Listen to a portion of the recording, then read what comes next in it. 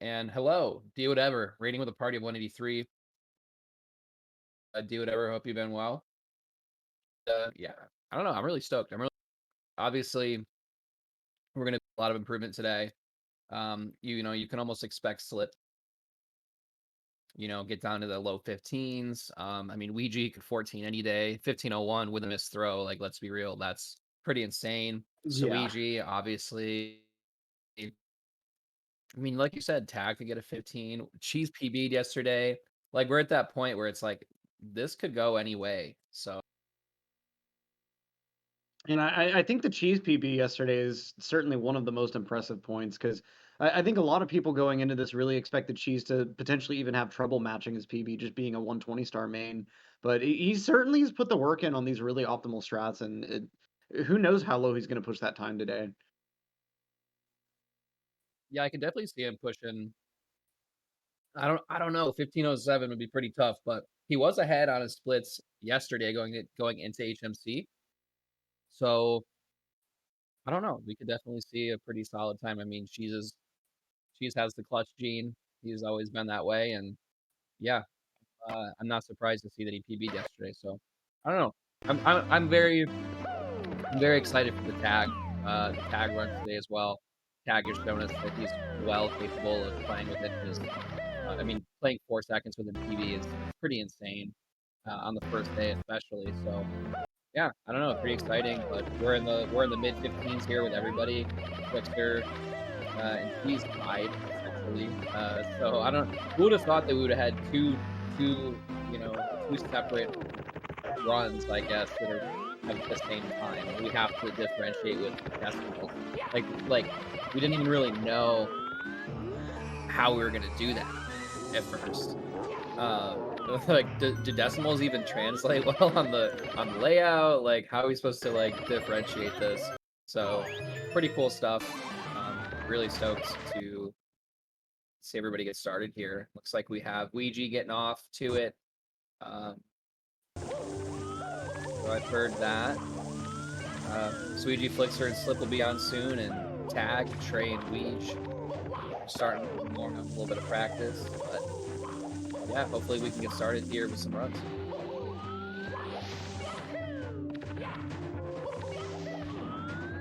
And it's interesting seeing with day one, everyone starting with the no reset, and you didn't really have the choice of starting with practice, but it's going to be interesting seeing who starts with just straight up runs today and then who decides to just stick around with just practice.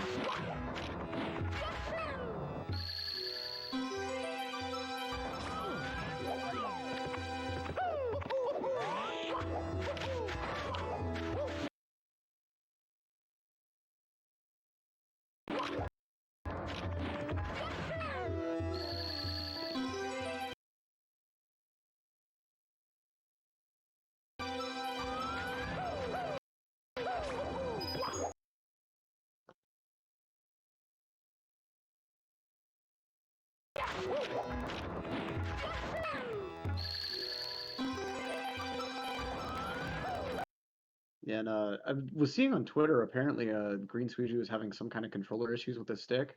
Uh, that's always a big fear whenever running this game. Like the sticks on the controllers are so temperamental. You pretty much have to use an OEM to really like have that natural feel. Some players like Slippery Nip will opt to just go ahead and use like just the Hori pad just to have a more consistent stick to play with over time. But the OEM stick is a bit better at those really like fine sensitive inputs, but it's so hard to maintain in really optimal condition, and especially if you're wanting to have a really good degree of consistency on some of your tricks like pole skip ending for lava boost or like just other things that require you end up in the exact same spot every single time.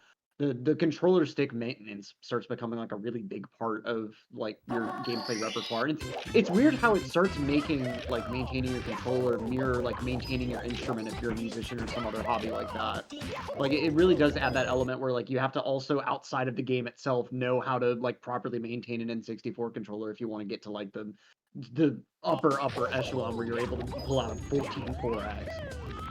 Yeah, I mean, if guitars were as temperamental as, uh, as OEM sticks, I don't know if I would choose to even try to play music. Honestly, they're pretty bad. Yeah, like I imagine mean, every guitar standard just came with Floyd Rose pickups, and like you had to just deal with those and deal with maintaining those. yeah, right. That's like, yeah. It basically is like, I don't know, the OEM. I mean, you have to consider too. These OEMs are old, right? Like they're every OEM controller like is like 20 years old, right? Like at least, literally. I mean, when they stopped manufacturing them, like 2000, so it's like, we're hitting that 20-year kind of age range, 20 to 25 for these controllers. So it's like, yeah, you can get your hands on some like newish sticks and everything, but it is tough. Actually, from what I've noticed myself is that actually, um, a lot of the 16 runners actually will elect to use the Hori pad, and obviously Cheese is a really main, um, is a Hori main, really well known as a Hori main as well. So, but I mean that doesn't mean that those controllers don't have issues as well. They also have, some dead zone issues and this kind of thing. So it's pretty well known, that just these controllers in general give you a hard time. I think the only way that you wouldn't be able to have a hard time is if you use like an Xbox controller or something, Right. or like a GameCube controller. I guess you could technically use like a RAFnet to OEM to N64, and that would be something that you could do. I think Sean Rader did that back in the day, and he was pretty good. Like he had like a 49, I think. He was okay in 120 from what I heard. Did he do 120? I don't know, but he was fine, and he was pretty good, right? Like, I don't know. It'd be maybe a little bit to get used to, but it's an option, I suppose. I don't really remember any other runners doing that. I think Benji actually, I don't remember what his PB was, like the last PB with a GameCube controller, but I want to say he started on GameCube controller with the adapter like that.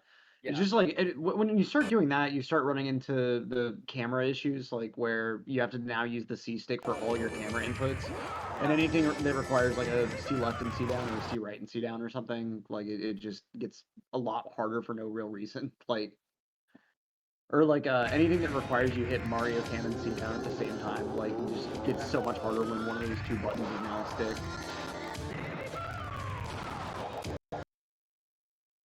Yeah, definitely tough. I don't know if I could do the C-stick camera angles. I know that was something that I thought was a little bit difficult, but did Sean have a 48? I don't think Sean had a 48. I'm gonna look it up. Or I think Noxa might be saying that Benji had a 48 with GameCube. That was what I remember too. Is that like at Oh, least okay, one of okay. his like mid to low 48s was on GameCube. Yeah, that's possible. I wouldn't be surprised. Yeah, let me see. Sean hasn't run this game in a long time.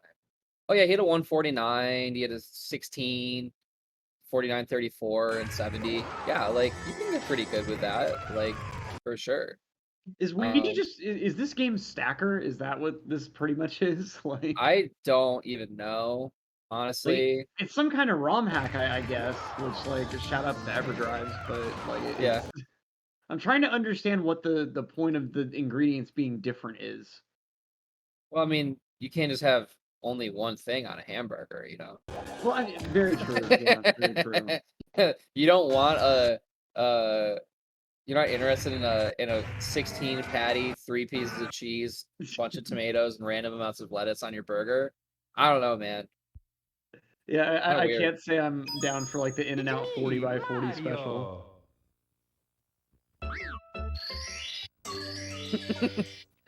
I can't do like I can't. I actually tried to eat like I tried to eat a burger a couple years ago, and I've had some recently that are fine. But there's just one day where I was like, this is too much. It's too much meat, you know. Kind of messed me up a little bit. I kind of thought about it too much, and it just I feel you. I've had those sorts of moments before, or like I'll just have like a meal of some kind that like it just wasn't quite prepared right that one time, but it just kind of left that sour taste in my mouth where like I don't want to eat that thing again for like months afterwards.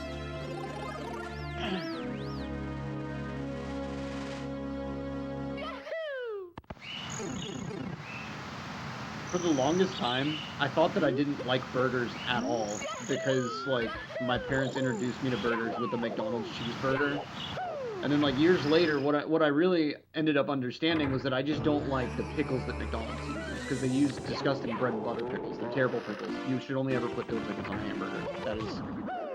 That's yeah. I like that you have a take for that.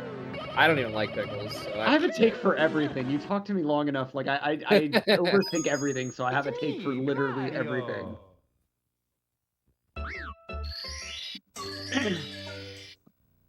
Like I have a take for like every strat in this game, even pretty much like. Yeah, I've had to think about it more lately. There's lots of discourse going on. I'm not even gonna mention what because everybody knows what it is. But like, it's just like, come on, guys, play the game. It's fun. Just like, yeah, enjoy it for what it is, right? Like, you know, if you want to get like super into it, I totally understand. But past a certain point, it's like, dude, just play the game because it's fun. You don't need to like overthink it. Like we have such a unique situation with this game in particular where like the time is really just kind of like just a reflection of the skill. Whereas like a lot of other speedrun games, right? Like the goal is just get the time as low as possible and like you'll find crazy tricks and the fun of the run comes from how deeply you can break some games, right? But like with this game, the fun comes from like mastering like the mechanics themselves as they are just in the game. Like it just presents a really fun challenge from like it's easy to understand what you want Mario to do, but it's very hard to make him do it. And like it's on that like limit of what's humanly possible to the point that like it becomes an art form the same way that like athletic sport is.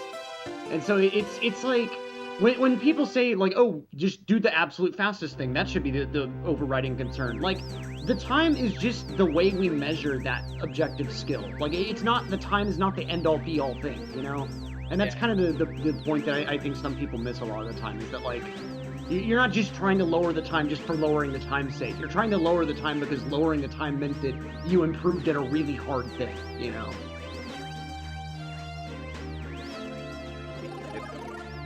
To be honest, but it looks like only tags doing runs right now, which is great. I'm glad the tags starting up early.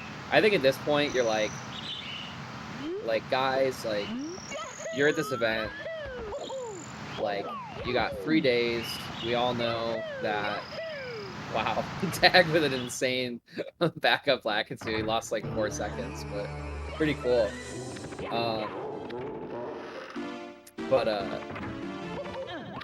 I totally lost my train of thought. That was pretty sick, though. Any backup Lakitu skip is always a treat to see. Like it's backup anything at this level is always really impressive because you're already playing so close to the knife edge anyway. And I'm interested he's continuing this because he's got, I mean, he's within 4 seconds of his PB, right? So at this point you're like, okay, I'm already down 4 seconds and I just missed Suki. So, or did he? Unfortunate rollout. Yeah, he's gonna just reset. It's like, yeah. It's me, Mario. Still impressive that he managed to get through that elevator movement. I feel like that's one of the things that really pushed like Suki and like early Shia attempts just to this category for a while, was players not really wanting to deal with that elevator movement. Because like a few years ago, I would just watch so many attempts die to that movement alone. And it was, I think what a lot of players were kind of trying to do was like hit the elevators at a certain point in the cycle. And like if they got early or late, they would just be screwed. But over time, players kind of force themselves to practice through save states. And like, if I get here a little bit early, how do I need to adjust my jump and then dive to make sure that I still get through? And I think like a lot of players must have put in that work to like make that elevator movement work with a variety of like slight backup scenarios. And like, I don't see many players failing that anywhere near as often anymore. And it's just been insane to see that progression. Yeah, I mean, you know, gave us tons of incredible methods to practice with and all that. So tag, the ground pound there, no big deal.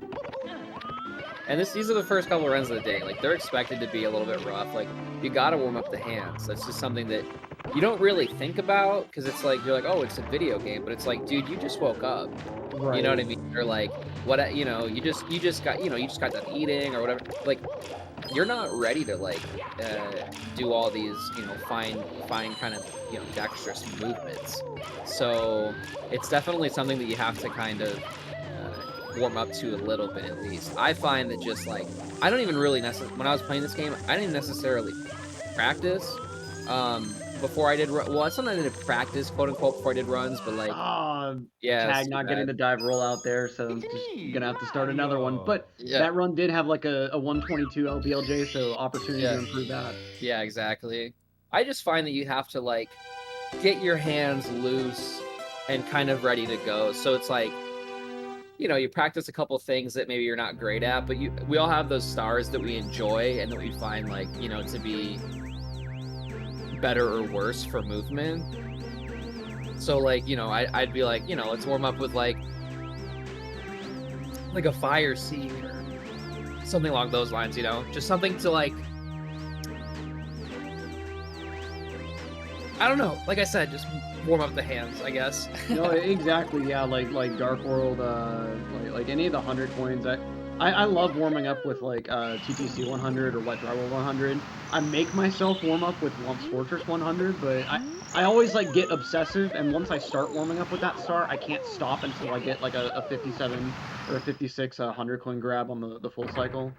Yeah, I always thought HMC 100 was a fun one to warm up with, because it's like, you gotta do like a little bit of everything there. Oh yeah. Lots of movement. It's a long star. You got a BLJ too, so it's like, you know, you gotta make sure your mash is good. And all that and kind of stuff. If you really hate yourself, a DDD 100 is a great warm-up star. Oh my god. I can't even I saw somebody on Twitter the other day doing DDD Reds attempts for like the singles or for like the XCam stuff.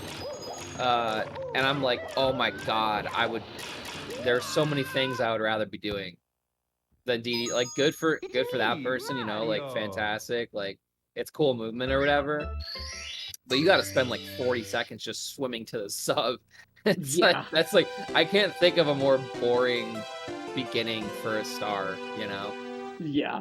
It's always the worst part of having to practice like any of the DDD stuff in Usamune. Like, it's one of the small limitations of it. It's like, if you ever try to save state before the room with the sub in it, and then you swim back through that loading zone, like the camera gets all screwed up for some reason. Yeah. I think it's after you grab a star, and it has something to do with like the game is halfway trying to start the star camera or something. But like, so you have to, anytime you go to practice like front or rear sub, like all the way through with the star grab, you have to like do it from star select. Yep. And so like you get to waste that full 40 seconds every time.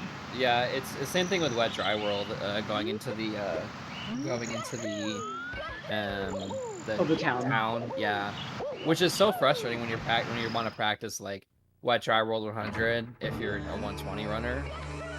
Like you just like, because you get in the zone, you're like, sweet, like this is fun, you know, good star, you know, I'm practicing, and then it's like, oh man, I totally just broke my game real quick. Let me just reset again. Yeah, gotta go ahead and like star select reset just so that I can reset the save state. And like you might be thinking, oh, just don't grab the star, forehead. Just don't let yourself grab the star. But then like you don't get to see what time you got. That's the whole point. I don't know about you, but like I always like practicing without the miscellaneous timer on, like just having the final star timer. If I'm trying to work through like why am I not able to hit this piece of movement, then I'll turn the miss timer on. But like overall, I find I just focus on it too much during an attempt if I leave it on like during just like, grinding out attempts. You can use it as a crutch too, because you have a general idea of like where you're at. You know? Oh yeah. Like, you're like, oh, I'm like, I hit this wall at X times, so like I know that I'm approximately here in the cycle, so you can kind of adjust accordingly. Yeah, and you don't develop that sense of like, oh, the elevator is about this high in the air, like based on just in-game stuff.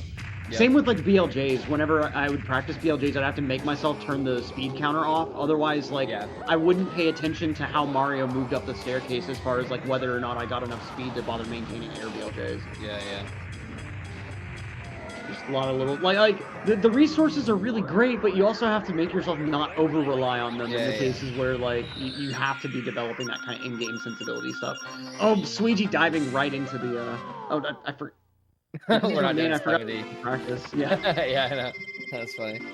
I made that mistake so many times. Like I just had that instant sympathy. Like, oh, yeah, Mip sucks. Man, it's the worst, like, when you're on a 70 run and, like, you're on really good pace and you go downstairs into HMC and, like, you're not even thinking about MIPS failing. And then it just fails and, like, that's what ruins your really good pacer. Not, like, Rainbow Ride, not TTC, just a rabbit. A rabbit you've already caught once about 20 minutes ago. Yeah. Interesting that Sweetie's practicing castle movement like that. And now he's just doing all Mario Cam. Perhaps going for Goth Rock Mike has the world record in Mario Cam, or 16-star Mario Cam only. It's like down to like almost a 16. It's pretty crazy. Jeez. I think he's one of the only people actively grinding it, but it is like pretty cool to like watch. Just incredibly disorienting too. Like, I don't know, your brain just can't handle it. Yeah, the camera can't handle it too half the time, I imagine. Yeah. Like, I watched Punke do a 7, I think it was 70 Mario Cam RTA once, and that was a head trip. Oh my god.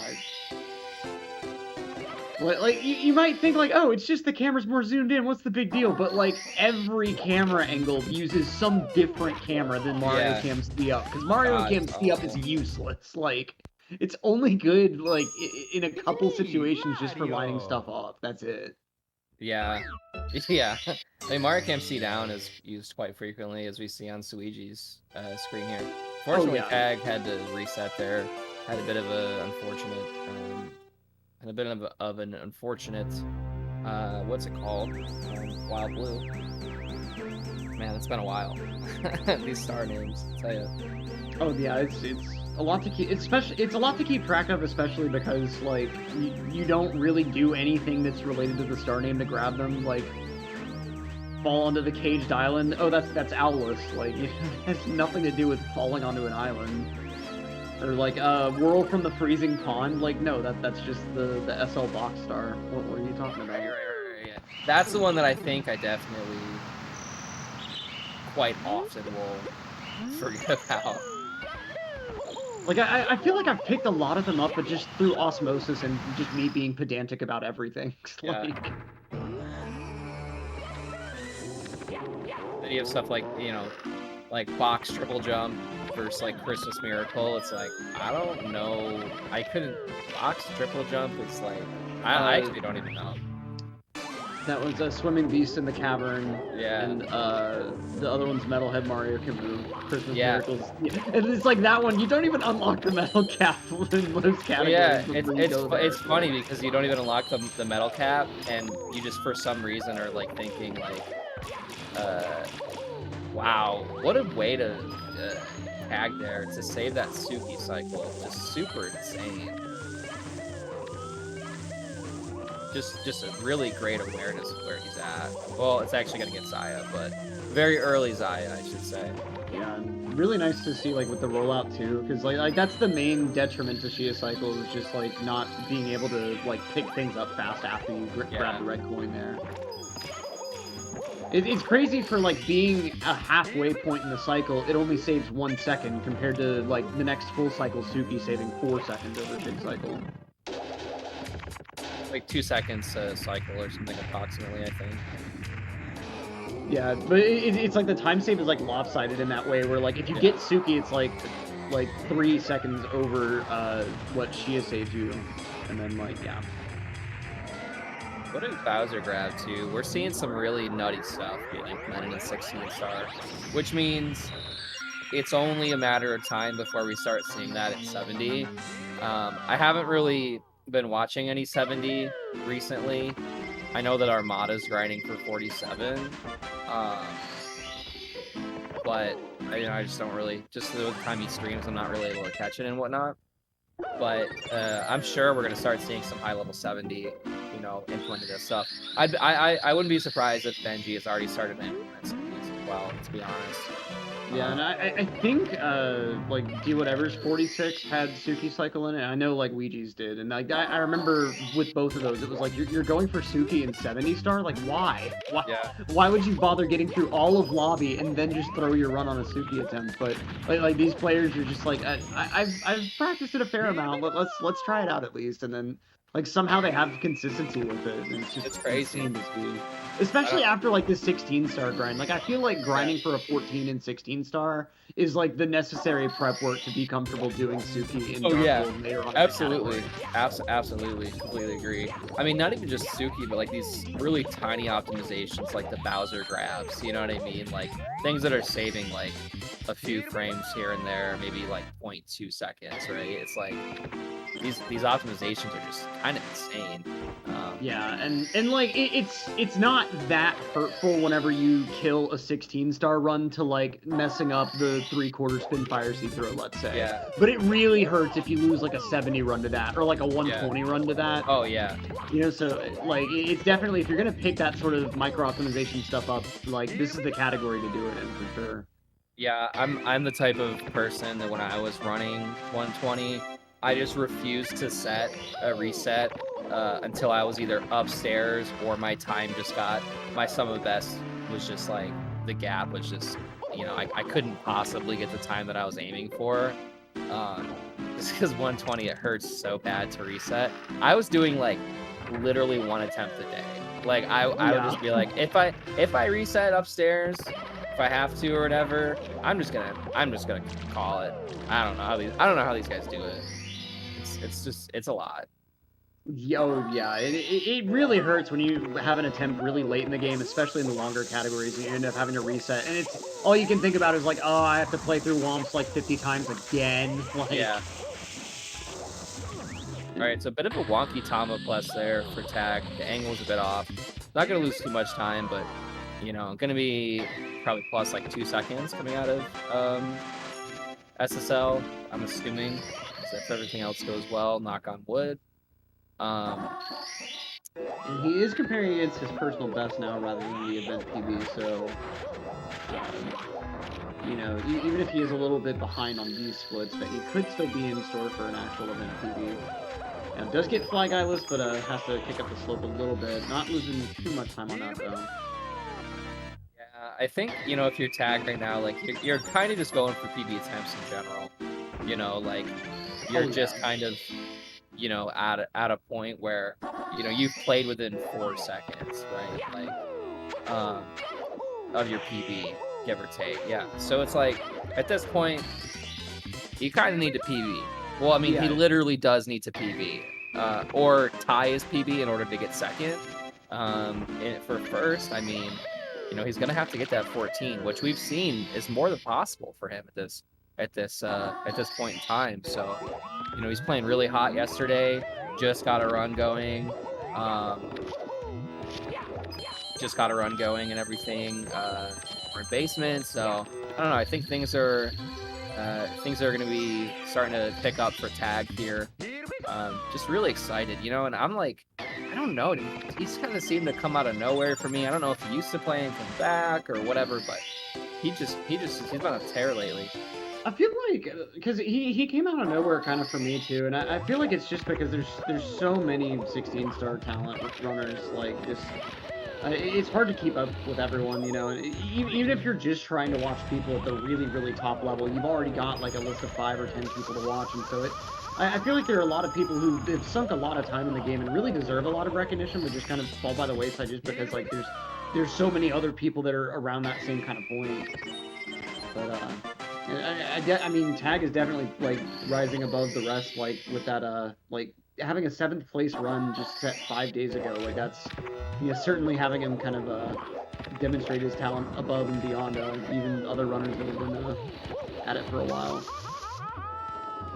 But it's honestly like I feel like it's hard to say that like the PB someone has is entirely indicative of their talent, because there are people who honestly like they've been at the grind forever and just like sometimes the game just doesn't cooperate, and it's hard to like get that final time properly. Like you'll have so many runs on like 14 pace or really low 15 pace, but just something keeps happening to you right at the end of the game. And like just because a runner can't happen to like hold it together in the Bowser fight doesn't make them like a worse runner per se, you know. Yeah, for sure. Nerves plays a huge part too. I in my opinion, like absolutely. For a while, oh, he's gonna reset that one. Unfortunately, he's gonna take a ledge grab there. And like I said, that's kind of what he's having to do at this point, right? Like his sum of best is a 1446. He's really got like 15 seconds to play with, well, 14 seconds. So it's like you're losing time right there. It's like it's one of those things. But looks like we're just gonna head on a quick break here. We will be back shortly. We're gonna hear a little bit of a word from the sponsor and all that. So we will see you guys in just a bit.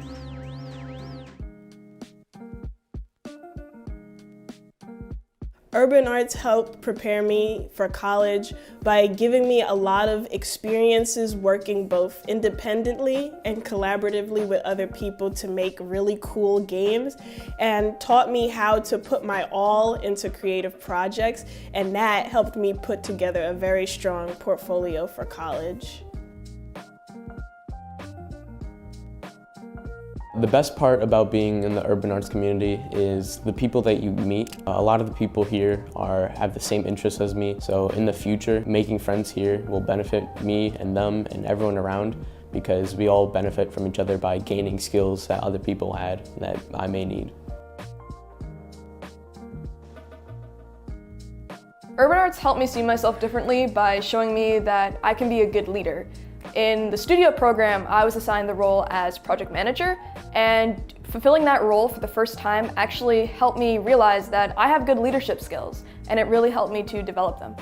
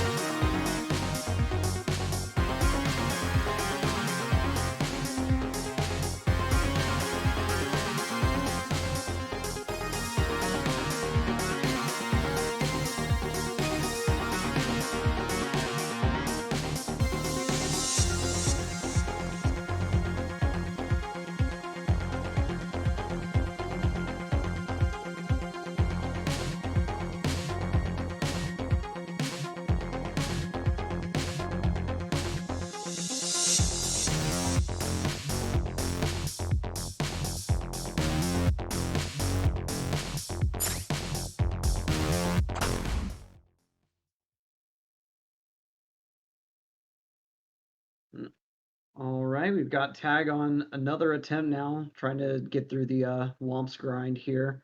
This is where 16 Star lives and breathes, pretty much.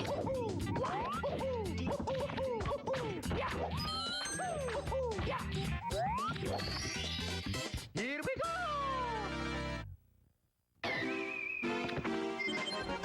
And, looks like Sweetie still is just practicing through different stars. And wondering whether or not he's like really happy with the controller situation. Like I said earlier, it looked like he'd tweet being kind of frustrated with something going on with his controller module. Yeah, I think Milo mentioned that he was looking for a backup recently, like yesterday.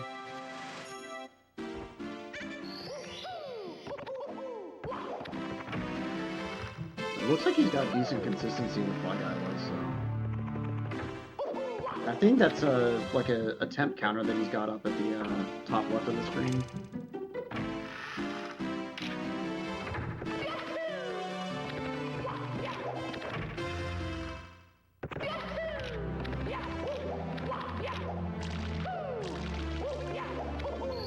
And from what I understand, like the biggest difficulty there is in getting the slide kick framed perfectly to preserve all the speed from the slope.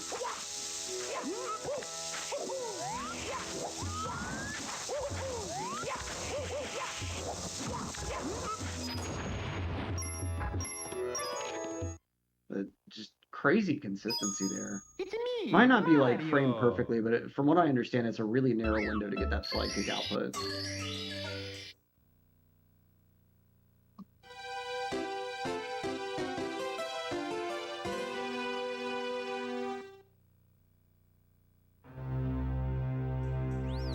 We are on day 2 of this event. And now Sweetie putting in the practice on Tomo Plus there. Just picturesque. 13.4, jeez.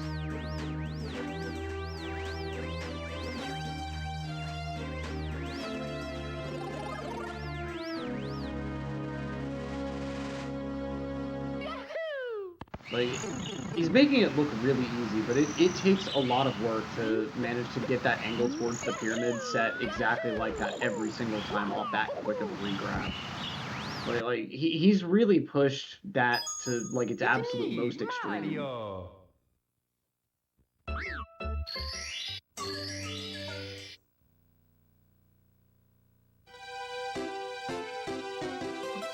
All right, sorry, I'm back in. If you can hear me. We can hear you again. Okay, awesome. So I was noticing my computer's being a little slow lately, so I decided to look in the tasks and everything, and I saw that something was like my Windows Explorer was like, it was like 90% of my CPU, so then I just ended the task, and then my computer shut down. So it's but it seems to be better now, so hopefully I'm all good. It sounds a bit better now, so I've had that happen to me a couple times, or like the good old low memory error, and then you check and Chrome is taking up like 10 gigs of memory. Yeah, it's super weird. I'm like, why? like it was like my it was like the folder. Like, you know how you like will go into like look at your files, and it's like, wait, how is this using 90% of my CPU right now? Like, my CPU is maxed out. I'm like, what is going on? Yeah. Oh It's man. me, Yeah. Mario. Good old Windows. Even like just the basic file browser can like sometimes just hang, and then like, yeah. The really fun one for me is apparently the input display, like for this game, actually takes up a lot of CPU time on my computer. I didn't know that. Like only the RetroSpy fork though. I use the one where you can actually like delay when it'll render the input display, so that like my capture card has a bit of a delay in OBS, so like the input display is delayed by that same amount, so that like it'll match my gameplay. And then but the version of like a Nintendo Spy that has that capability for some reason, like, if I leave my input display open for, like, more than 20 minutes, it'll, like, max out my CPU, my fans will be running 100%, like, yeah. Strange. I imagine it's some, like, memory leak thing, but, like, yeah, I don't know enough about software to bother trying to, like, yeah. I would submit a bug report, but I'm sure my potato laptop is, like, the only computer in the world that happens on. So our restreamer is taking a quick lunch break, so we will switch over to Ouija as soon as we can here. But Suigi putting into practice on that Lava Boost with that pro ending with the full skip, like, this ending is absolutely ludicrous. Yeah, it's scary. Like, just like he hits the, you know, the delay kick and just like so narrowly, you know, hits that edge of the platform, and it's just wild. You have such a narrow space to land on, because, like, if you land any closer to the pole, you'll end up grabbing the pole instead. Yeah, yep. Just on the edge. Super, super cool. I don't really think Dowski's playing anymore, and I don't think Lunar Jump is either. I've seen Lunar Jump stream, like, on occasion recently, but... Yeah, I think he's doing 70, or when he was streaming, he was doing 70. They're not... So I don't know if they're in, you know, practice for 16.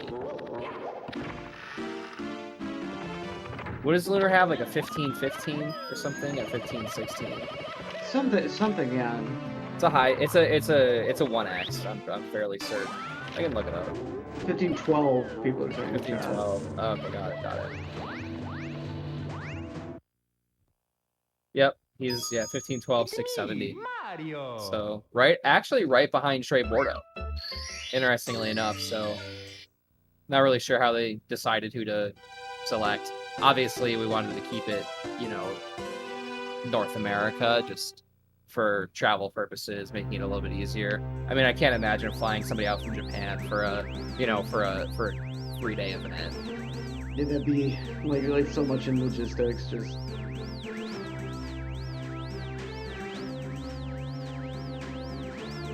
And plus, you got to think, like, as well, that, I mean, that's a long flight. I mean, like 20-something hours or something. It's like, you got to consider the jet lag. So, yeah, I mean, Cheese is from Spain, but he is also one of the creators of GSA, so he would probably be at this event regardless. So. And is technically the reigning GSA champion, since GSA's last 16-star league event was the Smash and Flash 2019 tournament. Yep.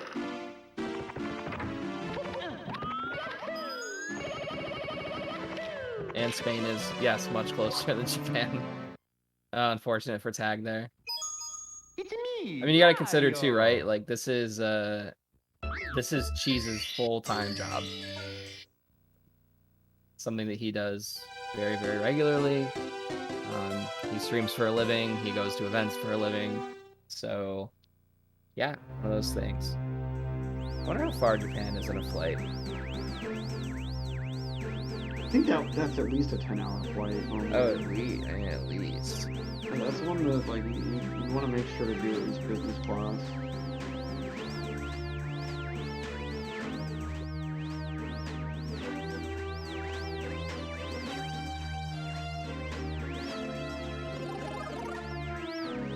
Like, I don't understand how it's legal for a flight that long to have economy class be as cramped and restricted as it is. Like, it turns it into an actual torture session.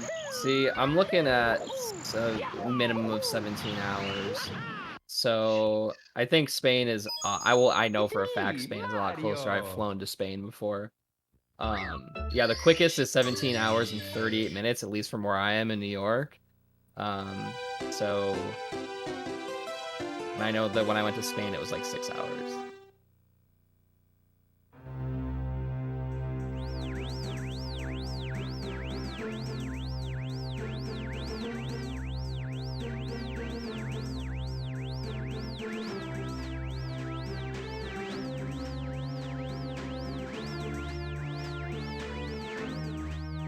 Oh, Miss Lakitu skip, unfortunately.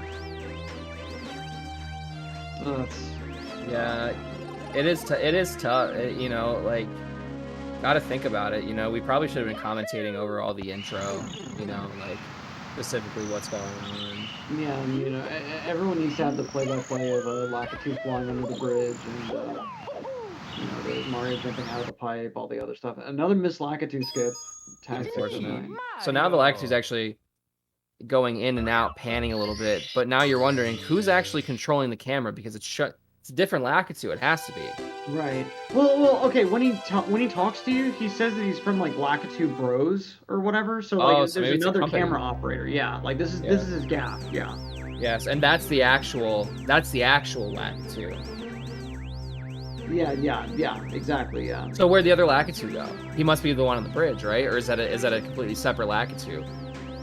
Or no, well, who's that? Who comes in? I don't know. One of them's like with you at all times behind Mario, and then the other one's like just gets stuck at the bridge outside the entire game. Yeah, I'm confused. Princess Peach. I feel like they must not have the greatest business model if they're so disorganized that one of the two camera operators just stays outside the castle for the entire game.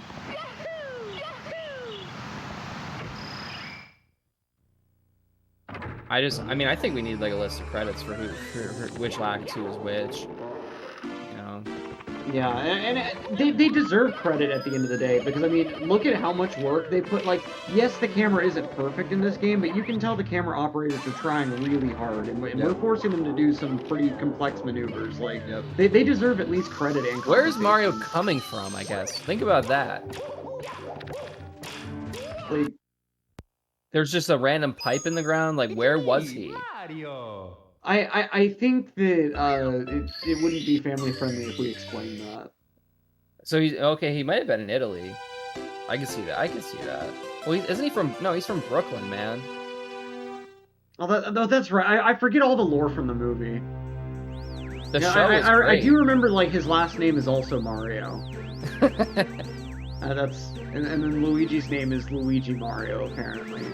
Oh, that's pretty cool. Oh, unfortunate for tag there. The Super Mario Brothers Super Show was great, though. I still watch that. It's very comfy. I never saw it as a kid, actually. It was like, what are you, like 23? 25. Oh, okay. Well, then you're not as young as I thought. Well, I think it was barely on when we were like kids. I remember seeing like reruns of it and stuff when I was like super young, but I'm pretty sure it aired in like the late 80s or like early 90s. It was a pretty old show. Yeah. Pretty good though. Pretty comfy. If you're just looking for something to like sleep at night, you know what I mean? And you just yeah, I feel you. You just throw on Netflix and Super Mario Brothers Super Show. It's like, it's not good, you know, but it's comfy, which is great. I used to throw on like OG Yu-Gi-Oh for the same purpose. Yeah. It's just because what I love about Season 1 Yu-Gi-Oh is they hadn't even released the card game yet, so they didn't have like a rule set to work under. So every duel is just Yugi pulling out some ridiculous rule just completely out of his hat at the very end of the duel to win. Like, in one duel, he throws the moon on his opponent's monster, and like that's what seals the duel in the end. Like, it's just insane stuff every single episode, and like it's God, the Deus Ex Machinas they keep like pulling out are just it's beautiful to see. Crazy. Yeah, Yu-Gi-Oh was fun, but yeah, I totally agree. It was the same. It was very crazy. Like, they were just they'd pull out like a wild thing. Toys. They'd be like, "Oh, I use the power of like this mummy from ancient Egypt to like destroy your card." It's like that's not even in the rule, dude. Like, right? You can't even do it. Oh, playground Yu-Gi-Oh rules were always just like whoever has the coolest looking card wins. Yeah. Or like whoever says the most extravagant thing. My monster eats your monster. Yeah. Like, mine's a dragon, so.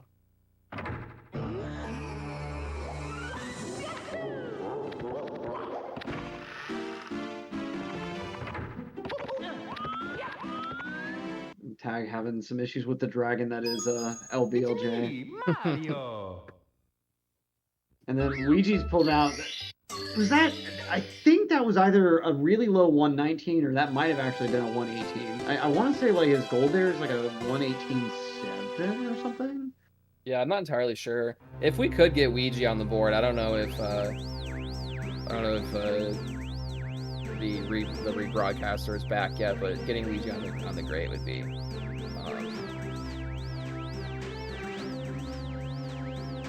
Yeah, Luigi instead of Luigi.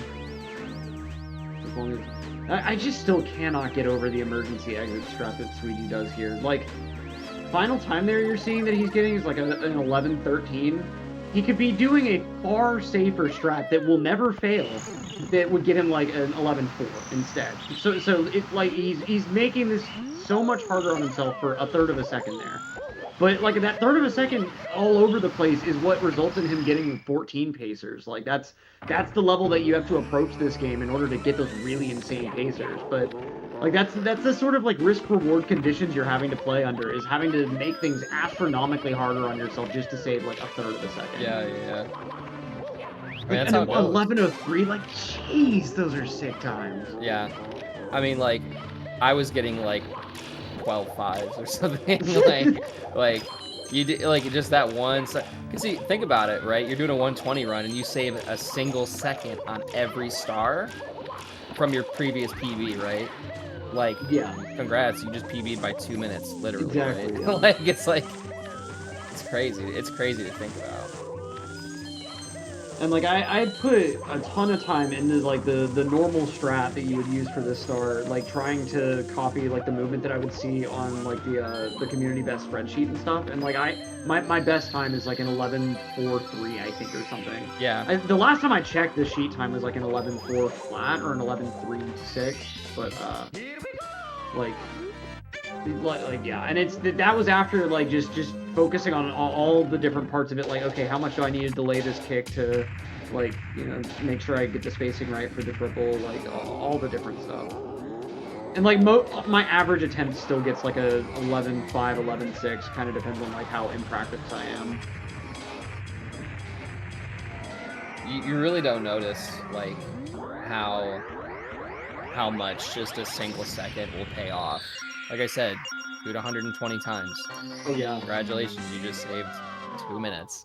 And like the other huge one too is like just being able to get decent times consistently. Cause like I can get like a wet dry roll 100 coin with secrets time of like a 117, 118 for the secret star grab if I have a lot of time to practice it. But like that's one attempt out of like 20 or 30 attempts. Right. But like it's far better in runs if I'm able to get consistent 119s, even if I'm never able to get like a 117.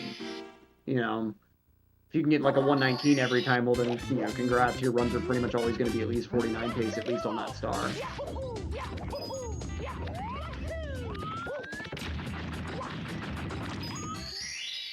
Here we go.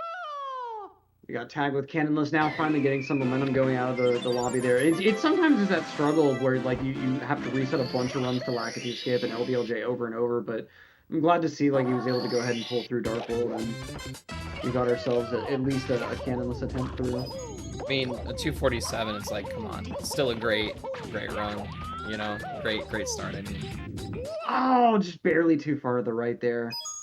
It's me, Mario. Didn't quite have the wall kickable angle.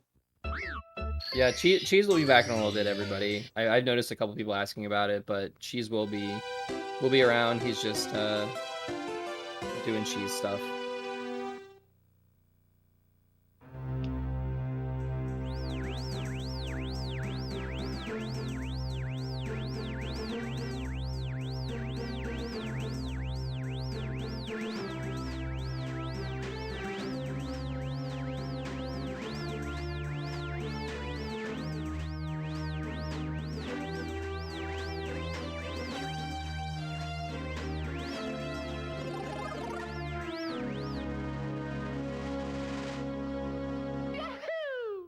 Still cannot get over this emergency exit movement from Luigi. I mean, we have no choice but to watch it over and over since he's on one of the two mains, but Now gonna go ahead and show off some C-up slide action.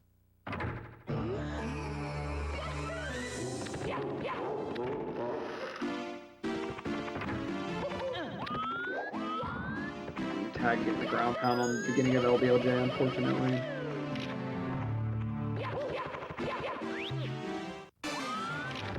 Yeah, as soon as our caster, recaster, or rebroadcaster rather,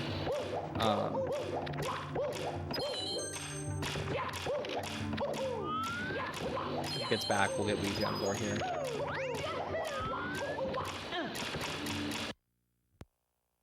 Tag gonna reset that one after the elevator movement. Mario.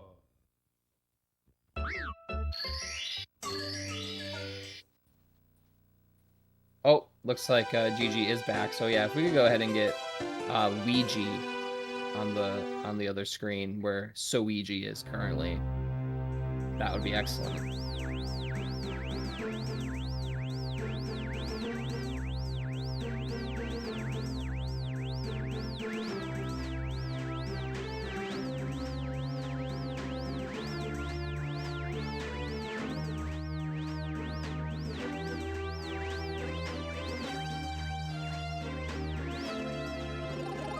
Yeah, Cheese does certainly look different.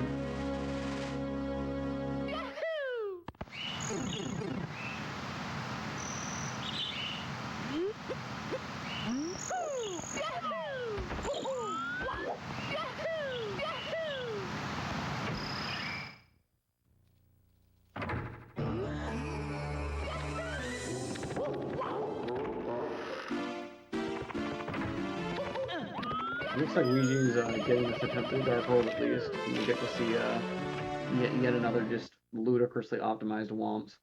If we could go ahead and get Ouija switched over to the main, yeah. 243.1. That's just such a sick dark roll exit. He's comparing against his actual personal best right now, so. Which, I mean, I feel like that's really just where Ouija's got his sights set at this point. And I think part of that is also just the mental element of, like, you know, I feel like it'd be really easy to get in your own head about, like, whether or not a run is 14 pace if you were comparing against, like, 14:59 splits or something. But comparing it against your PB like this, like, it just must be, like, an easier kind of headspace mentally. You know, you don't really get as stressed out once you realize the run's a few seconds behind. All you're telling yourself then is just, I'm finishing this run out just because, and, you know, you're not even thinking about this run still could event PB by a few seconds. Yeah. I mean, at this point, it's like, if you're Ouija, you're comfortably in first place. I mean, I know it's 6 seconds, only 6 seconds, but 6 seconds and 16 stars quite a bit, right? So it's like, oh yeah, you're in a good spot right now. It's getting to the point where you should probably be going for some semblance of a PB attempt. I mean, anything that would be event PB pace is probably pretty close to actual PB pace anyway, if you're thinking about it. So just one of those things that we just gonna have to kind of consider, and we're gonna have to consider too, because we could be like, well, you know, well, it's not a big deal. We lost 5 seconds there. What's, you know, why do you reset? Well, you can't really event PB without being on, you know, relative PB pace. Right. And, like, especially in the late game, like, it's, you know, if you don't have something that's already at least a little bit ahead, like, and you get a bad set of BLJs, it's, you know, where else are you going to try to make up any time against, like, this event PB still? And, like, I really think just that mental element of getting a 14-minute time, like that's, whoever is able to get some kind of 14 on the leaderboard, that's going to be huge for, like, their mentality, and just, like, I think that's going to be a time that at the very least gets second place, you know? Like, I feel like that's, once that barrier is set, it's going to take a lot for other players to also get past that barrier too. Oh, yeah, I mean, if you're getting a 14 and not getting at least second place, I mean, you might be the unluckiest person in the world. Yeah. You know, I mean, but it could happen, because if you think about it, like, a lot of these runners do have 14 PBs. So it's like, Ouija could 14 at any given moment. Same with Ouija. We're seeing Tag, who is, you know, really close. I mean, played within 4 seconds of his PB yesterday, so 14's on the table for him. You know, Slip has a 14 as well, and currently only has a 15:28. So I mean, we could see 14 like, you know, first through fourth place. And is it 100% gonna happen? No, I'm not super confident that it will, or but it's absolutely possible. So that'd be pretty cool to see first through fourth place. Honestly, is 14s. It'd be wild, because that would mean that we would have seen, you know, at least one PB. Right. Like someone getting their first 14 at this event, which is just like such an incredible mental milestone. Like that's like any sort of like minute barrier is always just such like a big mental thing, because like, you know, you feel so good being able to say, oh, I got a 14 now, instead of having to say, oh, I got a 15, you know. And like that just kind of adds to the stress that you feel whenever you're in the middle of a run trying to finish out that attempt when you know you're on 14 days. 100%. It's like I'll never get over, like, if you go back and watch Aki's 14, like, you can tell just based on how he plays in Sky just how nervous he was. And like if the run hadn't have already been like 14, like 55 pace or something, like it wouldn't have been a 14 because of like multiple ledge grabs in Sky. But yeah, I mean, even like being on regular PB pace is, you know, kind of challenging enough. Now imagine that, but now it's a world record on the table. You gotta consider that it is definitely incredibly difficult. You know, yeah, it's like the more you want something like that, the harder it gets. And like one of those things that like makes you want it that much more is the prestige of the minute barrier, so to speak. You know, I'm at the point where like I think personally that you have to get there at least once. I mean, sure, some people do like come out of nowhere and just get like an insane PB. You know, that skips minute barriers. Not saying it doesn't happen, but I notice a lot of the time when your PB is pretty optimized for your skill level and you're on PB pace again, and maybe it's breaking the next minute barrier, a lot of the time you're gonna get too nervous and you're gonna mess it up. You just kind of have to know what it's like to get there. So that's just something to kind of consider. Like, just because you necessarily get to, you know, Sky on pace doesn't necessarily mean that it's in the bag. I mean, that's the cool thing about this game too, is that it's never over until you collect the final star, which sounds obvious, but in a lot of speed games, like you finish, like, you know, and I've mentioned Snap a couple times, right? Like over just yesterday, just because it's one of the only other games I actually cared to really optimize as a speedrun. And you know, you do the final boss or whatever, you take the photo of Mew or whatever, and once you take the photo, you're done, but there's still a little bit of game left. So you're like, thank God I did it. All I have to do is hit the A button a few times, you know what I mean? But in this game, even collecting the final star, it can go wrong. Like we saw Ouija like miss a world record, you know, by hitting that A press just a frame too early. I mean, like we've seen Wilco. I mean, if we can all remember that Wilco 120 getting burned and then just like sliding right off the edge. He hit the third bomb, and you're like, okay, he hit the third bomb, it's over. What a PB, good job. And then he gets burned by the fire and then runs off the edge of the stage. Like, it's not over until you hit the final bomb grab, which again, sounds obvious, but no, it's something that can happen. We've seen it a lot. Oh, Ouija almost had a pretty crazy backup there, and then just whiffing the punch right through the bomb there.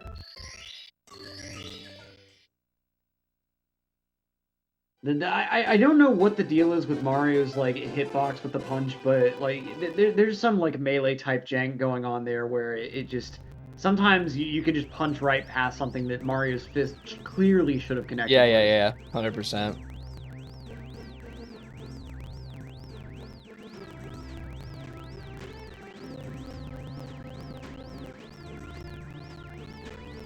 Pillarless is just one of those really, really brutal tricks. At least you get to do it just a few minutes in here, as Trey Borda's demonstrating now. Gets a little bit of a scuffed angle, and that's going to suck right into the sand whirlpool there.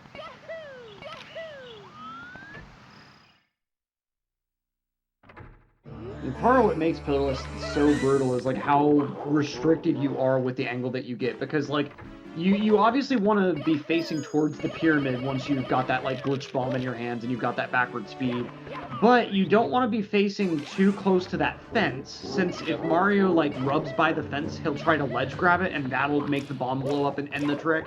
And you don't want to land too close to that like sand whirlpool center, because that'll suck you in and just kill you as a death plane. And so like you have to navigate between all these different obstacles like while doing like really glitchy unintended movement. And it's such a struggle to learn that trick. Like, that's one of those tricks that you really got to just like pick up the basics of it and then just watch Twitch streams while practicing that trick alone for hours. Yeah.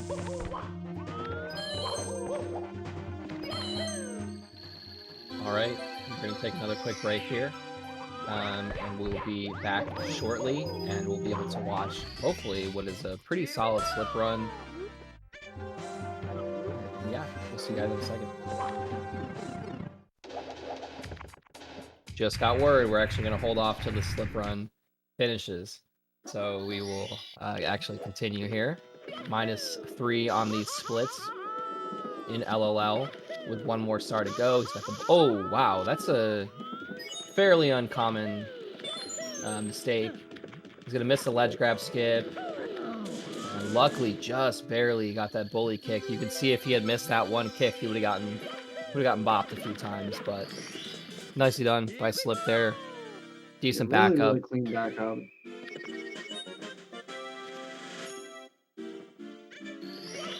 We still have some time to play with. As you can see, the best possible time on the split's 14:50.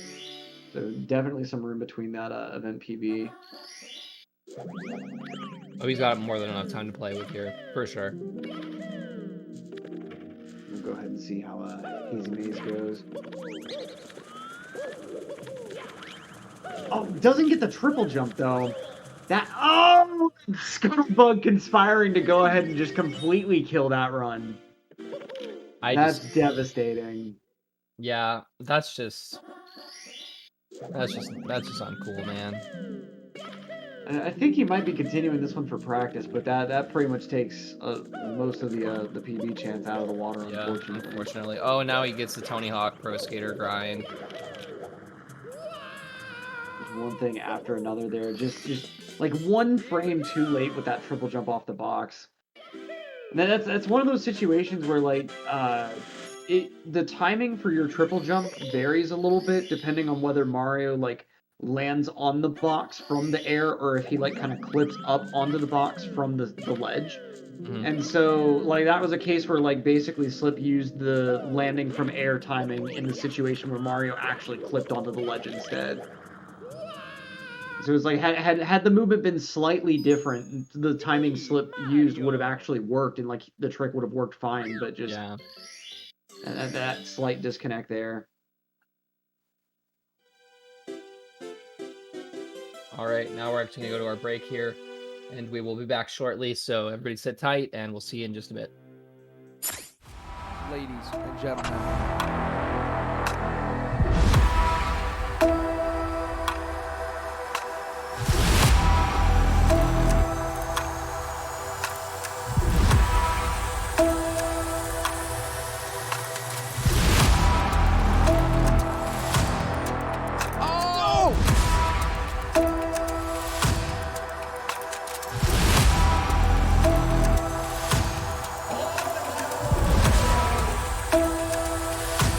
Who's ready for some action?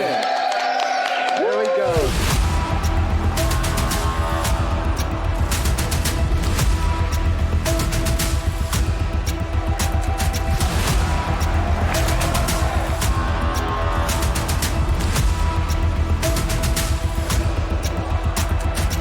Everybody get it in. All four. There we go. All four.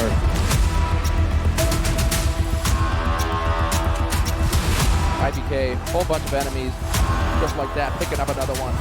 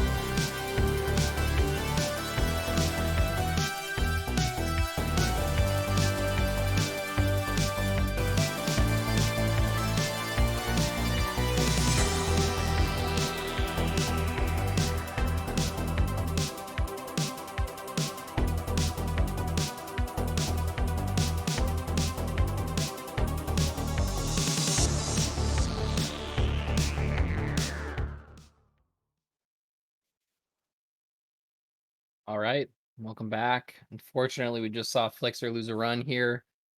And Lethal Lava Land is quite lethal, from what I've come to realize. So quite unfortunate. We don't really have too much else going on as of now, so we'll kind of just relax here and watch the intro. You got more players getting started with attempts at least, but we'll be seeing that intro a pretty good number of times. And I mean, like it's a simple intro for sure, but I feel like you know, especially when you think about like the design team having to like introduce players to a game like this in 1996 after the only 3D games they had been seeing up to that point were like Daytona USA and Tekken, like you know, I think it's very effective. And like I don't know, even after you see it a bunch of times, you still sometimes get that sense of like I don't know, that same sense of wonder that you got as a kid Yeah, seeing it the first yeah. time. I mean, it's like the first 3D platformer, I think. So it's like kind of insane that they kind of perfected the 3D platformer like the first time. Like they just got it right. It's like if you really want a sense of perspective of like just how crazy this game is, like compared to its contemporaries, Bubsy 3D came out 2 weeks beforehand.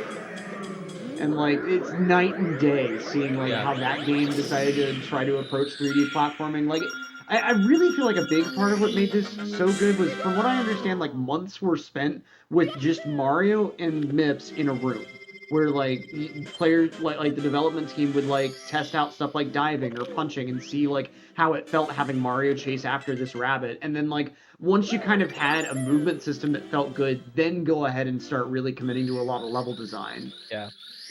And like it's so much of the level design like really makes the movement shine that much more, because like there are certain little like weird quirks with the movement, but like it's so deliberate like through and through.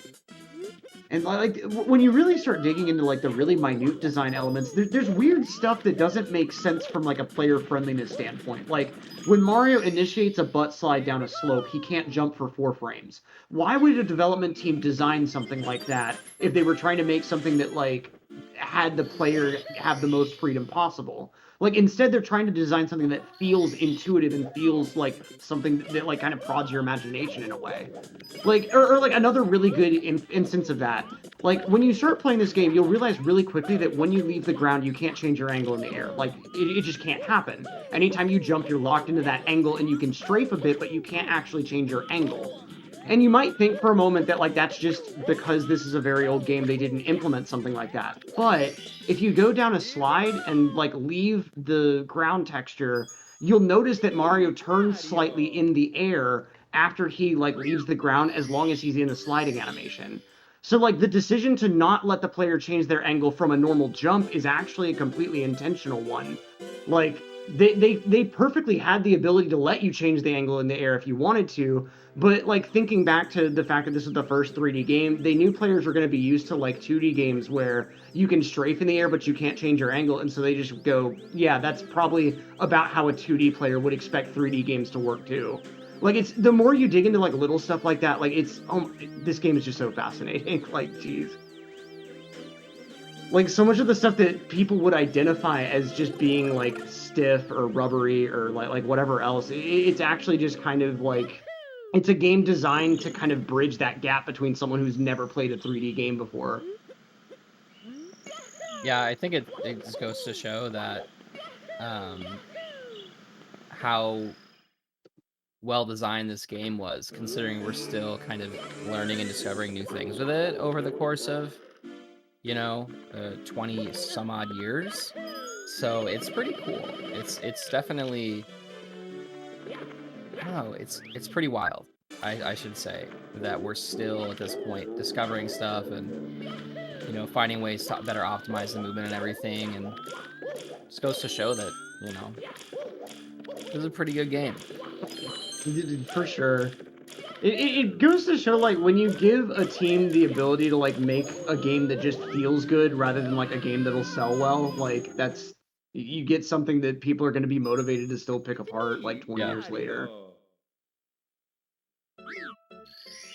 And it's like with how fancy players expect graphics to be now, like, games are just kind of inherently really big, like, projects that have like really, really big teams that have like a lot of moving parts that you have to hold to a lot of like rigid development schedules and everything else. But like, I don't know. I'd love to see more games with like really simple graphics, but like it's just designed by a group of 3 people, like with full creative freedom of whatever they wanted to make. And like if they like started making something and realized, oh, this thing isn't really working the way we thought it is, you know, you don't have some like board of directors breathing down your throat, like, well, you have to still make the game that way because that's how we agreed to make it. It's like I don't know how you'd manage to bring back some of the like retro game design philosophy back into the modern era, but like it's I don't know. There's stuff that games like this have that a lot of modern games just don't have. That it's like, where do you get that back at? You know.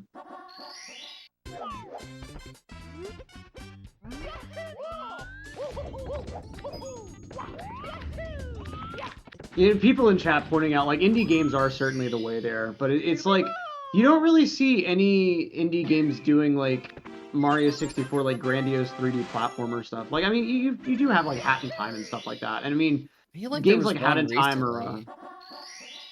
That was like very Mario-esque in its movement. It looked a lot like Odyssey. Man, I don't really remember. But yeah. Maybe somebody will remember and post about it. But I remember seeing one that I was like, this looks exactly like Odyssey.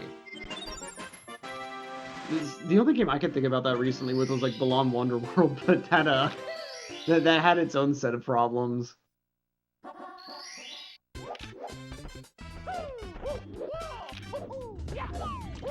I haven't played Hat in Time a ton personally, but like from what I've seen of the speedrun for it too, like that game does have some pretty neat movement too. It's a lot more comparable to like a Banjo-Kazooie than it is like Mario 64. Yeah, I mean, I think that newer games are just becoming a lot less speedrun friendly in general from what I've noticed. Unskippable cutscenes, you know, really thorough testing, and then on top of that, if somebody does find a glitch, they just patch it. Like I think that happened with, you know, I think that happened with Elden Ring. I think they had to go through a couple different iterations of the run because they just kept patching the glitches. I think Cuphead did the same thing, and you know, there are some you know, game designers that are just, you know, for some reason just hell-bent on not allowing their game to have any glitches, even if it would never affect the casual player base in any way. Right. Like, oh no, like if you do this certain action 30 times and then change this setting and blah, blah, blah, then congrats, you can skip, you know, you can clip through the wall and get to the final boss. Like, no one's gonna accidentally do that and like have their experience with the game ruined, you know? It's like, right. I think that there are a couple, don't get me wrong, there are a couple speedrun, or there are a couple of game designers that are very speedrun friendly. Some have built-in timers, like I know like a Short Hike encouraged it. So sure, but but it seems like for the AAA games, like you're kind of not really having any sort of flexibility when it comes to at least glitchy type speedruns. Yeah, and that's like always, like you said, it's like, why bother patching this thing if it's never going to affect a casual's experience, and it's like going to allow this entirely different crowd to like enjoy the game that much more. And like I think like if you wanted to make a 3D platforming game that like you wanted to make the speedrun as good as Mario 64, there's certain design choices that like Mario 64 runners would want you to implement that just would simply be casual unfriendly. Like the ability to control your camera with buttons, like button camera control is just very clunky inherently, but it also just happens to be very useful for speedrun setups. So it's like, you know, obviously designers aren't going to make choices like implementing button camera controls in modern games because like casual players would see it as the clunkiness that it really is for casual play. But like I do think there are a lot of things that can be done to kind of balance that, like speedrunners versus casual players stuff. And like there's a lot of stuff that designers can do that would benefit speedrunners, and like you said, like casuals wouldn't notice at all. Yeah, it's always I don't know. I appreciate when, like, I know on Steam, I think you can go back and, you know, get old patches and stuff. So I know that like certain like games will have you do that. Like, hey, you need this patch of the game. So if you for some reason have updated your game, go here and do this and X, Y, Z, and that helps. You know, that removes the patch or whatever. So I don't know. Kind of just depends on the community, depends on the game, all that jazz. They want to set up the leaderboard for different patch versions. I don't know. I think that gets clunky. If we can actually go ahead and get Ouija on the main screen we've here. got Yep. a Excellent. little bit of a blemish on that run now with the pole skip not quite working out. But I mean, that's the good way to fail that, you know, only Yeah, losing a it's- second and a half or so. Yeah. It's unfortunate when you get to ledge grab too, you know, but so it goes. Could be worse things that happen to you. Yeah, like throughout this conversation, Celeste has been like such a really good example of a game where like the entire development team is like, I think there's been like one small controversy with like the way that they patched one DLC or something, but like in general, there are a lot of skips that are just possible due to like little design quirks that have persisted throughout versions like really deliberately. Like I think the Bubs drop sequence break, like I want to say that sequence break was actively re-implemented in a version because like some update that they did accidentally patch that glitch out, and someone told the development team and they were like, oh okay, we'll go ahead and actually put the glitch back in for you, because like it was like we were kind of talking about, it was such a specific thing you'd have to do to trigger it that like no one would ever do it unintentionally. Yeah. And so it was like, you actually enjoy that this is in the game? Sure, okay, we'll put it back in for you, sure. See, it's funny because if there's one way to extend the longevity of your speedrun, or of your game rather, it's, you know, get tight with the speedrun community, right? Oh like, yeah, 'cause they'll be playing it forever. Oh man, they'll be playing it for way longer than like most people play casual. Will play, you know, single player games or whatever casually through. You play it through once or twice, and hype kind of dies down after a little bit. So speedrunning, there's definitely. I mean, hey, we're still playing this game 25 years later, right? So. Yep. Oh man, unfortunate. Man, that boulder RNG is just in. That was just. I don't know about that. Calling shenanigans on that one. That was really unfortunate. Someone paid off the boulders there. And see, we are at an in-person event, so who knows? You know, maybe one of the other runners snuck over to Ouija's console and, you know, just like tilting a pinball machine. You know, you bump the console in the right way and it gives you the bad boulder RNG. Yeah, right. I don't know why we just don't allow cartridge tilt so you can go through the walls. Like, I don't know why we don't just allow Game Shark, because they never work anyway. yeah. I remember before I got an EverDrive, I actually had a Game Shark because I picked one up because I didn't feel like waiting for an EverDrive at the time. Like, it was a pretty long wait. It was like a couple of years ago. So I got a Game Shark from this like local game store. And that thing, I swear, worked 1 out of every 10 times. Like, I would have to seat it and unseat it from like from the cart. Oh, you got the door frame fun. Yeah, that was excellent. God. That was so cool.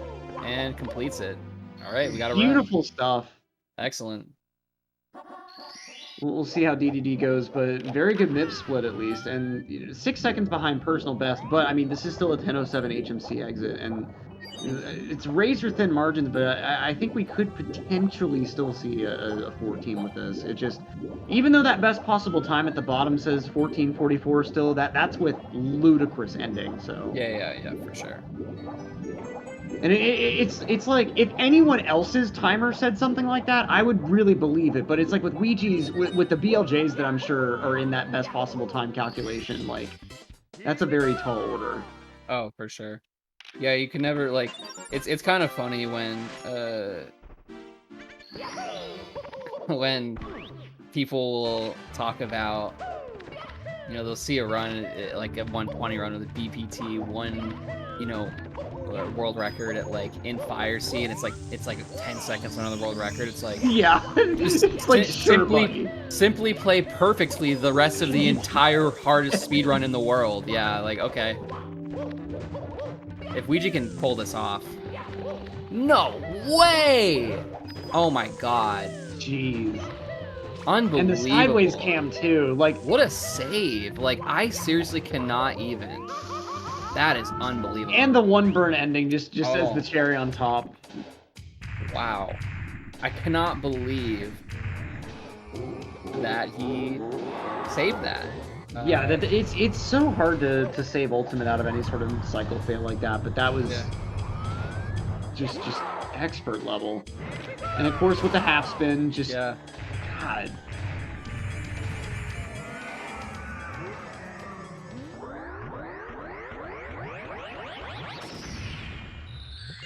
And like the half spin, it looks easier on its face because it's like, okay, it's less of a setup. You just stand there and, like, you know, grab Bowser, blah blah blah.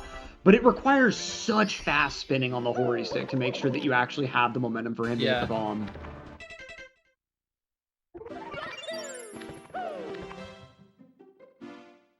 Yeah, and we've got all the prizes coming out for BLJs. We'll see what happens here. We need 2 instant catches if this is going to be any kind of PB contention. That drop the mash though. Sucks so bad. Like one more jump catch, and Mario would have been stuck to the staircase. They like could have mashed at any kind of speed for the rest of the mash, but it's like those first 3 or 4 jumps. You need very particular frames for that mash to like fully go through. And 14 still on the table here. Yep, does still have a couple seconds to play with for event PB at least, but we're gonna have to see a crazy sky here.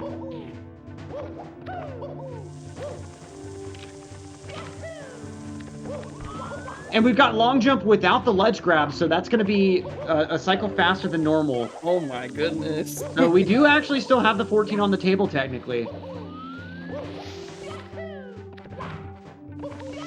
And that's going to be a hit on moving right side, the final elevator movement. We've got the wall kick.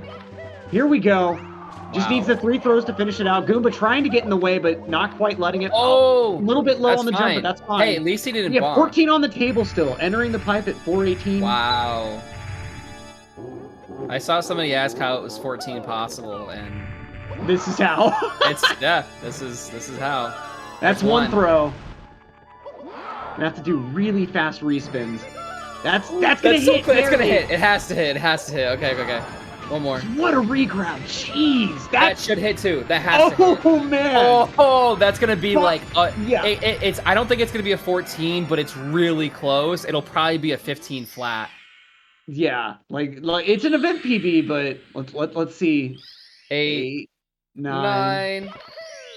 Barely 15. Wow. Excellent. Excellently done. I mean, hey, with like, you know, with the bomb, with those, the Bowser bouncing before he hit the bombs, like... Wow, but what a clutch at the end of that. Like the tension there, still managing to pull out a bits that saves time over your personal best. Like that's all you can ask for. Like huge GGs. Like what a clutch finish there to go ahead and get that event PB. Wow, unbelievable. Congrats to Luigi on the 15 flat there. Excellent run. We're gonna just go to a quick break here, and we will be right back with some more runs.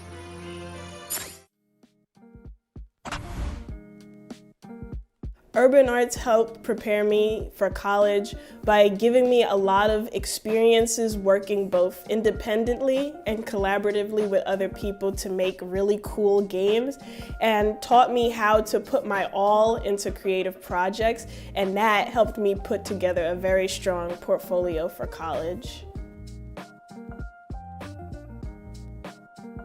The best part about being in the urban arts community is the people that you meet. A lot of the people here have the same interests as me, so in the future, making friends here will benefit me and them and everyone around, because we all benefit from each other by gaining skills that other people had that I may need. Urban arts helped me see myself differently by showing me that I can be a good leader. In the studio program, I was assigned the role as project manager, and fulfilling that role for the first time actually helped me realize that I have good leadership skills, and it really helped me to develop them.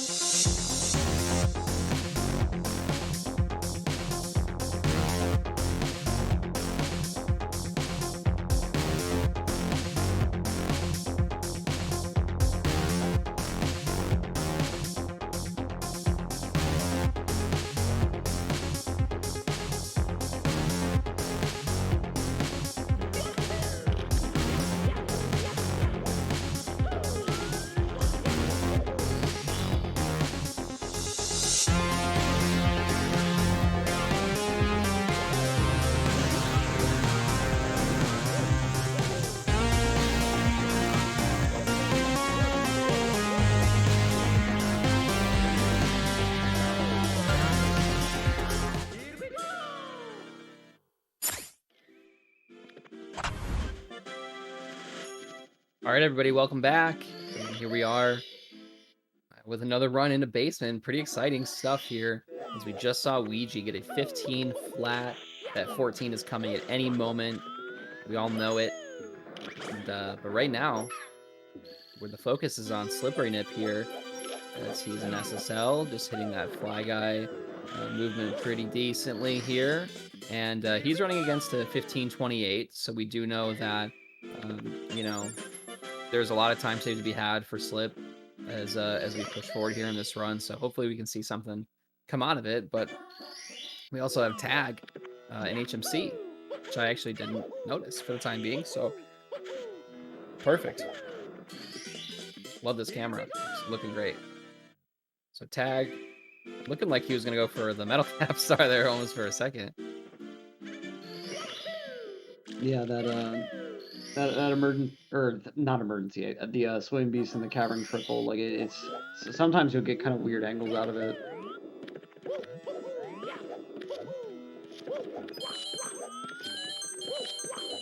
But looks like a pretty decent HMC pacer here. We'll see what the final time ends up being, but depending on the other two stars, we could be seeing another nice 10-1X exit here.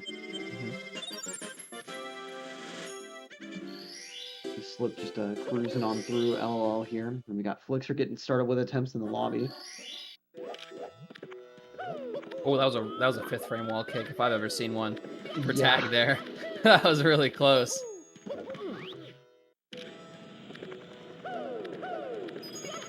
I feel like that wall in particular, for some reason, it's really hard to get any kind of depth perception off of. I think because like it's just a very dark texture. And like for me, it's hard to not end up like really anticipating that wall kick and get like an early wall kick on that one.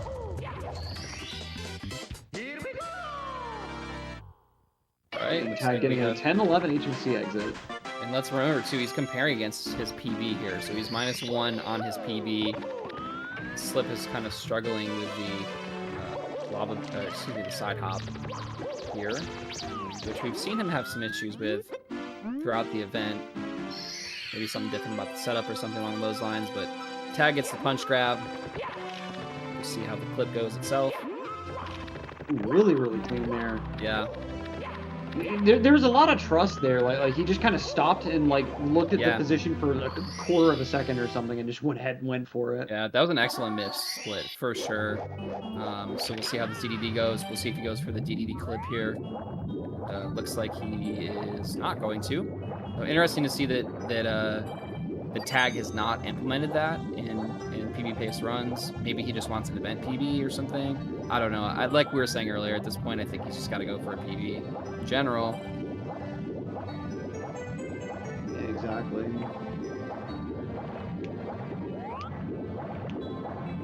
See how he goes. Fronts up here.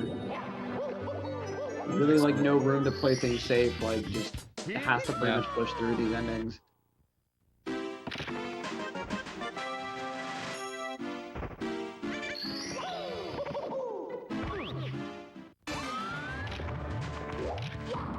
Oh no, that's such a frustrating mistake. Yeah. Like you're so like at this point you're already thinking ahead to like I need to make sure I get pole glitch right, and so like just the cognitive dissonance that must go through your head the moment that like you see the ground pound coming out and you're just like, come on, I wasn't even thinking about the inputs there. That's so frustrating. A really unfortunate way to lose a run. And you know, like that's all he's gonna be thinking about next time he gets to Fire Sea is like I need to make sure that's a long jump next time. Me, Mario. Thinking ahead is a trap, exactly, but it's such an easy trap to fall into with this game because, like, if you're not constantly thinking ahead, you'll end up forgetting some like little thing that yeah.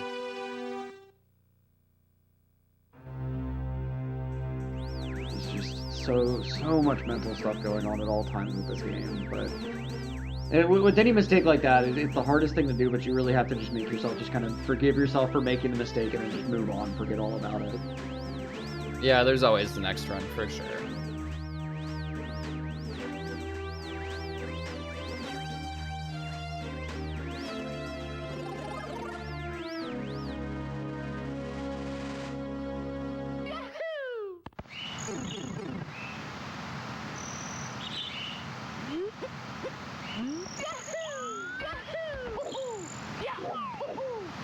So we're kind of just chilling here for the time being, seeing what we got, going for some runs.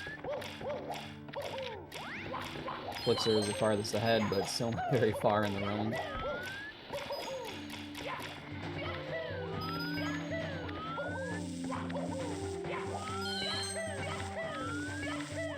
Nice job avoiding that amp there for Flixer. The RNG was not incredibly favorable for him. Gets his eye cycle. Yeah, one of the few big RNG points in the run.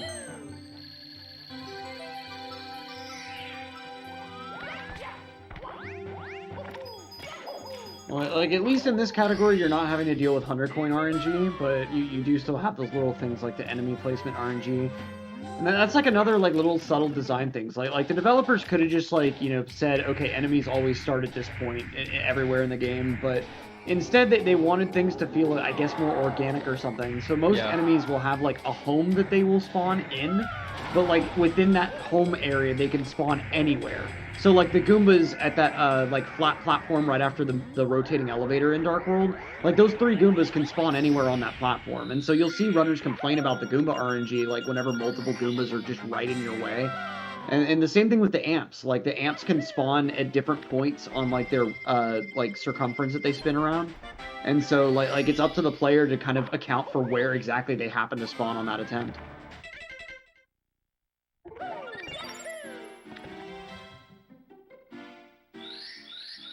And now we come to the trick that even though it's not actually RNG, every player just kind of calls it RNG, because it certainly feels that way sometimes. It's quite almost literally 50-50. Yeah. Which is crazy. Like, I think it was like Callie who did like 1,000 attempts of it or something, and it came down to like 500 and 500. Like, yeah, and thankfully, like, the salt setup does, you know, you do have some more success attempts like this, but so much of the time, it's really just, you know, I got Mario into about the right spot, and, like, hopefully it works this time.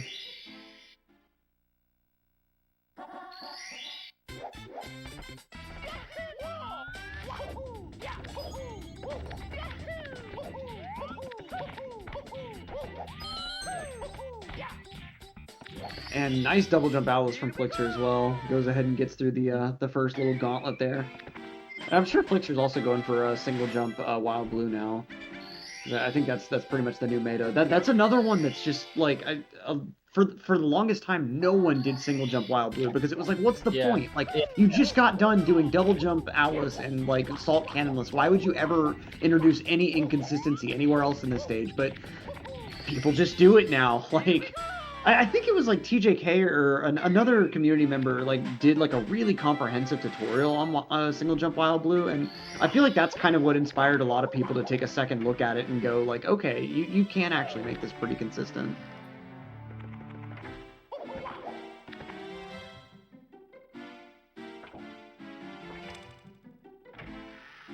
Flixer on a pretty decent attempt now. We'll see how SSL treats him. I don't think Flixer's a flag eyeless user, but no, I don't think so either.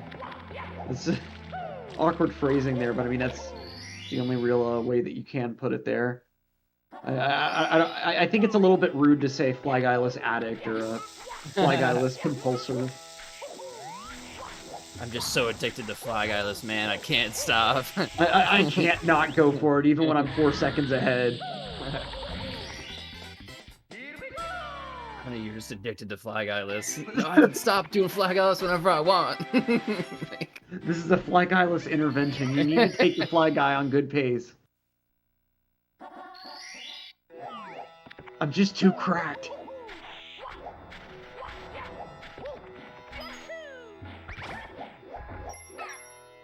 And a beautiful, beautiful flag eye attempt there. Just one more slide kick. Just one more. The first flag eyeless is free.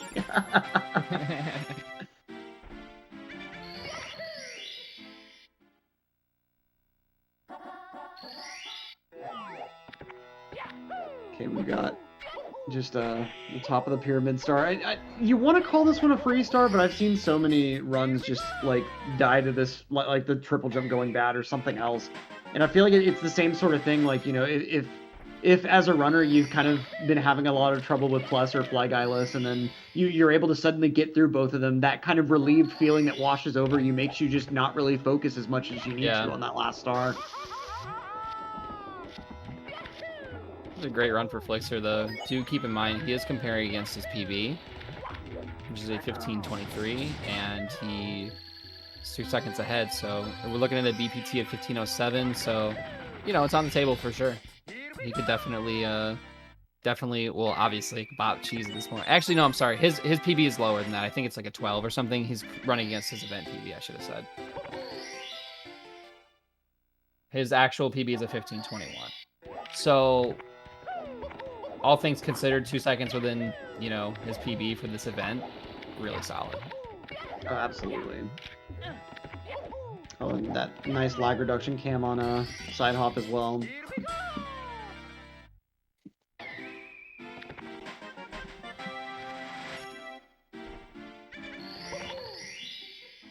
Slip with a nice plus there. Not exactly sure the pace on that run, but seems like he's continuing a lot in the basement.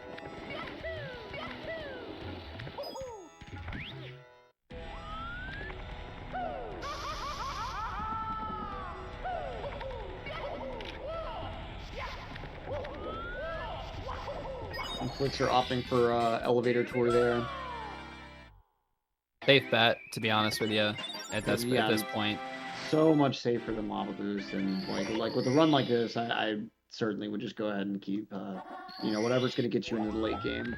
Yeah, absolutely. And that's the thing at this point in the event, like, you know, you've got a time that's really close to your event PB. You're on a run that's ahead of that time by a few seconds. Like, I think for your strat choices, you definitely want a lot of things that are going to like make sure that you're going to keep this pace and get it into the late game. Like the bigger obstacle is just going to be getting through the late game, you know? Your big obstacle at this point is not going to be like getting on like low 15 pace at all. It's going to be finishing out a low 15 pace run. Yep. So if you've got to back off of a couple of strats that would save like half a second, save a second, you know, but like backing off of those strats is going to be more consistent. Like I think that's certainly the play to make here.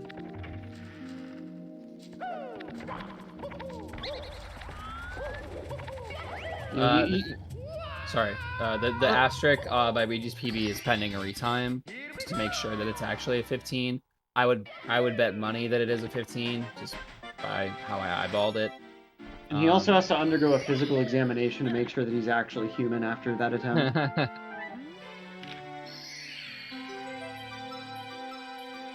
It's the same as like you run an Olympic race and they go ahead and do the blood work right after the race. Same thing here. He's gone into a back room and they're verifying that there's no cybernetic parts or.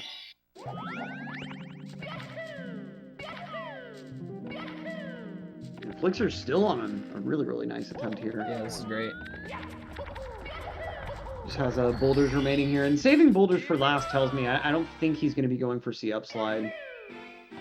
So, you know, we have our little ticket to the end game, if you will.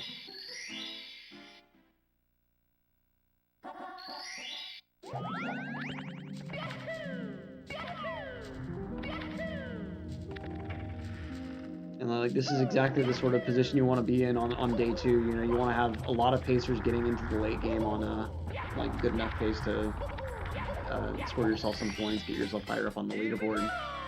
And it is a pretty big gulf that he's going to have to clear if he wants to get further than leapfrogging cheese, but you know, getting a lot of runs in the late game is the way to do it. So let's see how MIPS goes here now that we've got ourselves the 10-16 HMC exit. Like, Flixer and Tag both just, like, really consistent with these 10-1X HMC exits. Yeah, absolutely.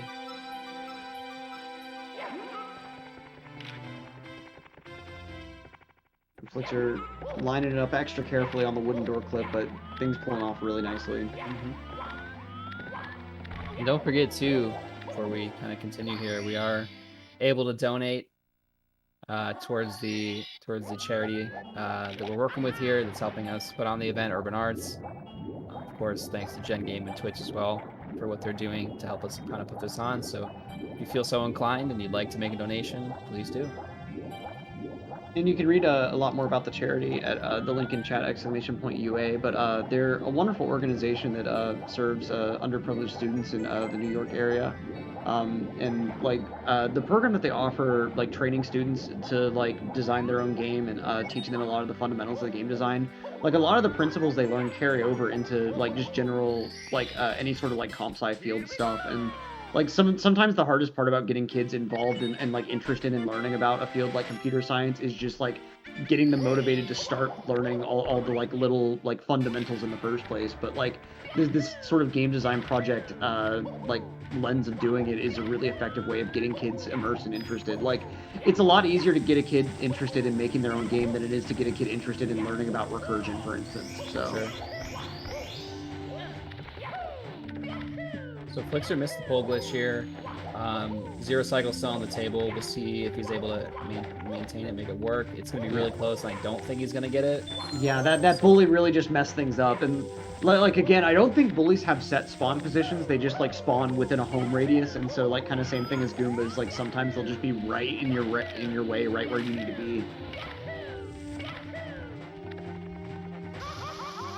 So not really on pace for, you know, the lower 15 anymore, but I think that there might be a couple seconds which we could squeeze out for an event PV.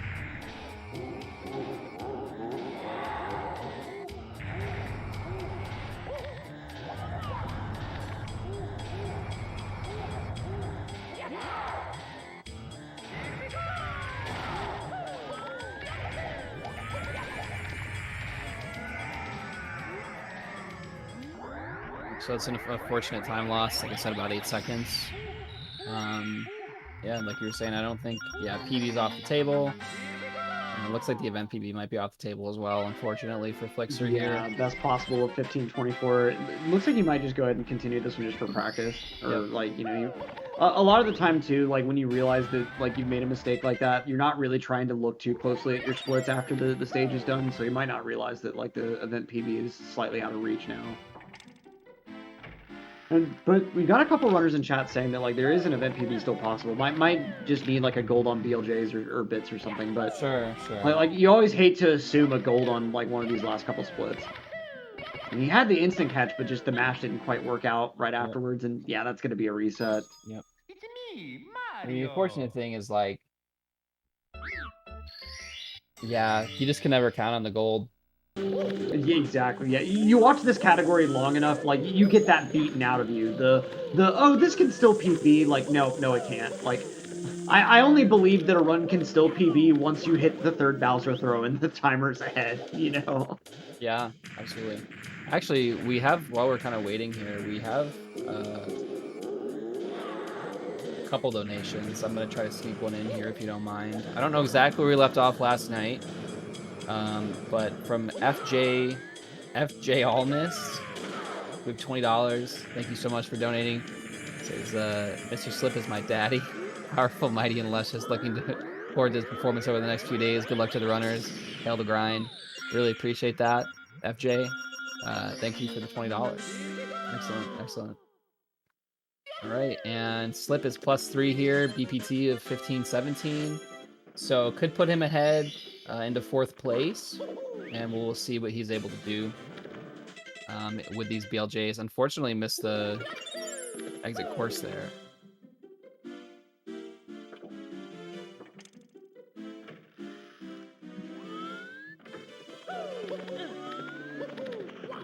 It's gonna take some pretty wild BLJs, but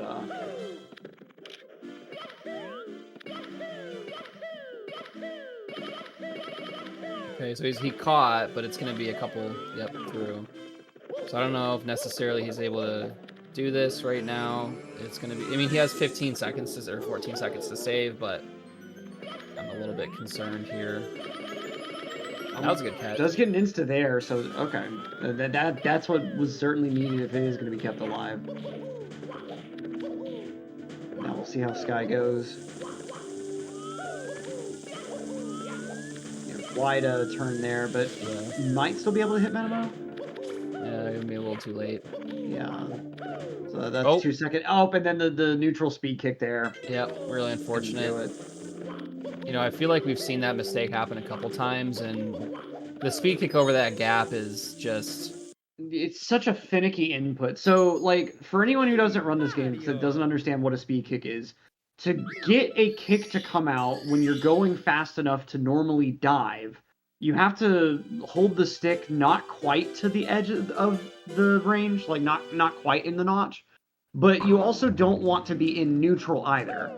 So like when you're landing from a rollout, if you're in neutral, Mario will just stop in place. Like he will just like lose all of his momentum and just stop like right where he stands. So you do want to have the stick be out of neutral, but you also don't want the stick to be so close to the edge that you end up diving instead there. And like what extra complicates things there is once you land, you could technically go neutral to speed kick, but that loses more speed than if you held the stick like close to the notch but not quite at the notch instead. And so like in order to get that speed kick to have enough speed to clear that gap fully, like it requires that you like very, very quickly go from holding the stick in the notch to holding the stick not quite in the notch but also like not in neutral, and then go back to holding the stick in the notch all in the span of like a quarter of a second at a very precise time in game. Like and if you do any of that too early, you get a completely different move than what you want and die. If you do any of that too late, you get a completely different move than what you want and die. Like, and yeah. It's just such a precisely demanding movement that like there's a reason that you see players fail that every which way. Like it's barely possible to do it like in real time consistently in the first place. All right, well, I think that's gonna be about it for us here, Electric. Or unless you have another shift scheduled, but I know I'm done. I'm honestly not sure. I just love talking about Mario, and they just pull me into the booth for however long they have me. Yeah, absolutely. So I think that's gonna be it for me as well, though, for now. But it's been great co-commentating with you. As always, my friend, we'll both be back later, I'm sure. So we'll see everybody soon, and thanks a lot, guys.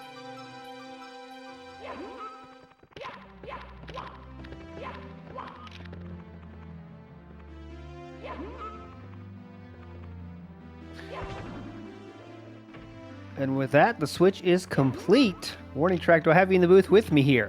You, perfect handoff. Exactly. Nice to see that as well. So hey, everyone, I am ALT Insider, joined in the booth by aforementioned Warning Track.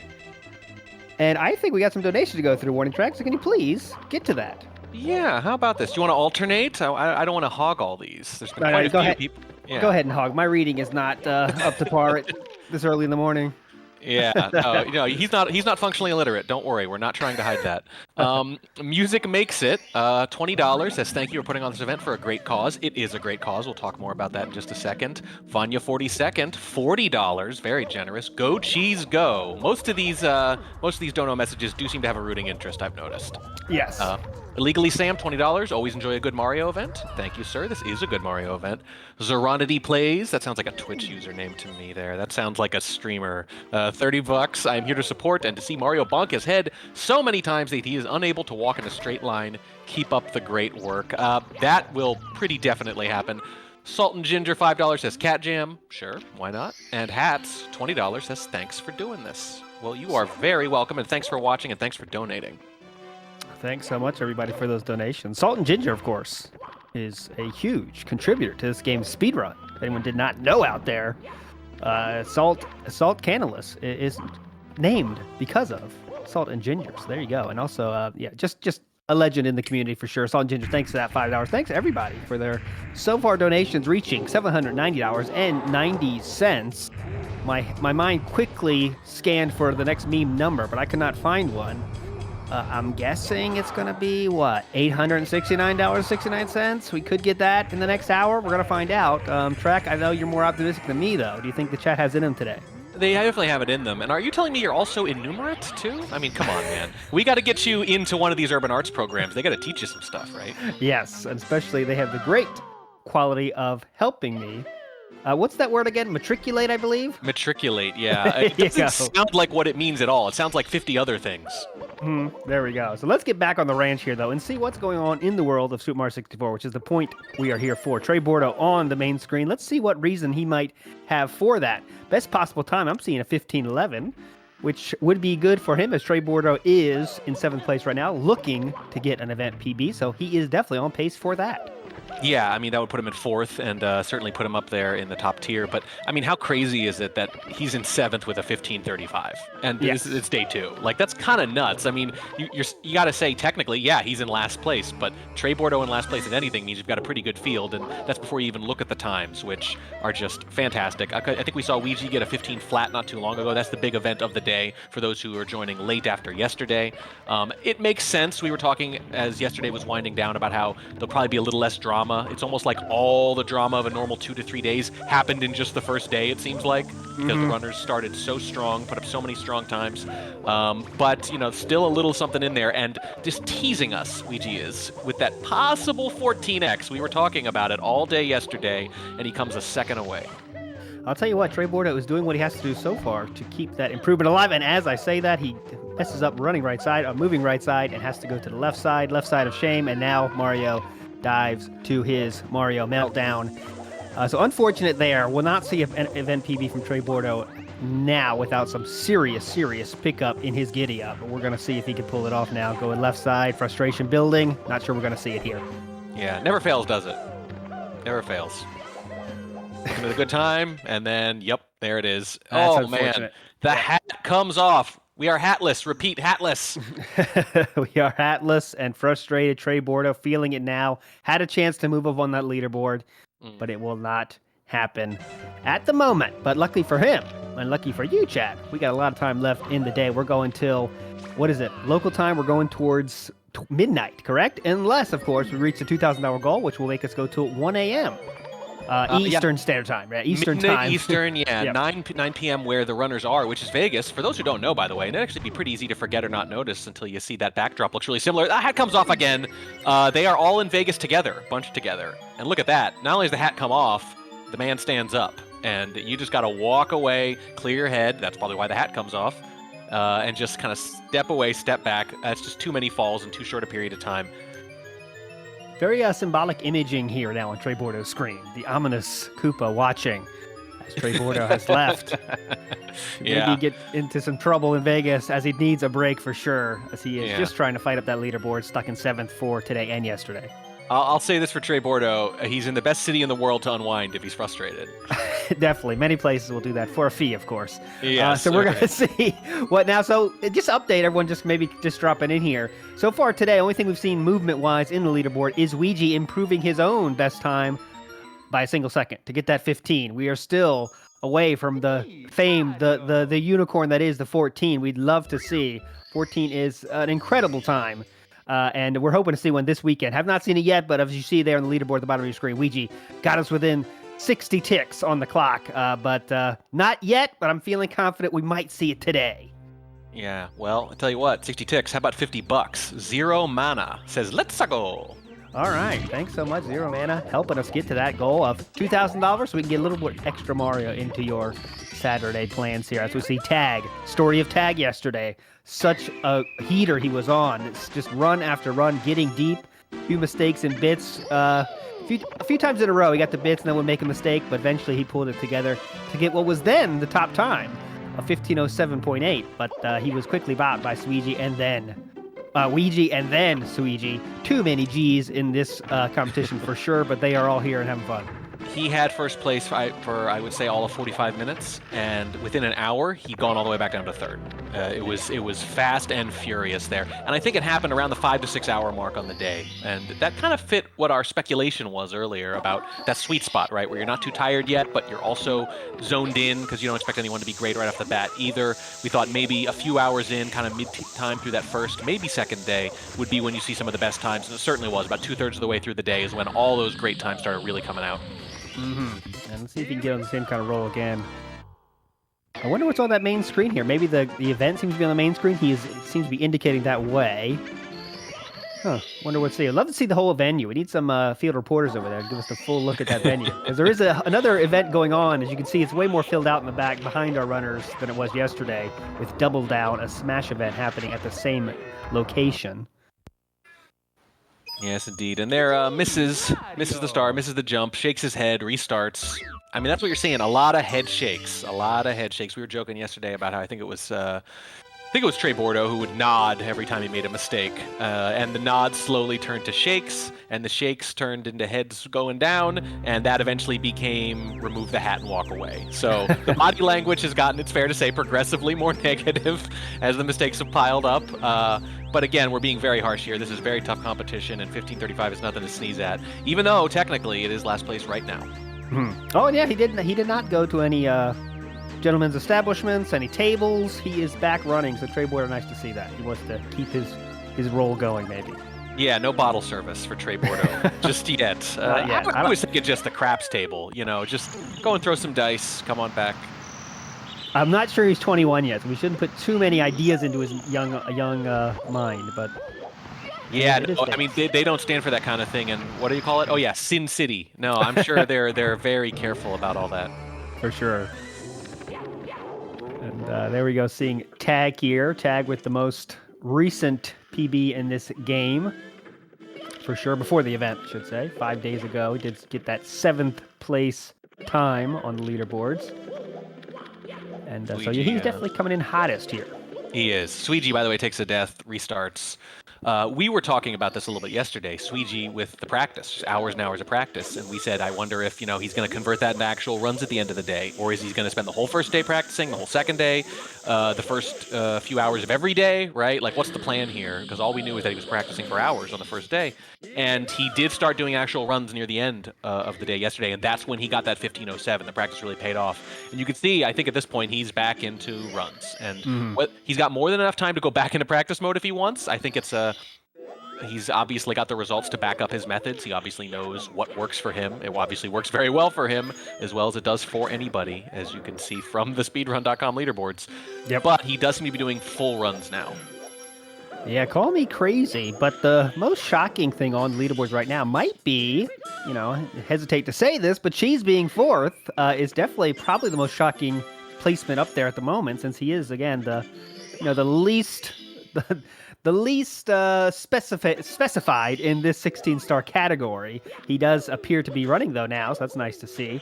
But yeah, 4th place, Cheese with his own PB yesterday with a 15:23. Previously, it was a 15:31, so a real improvement there for Cheese. We'll see what he has left for us today. Yeah, I mean, he's at the front of that big bunch up from 4th to 7th. So, obviously not a lot of difference. I mean, fractions of a second between him and Flixer. But yes, a personal best at the live event. Stop me if you've heard that one before from Cheese. Not as much of a 16-star specialist, but, it certainly carries over. You have to make him an underdog on paper just because the category is so specialized and these are some of the best in the world. But he is absolutely outkicking his coverage, as they say, so far. Yes. So good question there. Is Cheese the only one with a PB so far? Yes, we won't see many PBs here during this weekend. We got one, and I would say before the event started, my over and under was probably 1. Yeah. So we did hit 1 already. 1 new PB at this event, so that's nice to see. Tag plausible. Tag is the other most likely one for sure. You might not see one from Green Sweegie, because if you get that, it will be a new world record also, because he is the current world record holder. Yes, that would be pretty hype for sure. But yeah, Tag is definitely maybe the next most likely to make it happen this weekend for sure, as we've seen him improving his times over the last few months. So that would be pretty hype. Of course, we want to see as many PBs as possible. World records would be just mind-blowing luxury to see at this event. But who knows? We got a lot of time left. We're going to what time? Local time. We're going towards 9 p.m. in Vegas, and also tomorrow. So 2 more days left. I mean, it could happen with Trey. Trey's personal best is a 15:12, and that would only net 4th right now. So he could have a personal best all time and still not crack the top 3. Yep. Trey working hard today to get that above 7th as he is now. Trey Bordeaux sits at 12th on the world record leaderboards. His best time ever, 15:12. Slippery Nip here. Slippery Nip on a bit of a pacer here. We should main screen, give him some love here in the booth. And he pretty much always is. He's a model of consistency.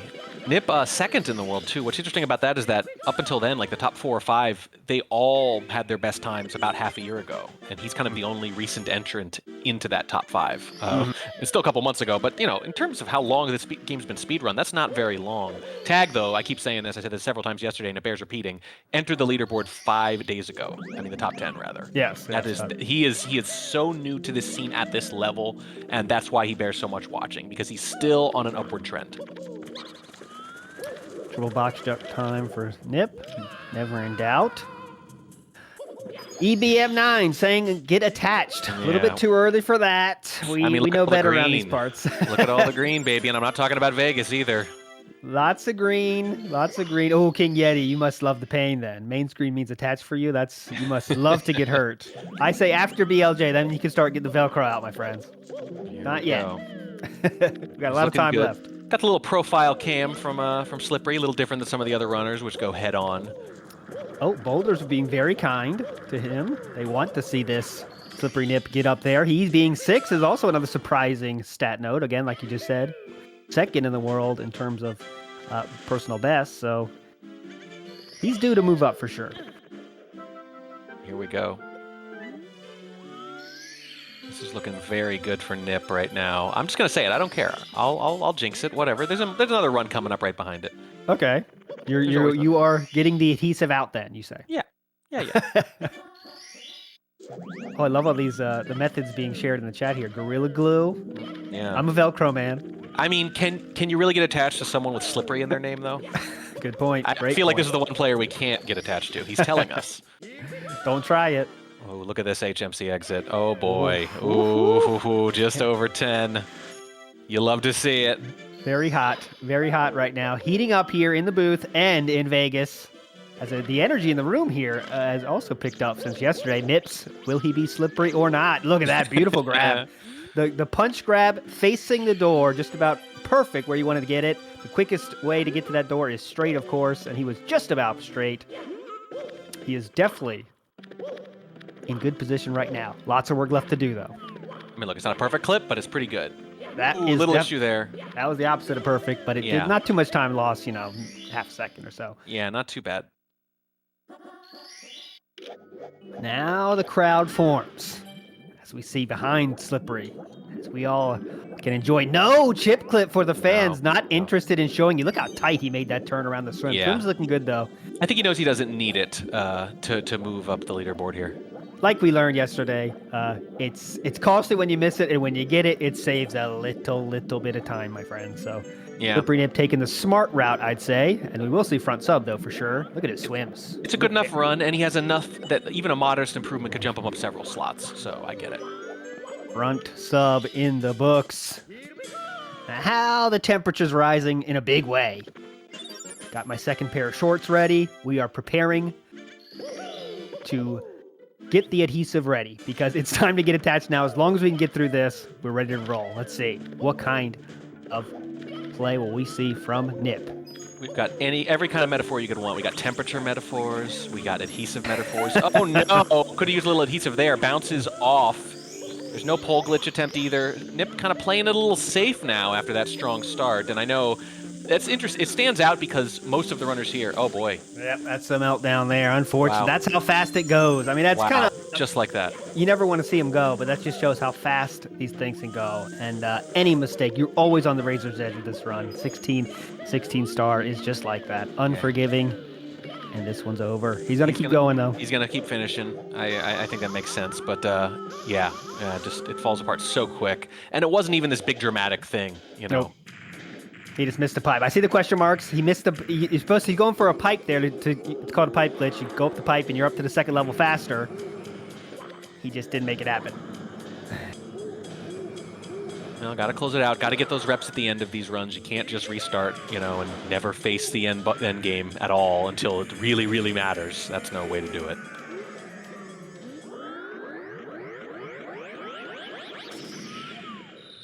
Okay, the question. Someone in the chat had a ridiculous statement that is not even worth repeating. That's where the question mark's coming from, chat. I get your point now. We just ignore just ignorant chatters here that don't have any idea. He's just trying to get a rise out of you. So there we go. Slippery Nip is keeping this thing going, though. Yeah. Slippery Nip, number 2 in the world, I will remind everyone in this particular category. Number 1 for eyebrow movement, by the way, in my book. Yeah, we're going to switch out of slips now from the main. I think we're going to go to a quick break, though. Reset everything here. Let's get our wits right about us, and we're going to be right back. Slip Snip is dead, so I think we're going to go to break here. It seems like a good time. We're going to wait till the end. Let's see him getting anything. He did just do a great BLJs. So maybe we'll stick with this. I guess we will. We're going to stick with this one, and then we're going to go to a break after this run. We're going to let him finish his run. Yeah, he's attached, so we're going to stay attached too. So it's not dead. He can still get a good time. Yeah, we're gonna see what happens here.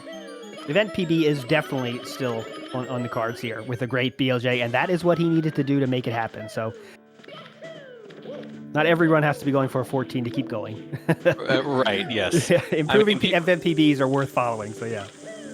Runners and chatters are like, it get tougher and tougher on this, you know. Oh, it's going to be a 15-20? Why bother? Yeah, so he just needs to improve on that 15-28 to just be very much worth watching. Yeah, that's the thing. He can, I mean, look at this. With a modest improvement, he can jump 2 slots, so. And yeah, he's definitely turned it on since that little meltdown, though, for sure. Very sometimes. Clean play happening since then. Some runners are like that. You know, some respond. When they have no choice but to play perfect, they do. That was a very, very nice bits. Nothing to complain about there.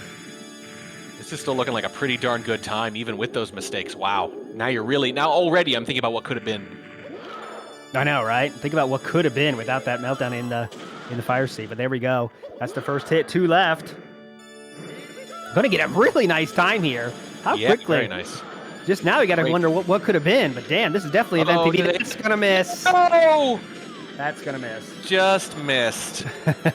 You know, for the first 2 throws, he went 1 more revolution than that. And this one, he did it on the second. I remember thinking, I wonder if he's going to try for it. And he does. That will hit. But, what could have been there? Things went off the rails for a moment. And we were thinking, like, well, he can still get event PB. That's still fine. Nope. Nah, he probably could have. That missed throw is going to make even that impossible. And that jump off the side is going to make even grabbing the star impossible. Yeah, he couldn't even improve his own time there, so whatever. Now being in the previous level is going to make that impossible. So wonder what's going through Slippery's mind. Better wonder about that, though. We're going to talk about that after we get back from this break. Slippery Nip did not finish this run, will not improve his event PB. We'll be right back after this. Ladies and gentlemen.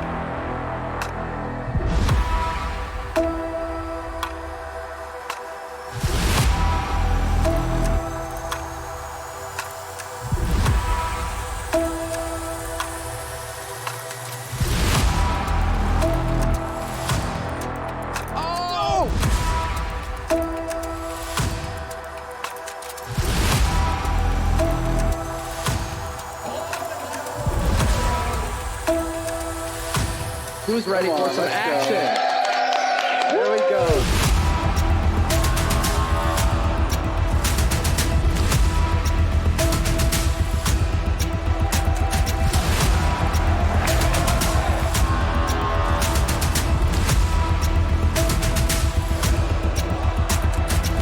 Everybody get it out. All 4. There we go. All 4.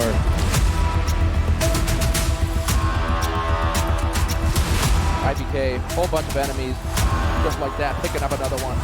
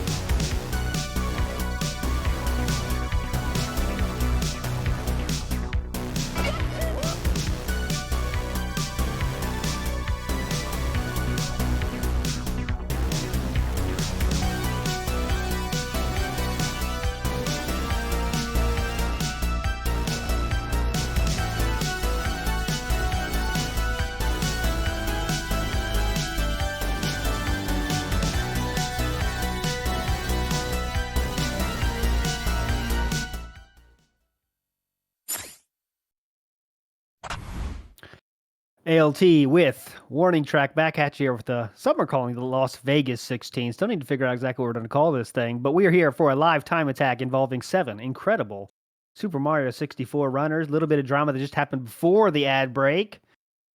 Slippery Nip was on one hell of a run, trying to improve his 6th time. Had a real shot at it. A missed throw, though, spelled his demise on that one, and he didn't even finish that run, so his time will still stay exactly where it is now. As we see Cheese, though, currently in 4th place, looking to improve that time. Far from a 16-star specialist, but he is currently in 4th, and I think he's got to be feeling pretty good about that. What do you think about that, Trek? Yeah, I mean, any improvement will be a new personal best. That's his personal best right there. He did it yesterday. He was very psyched. The chat went nuts, as it always does, because it's Cheese playing his best in, live conditions with his back against the wall. That's just always what seems to happen, and it seems to be happening here. Now, in this case, his best is still not quite up to the snuff of the guys like Ouija and Green Sweegie, obviously, because they are specialists and record holders and whatnot.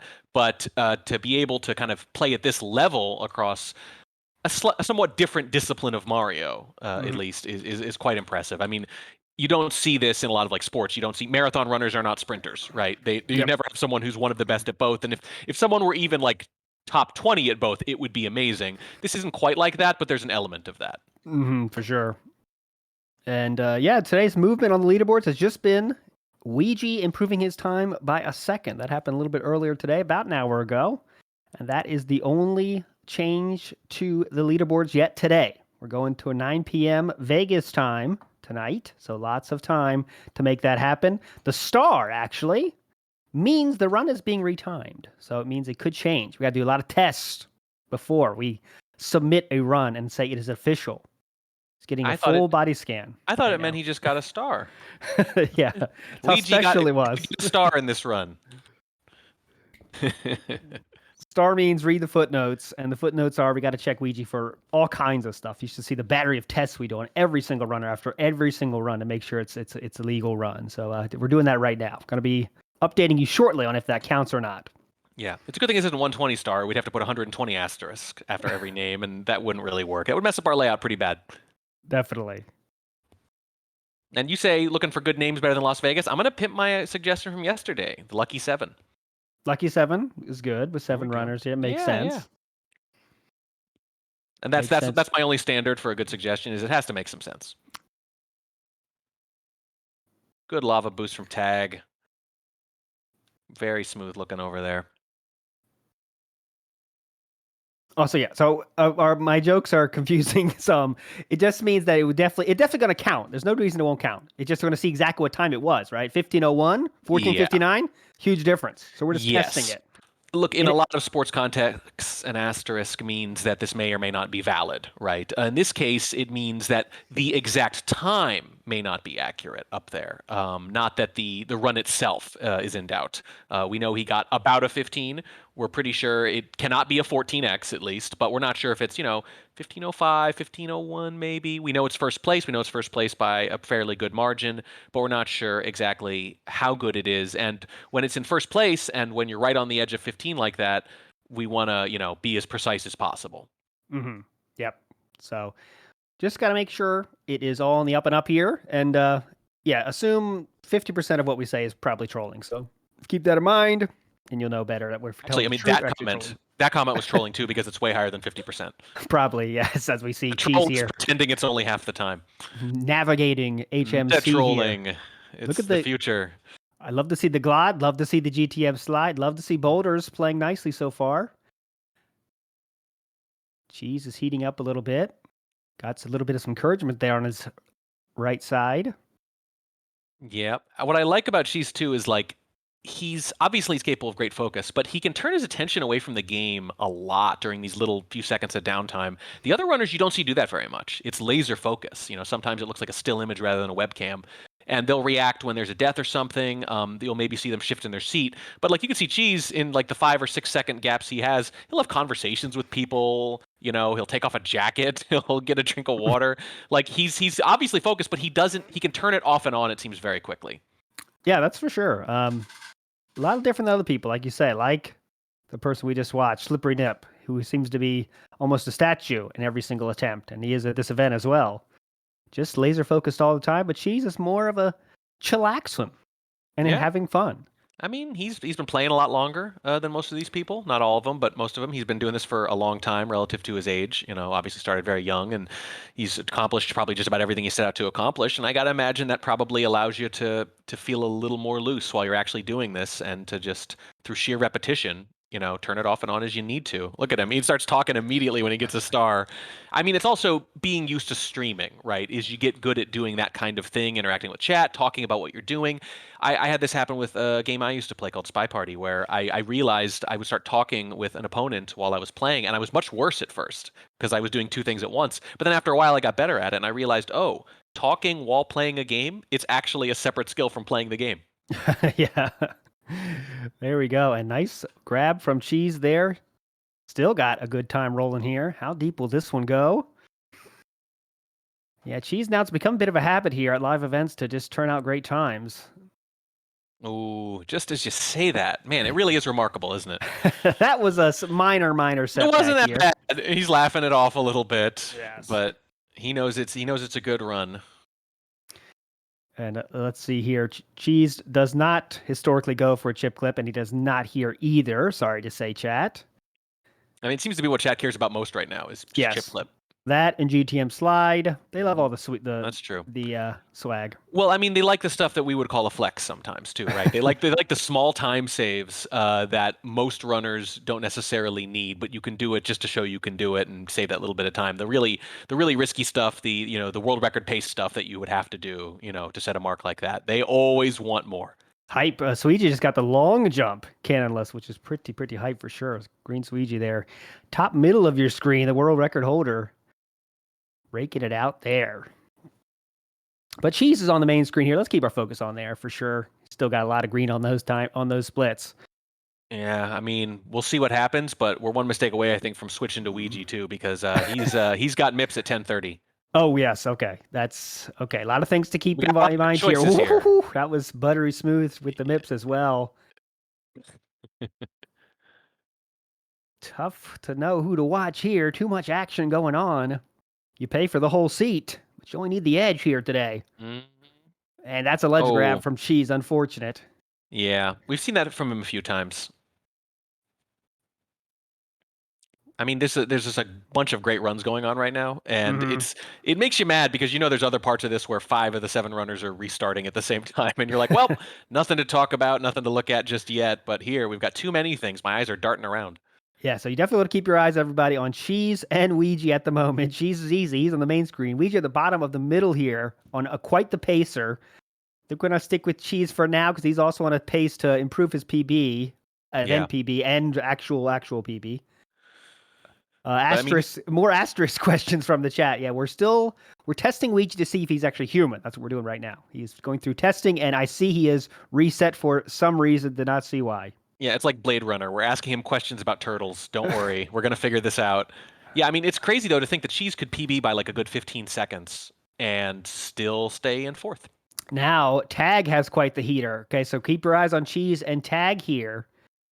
Dude, you're going to make us go cross-eyes. We can't look at all these things at once. All right, Cheese. Let's just enjoy Cheese BLJs here. That we can all agree upon. Yeah. Very important here. Very important. Go. The special Cheese BLJ grip, not like anyone else's. Does he get through late? He does. Oh, yes, he does. Likes to hold it up. Does the little kind of like half claw move. It is unique to him, as far as I can tell. Rough steps, but it's all right. It's pretty effective, though. Would you rather look good or be good? I don't care how it looks. I don't care if it looks a little funny. It works. Yeah. Not as smooth as it could be. Won't win any beauty contests, but he does get in there. That's all that matters. Yeah, who cares? All right, Tag. Yeah, keep your eye on Tag there as well. 2 runs in bits here. Tough to know what to watch here. Tag, unfortunately, having difficulty with that ramp. Ouija did restart, which makes our job a little easier, at least. Yes. Not that I'm happy about it, but right side here for Cheese. I have 2 eyes, so I can watch 2 things at once. That's how it works. Best possible time for Cheese, 15:19. Would be an improvement. All right, he's in, and you see the smile of here we go, because that's exactly what that smile was. Is here we go. We are 3 throws away for Cheese. Yeah, from a new PB. Is that going to be enough? Is that limp? Oh, Oh. limp. It's like Not my enough prom muscle night. behind that, and he's screaming at the TV. It's a good thing we couldn't see his mouth, because I think if you could read lips, it was going to be profane. Oh. A little more. Oh, no. Oh, no. That is enough. We are done. Unfortunate for Cheese there. Did not have quite the strength there in that first throw. Has completed those throws. This will be unfortunately not improve his PB time. No, but just behind it. Just behind. Yeah, another third place. A second third place. And again, I wasn't watching that as closely, but I really think that without those mistakes and bits, he would definitely improve his time at least by a few seconds. I watched Cheese kind of mainly, so I didn't see exactly what happened there. But good run for Tag nonetheless. 15-12. Yeah. Not a bad time. Nothing to be ashamed of. Maybe it's the start of a roll here. Maybe for Cheese too, because Cheese was in there with a definite chance to improve, and just had the old Mario meltdown happening in a real sense there for Cheese. I mean, it's another low 15 here live. It's very, very impressive. And he only has to improve by roughly a second to take second place. It's a very consistent runner. Nip and Tag probably the two most consistent in the day and a half we've been doing this. And if is what Chad is saying is true, which I definitely do believe, Tag, that's the same story as yesterday. Bits was his Achilles heel yesterday as well. Yep. So. Absolutely. All right, question about the asterisk for Ouija again here.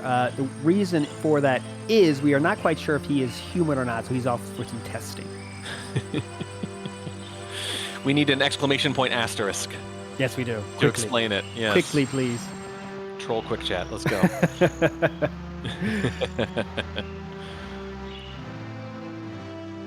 You know what? I think at a certain point we're just going to have to stop answering, because I think you realize how quickly it becomes a counter troll, right? Exactly. Yep. Yeah, you don't want to. No. You got to be careful when you're riding the wave of troll and not troll. They'll flip it on you.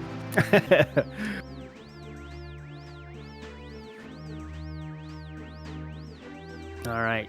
So Ouija here on the main screen here. Yep. I mean, we were just talking about it, right? Like you'll look up and everyone's starting a new run, and that's literally what just happened. We went from like 3 super watchable runs to 5 beginnings, and I think Flicks are practicing. It appears to be that way. Or nope, standing up and walking around, and Mario losing his knuckles there. There we go. We got a fatal 5-way here.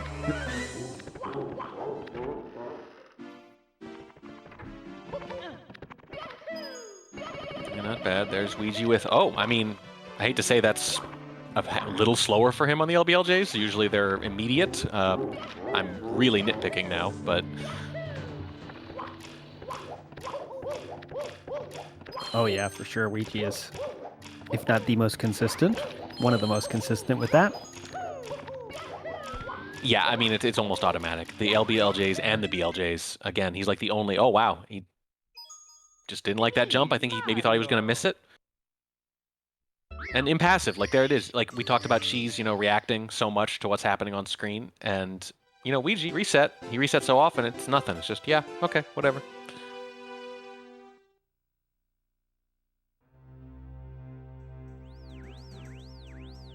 Ouija looking around. Cheese entering.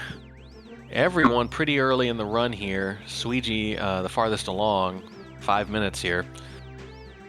Ouija starting again. Another view of the castle.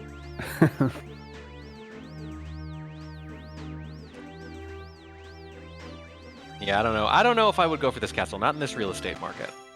No, probably not now. No. But... No. Wait a few years before buying a castle. There we go. World record holder on the main screen here. Yesterday was a big day of practice for him, as we saw hours spent just practicing, not really doing runs. When he finally did one, though, he did get a good one, as you see, second place on the leaderboard at the moment. So let's see what he has for us today here. Second place, I mean, I don't think, if I'm Green Ouija, I'm not happy with anything but first as the world record holder. So I wonder what he is thinking right now. Yeah, I mean, he did look happy yesterday with the 15:07, in part because it was only one of a handful of runs after the hours and hours of practice. So it's like he finally kind of switched over and immediately saw very strong results. But at this point, yes, obviously he's gunning for Ouija. Ouija versus Sweegie. That's where we're at right now. Tag right behind them, and then a little bit of a jump until the rest. So we do have kind of 2 tiers of runners so far in this event. 2 of the names very familiar, one of them very much a new name, kind of forcing his way into the conversation. And that's how it goes. That's how you get known, is you kind of just have to force your way. There's an old quote, be so good they can't ignore you. That's kind of what Tag's been doing. Yeah, and there's a lot of scuttlebutt about a 14-minute time here. And those top 3 runners might be our best chance to see one today. Of course, Slippery Nitpat is very capable, as he has proven many times in his career. Those are our best chances. I think Tag might be the hypest of hype to get a 14, but I'll take one from anybody. Will it happen today? Will it happen tomorrow? Will it happen at all? We'd love to see a 14. We're 1 second away right now with that Ouija time, still being retimed, of course, with that asterisk telling us so. Yeah. But, I'll say no, just to create a little drama between us. No, okay. There will not be a 14X. I say the scuttlebutt is Balderdash. Throwing out the big words here as we see Sweegie with a nice lava boost, picking up that star. See what kind of pacer this man is on. Still early days, of course. Flixer can be doing whatever he wants. He's not at the TV, so you can just do whatever you want. They got time. They can use it as however they see fit. There are some local laws. Yes, There's a few. well, even in Vegas, there are several laws. That is definitely true. Yes. Maybe not as many as in some places, but there's a few. I think one of them is you have to gamble. I'm pretty sure that's a law. Probably, yes. Yeah. Several laws. So we should remind everyone who is making this happen, right? And there's one organization that is letting us do this fun event for all of you, and that is Urban Arts. And they do a lot of great stuff for students as well, prospective students, helping them get to college, to go on to careers with game development, IT, lots of good stuff. And as you can see, we got a little bit of a goal here going, $2,000 today. We get an extra hour of play today. If you can, support this great cause, because that organization is what's supporting events like this. So Urban Arts, they do a lot of great work, and they also help us have the fun we're having with events like this. So Urban Arts, if you can, throw them a few bucks today. Yeah, it's a great cause, and they are just tremendous supporters of the speedrunning community. They make events like this possible. I know people hear that phrase, makes this possible, for any kind of support. No, I mean it, guys. They really do make this possible. A lot of this would be impossible without them, and it's a great program. It's a multi-year college prep program, and what I like is that the donations go directly to the teachers and the tools in the program needed to serving these underprivileged students. There you go, guys. Sweegie with a bit of a blemish here on this run. Just saw some issues in HMC. He's going to keep going with it. Talk to the Toadstool. Get a bit of a pep talk here. A pep talk? It looks like he's being extorted. I think it's a threat talk. I think it's give me that freaking star, you little... little something. We'll stop it there. You shirtless little... Yeah, so bunch of grumble noises.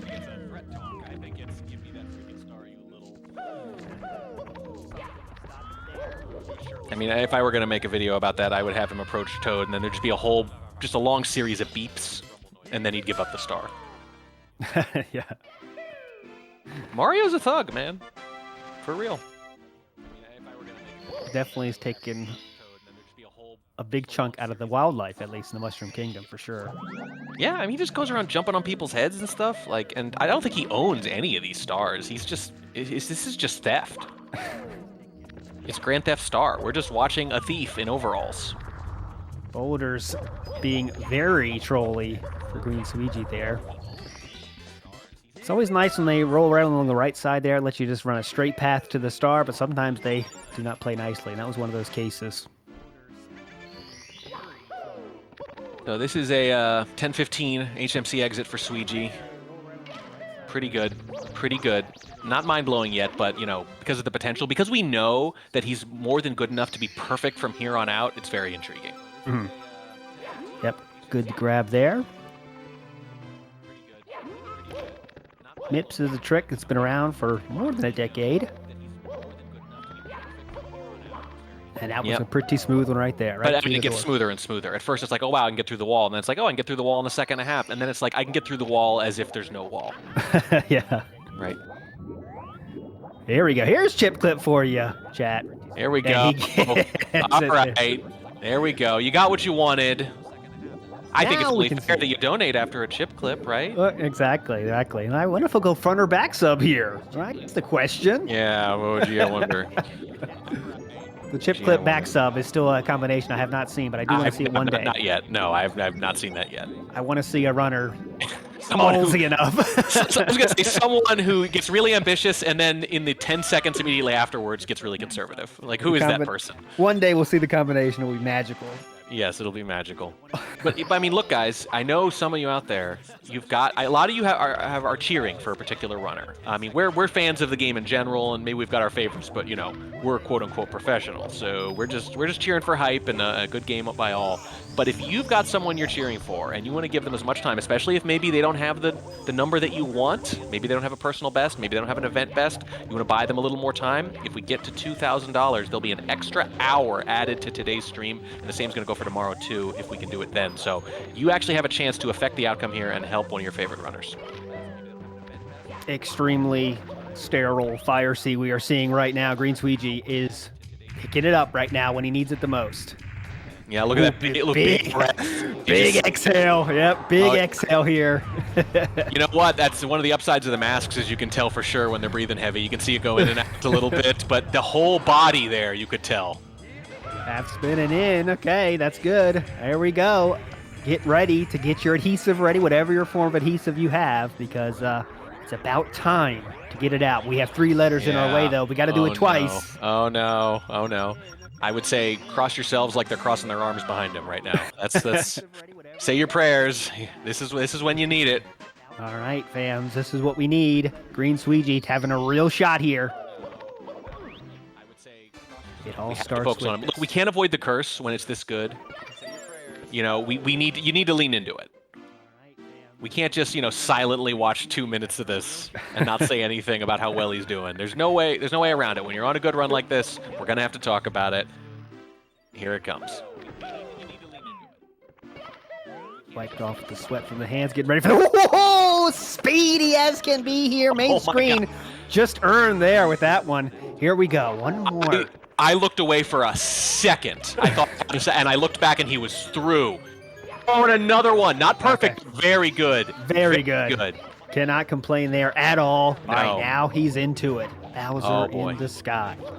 Green Sweegie, real chance here. 14 is in play in a big way. It absolutely is, but no mistakes. No mistakes at all. Elevator clean. We come to the next part. Counting every jump here. Look at him. He just going through the focus. The inputs right here. Side. Yeah, right side. You better believe it's right side. Clean. Never in doubt here. Elevators.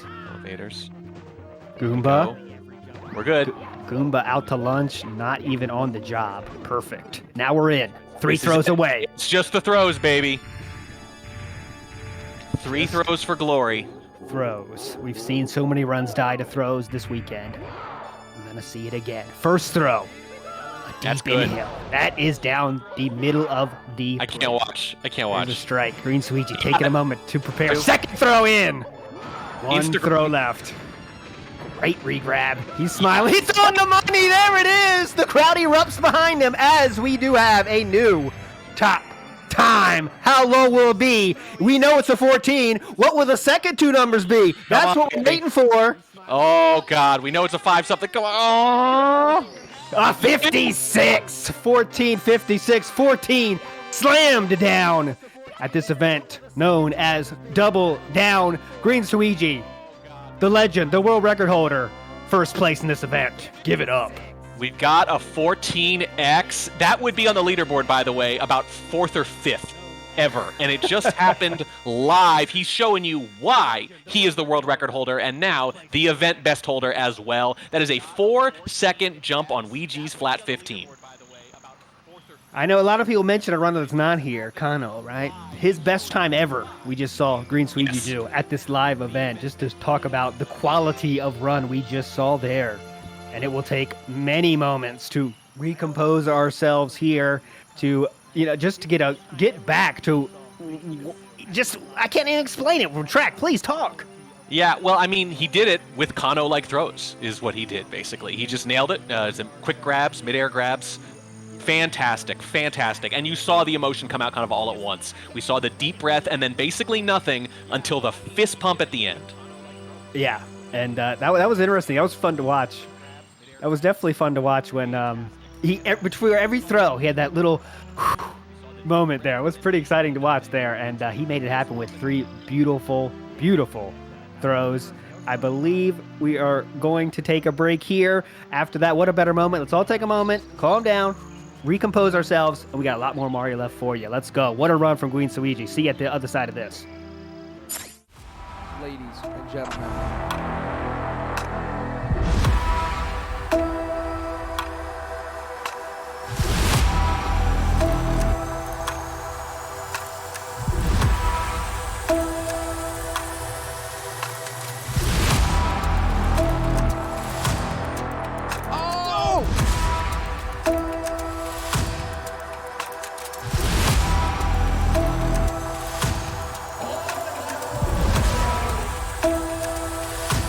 Who's ready for some action? Here we go.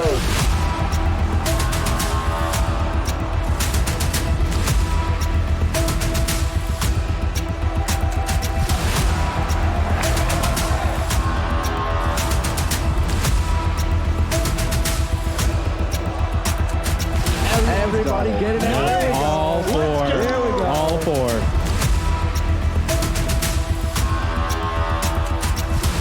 IBK, whole bunch of enemies, just like that, picking up another one.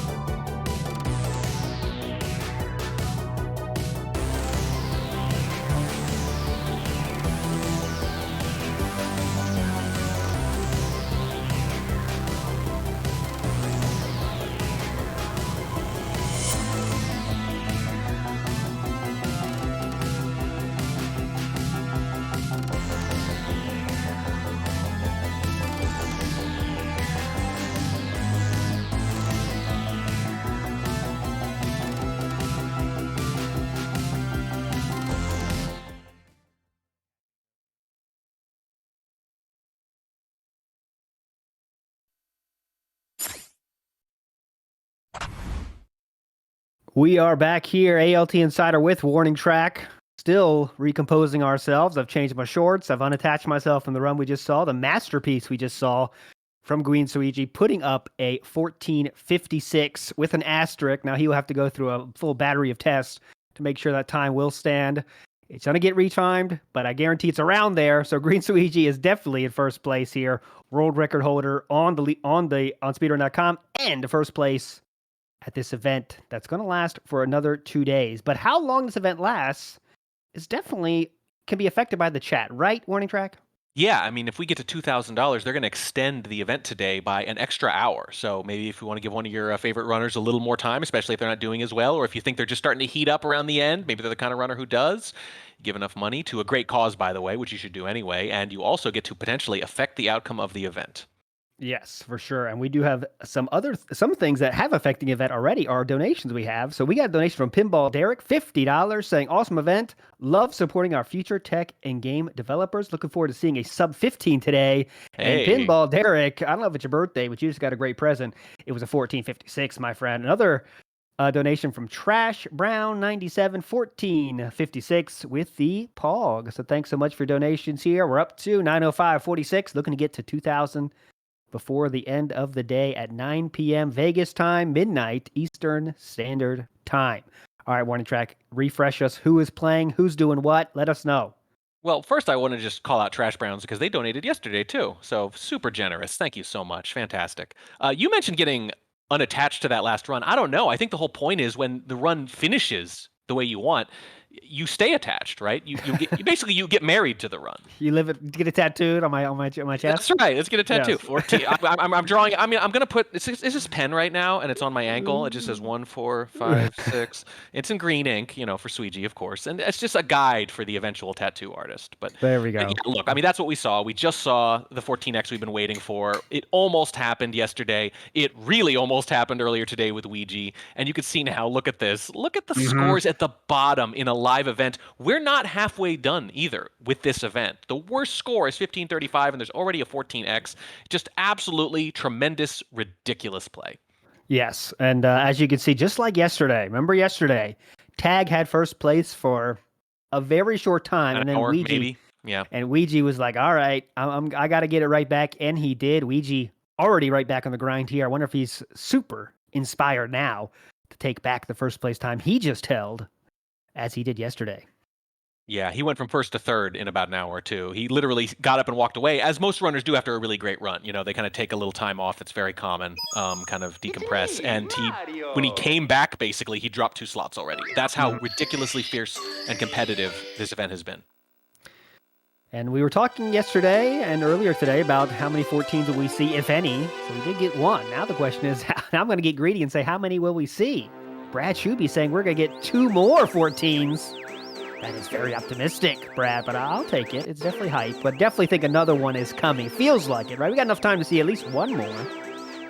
Yeah, I mean, obviously Ouija was so close, and it's starting to feel inevitable with Tag that he's going to become, I'll remind everyone, he could become the 7th ever person to get a 14X. Obviously, Suiji has one here, but he already had one. He was already in that tiny club, just 6 members. Tag trying to become the 7th, and boy, I just wouldn't feel comfortable betting against him right now. Mm-hmm. Yep. Yeah, just to put some more weight to that 14 number, like you said, in 7th place on the world record leaderboards is Tag 609 with a 1503, right? Yep. So there's only 6 people ahead of that, and they all have 14s, and that's how short that list of people that have ever had a 14 in this game are. Ever, yeah. So it's a real feat. Yeah, and that 1503 is less than a week old. Mm-hmm.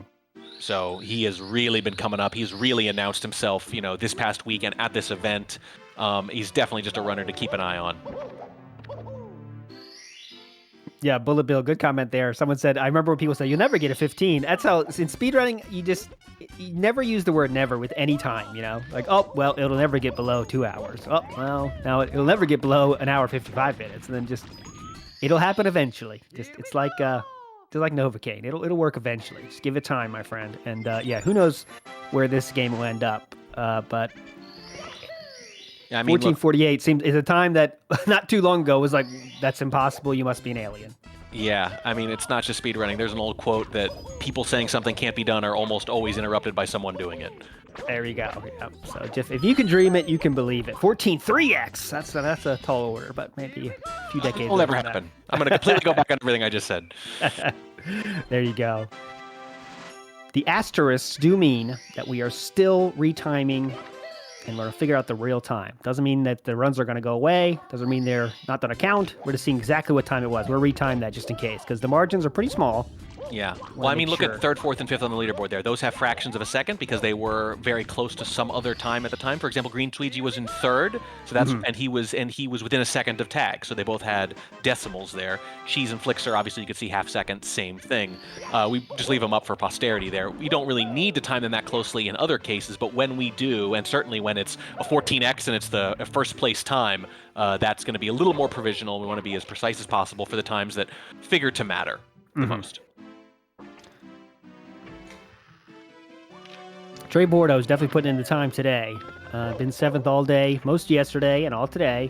He's definitely putting in the time, though. And hopefully he gets paid off for his work here today. Oh, yeah. No, I'm kind of rooting for him a little bit because, you know, we've seen the hat come off. You know, we've seen some of the frustration, and he's just had some really good runs that have just kind of fallen apart at the end. It's just been a consistency thing, and 15:35 is very good, but if he can just close out one of these runs, he could definitely get himself into that range, into that 4th through 6th range that you could see is very bunched together, separated by less than 5 seconds.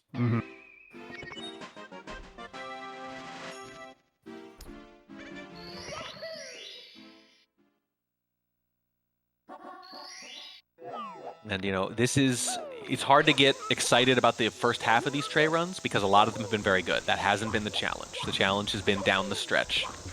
10 minutes and onward, usually. Common Plus worked out in the end. Gets in there. Not sure where Trey's head's at right now, how he's feeling. Big exhale there. I think a little, looks like a little cloth for the sweaty fingers. I absolutely have that problem. I'll tell you right now. I constantly have to do stuff like that when I'm focusing on any kind of game. No problem there. Yeah. Issues they're going to have to use. Shy Guy. I mean, back up fine. He's not going to quit the run over this, but that's the thing too. Like if you're Ouija or Green Sweegie, you have reason to quit the run a lot earlier. Not only do you know that you're capable of an even lower time, but at this point they're just going back and forth. If you're not going to beat one of those times, why bother, right? You can't really improve your own time otherwise. But if you're Trey Bordeaux, you can make several mistakes and still maybe squeeze out a 15:22, and next thing you know, you're in 4th. You've jumped 3 spots. So you know his tolerance for those kind of mistakes is going to be a little higher.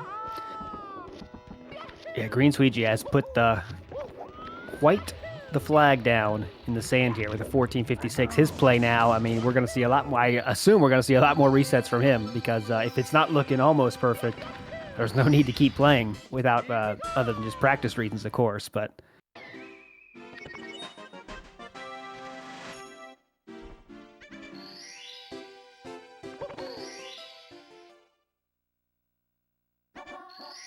We are going to stick with Trey Bordeaux here for a little bit, and I think it makes sense. You know, I've enjoyed seeing kind of the evolution of his play as we've gone on here to kind of see the struggle, see the journey, because, you know, again, we're coming up on halfway done with this whole event, and I kind of want to see it end. I want to see that narrative arc, right, where he finally busts through, where he finally has that run, because we've seen, you know, the good runs fall apart at the end. We've seen the frustration, and you want to see it pay off. You want to see the hard work pay off. I think everybody likes seeing hard work pay off.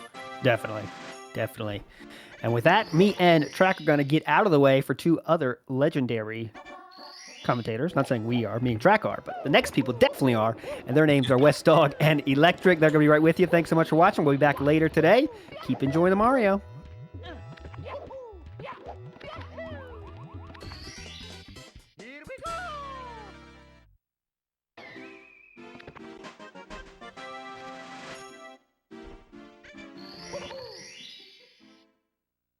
All right, hello everybody, and welcome in to twitch.tv/speedrun, or I guess if those of you who are tuned in, hope you're enjoying your time here so far here at Day 2 at the Las Vegas 16. I am West Dog, going to be joined here momentarily by the Electric spelled with 3s instead of E's. Hope everybody's having a fantastic day here so far. This is my first time just tuning in. Only got in about a half an hour ago, so already looks like we're off to a fantastic start here with Green Sweegie getting the first 14 of the event. Throwing it back here to the Sleep 16 that was hosted by GSA last October, I want to say, when we saw Green Squeegee get the first 14 there as well with a 1457. So it looks like history is repeating itself. But just because you are the first doesn't mean you're going to be the last. I sure know there are plenty of you viewers out there who are excited to see more potential 14s from our competitors today. And if you want to give them as much time as possible, guys, may I suggest, or not suggest, because we don't need to suggest, this is for charity after all, but if you'd like to try to help out your fellow runners, would you consider making a donation to the Urban Arts Foundation, folks? Urban Arts Foundation is a pre-college program that helps give opportunity to the underprivileged students, and teach them in the arts of game design and game development. With their 250 programs across the country, 250,000 students have walked through the doors of Urban Arts, and every single one of them, 100% of those students have moved on to higher level of education to pursue a career in game design and game development. So if you care about the children, go ahead and make a donation to the Urban Arts Foundation, and your donation could, potentially help be the development for the next great big speedrun. Who knows? And if we reach a goal of $2,000 here today, we'll be able to extend this event in another hour and see another hour's worth of attempts for 16-star greatness. And speaking of 16-star greatness, we are now joined by Electric here in the booth. What's up, buddy? It's nowhere near 16-star greatness, but I appreciate the introduction. And it looks like we've got a Green Squeegee with the first 14 of the day already.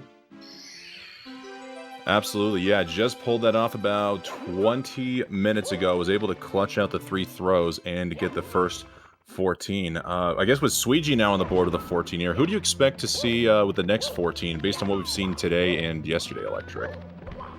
You know, I'm gonna go out on a limb here, and I'm actually gonna say I think Slip is gonna pull something out of his hat pretty soon here. With that 1528 on the board, I think he's just kind of been struggling to put it all together in a run so far. But I really think once he does kind of break through that little bit of a mental block, we're gonna see a pretty deep cut there, and I think potentially he could be the next one that we see with a 14 on the board. Might end up being like a 1458 or something, but I'm sure we're gonna be seeing some pretty big strides eventually from him. And aside from that, I also think Tag has really been putting the paces in, and if we're not seeing a big PB from Tag sometime soon, we're at least seeing an improvement on that leaderboard PB too. Absolutely. Tag just taking this event by storm. I want to say with the most completed runs so far, or at the very least the most with a 15 1x pace or better so far in this event. We haven't seen as much from Tag now that he's going up against that 1507, but I'm sure looking forward to seeing Tag potentially take this event to whole new levels by potentially getting maybe the next 14, or just even at the very least a PB. His PB is still a 1503. He's still got some wiggle room there. Yeah, but there's still that little bit of wiggle room, and he's probably hoping for his next PB to be a 14, but it's okay to get a 15 flat. It is perfectly fine, and even though that's a bit of a disappointing PB, that's always still a PB to be proud of, because that's not a time that very many people have ever gotten to. Oh, as we see Trey Bordeaux, unfortunately, getting the reset there. We saw him struggling on the front sub in Dire Docks. It looks like Fire Sea was just right there to put the nail in the coffin. But speaking of Tag, looks like he got an event gold there in Shifting Sandland and is now on Lethal Lava Land. Yep, and we'll see how the Volcano decides to treat him here, going for Pro Boost here. We'll see the ending. Very nice 2-pull ending there. Keeping it, it's weird to call that 2-pull ending comfy because it's anything but. That is certainly advanced movement there, but whenever we've been seeing like Ouija and Squeegee both going for the pull skip ending there, it looks comfy by comparison. I would say it almost looks uncomfortable just because Mario is suddenly gyrating in a complete, or not gyrating, I guess he quickly turns in another direction. It just seems like you have to quickly readjust Mario and get ready to move there.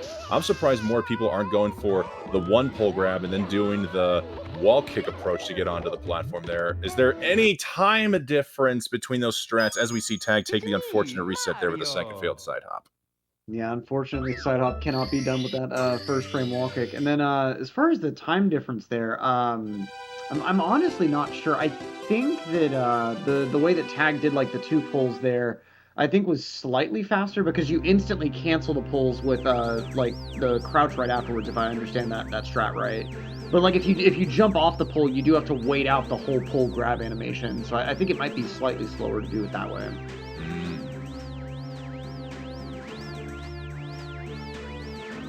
That's always the ending approach that I've gone for, though. Just do a very comfortable triple jump over to the pole, and then just jump dive from the pole right over to the platform. Absolutely. It's hard to fall off the poles that way as long as you jump in kind of the right direction. The hardest part about that whole process, to me at least, would be like getting the quick turn right, because like right as soon as you land from Lava Boost, you have to do that kind of like quick turn to set yourself up with the perfect angle towards the pole, and like if you just kind of nudge the stick a little too far while you're trying to do the quick turn or something, it'll like your muscle memory will fail you. Yeah, the pros making the quick turn look absolutely easy. I would almost think the hard part is like right after the pole, we've seen so many people either not get the jump input in just enough time, and they just go falling right down to their doom. They get the hard work of getting all the way to the top of the volcano, only to be quickly stricken with disappointment, just falling down to their doom. Exactly, yeah. And the elevator tour too also has like its fair share of those just run ending, like you're almost there but not quite mistakes. Like I can't tell you how many people I've seen like just slightly mistime that jump dive off the pole, and then you end up like sliding off the platform you're supposed to get the rollout from. Like no matter which star you decide to do in the volcano, like both of them just like all the way up until the end can always mess you up. All right. Well, we've got Flixer and Trey on a break. Squeegee looks like they're on a break after that run. We got a few of our runners on a break, and for other three are currently in the early game here. So I think that it's a good time for an ad break here. So let's take a word from our sponsors.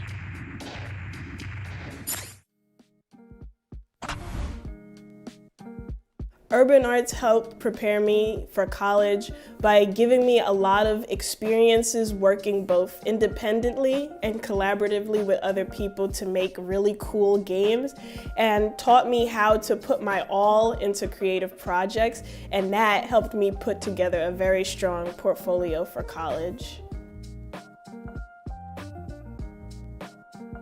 The best part about being in the urban arts community is the people that you meet. A lot of the people here have the same interests as me, so in the future, making friends here will benefit me and them and everyone around, because we all benefit from each other by gaining skills that other people had that I may need.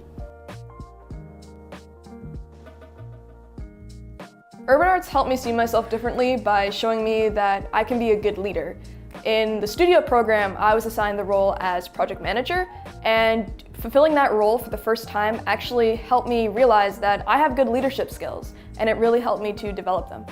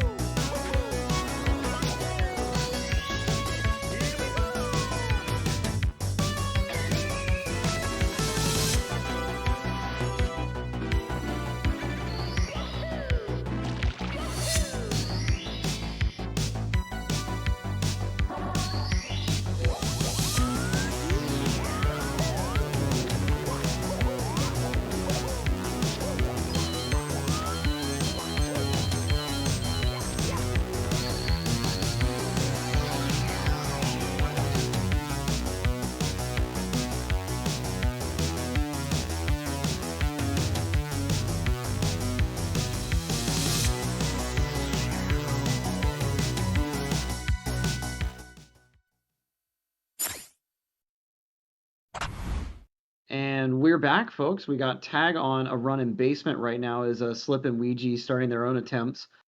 And let's go ahead and see how long Tag can go ahead and keep this one together for. Just about tied with that actual personal best there. So even if he gets a little bit behind these splits here, he does still have a few seconds to spare ahead of that leaderboard PB. And Ouija here approaching cannonless. And we do have a successful salt here, so Ouija's going to be also starting on a nice little attempt here.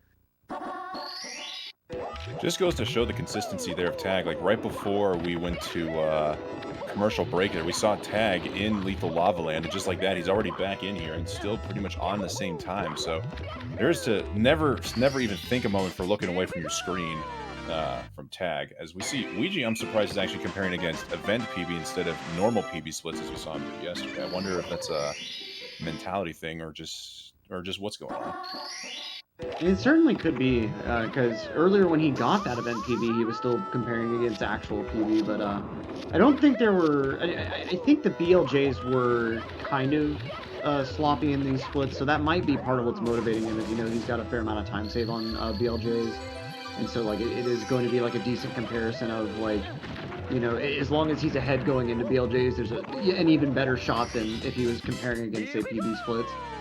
And it's weird, like, the way that runners will, like, have all sorts of mental factors going on with, like, the splits they run against. And, like there's always been that debate, too, of, like, whether runners prefer single-star splits versus, like, stage splits.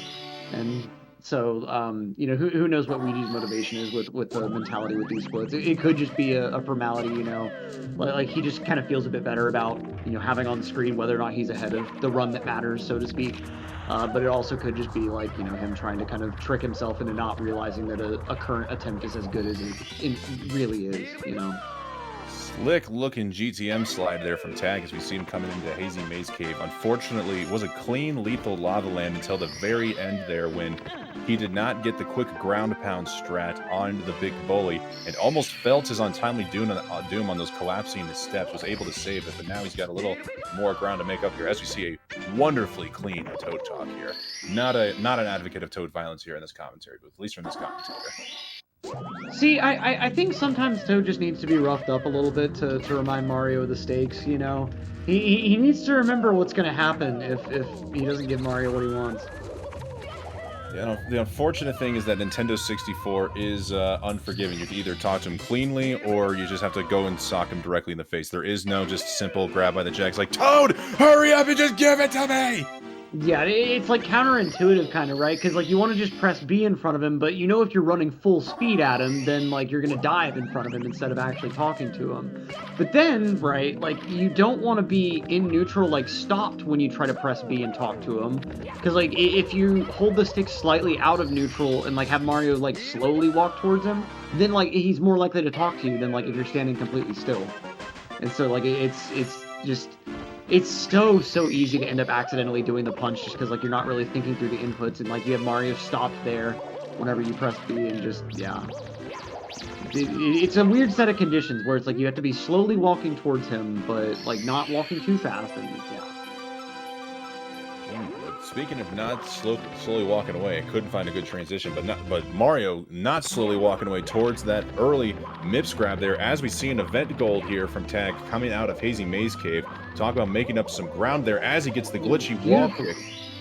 Yeah, just beautiful clip all around and going on into DDD. 3 behind this run, but doesn't need that full 3 seconds to make up that event PB. And we're going to be chipping as well. He's really consistent at that chip clip, too. Yeah, chip clip, despite being one of the newer strats, it still has this little variance there. We've seen some people just go head on, like aiming towards what looks like that lightning bolt on the wall, and other people just aiming at a slightly different direction, but turning their camera right 90 degrees. It's amazing, just the little different approaches each runner has got to these strategies. Exactly right, and even though Chip Clip is like that pretty new kid on the block as far as strats, like I think it's only been around now like 5-6 months or something, if that. But like, you know, it's kind of crazy that like even now there's already like multiple setups for it, multiple like camera setups and things. And it's a strat that like no one had ever even considered years ago. Yeah, The astounding thing, as some runners have talked about, just even tassers, whose goal is just to literally find the quickest way to do every possible thing, never even considered that approach there. So yeah, once again, just shoutouts to the homie Chip Groove as we see Tag connect on the ultimate side flip. Now she has to close this out with triple jump, and the long jump connects. Beautiful stuff. No ledge grab necessary there. He's really cruising, but the accidental early split on SWRC. That is not quite a 34-second gold there. Super mega gold, the fastest pace we have ever seen. Minus 34, truly incredible. Oh, he misses the grab there. Yeah, we know he's bleeding a few seconds, unfortunately. We know he goes for the side flip grab there, so you can try to wind up for only a 3/4 spin. I don't exactly know how that works with speed, but he has been rather consistent with it throughout the most part of his events. So it's not technically the fastest grab, but it is faster than the standard grab if you're not quite fast enough to do like the manual half spin.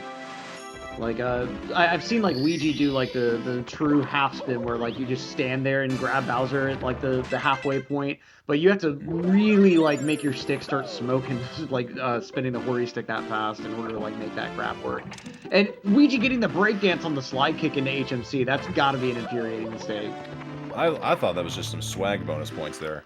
Honestly, I'm always a fan of breaking out the breakdance if need be. And speaking of breaking out, hopefully Tag's able to break out these BLJs as he connects onto the third jump attempt. Still technically first try BLJs, but he's got to move quickly here on the second set. Let's see if he's able to get instant BLJs. Not quite an instant catch there, landing a little bit early, but very, very nice second catch. And going to be a few seconds behind that real PB. I don't quite think we've got a opportunity for a new event PB here, but still going to be finishing this one out, hoping for a decent sky at least. Yeah, unless he goes for ultimate bits movements and gets absolutely fast Bowser throws, he'd probably come close to tying his event PB. But at this rate, you're probably right. Just wanting to finish this one out, perhaps boost the confidence a little bit as we see him going for moving right side in. It lands going for the ultimate movement. Stuff. Woohoo! Amazing! Oh man, that was absolutely beautiful. It had it all. It had the Manamo, it had the moving right side, and of course that new elevator triple. Beautiful stuff there. Any sort of movement that involves that like railing construct beside that rotating elevator, like I still can't believe people go for that RTA. Like it's crazy. Yeah, I tried doing that once in a 70-star speedrun just for fun, and I fell all the way down and almost died if it wasn't for the very bottom platform. It's near perfection as we see Tag connect on the third and final throw here. Looks like it's going to be a low 15-1x, so not another event PB, but get those GGs and claps here in the chat for yet another fantastic run here performed by Tag 609. Yeah, just showing off the consistency. Yet another run within 5 seconds. Like we've got ourselves yet another 10-1x HMC exit and yet another like 15-1x to clutch it out. Like that's really, really good consistency. And like when you're running in that position and you're trying to get a new PB, it can sometimes be a little disheartening that like you keep getting so close but just can't quite reach that bar. But like performing at this high of a level consistently so many times in a row is like in and of itself, that's something to be proud of. Tags is a monster, Mr. Dubberucky saying what we're all feeling in chat. Absolutely. As we, unfortunately, Ouija did have a run going to DDD or Fire, so he missed out as Tag closed out those throws. So, unfortunately, yet another Ouija reset, but we do see Slip coming into Wasp's Fortress. And having to skip the first split looks like forgot the split on the end of the Darkhold fight. It happens to everyone with the controller changes and everything else. I don't think Slip has to deal with controller changes, of course, but does get a nice salt cannonless, so on a nice little comfy attempt, hopefully. Yeah, speaking of controller issues, obviously it wasn't that much of an issue for Green Sweegie. I don't know if you caught this, Electric, but Sweegie had to pull out for the last hour to hour and a half last night as he was having some stick issues inside of one of his controllers. Fortunately, our production crew, I believe Milo in particular, were able to help him out and get a replacement controller ready to go. And he does get the 1456, so not too much of an issue there. But I wonder overall how he must be feeling with that controller compared to the one he's used to playing with, because controller really is the make or break here for posting a good time. Yeah, absolutely. Yeah, and I was talking about that with Collins earlier, and like it's like it really kind of reminds you of like with musicians and like having to do instrument maintenance. Like you can't really perform a piece well if you're having issues with your reeds or like issues with your strings on your instrument or whatever else.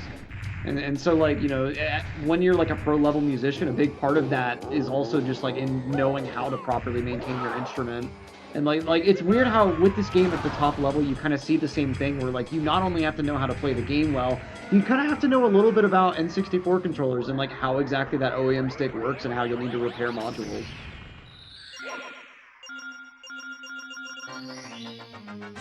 It's just one of the many ways where like this game in many respects like feels more like an art form like with speedrunning than like just playing a video game.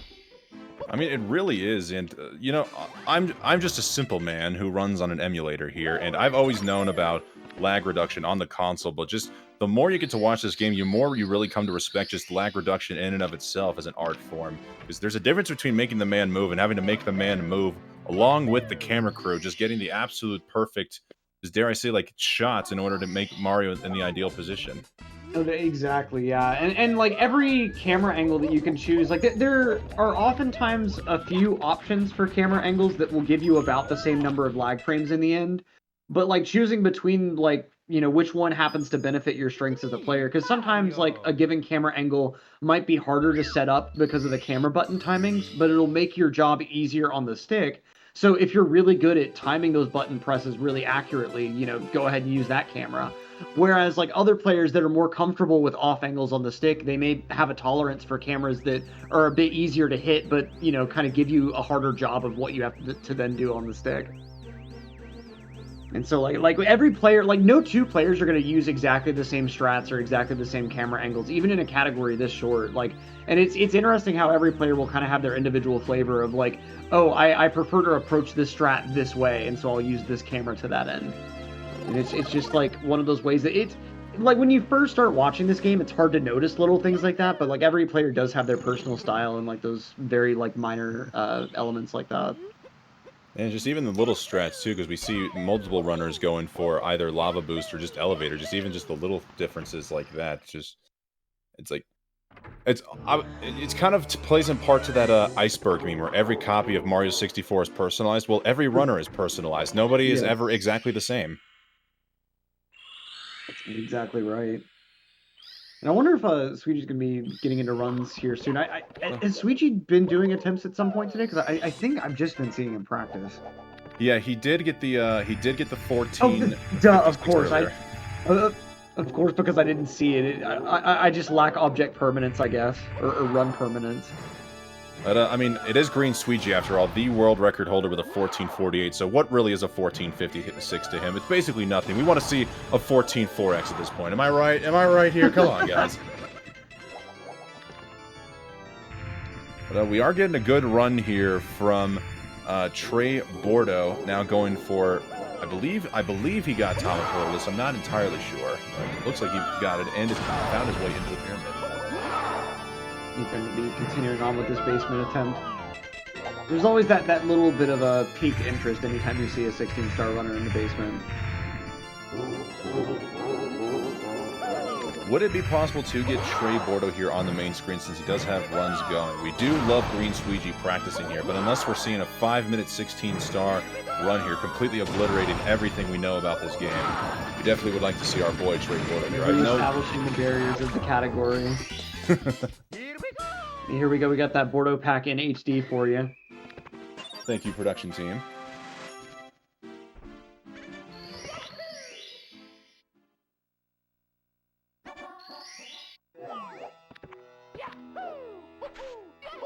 Now we come for the hardest star in the entire game. I have lost so much sleep over this star, but Trey just making it look so easy. My goodness. It's super comfortable. And that's like, that star isn't hard, except for the attempt where, like, you failed Plus and Fly Guyless, like, 18 times in a row on previous runs that day. And you finally get past those 2 stars, and you're so relieved, and you're not even thinking about the triple jump for top of the pyramid. And it just, like, all goes wrong. Like that's how it always works out for me. So true. Not to mention just the countless runs. Even just a few runs I think we've seen here during this event alone where, let's see, Porto's, I'm afraid he's going to slip into the lava. Oh, it's the Oh, does take the ledge grab. Let's see. Okay. He's got a little bit of a iffy situation. Oh! Oh, rip. I've lost so many runs to, like, basically that situation. Like, something happens, I get caught on the stairs, and then it all just goes wrong after that. It's surprisingly kind of finicky. See, the problem there is with, like, the speedrunner mentality, right? Because you want to do the fast thing to get to, like, the elevated platform after that. And, like, doing a triple jump to get over there safely, that's really slow. And so it's just, like, you choose, like, the dumb thing to do that's never going to clear it just because you're in your mind, you're like, I need to go fast. I need to do a fast thing instead. When, like, you know in your mind that a triple jump would have worked. Yeah. So unfortunate.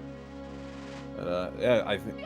Oh yeah, I was gonna say, like, back in SSL, like, there's been a couple instances you see people get pillarless and fly guyless, but then, like, just even when you land the triple jump, if you don't get that perfect approach onto the top where the star sits, just that platform there, I've seen people like almost like push up against the wall in the corner, they go sliding down the pyramid, and then they just meet their untimely doom inside the sand there. It's just.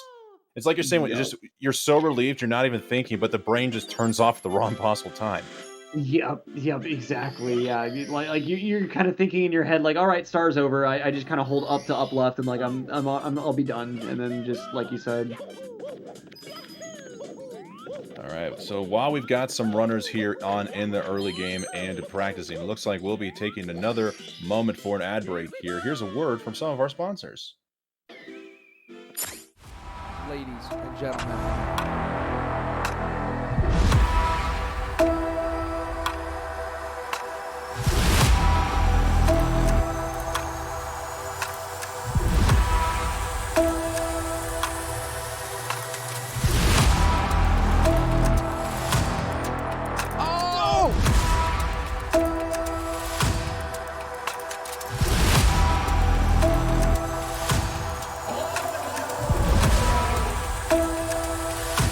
Who's ready for some action?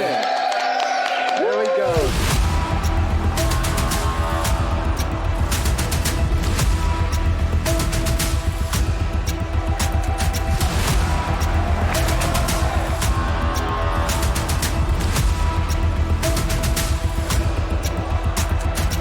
Everybody get it out. All four. All four.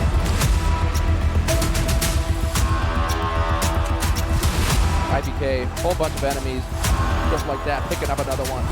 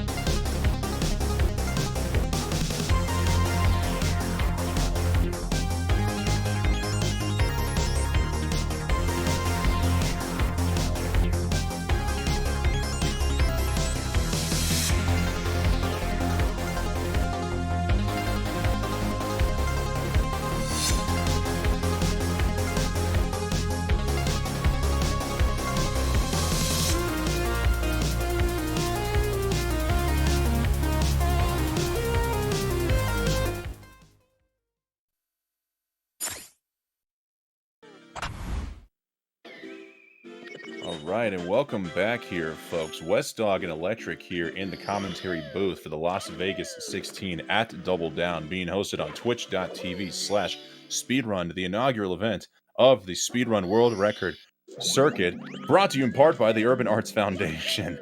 I just love seeing everything going on about this event here. We coming back here from our ad break into a run from Slippery Nip as he has made his way to the Hazy Maze Cave and is currently about 4 1/4 seconds ahead of his event PB pace. Slippery Nip, who currently sits second place on the leaderboard of the 1450, still has yet to make a big, significant dent here in the event. That's to not take anything away from his 1528, but we know Slip is an absolute beast and capable of so much more. Perhaps this could be the run. I'll try not to get attached here, but Electric, what are you thinking about this so far? Well, I think the chances are at least decent for a good HMC exit here, as we're seeing with a good C-up slide. Boulders seem to be cooperating with their RNG. Oh, but it spoke a little bit too soon there, as the one boulder just lands right on top of Mario. But this is certainly a good attempt that Slip's got going here, and all he's got left is emergency exit separating him from the end game. And I mean, we'll see what happens, but I think Slip in particular is one that has some really, really good consistency with the end game. So. We would like to take a moment to thank Vandermeer for the $25 donation, saying, "Yay, Mario, go fast!" Thank you very much, Vandermeer. We appreciate that. And a friendly reminder that when we hit $2,000 raised by the end of the stream, we're going to be extending the live time attack session by an hour. So if your favorite runner is having a little bit of trouble stringing the PB together today, and you think that one more hour on the board might help them do that, then go ahead and get those donations in. You can actively influence the outcome of this event potentially. So that is true. We're now coming up on hour 4 into the event. We're 3.5 hours into the day, and we're almost halfway to our $2,000 goal for the day. So guys, anything and everything helps the kids at Urban Arts. $1 and a penny, maybe a meme donation like $4.19 if that's the way you want to go. Just help out the kids and help out your favorite speedrunners. Exactly right. As Slip helps out Mips going on the other side of that door there, Mips, all that Mips ever wanted to see in this world was the room right on the other side of the wooden door in the basement. He's trapped in that main room of the basement forever, and Slip offered him up the opportunity of a lifetime to go ahead and see the room with the fire sea door, so... And Slip there missed the swim, it looked like, so just opted not to even go for chip clip. Honestly, like, the smart decision. Like, if your setup is a little unfamiliar, like that situation, like definitely don't go for the, the harder movement that could fail there. All right, let's see Slip here getting the front sub. Oh, but swimming just a little bit too narrowly there, and so didn't even really have a good angle for a first attempt, so... We'll go ahead and get a little bit of swim for the second attempt. Yeah, compared even to Event PB, it looks like he had some issues on the sub before, so it looks like this is just something that is just been a thorn in Slip's keister. Nevertheless, still saving time out of there, so we still have hopes for a good run here from Slippery Nip. Let's see if Ultimate Cycle will be kind to him. And I feel like it honestly makes a lot of sense that if anything is going to trip you up on like an unfamiliar monitor or an unfamiliar setup, it'll be something as laggy as front sub. Like, that really kind of, just having a weird issue there. But should still be on pace for early Ellies at least. That mainly just, but then the missed angle is going to go ahead and cost the early Ellies as the bullies really come out in full force to really just drive the nail into the coffin on that. They saw how amazing Slip's hair is, and they're just jealous that they're bald, so they decided to take out their vengeance on him. Yeah, the luscious locks and the full-on beard there. Like, the bully's just completely smooth-faced, completely chrome-domed, just not okay with it at all. They're not okay with a Slip's, like, completely calm, stoic demeanor on stream either. All they know is how to rage, and so they just take out their rage on Mario. Also true. And, surprisingly, Slip deciding not to call it, even though he missed Zero Cycle and getting bullied down there. It does look like when he grabs the key, he might still be on par with Event PB. Maybe like a tenth, maybe a couple of seconds into the red. Not sure. Not a couple, but I mean like a tenth or two. We're about to see here, but as Wilco points out in chat, it does look like a 15-19 would still potentially be possible.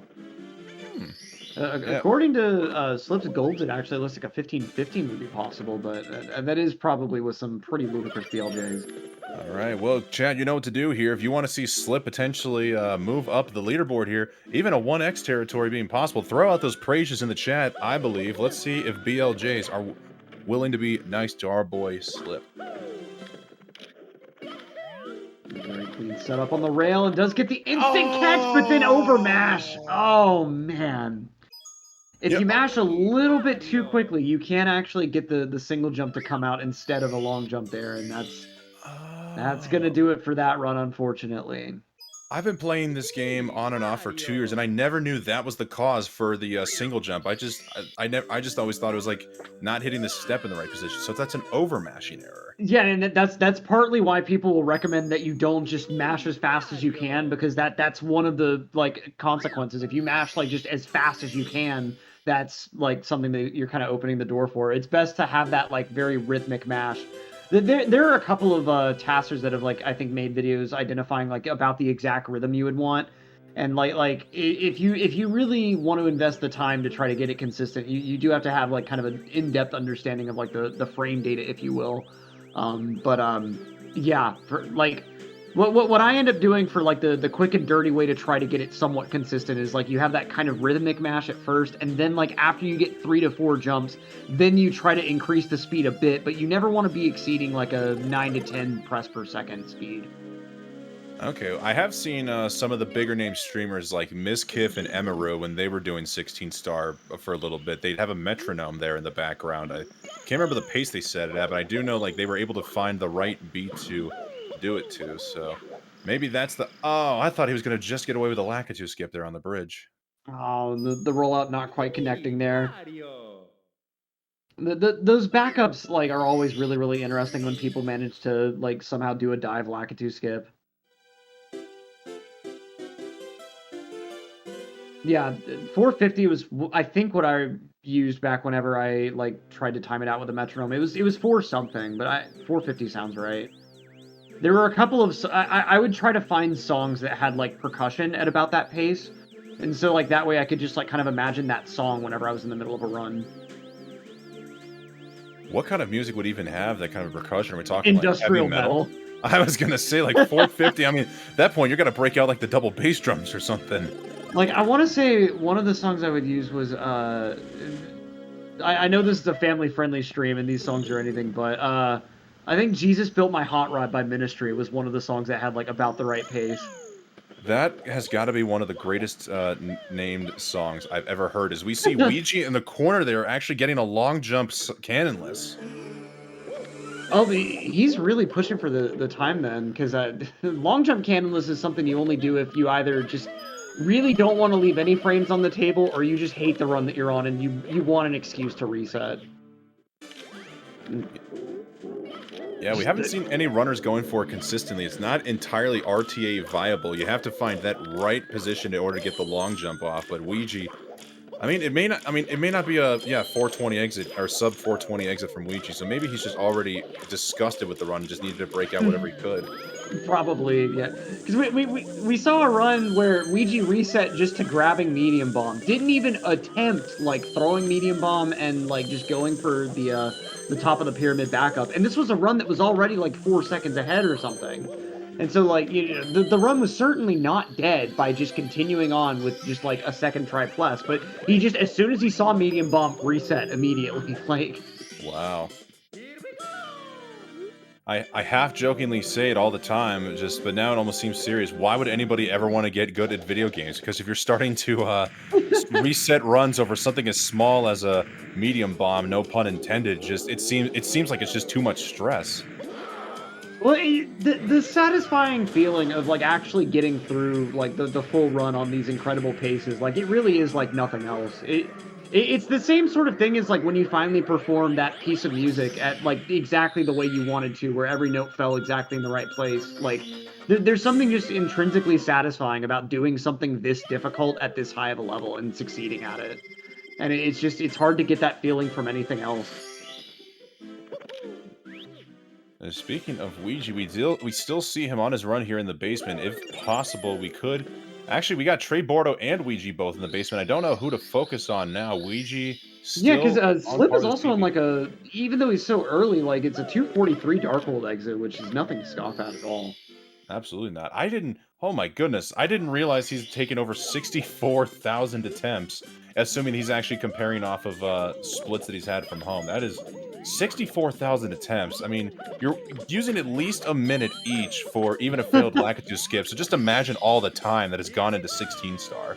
Yeah, I feel like that's like a first week in Mario chat sort of question. Like everyone, their first week in a Mario runners chat, they'll end up asking at some point, like, how many hours have you spent watching the intro? Like, I've watched this game for entirely too many hours of my life, and like I've seen thousands of people come into a chat at some point and ask, I wonder how many times the runners spent on the intro, like as soon as they see an attempt counter.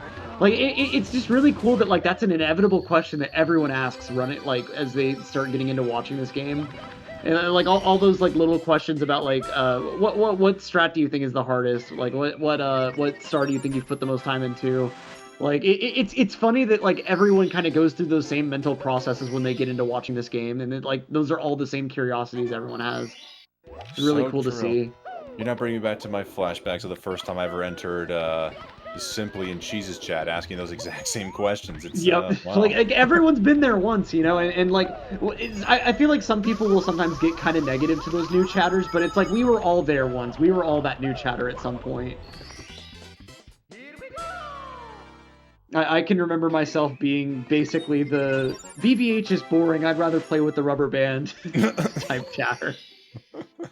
People still, people still love that copy pasta. Fortunately for 16-star, we will never have to cross Big Boo's haunt, so we do not have to worry about having to leave and go play with the rubber band. Yep. No, Pie, get back in here. When BBH, it's false alarm. It's not happening. Now, Slip did have a bit of an issue there in SSL, but is going to be continuing on with the run, and is actually going to sacrifice Fly Guyless there, so I think that's going to be committing to, like... Oh! Okay, did go ahead and still save the run there. I think all told, this is going to be committing to, like, 6-7 seconds worth of time loss. We'll see if Slip decides to go ahead and opt to continue this after Pillarless.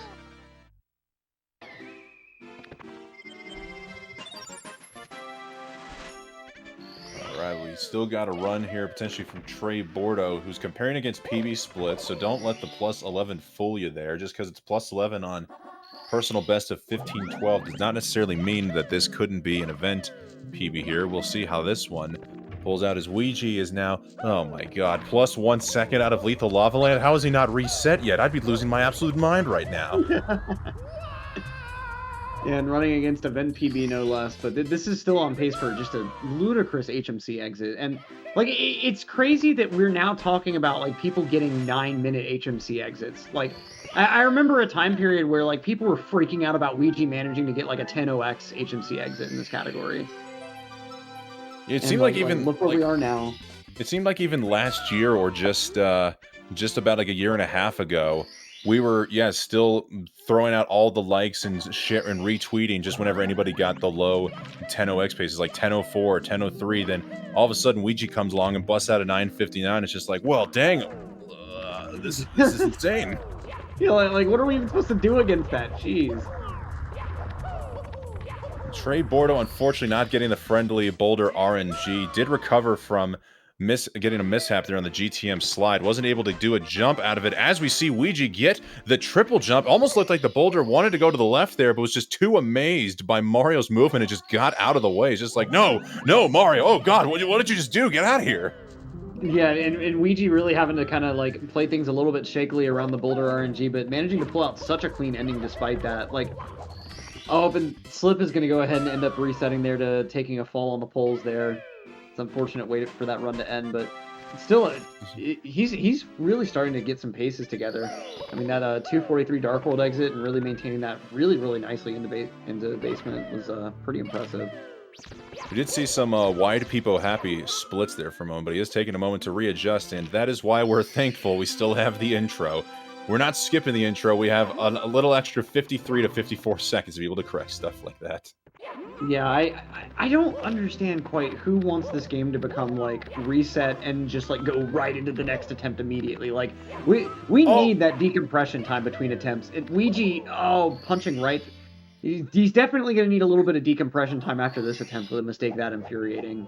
Yeah. Clips right on through there. As we see Trey hit the chip clip.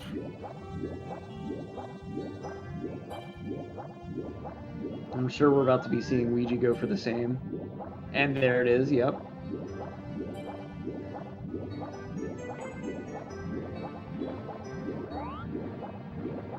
I wonder how Ouija's run is going to look. I mean, I don't know exactly how much... Something I never thought I'd have to consider, how much time loss a missed punch takes into account. I imagine it might be close to a bonk in just its animation, so maybe a second or two?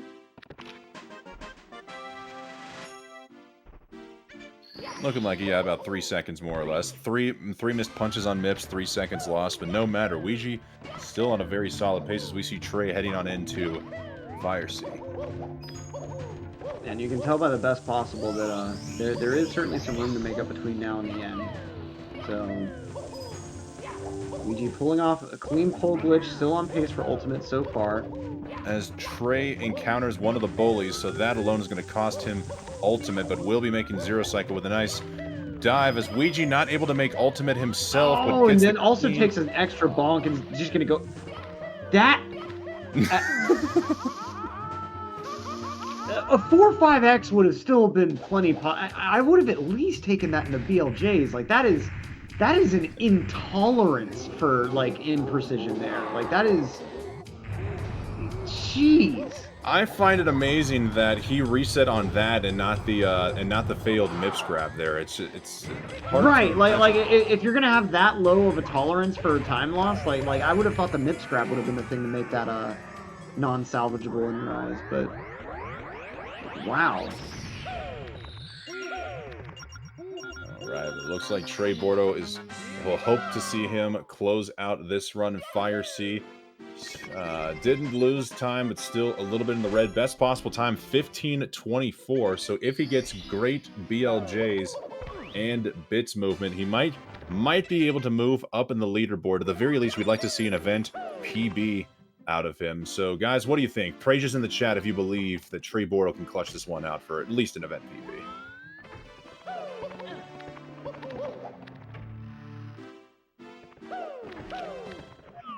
See what the BLJs do. Oh, having a bit of an issue with the turnaround there. But does get an instant catch. So just some nice RNG manipulation. Putting Mario right in place with that extra little bit of movement. Not a mistake. It's a feature, not a bug. And started to get the instant catch there, but the mash not quite cooperating. There we go. Oh, but falling over the hole a little bit. It's going to be a little iffy, but... I don't think the event PB is quite on the table still, but and that's certainly going to seal it there. Yep, best possible time was a very high 15:34. Would have been very close, but had to have played near perfectly. So it looks like though Trey is going to tough this one out here and still just finish a run, and perhaps boost the confidence a little bit. And I'm going to go ahead and go for TAS long jump just because. But not able to get to the early cycle. So now we've reached our favorite part of the lifetime attack format, where every runner here is still in the early game. And it looks... Yep, and so it looks like we'll be taking another ad break until we wait for the next run to develop. So enjoy this word from our sponsors. Urban Arts helped prepare me for college by giving me a lot of experiences working both independently and collaboratively with other people to make really cool games, and taught me how to put my all into creative projects, and that helped me put together a very strong portfolio for college. What did I miss in an hour? Anything? The best I don't part think about anyone being in said the urban arts community last hour. is I'm the not people that actually you sure. meet. Okay. A lot of the people here we've had, have the same interests as me. So had in the Ouija go future, deep, making but friends here will benefit resets, me and them Trey and everyone lost his around running because we bits. all Did benefit Mike's from still each hot. other by Mike's still hot. gaining We should stop skills that talking. other Hey, guy. people had that I may need. Urban arts helped me see myself differently by showing me that I can be a good leader. In the studio program, I was assigned the role as project manager, and fulfilling that role for the first time actually helped me realize that I have good leadership skills, and it really helped me to develop them.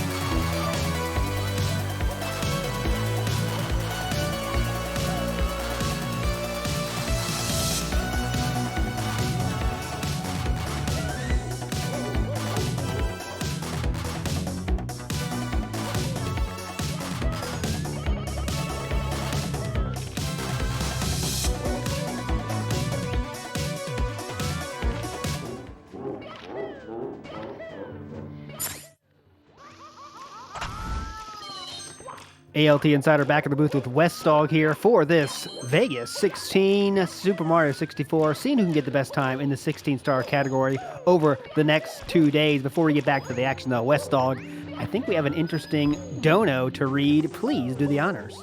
We do have a $4.19 donation from Karopolis. I did say any and all donations, including meme donations, were accepted. So Karopolis, thank you for the $4.19 meme donation. Like I said, guys, anything and everything helps out the kids at the Urban Arts Foundation. And for those of you who don't know, GSA here at Twitch.tv Speedrun has been able to put on some of these great Lifetime Attack tournaments over the last year, in part thanks to the folks at Urban Arts Foundation. Shout outs to Jason UA here in the chat. Urban Arts Foundation, folks, is a pre-college program that gives opportunities to underrepresented and underprivileged students the ability to learn video game development. In the 250 programs across the United States, 250,000 students have walked the doors of Urban Arts. And ALT, of those 250,000 students, do you know what their graduation rate is? The only thing I know is that it can't be 100%. That's the only thing it can't be. So anything, I'm going to go under 100%. Well, unfortunately, you are wrong there, ALT. It is indeed 100%. Oh my, unreal. Unbelievable.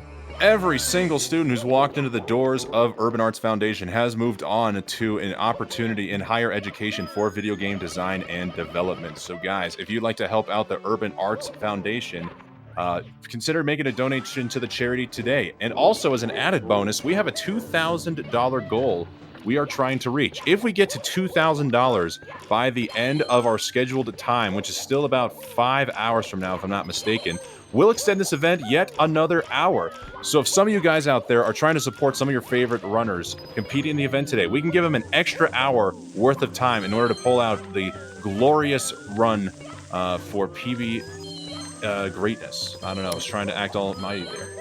It still worked out perfectly. Yeah. So if you maybe some tag fans saying, how much does it raise his percentage chance of getting the top time with a little bit more runway, right? 2 extra hours, because he has definitely been feeling it all weekend. Currently in third, of course, but he has been on quite the streak in the last 2 days. And I see the asterisks have been removed from Ouija and Green Squeegee's times. That means they have been verified as human, right, West Dog? They were cleared through all the tests and everything? Indeed, yes. We're thankfully not looking at deep fakes of task machines here. We are indeed seeing real runs from the real runners themselves. All right, sounds good. So those are all gone, and we are now viewing the leaderboard pure as can be. First, Green Squeegee, second, Ouija, and you can read the rest. What's the most surprising part of the leaderboard for you right now? As we see a lot of runners in the early days, nothing super hype happening right now. So, West Dog, what is the most surprising number on there for you in terms of name where they are or the time? I would say, like this, there's a good and a bad surprise. Maybe not a good and bad, but Slippery Nip, as I've said here before, second place on the leaderboard with a 1450 on speedrun.com for 16 star, still only has a 1528 here. That has shocked me here the most. I have seen Slip race and compete in 16-star events for the last year to year and a half, and it is surprising to me to see a time not yet below 15-28. So I'm definitely looking forward to that big run from Slip when it does inevitably happen. And for and honestly, the thing that has surprised me the most here is Cheese. Just as everybody has talked about, he does not primarily run 16-star. 120 world record holder, of course, who recently got back into 70-star not too long ago, but has taken on 16-star and has come out here busting out an 8-second PB with multiple 1x pacers he's carried in recent streams and runs here. So honestly, I shouldn't be surprised, but also would be surprised to see if he could bust out the 1x. Sounds good to me. Hope to see. He's obviously taking a break right now. We have 5 runners on your screen, 7 runners in total. That means Flixer and Slippery Nip are taking a break. But we got Trey Bordeaux here. Would love to see Trey Bordeaux move up a little bit here. Been stuck at 7th for the last 2 days. He is 12th on the world record leaderboard, so you expect a little bit better performance from him coming out at some point over the next 2 days. Well, it's a good thing you say that. We are seeing him go green out of Womp's Fortress of the 421 exit. Trey Bordeaux is comparing against his personal best splits, too. So this is looking like a very hot start here to Bordeaux. I'm aware of Trey as a runner, but it turns out he might be really into the Mario lores. We've seen some Trey stands out there. Are there any Trey stands lurking out there in the chat? I need to see this. They come out of the woodwork from time to time. But Trey Bordeaux needs you right now because he is definitely in one. Still early days, of course. But hype slowly building here as he enters SSL.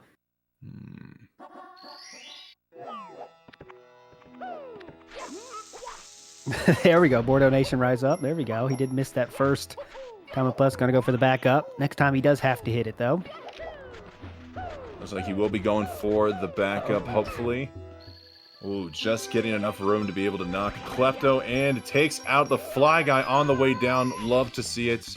Honestly, am not a fan of Fly Guy list just because the Fly Guy has caused so much pain and irritation wherever you are in this game. I'd like to see him get his comeuppance and get taken out once in a while. So thank you, Trey Bordo, for doing the Mushroom God's work as Ouija gets yet another long jump cannonless. My goodness. He's been doing that with, not the first time he's got it today for sure, right? I know he got it once yesterday, I believe.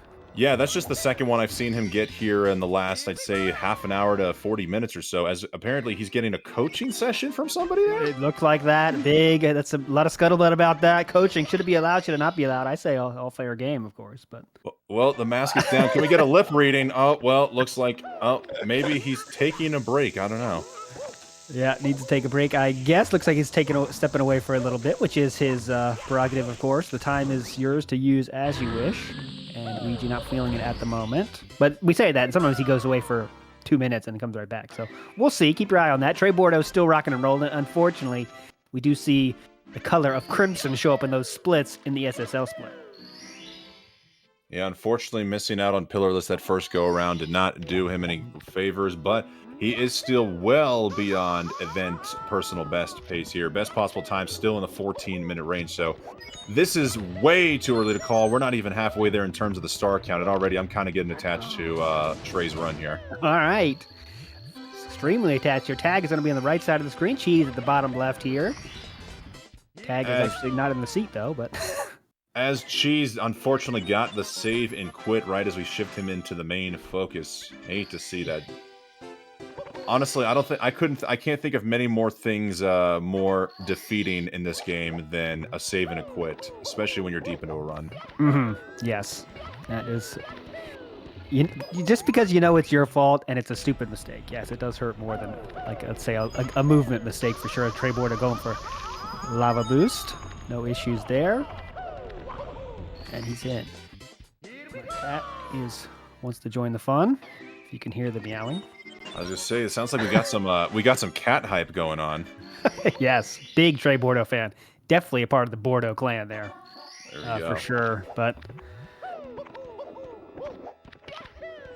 even Bordeaux is capable of being able to trigger the feline of frenzy here. Let's see if Trey is willing to PB here for the sake of ALT's cat. Please make it happen.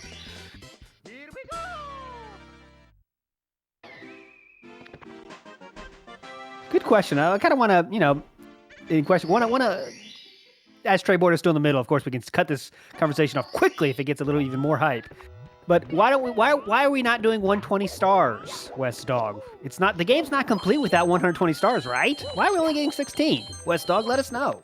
Well, I think 120 is actually an overachiever's goal there, because Nintendo only intended for you to collect 70 stars before getting to the final boss. So anybody who's trying to go to 120, frankly, I think is a little try-hard. It must be told so here in the chat. But for sure.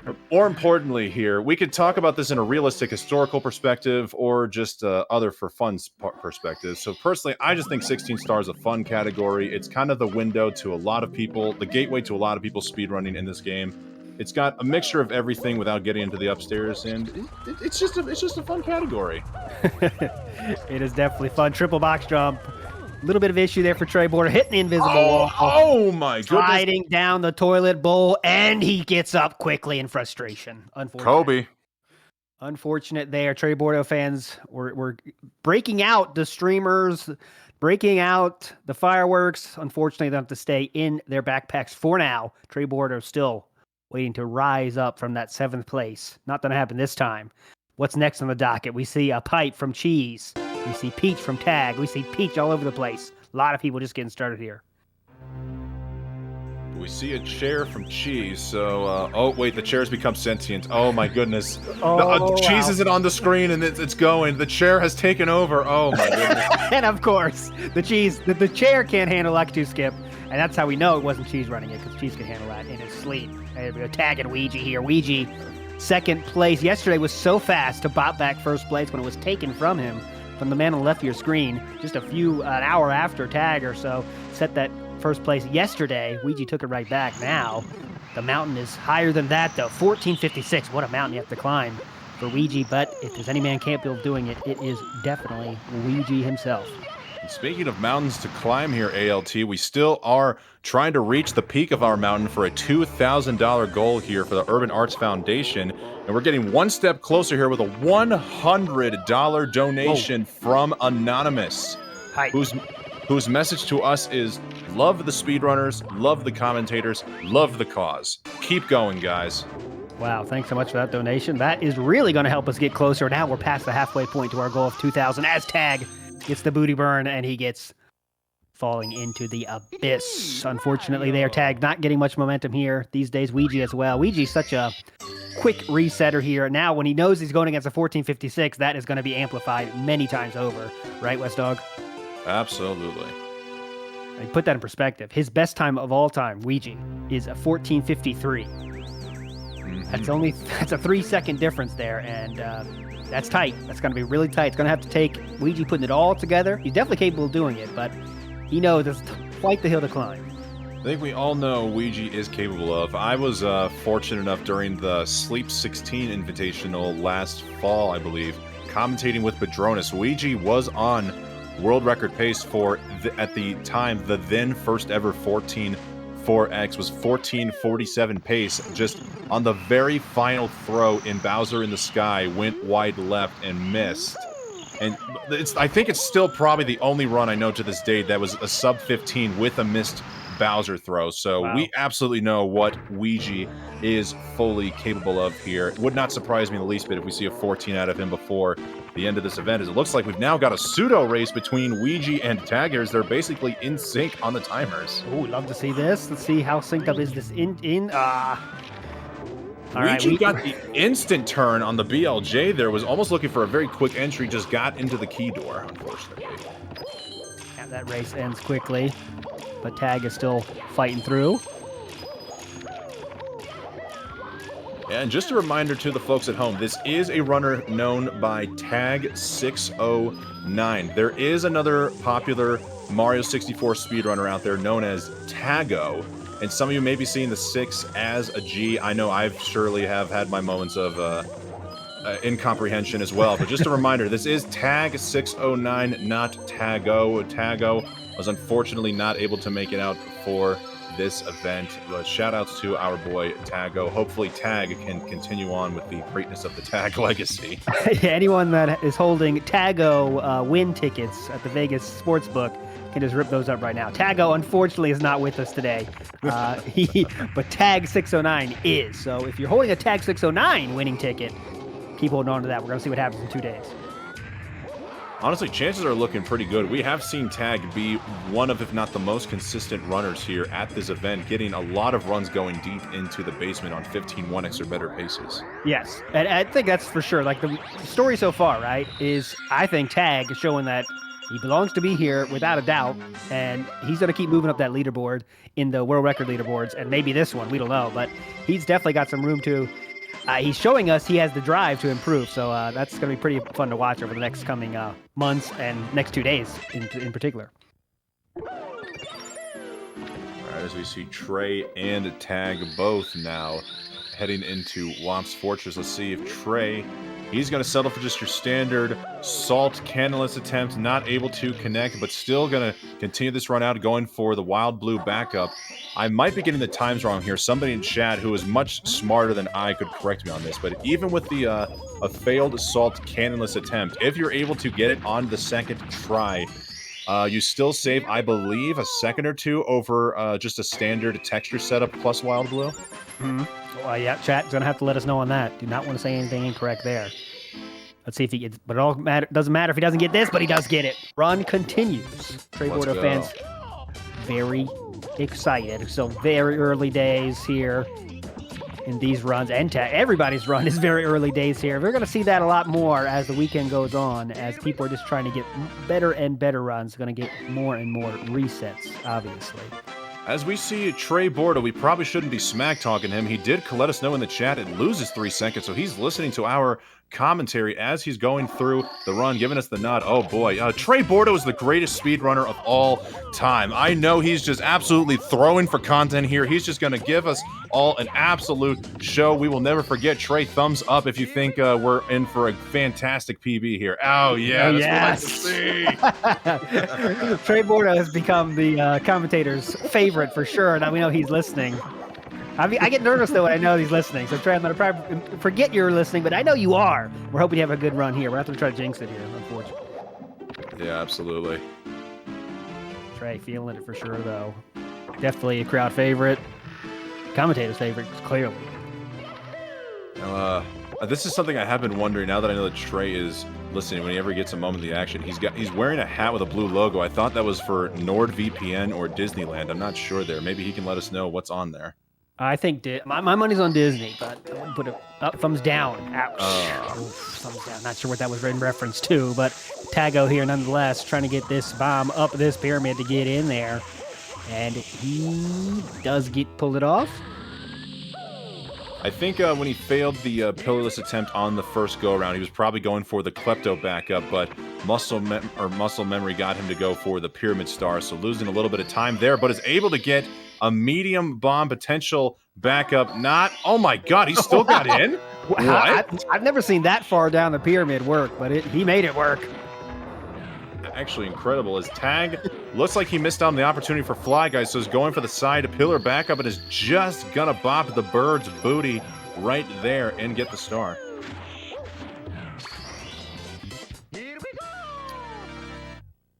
There, Trey Bordeaux showing us. Oh, unfortunately though, did the hard part, but then just ran off the pillar a little bit prematurely there, and that's gonna be a reset. A darn shame too. I was looking forward to an event PB with side pillarless. When do you ever get to see an opportunity like that? All right, so what do we got to see here? Ouija, a lot of green on that screen as he goes for the same star. Bopping the bird. Going to collect the star now. Maybe it's time for him on the main screen, and wishes are answered. Here he is. Woo! With the sub 420 exit out of Womp's Fortress. That's pretty hot. Pretty hot.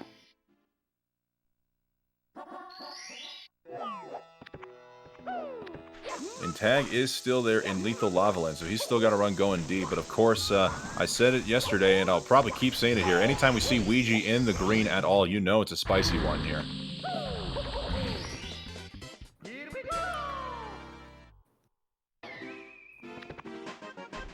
You know, I gotta wonder, ALT, all these guys here are playing live together in Las Vegas. And, yes. I mean, I don't really know how one can enjoy themselves in Las Vegas when they're under the age of 21. And I believe 5 out of 7 of our speedrunners here today are of under the age. So what do you think these guys all do when the day is over?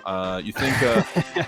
Yeah, just what can these youngins do to celebrate their time in Vegas? You know what they do is go back to the hotel room and then practice more. That's what I'm guessing. About at least a few of them are doing it. Hopefully not, but I wouldn't put it past anybody as Trey Bordeaux does not get past. You're gonna have reset again, but I hope they're having fun, talking to each other, enjoying their time. But I know some of them are like, all right, you know what? I'm just gonna keep practicing because a lot of maniacs are in the speedrunning world, as you know. Absolutely, yeah. I mean, we've like the best of the speedrunners have been like commonly nicknamed degenerates, so surely they've got to be doing some form of degeneracy out there. Hopefully. Cheese, though, we can't even tell you what he's been up to. Who knows? He's had a night on the town, I guarantee it. Oh, he's been all the way across the world, too, with the jet lag. Who knows what might be going through his sleep-deprived mind. There is a reason he's not up right now, my friends. But he's probably just taking a nap. Let's not make you think anything that's not true. He's probably just getting ready for his afternoon runs.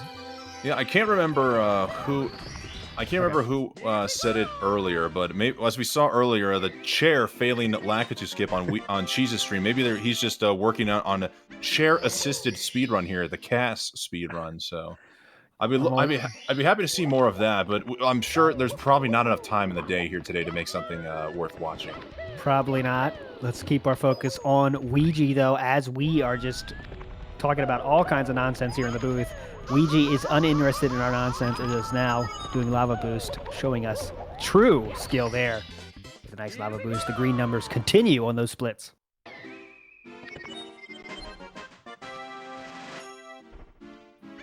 Now, here's actually something I wonder. There's two different types of competitors out there, ALT. There's those that listen in to the casters and commentary, and then there's those that just are putting all their focus on the run and just getting a word in the Discord. It turns out there's actually some speakers being played here live over the event. So it's not just, it wasn't just unique to Trey Bordeaux. Thank you for the fan interaction there, by the way. But apparently all of the all the speedrunners might have the ability to listen in on the commentary here. So. Oh, that's even worse. That's unfortunate. We're on the loudspeaker, but I'm sorry for everyone that can hear us now. It's unfortunate for you guys.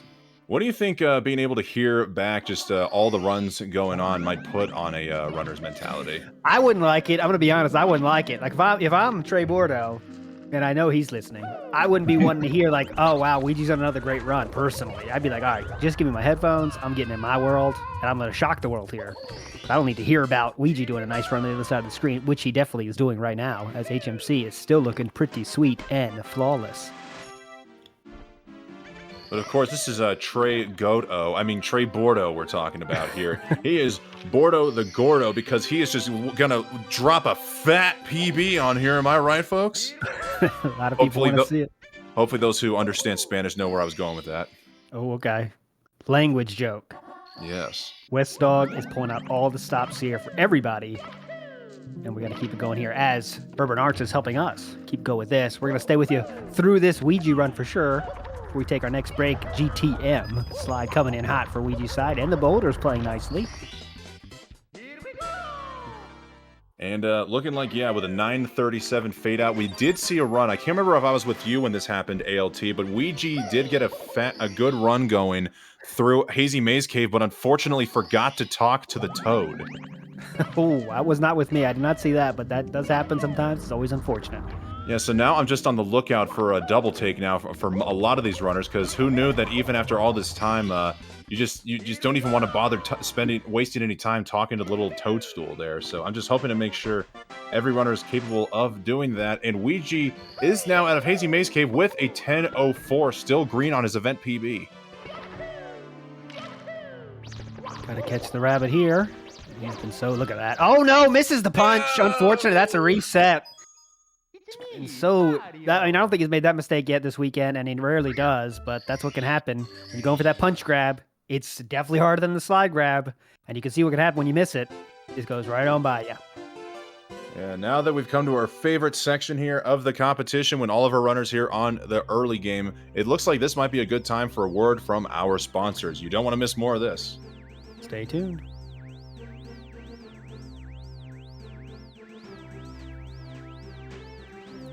We are coming back from that break. They wanted to go to a break, but I said no. These viewers want to see more early game from Trey Bordeaux and Ouija, so we're going to stick with you a little bit longer, and then we're going to go to our break. So we're back. There is no commercial break. Don't go get your TV dinner. That is this commentator's fault. I thought I heard word that once the Ouija run was done, we were going to go to commercial break. That is just my inner chat troll coming out. I desired to see a lot of advertisements as much as possible. It turns out we're just not quite ready for them yet. We need to wait for the battery to fully recharge before we get an ad break going. There you go. So we are back. And no break yet. Coming up shortly, though, let's enjoy Ouija. See if we can get under the pacer here with Trey Bordeaux or Ouija. You know, doesn't it seem ironic that the two of the fastest speedrunners of this category both have some form of derivative of Luigi in their name, even though Luigi never made it into this video game? Yeah, it is interesting and makes it confusing to talk, and it makes us say wrong names sometimes. But I wonder, here's what we got to find out. Mario lore lovers out there. When did they make their name, right? When did they make the screen name? Was it close together? Was there any sort of, oh, Ouija, that sounds pretty good. I'm gonna go Green Ouija. You know, we gotta ask that question. Someone's gotta ask the real questions, and then we can make a Summoning Salt video about it, about how they created their names of 64. We do know Summoning Salt actually made a shout out to Slippery Nip for having probably the greatest username to ever set a world record in a speedrun category. So, and I mean, how can you go wrong? I won't dive too much farther into that, but Ouija has been around the Mario speedrunning community for a long, long time. He's only 19 years old, but I want to say he's been speedrunning for at least 7 years at this point, so who knows? Who knows? His first run he ever put into speedrun.com, which again is not when he started running, but it's when he put in a run. So it could have been even earlier than that. But let's say 6 years ago, okay? So when he put in his first 16-star time was 6 years ago. And you said he's 18 years old now? 19. 19. So, wow, think about that. When I was 12, I didn't know, I mean, there was no speedrunning yet. And I wasn't even thinking about doing it. I was thinking about, like, let's see how many times I could beat this level. You know, it's like, but starting speedrunning at 12 years old, that's very impressive. Who knows the heights he can reach.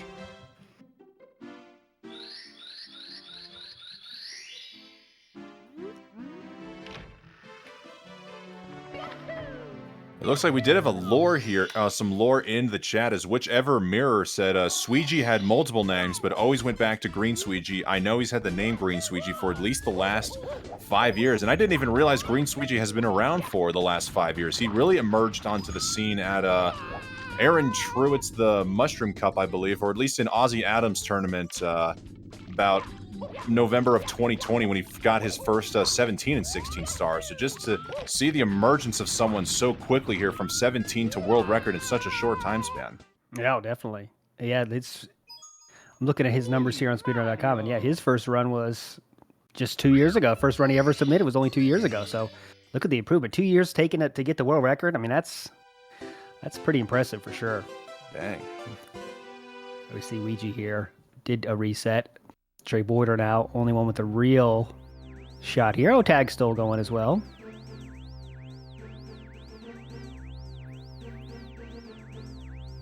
Just gotta love that early game. Maybe this is just my absolute craziness coming out here. Is Green Sweegie getting the salt side flip? Woo!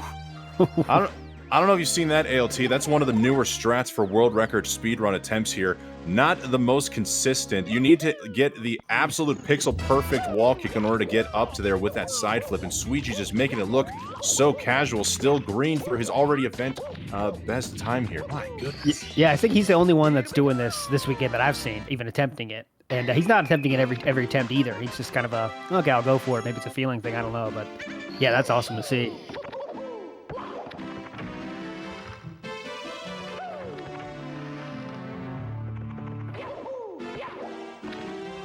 Height building there in Green Sweegie's run. Keep your eye on that one in the bottom right of your screen.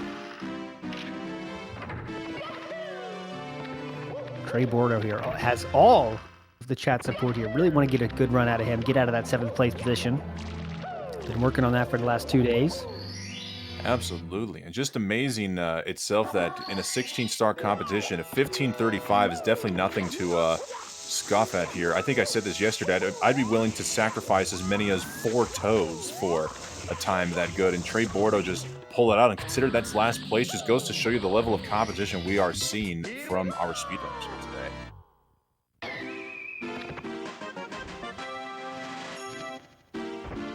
today. The chat is definitely whichever mirrors coming in hype with the lore of the names. So we called out for it and we got it. That's so nice. Thanks so much for that. Getting us cleared up on the names. And 5 years ago, Sweegie.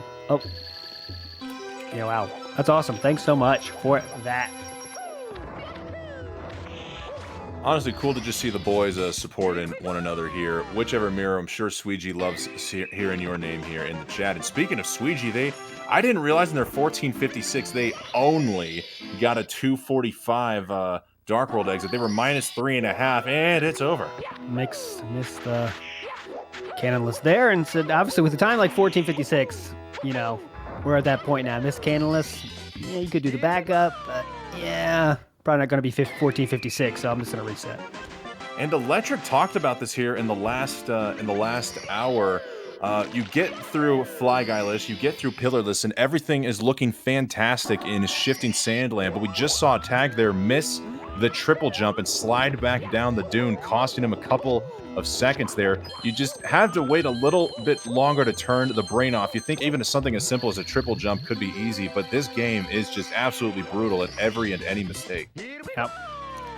It's always on the razor's edge of playing well to a single mistake, and it's all over. That's what makes a 16-star what it is, right? That's what the magic of 16-star is. Any mistake and it's over. With 70-star, you just try to minimize mistakes. Obviously, you can't play perfectly.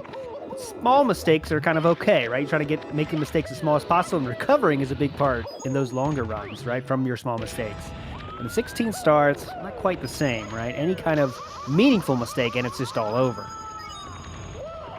Yeah, that's honestly the more fun I see about 70 or 120. You have, obviously, especially with how incredibly optimized those runs have become, you still have room for 1 or 2 major mistakes here and there in order to set a good time, maybe a potential world record time. But 0, 1, and 16 star categories, I mean, every moment, like even one speck of dust could be the difference between first and second place. Honestly, it's just incredible how much movement is become optimized in this game. Yep. Tag continue with this one. See how far he takes it.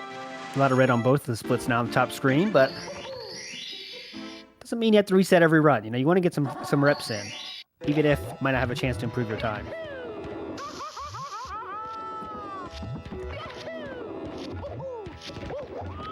No, we don't see Slippery Nip in here, but as we see both Tag and Trey here in Lethal Lava Land, I did not make an announcement again here. I don't know if we were here for this last time, but did say around the time Slip got their first world record with the 14, or I guess their most recent world record with the 1456, he went on stream and announced one singular dab he'd ever do in his life is when he gets the 4X. So I'm putting out a Slip dab bounty there. If Slippery Nip is able to get a 14.4x in this event, doesn't even have to be world record, just a 14:49.99, I will donate personally $1,000 if and only if he does the singular dab he promised us all that time ago. And I have a clip to back it up here. Believe me, I want a slip dab, as cringe as that may sound. All right, West Dog putting Slippery Nip on blast, asking for not only a 14.4x, asking for the dab. You heard it here, chat. I want to get that in the record here. Our statisticians are now writing every word that West Dog just said, so we can get official bet on this. Hopefully we can get Slippery Nip's reaction to this call out from West Dog, but we'll have to get our field reporter on that. Asking for the 14.4x and the dab, and we get $1,000 for Urban Arts, which would extend our stream by 1 hour today. Itself, actually. But what a call out there from West Dog. I hope we see it too. It'd be very hyped if that happens. So I appreciate your hype, fire, building activity here. Woo! I don't know what else to call it. Triple box jump issues for Tag, but go ahead. Just gonna say, but yeah, speaking of hype fire, let's just remember to get hype for the Urban Arts Foundation, guys. Events like these would not be possible without the help and care from those at the Urban Arts Foundation, which has allowed underprivileged students the ability to learn video game design and development there. Everything and anything goes to help out the kids of the Urban Arts Foundation. 250,000 students have walked through the doors of Urban Arts, and every single one of them has gone on to higher education in video game development. And I've said it before, maybe one of the kids at Urban Arts could be the developer of a video game that becomes the next big speed run of the future. So why not help out the kids? $1, $1 and a penny, or even a meme donation, as I alluded to earlier, like $4.19 could help out a long way as Trey breaks open the box. And more than that, let's say you don't, you know what, I'm not into supporting students. I don't know why'd you think that, but let's say you might feel that. Well, you might be into supporting speedrunning events, because Urban Arts does do that as well. So if Urban Arts is happy, we can keep doing these things. So either way, whatever your motivation is, donating for a great cause is always a good choice. And yeah, we'd love to get your donations this weekend. All right, we are seeing some runs going deep here from Tag and Trey Border. Looking like Trey might be having some difficulties here in HMC. Yeah, once again, not landing the box triple jump. We'll see if this one still goes, but Tag is still carrying a pacer into Dire Dogs. I hope he's able to get front sub as he sets up his camera. He did get the chip clip for the chat, which I know they will be excited about. And then we go into front sub time. And lots of action here. Lots of green on Sweegee's side as well. But we'll keep an eye on that. Still early days there for Green Sweegee. SSL is not even halfway through. So let's wait. Let's not get too excited. Right. Let's not get our extra pair of shorts ready yet. Tag, though, is a little bit deeper in here. I've been going against everything I know about Mario speedrunning and casting. Just don't get too attached too early. but all of these runs are just so amazing. Watching so many high-paced runs go at the same time, it's just I can't contain myself. I start sounding like Rick Sanchez, stuttering over here, Morty. Here we go. Tag here. Is bonking on a wall, unfortunately. Picking up the one up for safety. And there he's bonking again. Things coming off the rails just a bit here. Trey Bordo as well. We see two signs of frustration, which to me says now might be a good time to get to that break we teased earlier. I know you've been waiting for this, chat. Here we are. Here's that chat we teased earlier. Time for the payoff.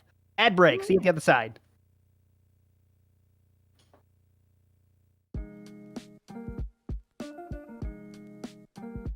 Urban arts helped prepare me for college by giving me a lot of experiences working both independently and collaboratively with other people to make really cool games, and taught me how to put my all into creative projects, and that helped me put together a very strong portfolio for college.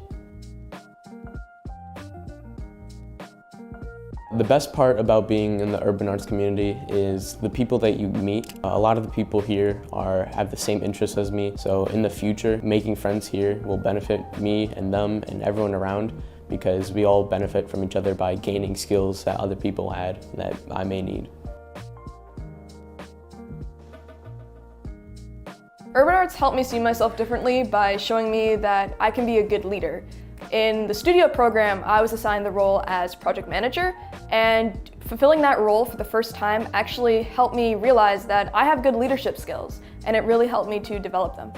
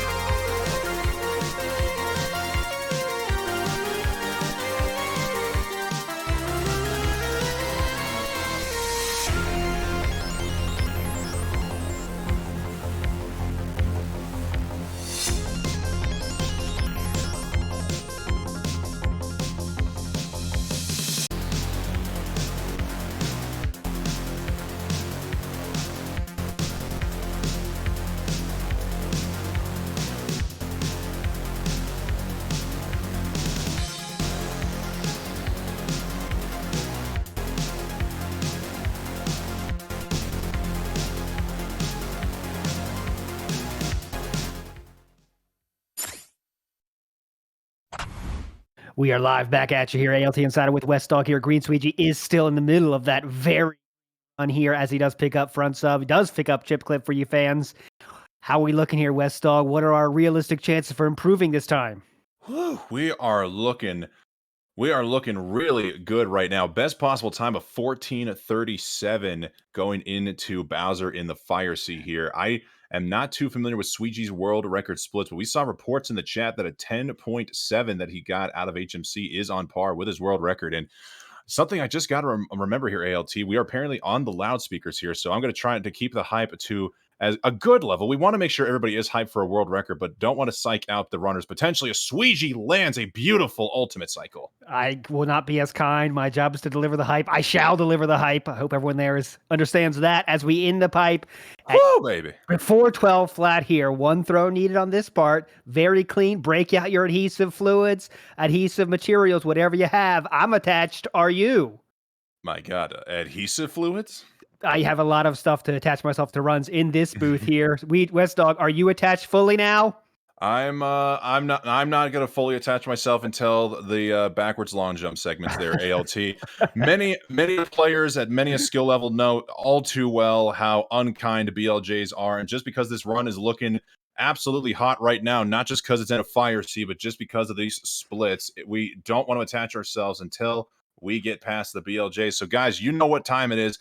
Throw out the praises, throw out everything you can. Sweegie needs the hype and support from everybody in this chat right now to get a potentially much bigger first place run and maybe something more if we're lucky. Something more. Before we get those something more, which is 2 letters, let's start with the W and end with an R. We got to get through 3 letters. BLJ time here. It's both a friend and an enemy. What will it be this time? Oh, he had the instant catch, but he lost it, but he got it back. He got the speed back, so now he's coming in for the second BLJ. Let's see if it's good. Sweegie was about 3. I got his world record splits up. He was about 3.3 seconds ahead of world record. He had the instant BLJ. He lost the speed. Oh, he's in the hole at 13:29. I don't know if world record might be possible, but this is going to be a fat first place run if he can still get it. Yep, still a lot on the line here. Whether the world record or not, we're going to figure that out after the run here. Very speedy there. Turning it on where he needs it. Go ahead. Getting the Kano jump and the fast cycle right there, already saving a little bit of time. He's got some dust rolling, but let's see if he's able to get the moving right side. Very important, very tough trick here. Hype is definitely building here. No problem here. How we work through these elevators.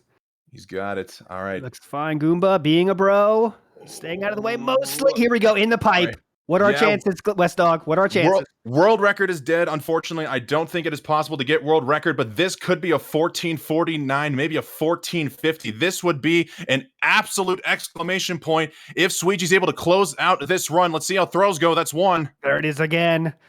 There's the first throw, second throw. I love that he closed his eyes really to get that focus in. 1 throw left. Here it is for Sweegie. And he takes it, and it's wide right, but he's got it! Got it, gets it. What time will we see here? 14 for what? It's going to be about a 7-second amount of time to talk to Bowser. So this is close. It's going to be a 49 or a 50 flat. I think it's going to be a low to mid 50 flat.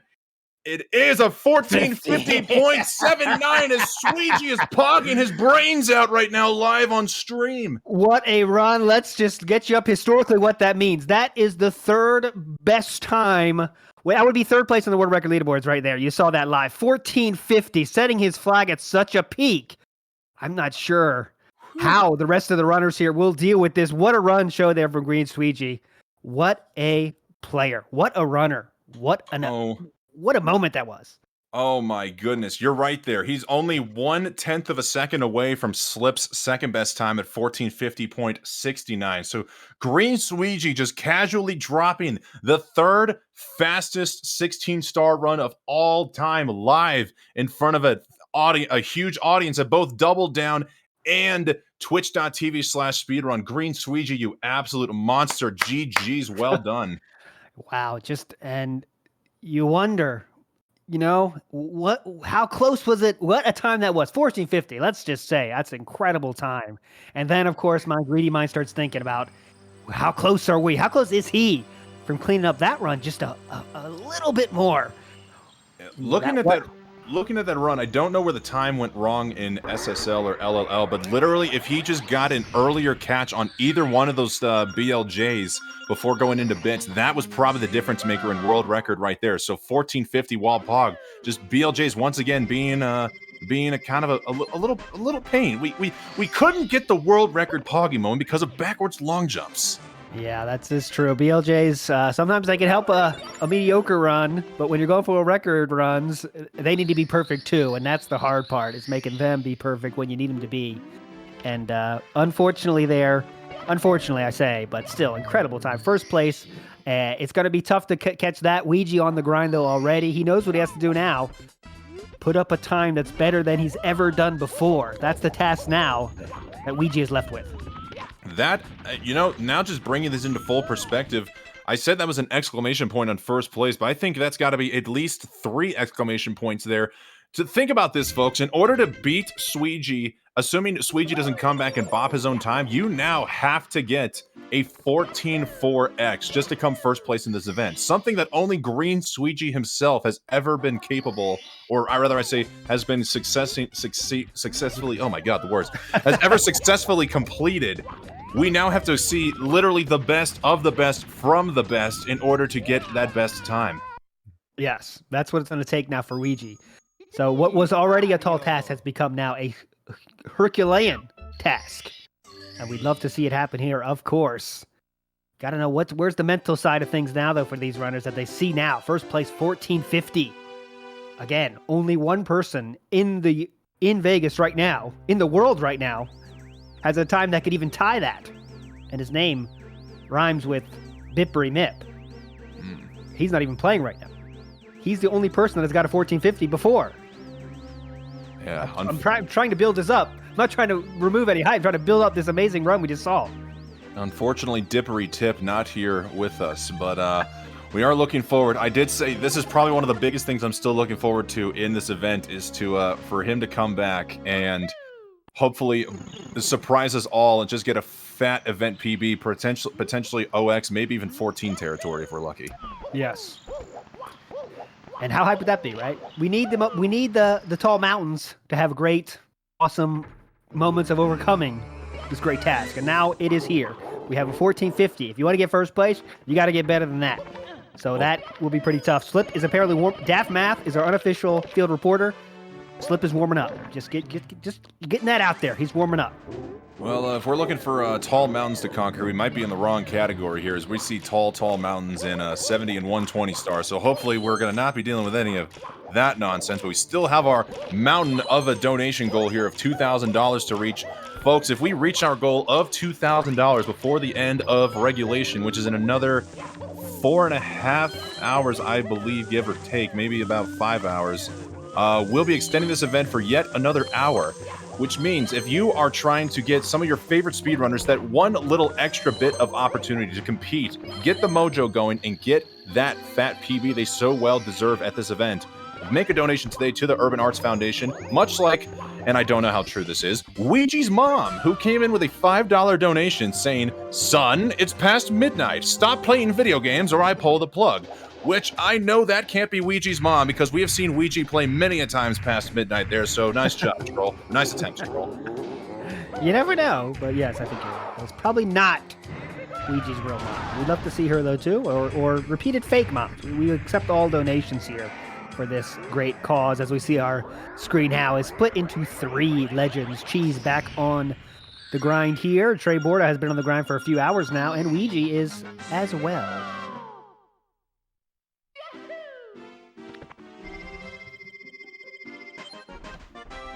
As you might guess here, Green Sweegie might be taking a little bit of a break here. Not sure how much better he can get that time. He might be having some table time now, if I was him. Because 1450 might say my work for the weekend is done. I'm sure he won't be satisfied. We're going to see him play more, but that's a great time to have a little, maybe nice dinner with, relax and come back and play a little bit more when you have the time. As we see Cheese here looking to get his time better, currently 15:23, which is a PB, not just event PB. That's a life PB for Cheese, which is very hype.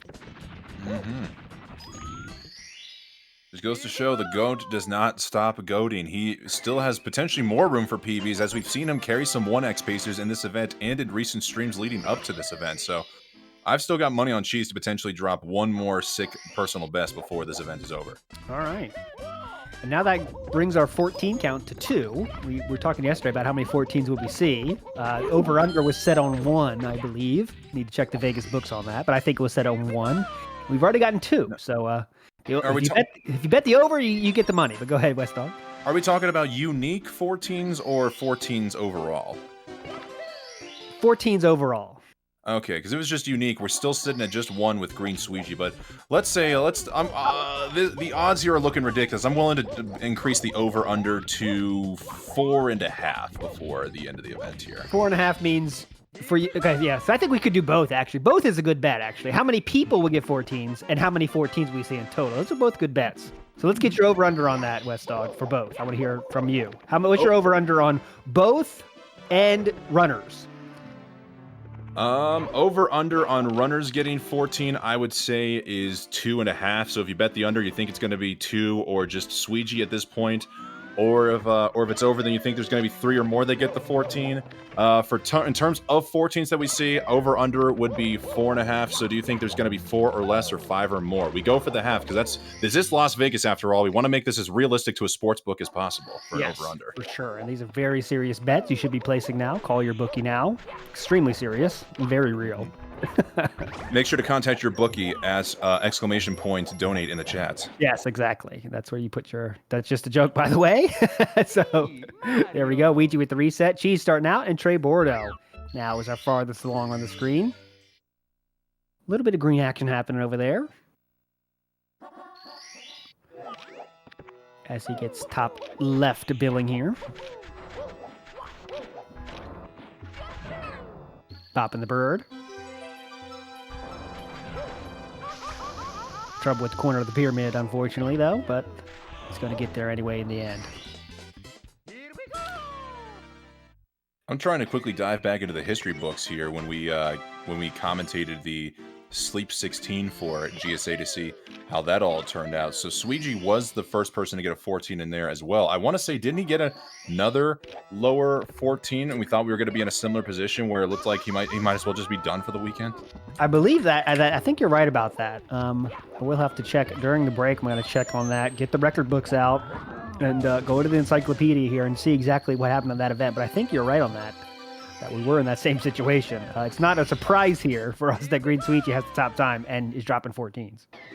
Oh, there we go. Yeah, so Squeegee got the first 14 on day 1, did not break out another 14. We saw Ouija bob him with a 14.57. Of course, how could we forget Kano getting his PB live at the event with a 14.56.2 that put him in, I believe, second or third place at the time.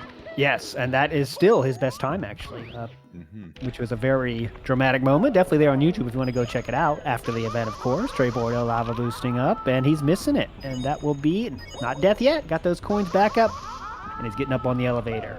This run is not going as planned, but he's going to keep it going. That is one of the stinkers about this being a live time attack event here. Not everybody overseas is able to make the journey quite as easily here. We've got a couple of high-octane Japanese runners, particularly Kano and Gamiro. Shoutouts to both of those absolute legends. Kano being a short category legend, and Gamiro, who actually just got a 15.09 personal best in 16 star just within the last 12 hours. So shoutouts to Gamiro for still making strides here on the leaderboard. Welcome and getting into the 15OX club. Definitely. And here's a fun fact. Community sum of best, right? So the best times ever put out there. There's 3 men on that list, right? And I know you can probably guess 2 of them. They rhyme with Luigi, and there's 2 of them. So those are the first 2 out. Gamiru is also on that list with the great MIPS split. So there's 3 people on there, and he is one of them. Only 3 people, and he is one of them. So congrats there. You're right. He did post that community best MIPS on his Twitter. He got the door clip and was able to get, I think, the first ever 43-second MIPS split. I forgot about Gamiro. Yeah. Pretty cool. How surprising is it to you, Wes, that Slippery Nip is not on that community sum of best? It just feels odd to me because he does have the second best time in the leaderboards. So clearly, he knows how to run the game at a very, very high level.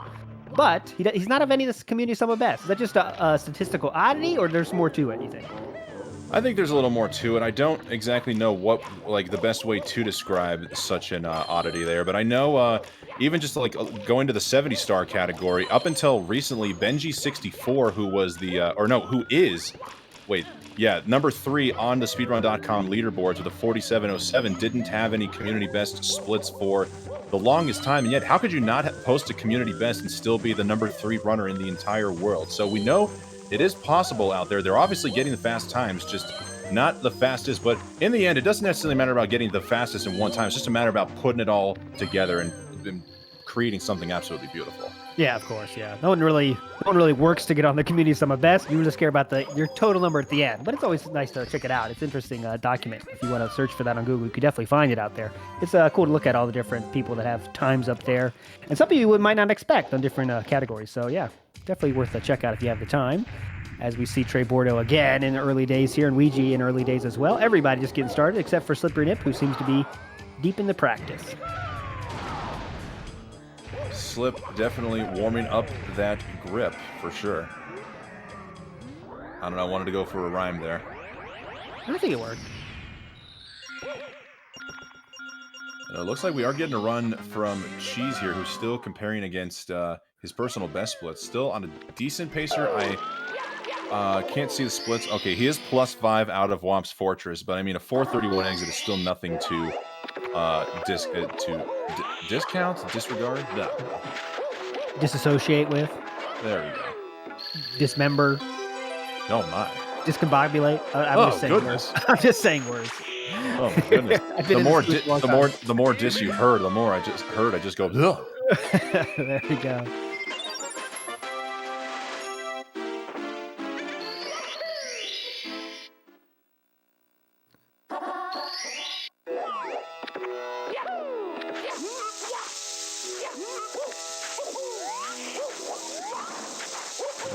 You know what? From what we've seen so far here today, ALT, we're now coming up on the halfway point as we near the top of the hour. So, who would you say has put it? Would like I was talking about who was the MVP of day 1, and chat seemed to agree that it was Tag. But who do you think has got to be the MVP of day 2? I think it's an easy question. You got to say, it's got to be the man with a name that rhymes with Ouija. But he also has a color in his name. Green Ouija has been on fire. I think he's definitely the story of day 2. Again, Tag though. Tag was definitely the story of day number 1. She's taking that death and the fist pump to go with it. Nice. Gonna be the reset, I'm sure. But Sweegee's definitely putting on the biggest of shows. Yesterday was such a day of practice for him. I mean, maybe there's something to be learned there, right? He took hours of practice yesterday. I mean, we're talking in of the, 8 hours yesterday or 10 hours? How many hours a day are we doing this thing? 10? We are doing 10 hours, yes. 11 to 9 p.m. locally. Maybe 11 hours if we hit that donation goal. Yeah, but he definitely put in at least 4 hours of practice yesterday, Sweegee. And he was definitely the only runner that put in that level of practice. So maybe something to that. Maybe if you practice, you get good at stuff. I don't know. I've never heard that, but maybe it's true. All right. Well, you know what is unfortunately true here is as we come to the top of the hour, that is going to do it for me here in the commentary booth for now. Guys, just as we have a variety of speedrunners, we have a variety of co-casters. So this is going to do it for me here in this segment. You're going to be joined now by the legendary Warning Track and another hour of our great ALT Insider. ALT, it's been a pleasure commentating with you here these last couple of days. I don't know what the schedule looks like, but I hope we get one more session in together before it's all said and done. I definitely hope so as well. Thanks so much, West Dog. And don't worry, chat, you'll be seeing him later today, right, West Dog? Absolutely. I'll be back on in a couple hours. This gives me an opportunity to get up, walk around, and get hopefully something healthy. There you go. West Dog leaving for a second. He's going to be back as I welcome in the man known as the Warning Track. And the last donation was Reds. How you doing, Track? Were you watching at least the magic that Green Sweegee provided us? Yeah, I mean, there's always a cracked run at the end of a shift. Like, that's just been the rule this entire weekend so far. And I do have to say, very appropriate, Mr. West Dog going for a walk. It's in the script, actually. Yeah, so. Dogs like walks. They're reading the script. So there we go. Ouija here taking care of LBLJ without any issues, as we've come to expect over this weekend. Cheese with another reset here. Lots of resets going around now. We're coming into the reset kingdom, as I like to call it in these live time attack events. It always happens about midway through. Yeah. Or more people have times they're happy with. which means they can be a little bit more reset aggressive as they're trying to get even better times than just average. Well, yeah, there's less of a sunk cost fallacy. I mean, there's more reason to reset early in the run because you're losing less time, and it also, if you reset say 5 or 6 minutes in, it's going to be 5 or 6 more minutes until you get to that same thing. You're going to have a little less muscle memory. But if you make a mistake early in the run like that and you reset within a minute, you're trying it again anyway. So there's a lot of reasons to do that. On top of just at this point looking at the scoreboard and thinking, wow, I really can't make any mistakes in the beginning if I want to have any hope of topping that ridiculous time. Yep, and Green Squeegee there definitely putting it in the definition of ridiculous time with that 14:50 still. Wow, what a number up there. And to put it on during a live event like this is just really something special. We know Cheese has shown he can do that, and now Squeegee has done it in multiple events as well. So pretty cool. Live events are always magic when it happens, and luckily we were here to enjoy that. But still lots of time left. Hopefully we can get a time. Slippery Nip himself in particular, definitely. You got to be thinking, he's like, all right, when's my turn? You know what I mean? When's am I going to put together a run that I'm happy with? Because it's got to be cooking. Yeah, I mean, you say heating up, and that's kind of the point. If you looked at these scores, you'd be impressed if you heard these were the final scores at the end of 3 days as opposed to smack dab in the middle. Yeah, and I think we are exactly halfway through this thing. Great call there, Track. Halfway through this event right now, and let's see where we are on the goal. We're halfway through our goal of $2,000. We'd love to see that hit. Track, I'm going to put you on the spot here. Can you tell us a little bit about Urban Arts? Because I think it's been a while since some people heard about it. Let me hear a little bit more. What else can you tell us about Urban Arts, Track? Well, I mean, it's a game design program. It's technically a multi-year college prep program, but it focuses on game design, the art and the science of game design. And it's like a soup to nuts program. They don't just teach them like, here's how to program in C, here's how to program in C#, here's how to do graphics. No, they have you do all of it. They have you do what's called full stack in the IT world, do a little bit of everything. And their final group project, by the way, is they all come together. They have a project manager, they get assigned different roles, and they make a game together. So it's just a great program that teaches you, how to make games from scratch completely all the way, and 100% of their students go on to college, which is just a ridiculous number. Yeah, that's really the number we like to focus on because that is just crazy, right? 100%. You can't miss on that one. He is not. We see Ouija here see if he will not miss on his first throw here. But if you want to donate, uppercase, charity, I'm going to do it myself here. I can do it. I have hands. There you go. There you can learn more about the charity, and you can donate if you would like to. We're hoping to hit that $2,000 goal so we can get a little extra hour in today. But, Cheese here on the run as well. Ouija still very early days. And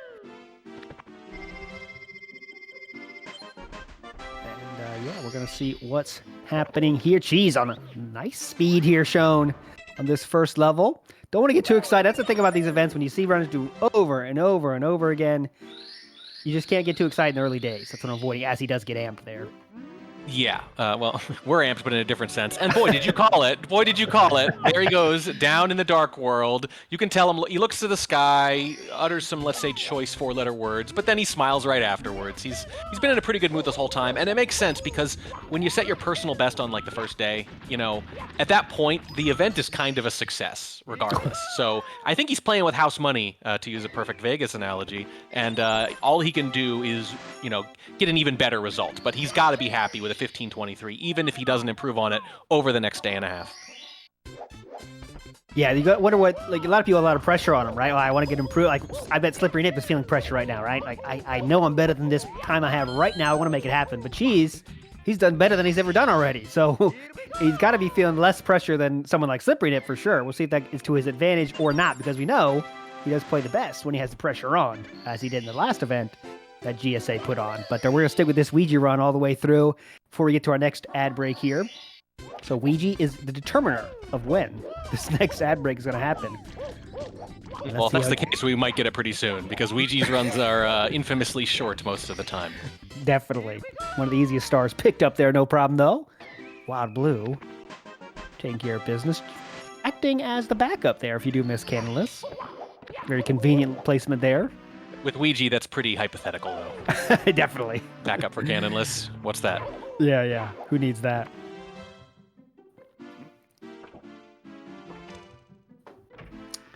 Yeah, some people just filtering in here. Sneaky Misato, yes, 1450 was hit just less than half an hour ago, for sure. And what a hype moment that was.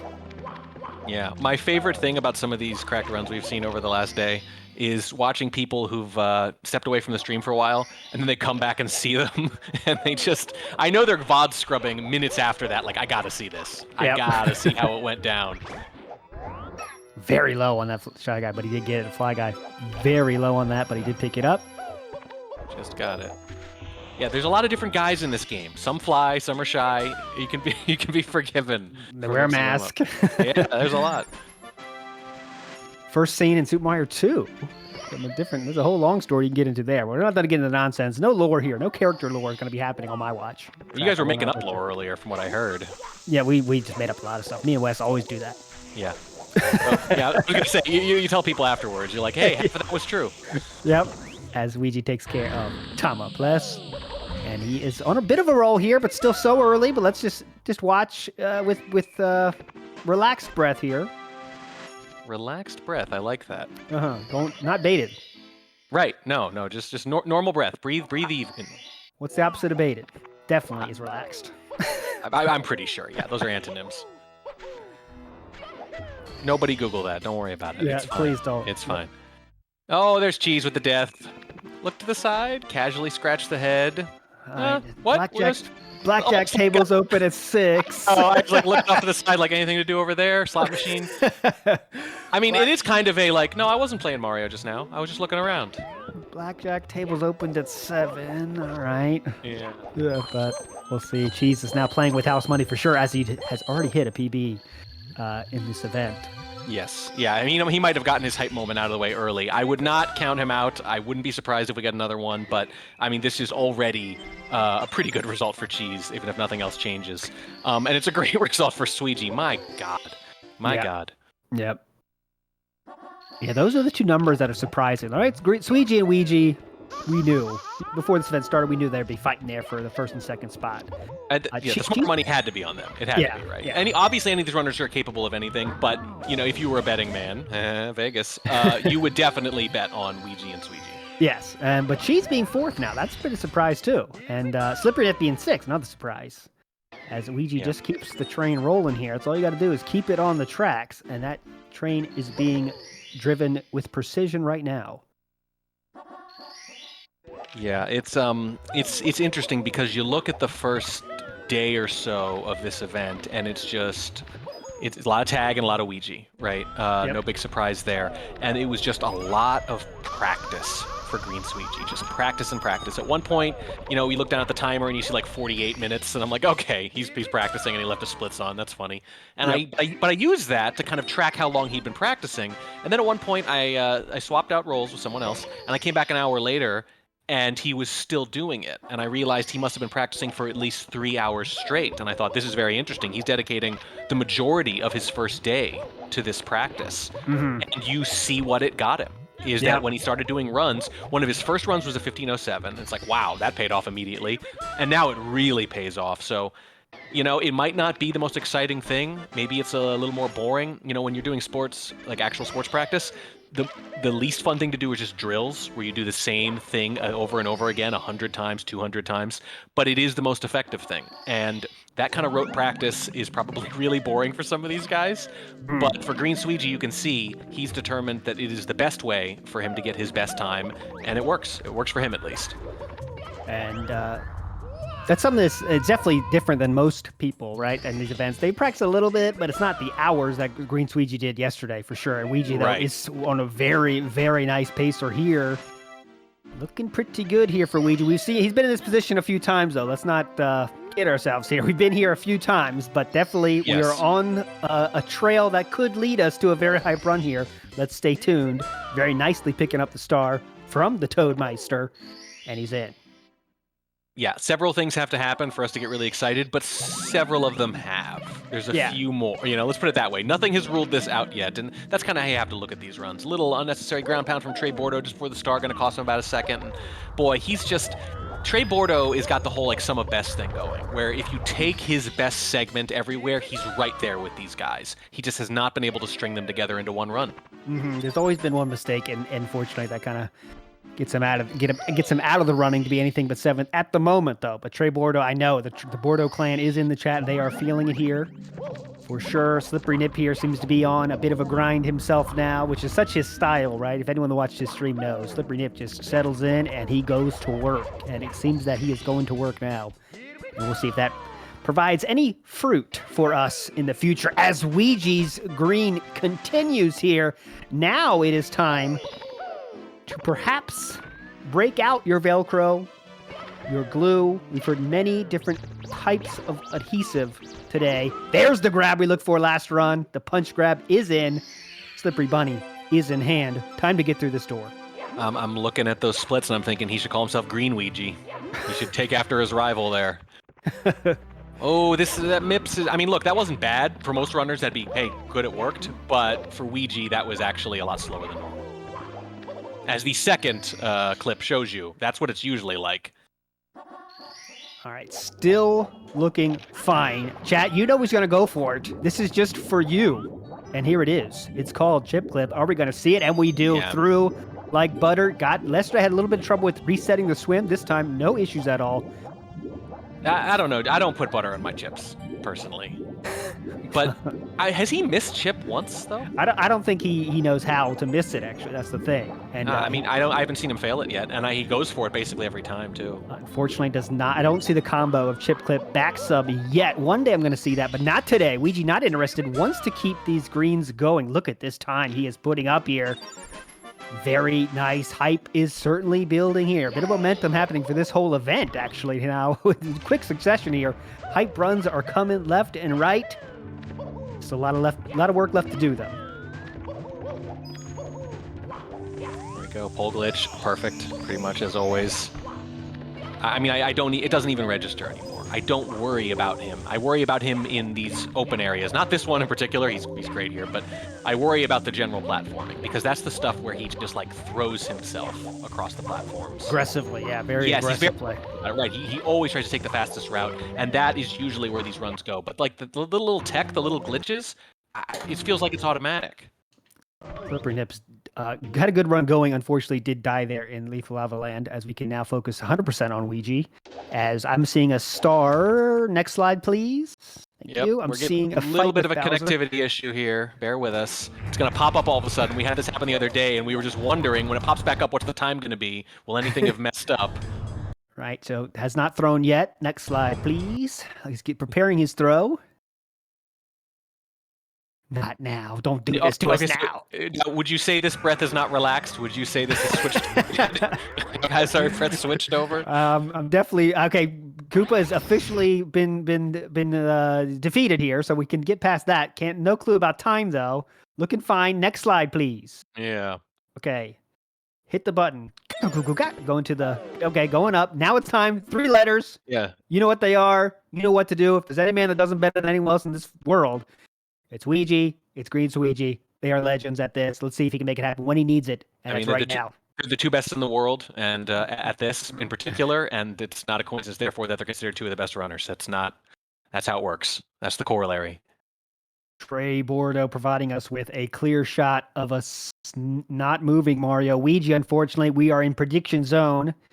I'm guessing he got that one pretty good. How about the second one? We're going to find out all at once. We're going to find out all at once if Ouija got through this. I'm guessing the first one was pretty good. The second one was slam dunk. That was awesome. I think that's a pretty good bet. It's a pretty good bet. I got to say, he's so automatic on the LBJs, we can almost narrate them without the video feed. Okay, Wes is watching the chat. Wes, you are officially the commentator in the chat because we need to hear you. Yes, that's what's got to happen. We can't see anything. You can. Come on, Wes. Let us know. We're all counting on Wes in the chat. Oh, he's dead. No. Unfortunately, it comes to an end, as does his showcase here. He fell in what did I say? Bowser. It's always what it is. It's always, it's always the verticality with the platforming, right? That's what gets him. He doesn't really mess up otherwise very often. When he does, it's some little thing that he decides to kill early in the run. But when he has a great run like this, it's almost always vertical platforming. because he attacks it so fast. He doesn't see I'm on this kind of ridiculous cracked pace, so I'm gonna like ease up just a little bit to make sure I don't fall. He doesn't do that. He doesn't think that way, which is why this is usually what wrecks the really good runs. Unfortunately, he got Taz long jump and missed and died after that. Unfortunately, so unfortunate that did not happen. But something building there, though, right? We see Ouija now and a few pacers here getting pretty far. Let's keep the hype rolling. We'll see. Slippery Nip now appears to be on a mission as well, though. So hopefully we can see something from him. Right now we can't see anything. So I'm just hypothetically speaking about what we could possibly see if the internet in Vegas decides to play along. Yeah, we just saw when we last saw Slippery Nip before he vanished into the gray void that is the internet. He was doing LBLJs, I think, there at the start of a new run. Okay. Meanwhile, Trey Bordo's Mario world champion staring contest. Oh, this is going well. Okay, we need your opinion, Warning Track, since we do have time for this nonsense. Sure. What is on Trey Bordo's hat? There's been a lot of scuttlebutt around it. Is it a NordVPN plug? Is it a Disney World plug? Lots of different camps. Where do you stand? You think it's a Disney World hat? Oh, I don't know. It No, looks like I the don't. castle, to be fair. Or is it Princess I Peach see castle? what you're saying. No, I get it. I get it. It does look like a castle. NordVPN seems like a pretty good bet. Yeah, a pretty good bet. Which actually, that's really tricky then, because at one point he took his hat off and threw it in frustration. So that might be a violation of the contract. Ooh, Paramount. Paramount. Bullet Bill calling out the Paramount hat. Very niche. Wow, That could be Paramount though. Plus really desperate to get in on the streaming game. really. Oh, there we go. Ouija's back. Ouija's back for a moment. Mario looking a little cross-eyed there. What happens in Vegas stays in Vegas, and I don't mean including the gaming. Yeah. Even the streams can't leave Vegas. Too delicious. That was too good. Yeah, that's too good. Even the streams cannot make it out of the boundaries of the city. The streams are saying to each other, "We must never speak of this. No one must ever know what happened here." We're gonna frame here, frame there. We're all going full Dave Chappelle meme over here. You got any more of them frames? Yeah. Yes. Scratching my chin. Yeah. Yes, hey, look, it happens. Internet happens, people. You've all been there. You've all been there, and yes, it happens to everyone, unfortunately. There's Lakitu emerging from the fog. Stars are moving. Streams are moving. Trey Bordeaux could not see if that was first action or not, but doing some nice wall kicks. All right, we're going to take a break right now to kind of recollect our things. Hopefully, Vegas Internet will deal with us well. Stay tuned to the other side of this. Don't worry. You're not missing very much right now. We're going to work on that. See you at the other side. Ladies and gentlemen.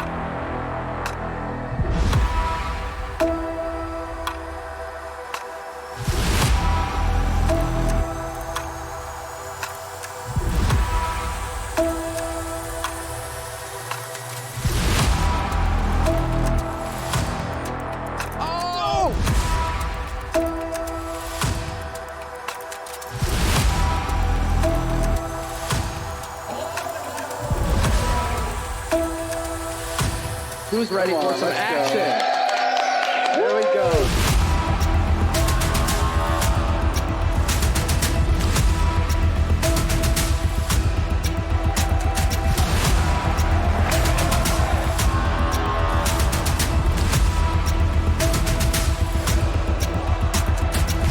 Everybody get it out. All four. There we go. All four.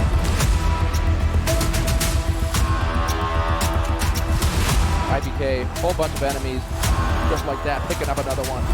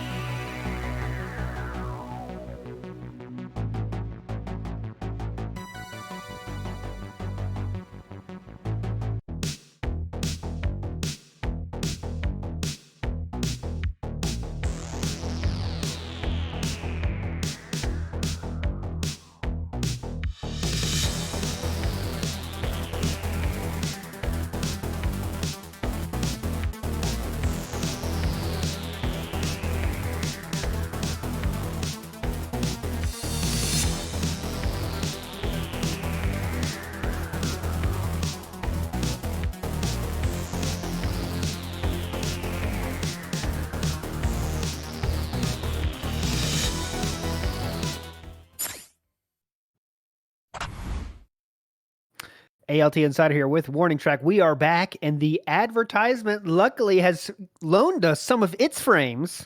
I am now, of course, stealing a joke I saw from, I want to make sure I give him the credit here. Who said that? Him, no. What a joke that was. Yes, I'm stealing your joke, but I could say the ad gave us all the frames, so now we're smooth as silk, and we are going well for sure.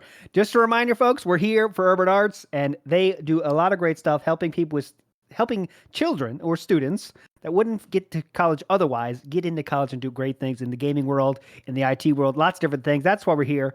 They are supporting this event, so we need to support them. So if you'd like to support, drop a few bucks, whatever you can. It would really help. And we're trying to hit $2,000 goal to extend this for an hour, but we are going tomorrow as well. So hopefully we hit that goal over the next 2 days, sooner rather than later, right? Because I want to see more Mario, and I know you do too, right, Warning Track?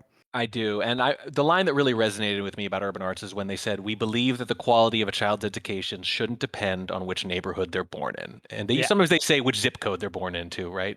And I was born into a very poor neighborhood and lived in them most of my life too. And I there was a lot of potential in those places, let me tell you. Some of it wasted in the end. And it's a darn shame. And that really speaks to me. And I really appreciate that they're doing this. Yes, for sure. And let's get a quick recap here for anyone just joining us here.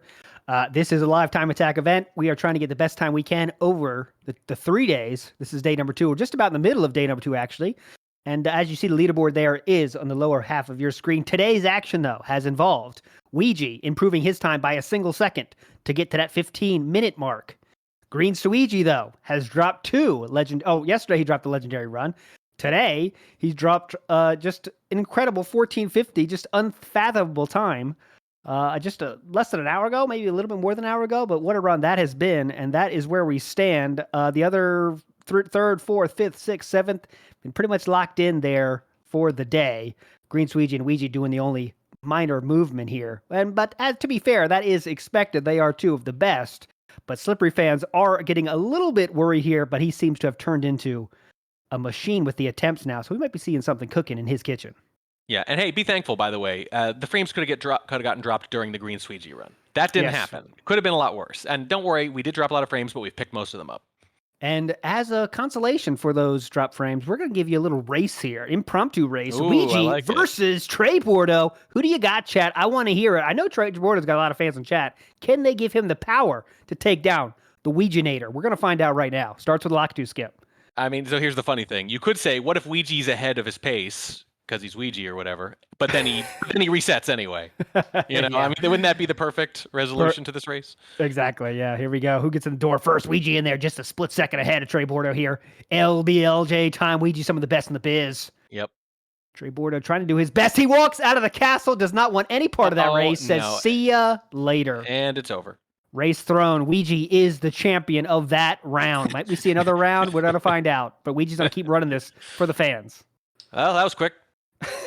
I mean, she said. Yeah, look. Ouija. Not that by much, though. It ended up being much closer than we expected. We make our own drama here, even at the starter runs.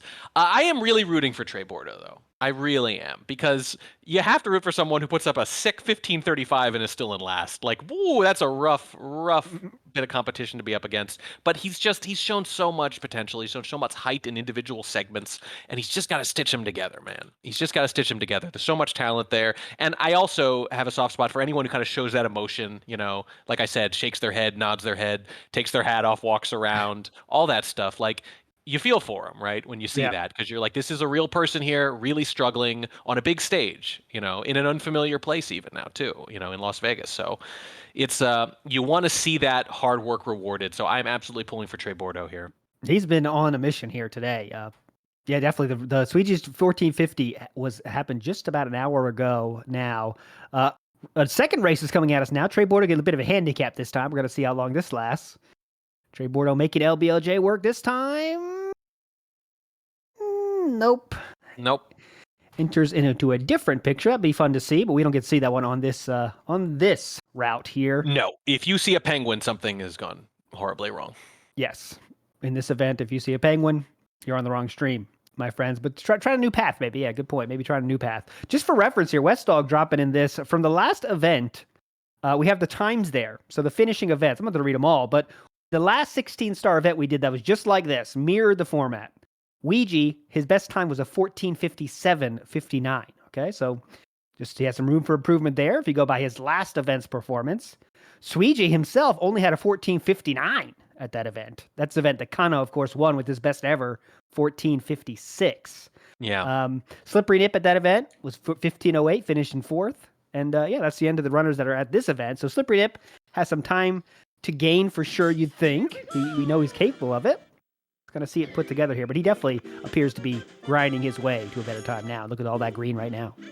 I mean, the thing is, Slippery Nip's the only guy here who could maybe not have to set a personal best to take the win. Mm-hmm. Yep. He's the Ouija would have to set a personal best today in order to win this event now. That is nuts. Yes. And that's where the magic would happen, though, right? Forgetting the red coin, Slippery Nip there, going back and picking it up. Yeah, that's the crazy part. Jay Waterman with a great point. 2 seconds off world record in a live event, right? I mean, that's just getting 2 seconds off of your PB itself is crazy, right? So it just happens that his PB is world record, but that's just really nuts. And there were a couple little issues in the waning seconds too. So like, we could have we were so close to seeing a world record live. We really were. Yes. It's no way around that. Yes, we were very close to seeing a world record live. I mean, like sometimes I'll admit casters can be guilty of hyping things up a little bit.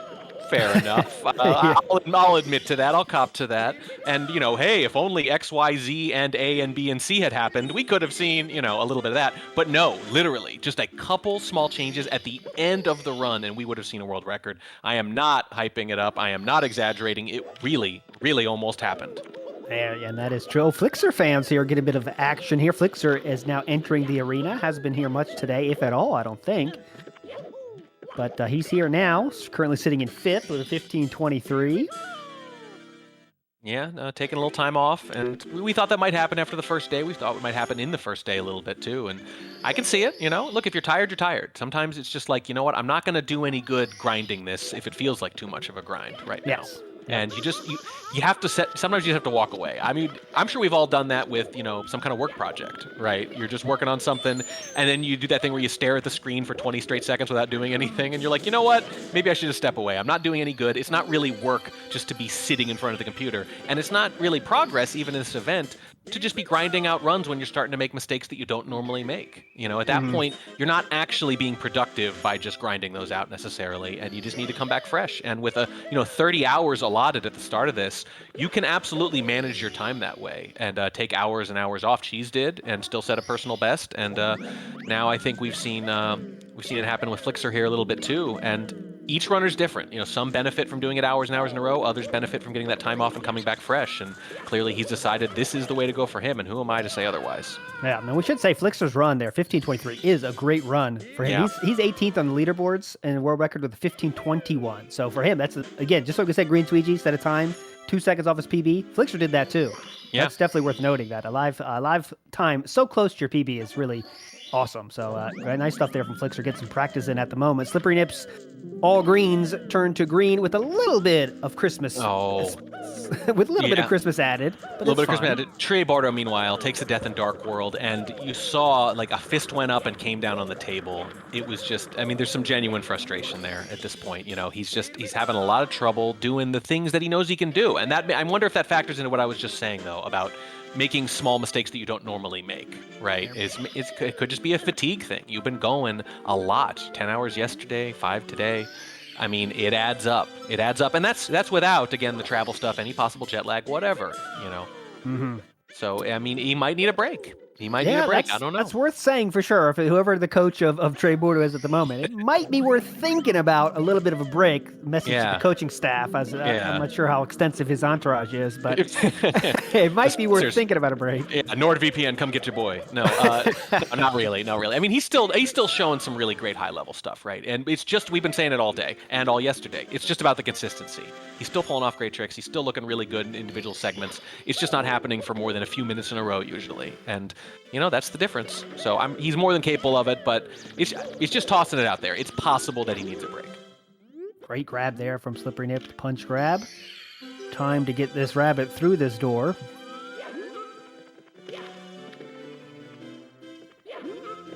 Not too much issue there. Looking pretty good. Right And through. Slippery Nip had a real shot to get a time to improve his time, just slightly, of course. It wouldn't have improved his stance in the leaderboards, and he just didn't even finish it. He just jumped right off the platform and said, I'm done. And he's not giving you any chip clip here either, so he is just looking to improve his placement in this event, not just trying to get a better time, and trying to improve his placement. Yeah, which he can absolutely do. As you can see, slight improvement could get him all the way up to 4th. I don't think he's tried chip once, has he? I don't think he has, no. It's not something he normally does. It's just not. It's not the way he goes about this. Yeah, 15-0 something would be great for him. Going front sub here. He wants to take 4th, and he wants to take it definitively, so that they'll take a big jump from one of the other runners. And, I think he's thinking, 3rd is definitely possible. I think Tag's going to improve on that. I think Tag is going to finish with a low 15 at worst at this point. I think he's got another one of those runs in him. Probably tomorrow would be my guess, but I'm just gonna take the under for Tag on his current time. And yeah, good. It's like chip clip is one of those tricks that it has like so much hype. When they don't do it, we're all depressed in chat. I know, I'm depressed too. But literally, it's probably not worth it to go for it at this event, unless you're going for like literal world record. Because or you have a really high success rate. Yes. Which hey, Ouija does. So Ouija that's true. That's true. Yes. It's just such a small time save, and if you miss it, it's such a big time loss that it's probably not smart to go for it most times, unless your name rhymes with Luigi. Yeah. or Pip, I guess. Yeah. Yeah, it's just pretty standard for him, and he just doesn't need to. He's going to get those low 15s consistently anyway. All right, but Slippery Nip still on a run that can improve his time, of course. Recovered from that little blip there in Lethal Lava Land, now back in all green territory, so we can get a little bit more hype for this one for sure. Yep, Tag with a reset there. Ouija's resetting. Flixer is finishing out a very slow run, as it turns out. But I think, having been away for a while, I can actually see that kind of having a no reset rule for yourself. When you I think he's practicing. He's still got the practicing ROM up, so just having some practice in before he gets going for real here. Practicing the in-game in particular is why I mentioned it. Oh, okay, yeah. And the time is about 19 minutes, so it fits with the idea of a bad run that you're just still doing. All right, Slippery Nip has to handle 3 letters here. He's doing bits over and over again, it looks like. All right, time for Nip here for BLJs. This will determine how good this run is going to be. Has to get past this big hurdle. Not going to happen on the first attempt. 0 for 1. I got to be honest, it's actually been incredibly rare when you think about it, how little any of the runners have just straight up missed like this. I mean, we've had some slow catches, a bunch of times, but I feel like almost every time someone's had a good run, they've gotten through here without having to go to the second or third try like that. Yeah, that's worth mentioning too, because we've seen, a lot of, there's other events that have runners that aren't quite as high on the leaderboards, and it's commonplace to see it's a third try, fourth try, fifth try. Yes, it's very standard, and it's barely happening. The BLJs, the only thing has been, do you get a really quick catch or do you waste a second or two? But pretty much every time we've had a good run, it really hasn't been derailed by them. Yeah, Slippery Nip isn't winning any beauty pageants with those BLJs, and he is winning the reset beauty pageant, though, with that reset. Not happy with the BLJs, and that run goes into the ether. Wow. I just don't remember it really happening much, if at all, at least when I've been on the air. It's pretty rare at this level. That's unfortunate. It wasn't a great run. It wasn't an amazing run, but you still hate to lose it to something like that. Getting some talk maybe from his entourage, wondering what's going on here, asking what happened with those BLJs, threatening contract termination possibly. We never know what's going on there. We're inventing an entire legal drama in our heads. I want everyone to know we are completely kidding. We have no idea. No one has coaches. One day. We're literally writing fan fiction about the runners on the fly here. That's all we can do because we don't have any field reporters yet. One day we're going to have that. It's my dream as a caster of competitive speedrunning, which I'm doing now for how many years? I want that to happen someday. Yeah, like the NFL. Pam Oliver retired, but maybe we can coax her out. Imagine if I could be there with a microphone to stuff in Slippery Nip's face right now. Slippery Nip, what happened there? You just failed BLJs. Great run. It's all that went to trash. What do you think? That'd be great fun for the runners. My guess is he literally wouldn't even blink, and he might not know you're there. Probably. He would just ignore you until you went away. Right back to the grind, though. Going all over the castle, but not where you want to go. And that's going to be another reset here. That was perfect, too, because he kind of warps and comes through the door, and then Mario naturally looks around as if to say, how on earth did I end up here? This is not where I was supposed to be going. Please explain this. Where am I? But As Trey Bordeaux now gets a big screen time. Fan favorite for the day, for sure. Sweegee's dropping those big times. Ouija's dropping those big times. Trey Bordeaux has been working hard to get out of the 7th place position. And I have a feeling it's coming at some point today. But when will it be? Yeah, I really want to see him bust through here and at least get to the 15-2 area, right? Into that tier you can see from 4th, 5th, 6th. You know, there's a clear cracked tier there at the top 3, and then there's a very, very good tier 4th through 6th, and then Trey Bordeaux 7 seconds behind that 6th place spot. I really want to see him get into that 2nd tier and expand it, and I know he can. I really do. Trey Bordeaux's PB, for those wondering, 15:12 set 4 months ago. So PB will be great for 4th place. Like we know he's capable of it as the bomb blows up all over the place. Unfortunately, here, gonna go for the backup. We haven't seen that too much either. The backup on Sands. Yeah. Yep. Yeah, Trey taking its Bordeaux. toll maybe. It's a lot of freaking Mario. It's hard. It's a hard game even when you're fresh and rested. We've been at this a while already today, and still a lot of time left. There he goes. Got the he won. Is he going to take it up? Angle looks all right. It's a fight through. Working at it. This is a working man's Tamaples. And it's not going to work. Is it? Is it? Look at us fighting all the demons he's ever fought in his life. Oh, and man. the phone, no. There it is. And we've already used the backup, so He got that's- sniped in the meantime to end that one. Great try there from Trey Bordeaux. Just fighting it out there in the Oh. trenches here. I know. Who would have thought trying to warp space-time holding a giant lit bomb would go badly? Just got sniped out of nowhere. Did not expect that. That was extremely rude. That's rough. That's rough. And it's just been that kind of day for him, frankly. And with that, we are going to head to break here. Lots of stuff going on. Lots of action left to be had. Stay tuned. We'll see you on the other side of this. Ladies and gentlemen.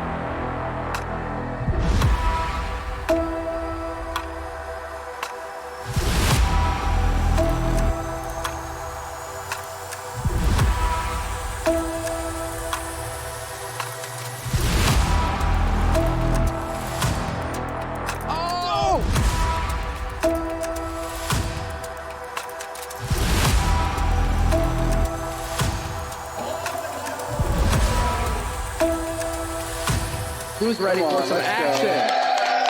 Here we go.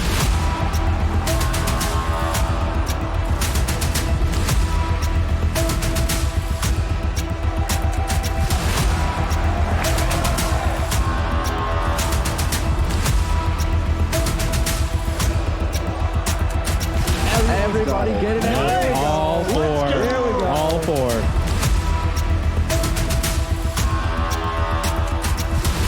IBK, whole bunch of enemies, just like that, picking up another one.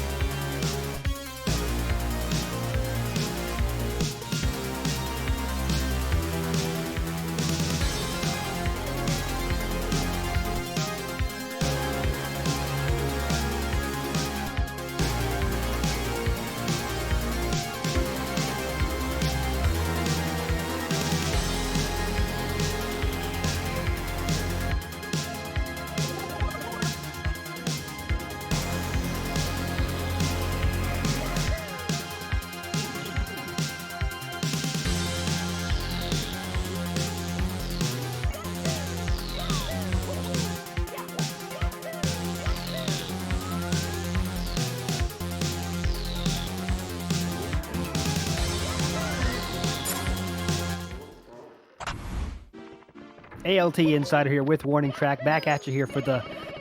What did we decide on the name here? Las Vegas 16, whatever it is hype. And you see the times there for this event on the bottom of your screen. Green Sweegie reigning supreme now with his 1450. What a magical time that is. If you missed that, I feel sorry for you. But there is VODs at your disposal later in the day. After that, we have Ouija with his 15 flat, Tag with the 1507. And you see the rest of the runners here trying to work their way up that leaderboard to get a bitter slice of that prize pool provided by the lovely, amazing organization known as what, Warning Track? Urban Arts. It's a multi-year college prep program that helps underprivileged students in New York, and it teaches them the art and technology of video game design. I think it's great. I love seeing new people make video games. I like new video games. You never know what you want until it's been made. You know, we can't tell the industry what we want because they have to surprise us, and I think we're going to be the most surprised when we get the most new types of people making as many games as possible. Yeah, that's for sure. And our last donation, I'm going to read that because it was a hot one. It was from Ouija's mom. So if anyone else's mom wants to donate to the great cause, please let us know. We are waiting for all mom donations and father donations and everyone other donations. Ouija's dad, come on, man. Don't get shown up. Don't make us create lore for parenting. Ouija parent lore. Yeah. Yep. That's what happens around day 3, I think. I think we're a little ahead of pace. Ouija, unfortunately, taking a step out of the castle there for a moment. Obviously not going to keep going with that. No. Slippery Nip in very early days with the first Bowser fight. Yeah, Ouija reenacting the Grandpa Simpson gif. Walk in, hat on the thing, pick that up, walk out again. It's like, nope, I'm done. Tag here on the main screen here. Seems like it's been a little bit of time since we've seen him. Yeah, it has. Big difference here from yesterday. Tag yesterday was on, just run after run, going deep, getting the bits like it was nothing. Today's been a little bit different. I wonder if that's just a result of him not being a little bit more aggressive with the resets. I'm not sure, but haven't been seeing him as much today. That's actually what I was thinking. I mean, it's hard to tell because we're watching a bunch of screens at once and we haven't seen as much of Tag, but that would make perfect sense, right? Is that he got that really good time. And at this point, anything that he feels doesn't have the potential to get over that time or isn't particularly likely, why bother at this point? Especially when you look over and you see Ouija and Sweegie driving that time lower and lower. I mean, Ouija's 7 seconds below him and Sweegie's 10 seconds rather below that. So, he could be thinking even more ambitiously. He could be thinking, I don't want anything that's not event best, which would be pretty aggressive. But, I don't know. I mean, young guys can be cocky in a good way, He might just think, I want it's first place or bust. What a run that would be. What a run that would take from Tag. Yeah, but I think a 14X, like joining that club, becoming the 7th member of that club, that would be a huge win. Didn't we talk yesterday? They need jackets, right? Hopefully that happens soon. Yes, jackets. Bright red jackets. Red Bull, we need your support on this. Or Urban Arts, we need your support on this. Either way, we need jackets for the 14 Club, as we have dubbed them. Which only has 6 members at the moment, waiting for a 7th, and he might be on the top left of your screen right now. I got the design. Like, on the left arm, there's a 1. On the right arm, there's a 4. And on the back, there's a big X. 14X. Down. Bright red. Blue for the font, of course, Gotta do that. Totally I'll design it for free. Come on. Just need the sponsors to get on board here. That's the hardest part, unfortunately. But someone might make it happen, especially if Tag makes it happen today. Joining the elusive 14 Club. We see Ouija. So many times today we've seen this from Ouija. The opening cutscene. Yeah, I mean, he bonked his little head, and that's actually, I think that's like 3 runs in a row for him that aborted like very quickly. Like, I know he's aggressive, and a lot of his runs, the majority seems like get restarted in the first 5 minutes, but now we're down to like a minute or 2, and it's happened several times in a row.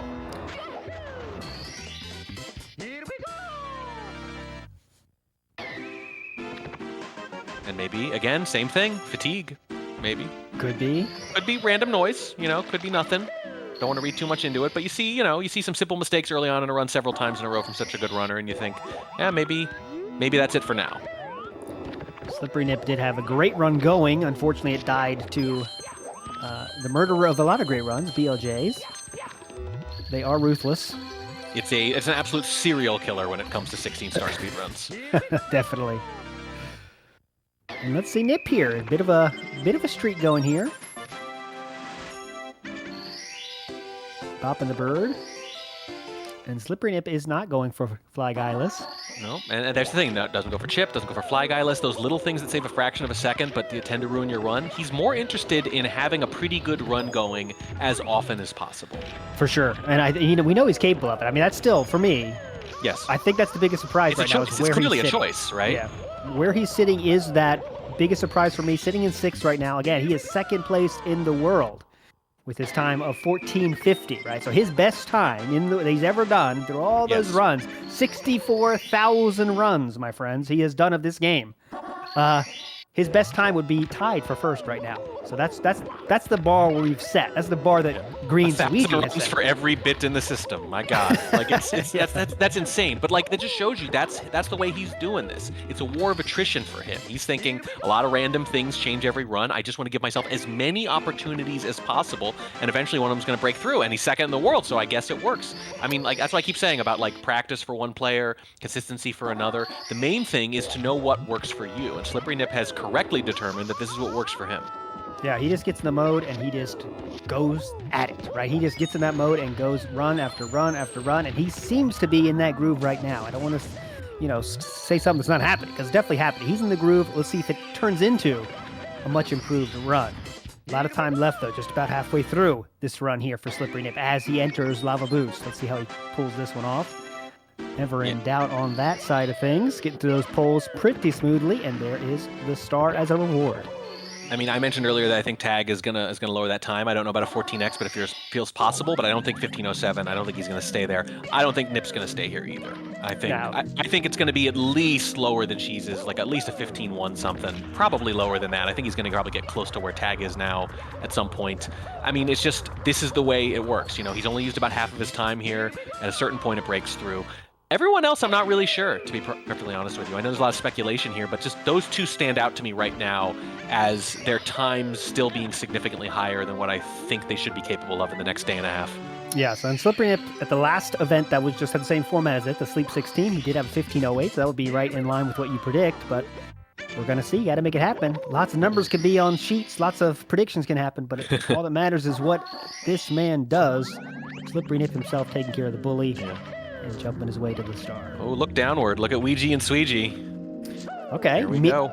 Oh, little race here between the people that rhyme with the G. Oh, gee, what should we do when Ouija and Green Sweegie play a game of Mario 64G? Here we go. Yeah, it's close enough.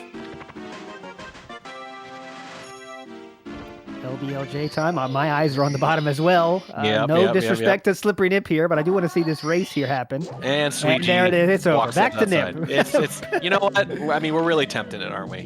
Back to Slippery Nip here as he gets the GTM slide for the fans. And he gets bought by that very rude boulder. They can go wherever the hell they want, and they decide to go right for the forehead there. Oh, man. It happens. It's part of it. But you hate to see it. Ouija doesn't like his Dark World movement, and he resets right after Sweegie. So it's pretty much the same as last time, which is it's over in a minute, and then the other guy throws in the towel right after. Yep. So race, quick premature end to that race there, but we keep our roll going here. Slippery Nip, triple box jump time. What was the name we decided yesterday? I can't even remember it. It was just too long. Well, I did like that West Dog asked you what you call the triple box jump, and you said triple box jump. Because that's what I think it is. Yeah, we need a cooler name. I don't know if there's a catchy name for it, right? Like, let's just go with the most descriptive thing. No, Benny said one. TJ Box, I think. That sounded too much Box. Like a... Yeah, TJ Box works. TJ Maxx, yeah. Uh-oh, his tag. Okay, all right, you got it. You got it. For the fans, a little bit slow on the reset there on the swim, but he's in. The chat loves the chip for some reason. I think it's their favorite part of the run. Apparently. Now we got to see. Back sub. Tag. Is it going to make it happen? Oh, come on. It's not a thing. Chip clip, 2 back sub. Never happened in a live event ever. It's invalid. Your run is disqualified if you do that because it makes no earthly sense. That is definitely true, and Tag rightfully says no thanks. You are very unwise, and he is correct in that. Tag. I mean, it's just a weird mix of like risk and conservatism. It doesn't make sense. It's like saying I'm not going to wear a seatbelt, but I'm going to drive 5 miles an hour. Mm-hmm. It's like, well, why? Why would you? Yeah. Why would you take that risk and not this other? I don't understand. Very beautiful grab there from Slippery Nip with that punch grab on the rabbit as Tag is making his way through bits. A bit of Fire Sea, excuse me. all over the place here. So many screens to watch, so much action happening here. Green Squeegee now, is that a chair or is he there? I'm not sure. Is it a chair or a man? I think he's ducked below the camera. I said this yesterday, I'll say it again. When I watch tag, I sometimes forget I'm not watching Ouija. And that's a big deal because I always say, like, you know you're watching Ouija when you see that movement. He doesn't look like other runners. Tag comes close sometimes. All right. That's big shoes to fill there. Track is talking up Tag as he deserves to be. I'm just calling it like I see it, man. Like, I genuinely can tell when I'm watching Ouija, except now with Tag, sometimes I have to stop myself and look. All right. Slippery Nip here. Not quite as good as he had last run, but he's going to keep going with this one. Yeah, Slippery Nip, unfortunately, chat, never gives you what you want. He's not a chip clip fan himself. Not a chip man. Nope. No, he's, I mean, I mean this in the nicest way possible. Boring. Boringly consistent. So good it's boring. Always in there. Always got a good run going. It's, you know, but he doesn't see the need to take those little risks. All right, let's draw attention on Tag for a moment here. Ground pound for Jubilance here. That's the good luck ground pound you like to see before BLJs. It happens sometimes. We're going to see what happened here. Tag, as Slippery Nip is working his way up the fire seat. Let's watch Tag's BLJs here. Let's see if they are a friend or foe this time. Uh-oh. Little jump. Not quite. Oh, and that's it. That's it. Just like that, 13 minutes just gone. A good run, gone. That's where your time goes. Slippery Nip now, our only hope for a hype run. Let's keep our eyes right on this one. Single throw needed now. This is definitely not Tago. I see that in chat. It is not Tago. This is Tag 609. Remember the name, not Tago. Tago's a great runner himself, though. But this is Tag 609. Remember the name today. Yeah, like I said yesterday, a lot of people are going to remember the name now. This is it's a great result this week to smash into the top 10 and then to be third here with this crowd so far. Wow. There we go. And Slippery Nip here has picked up the pace quite a bit here. Now it is time for him to take care of something that has 3 letters in it that I'm almost tired of saying. We're going to see how he takes care of it here, though. Well, you remember, it ruined the last run. Yes. We haven't seen it that much today, and we've just seen it twice in the last 30 minutes. I don't think that's a coincidence. I think the time is kind of wearing on these guys a little bit. Here we go. Looking good. Oh, almost a catch there. No. Oh, no. Again. And here's the real thing. When it happens a couple times in a row, and having that in the back of your mind on every good run, does get through eventually. Oh. But, like, that's when it happens a few times in a row and you start to overthink it, right? Start to doubt yourself. That's rough. All right, let's see the second half here. Much better than the first. And he's in. Yes. Not quite in there cleanly. No slam dunk action, but he's in. Still got a very good time possible here. Certainly could move up a few slots, and that's the virtue of not abandoning all these runs with modest mistakes and not ruining them with risks either. Is that you end up with a chance for like a low 15 over and over again, and here he is. Yep, definitely. A lot of potential left in this one. Oh, the movement is a little rough here though, in bits. You can see it's just a little off. Yeah, not the cleanest of lines happening here for sure. It hasn't hurt him much yet though, but you can tell it's not quite there right now. Yeah. Yeah, this will not win any awards here, but still some potential for this run for sure. Remember, 15:28. If he improves that, hey, it's worth it, right? And you get the practice in. So I mean, fourth is $500. That's an award as far as I'm concerned. Definitely. See what he can pull out here. He can improve his time. A throw like that's a good start. Needs 2 more. But he's got to improve it by 5+ seconds to actually move up. Like, it would be a real heartbreaker to end up with like a 15:26 here, right? And still be in 6th. Missed the re-grab. Taking damage, losing more time. We're going to see what time he's going to be like right at the same. Yeah, it's going to be right around the same time. Boy, that's rough. Right. That's rough. All that effort, and he's going to end up pretty much right where he started. 28 or 29? 28, I think, on that grab. So. Yeah, I think he did, but I mean, it's basically an identical run to earlier. 28 is the word we're getting here on the earpiece. So 15:28 for Slippery Nip, not an improvement. But anytime you get a run completed, a little bit of momentum building there. The end of that run did not look the cleanest, as we know Slippery Dip is definitely capable of doing. But he knows what mistakes he made on that one for sure. BLJs weren't kind this time again.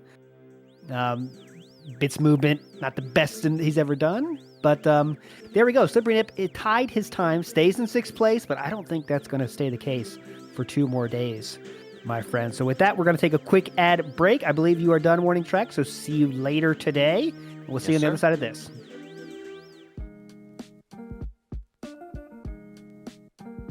Urban arts helped prepare me for college by giving me a lot of experiences working both independently and collaboratively with other people to make really cool games, and taught me how to put my all into creative projects, and that helped me put together a very strong portfolio for college. The best part about being in the urban arts community is the people that you meet. A lot of the people here have the same interests as me, so in the future, making friends here will benefit me and them and everyone around, because we all benefit from each other by gaining skills that other people had that I may need. Urban arts helped me see myself differently by showing me that I can be a good leader. In the studio program, I was assigned the role as project manager, and fulfilling that role for the first time actually helped me realize that I have good leadership skills, and it really helped me to develop them.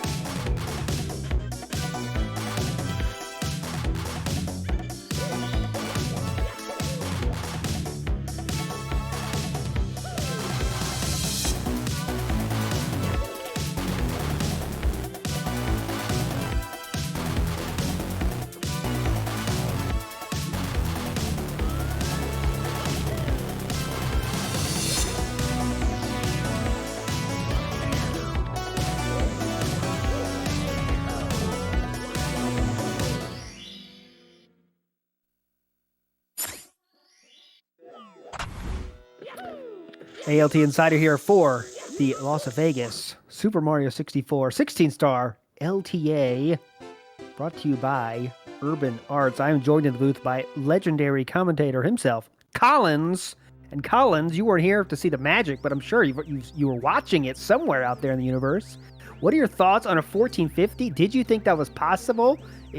What are your thoughts? I mean, yeah, totally possible, totally on the table for both Ouija and Suigi for sure. Slip, has been struggling a little bit trying to get a run going, but yeah, I'd say you're going to be hard pressed to beat the 1450.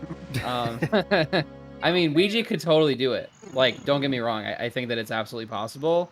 But I think it's gonna be really hard. He's gonna need a pretty good run.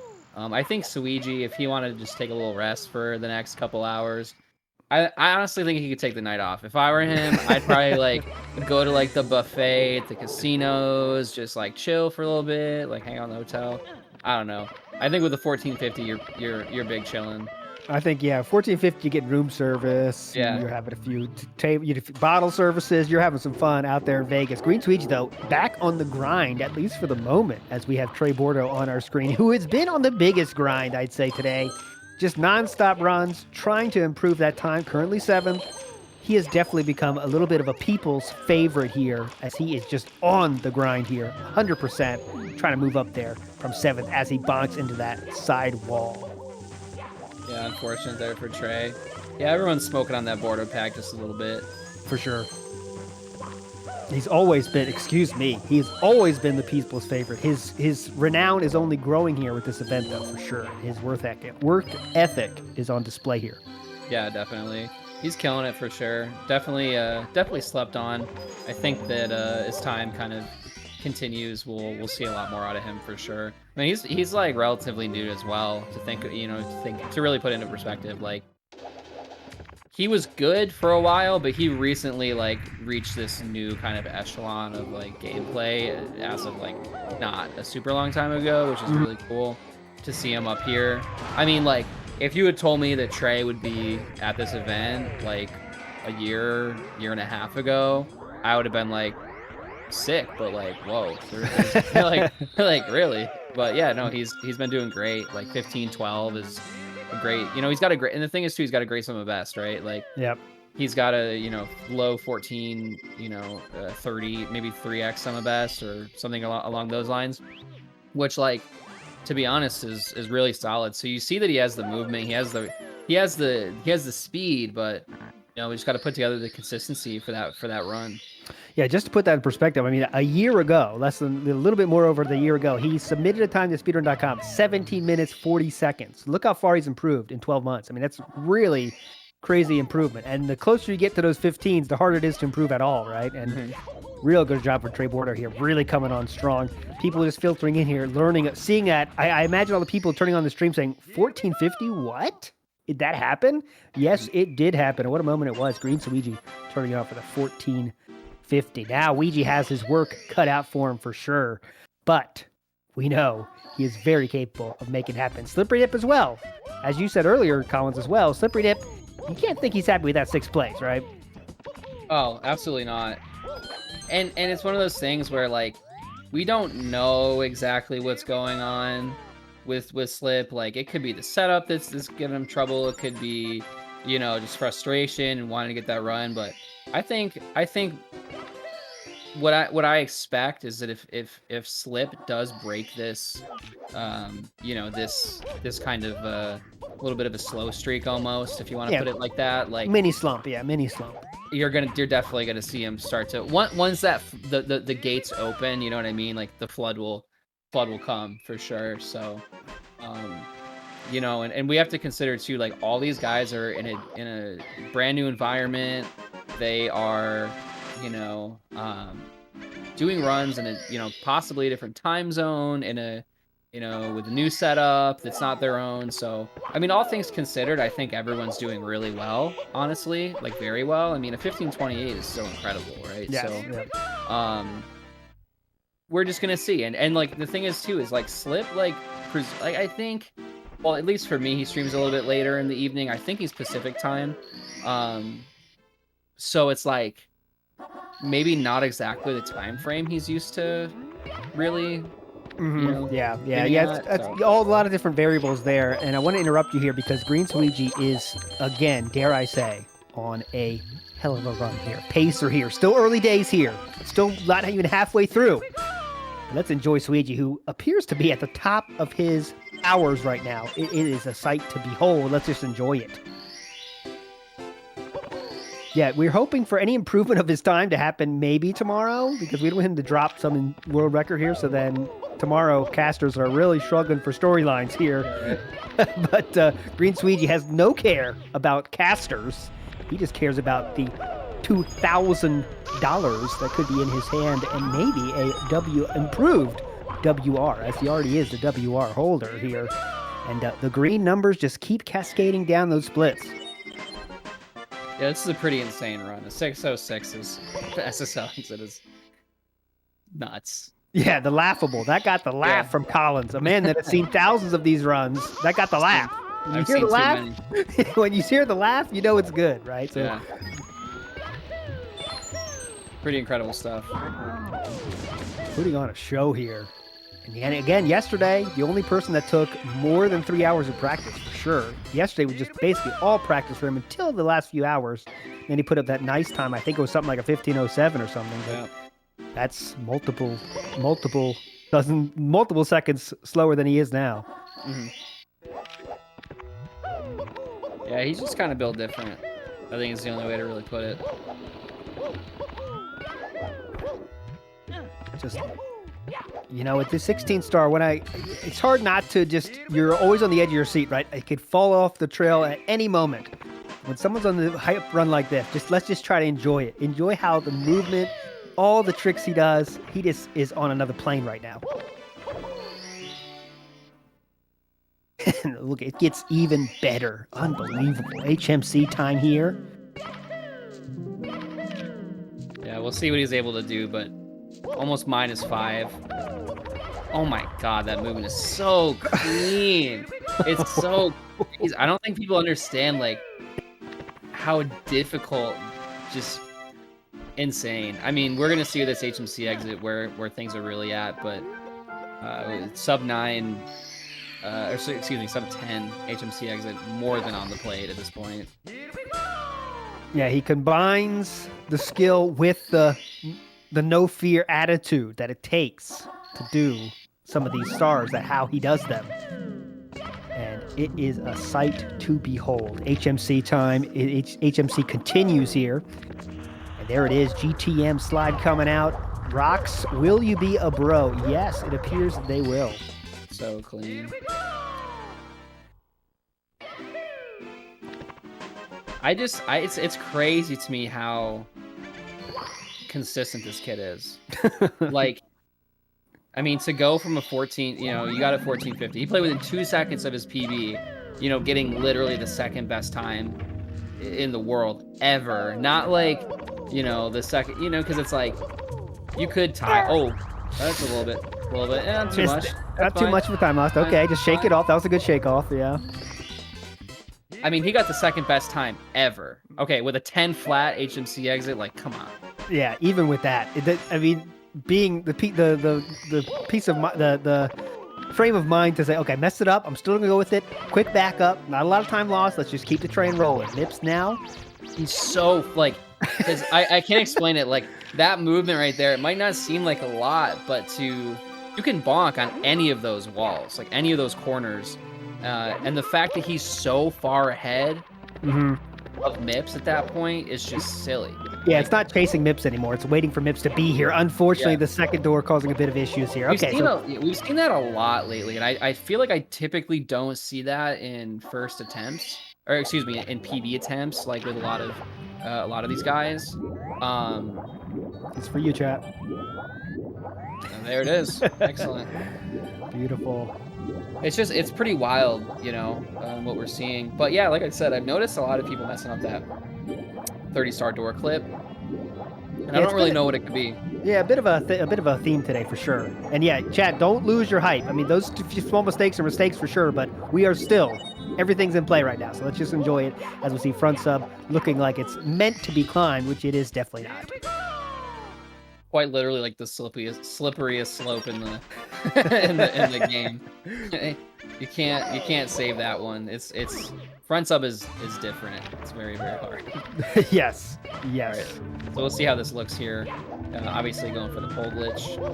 A little bit of dust should be fine. Yeah. Oh no. Okay, Yeah. that's how fast it goes. It Yeah. just that's what we're on the razor's edge we're on. I talk about it many times, but that is it, right? One slip off of that run and we are done. The magic that he was producing there. It was like Fantasia, the magic going on. My broom was dancing around the damn room. It was incredible.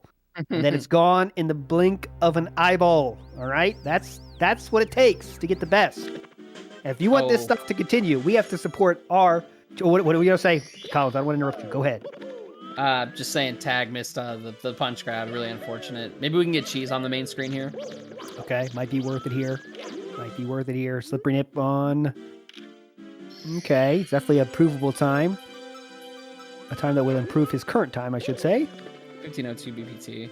Looks like cheese is ahead as well. That's kind of why I mentioned that. But slip is the farthest, so we should probably stick with it. And again, it happens. You're right. It's just something with the controller down. The Vegas Air is not being kind here with the bunny.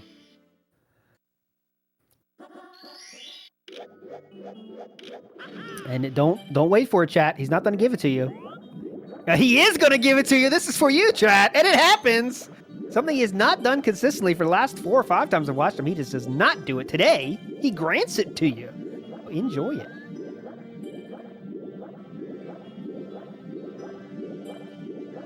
Pretty much the only runner that's not doing it every single time is Slippery Nip. Fortunately, missed a swim there. It's going to lose about a second. And that's not going to make it. That's going to be reset. Unfortunate. I think now we will go to the Cheesinator on the main screen, farthest along in HMC. There he is. Again, dropping a PB during this event in the 16 star. Again, this is his least practice star for sure, or least practice category, I should say, in this game. But dropping a PB during an event. Cheese has already had a successful event. In my mind, I'm sure he thinks about it that way too. Now he's kind of playing with house's money here. Yeah, I'm not really necessarily surprised that Cheese PB'd just because of the fact that... Oh, wow! That's an unfortunate re-enter, and then skipping it this time. Oh, I understand. Yeah. Okay. He re-entered an accident. Yep. A lot of errors there. He re-entered on purpose. He had 15 stars, I think. Oh, well, maybe you're right. I was thinking that he got the Toad star last and had to die. I could be totally wrong. I think it was a jump. Yeah, he tried to jump kick over. Okay, yeah, that's a mistake. And then Nips wasn't a bro anyway. Trey Bordeaux back on the main screen, as we've seen so much, definitely getting the most screen time. But honestly, he's deserved it because he's been running so much. Trying to get that 7th up. Let me remind everybody while we're here, Urban Arts is making this happen. Urban Arts is a great charity that helps people get to school that normally wouldn't get there, living in areas that don't normally have, young people that get to go to college. And Urban Arts is trying to fight against that trend, right? Helping people get to school that normally would not get there. So if you want to help them in their cause and also help us extend our event by an hour, all you got to do is donate uppercase charity. We'll tell you how to do that. Our last donation was many minutes ago now, and it was from Ouija's mom. So unfortunately, only Ouija's mom being very supportive right now, hoping to see more people be supportive. Trey Bordeaux is in very early days. Everybody is in very early days right now.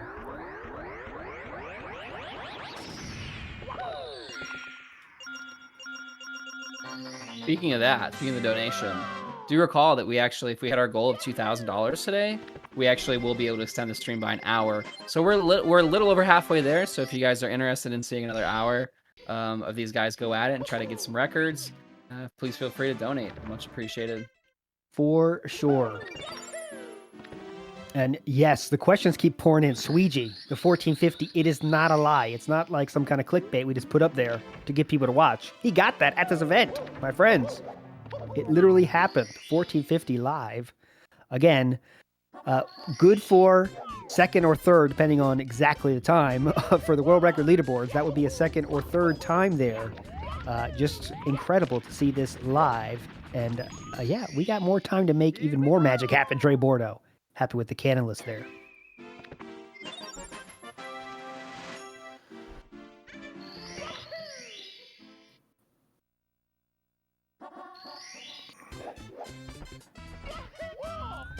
Who's due, right? That's what I kind of feel. You do feel this building, right? The more I'm doing this over, how long I've been doing this in these events, right? We see things build, right? The runners build to their ultimate times, right? And like yesterday, we saw Tag really make that happen. Just a great streak of runs, getting to bits.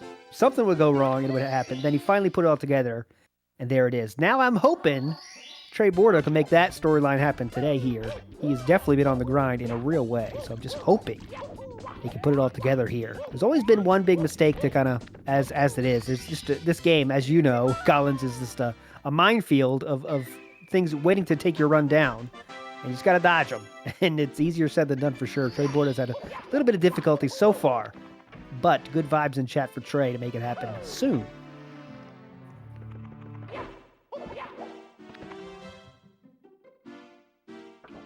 Now, this is absolutely a mind game, right? Like, I think mentally, probably more than physically. I think a lot of people are really capable of these times, physically, skill-wise, of course. But there's a big mental barrier that comes when you're on PB pace. Like, it almost doesn't seem achievable, Yeah. And just more pressure that builds yourself. That's what happens to, I'm feeling good. I'm going well. Oh shit, I'm halfway through. And that just adds like way more pressure all of a sudden to me. As I say that, Blake is best one, dropping a donation, $1, saying go Slip. So now Slip is feeling the support in the donos. Can he put it together to rise above that 6th place position right now? He would love to make that happen today. Definitely one of the biggest shocks of the leaderboard right now. I think Cheese in 4th is a shock to some, myself included. Wouldn't expect to see Cheese in 4th. But he is now, and he's proud of it, trying to improve it. Yeah, I'll be honest with you, not really surprised that Cheese is doing a lot better than anticipated, because that seems to happen at every single event, no matter what. Yeah, true. So, yeah, typical Cheese fashion, the upset, the clutch out of nowhere. Live event, he just feels the magic, and the plot armor is so strong with him, he knows that it's time to turn it on, and it makes it happen. But so many storylines to follow here with these 7 runners, 6 on the screen now. Who are we missing? We're missing one and only Ouija, who is taking a break now. He was on a good grind there for a few hours. It makes sense for him to take a break.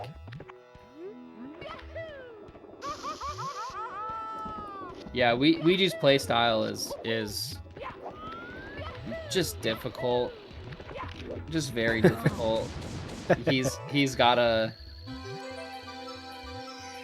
Yeah, my dog is barking, so apologies there. West Dog fan, I guess. Yeah, there's some sort of block party on my street, so there's a lot of people walking by. Well, maybe you can join the block party after this event is over. Collins, we know where he's going. It's going to be a block party. He's going to have a lot of fun. People with the questions are going wild now in chat. What kind of dog is it, Collins? Very important. So I have two little Cavaliers. Cavaliers. Yep. They're really cute. Their names are Smokey and Daisy. No, Bordeaux! Bordeaux, there it is. Seemingly happens every run. One of those major mistakes. Gotta keep going with this one, though. And uh-oh, the fog has set into our streams. I hope this is just a momentary blip. The death happens. The slam of the headphones. Trey Bordeaux pissed that someone turned on the fog mod for this Mario 64 game. I'm pissed myself because I don't want to see this fog mod. And it's very selective in who turns on the mod. Green Sweegie has no fog to speak of. Slippery Nip, fogless. Ouija, fogless %. Trey Bordeaux, 100% fog %. What kind of run can he put on with this fog? Slippery Nip now, just frozen in time, deciding what to do as he sees so many runners around him turning on the fog mod. It's ridiculous. You hate to see it.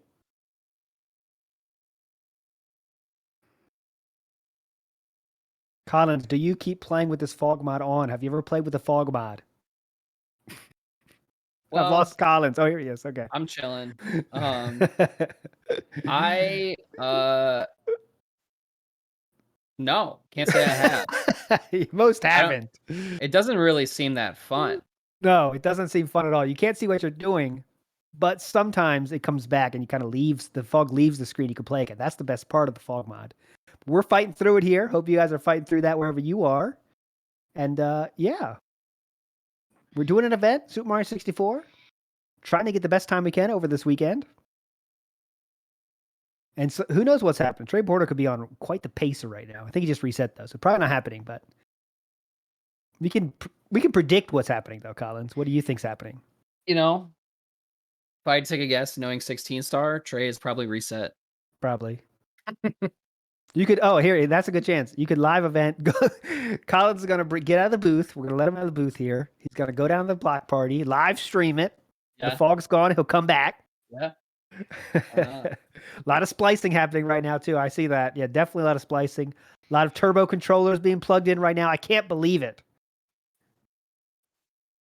Yep, to try to get past this part, we are going to take a little bit of a break here, try to get rid of this fog mod. Who knows who installed it? We're going to get them fired, and we'll be right back on the other side of this one. Hang on, folks. Ladies and gentlemen.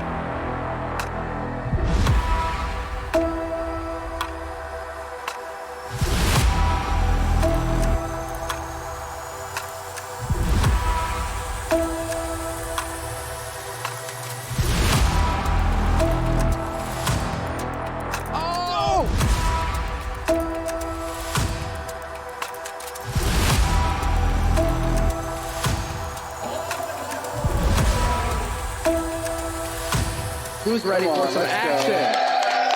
There we go.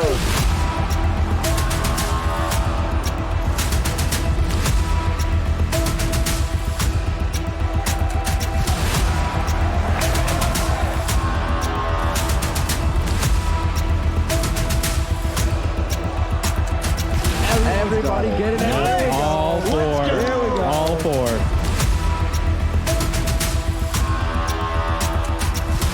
IBK, whole bunch of enemies, just like that, picking up another one.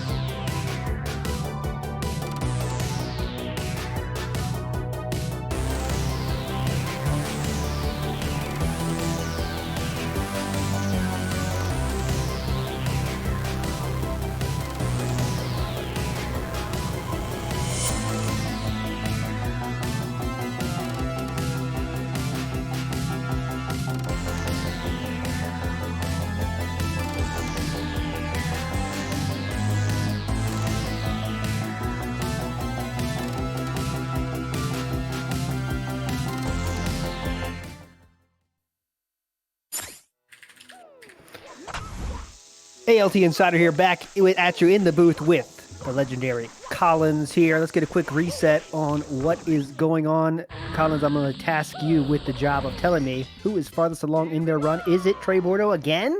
Looks like Bordeaux. He's on that Bordeaux pack. Doing pretty well. We saw him in the LL last time, presumably lose the run there. We couldn't really tell exactly what happened, but, you know, this run's serviceable for sure for him right now. A little bit behind. My dog barks a little more. Lots going on here today. Going for Flag Eyeless.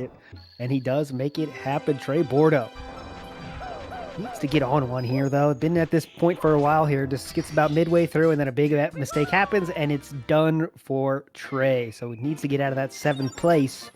Want to see something happen here. Green Suiji again. In very early days, of course, but a lot of green on those splits. I always get a little bit excited there, but still very early days here. And Ouija is back as well, full. The fatal 7-way playthrough is now session. Rare to see this. Cheese is gone as I say that. There it is, and he isn't even 7 people. Almost, but Cheese is unfortunately taking a break. All right, so pretty decent SSL for Trey here. We'll see how LL treats him. I mean, this is more than possible at this point for Trey could with a good run, like a realistic run for him, could get 4th place. That's all it takes, right? Like, I mean, granted, you could say the same about Slip and Flixer as well, but I don't know. I think that Trey's kind of the dark horse here, so we'll have to see what he's able to do with it. Definitely. And he's definitely putting in time today. You can say that.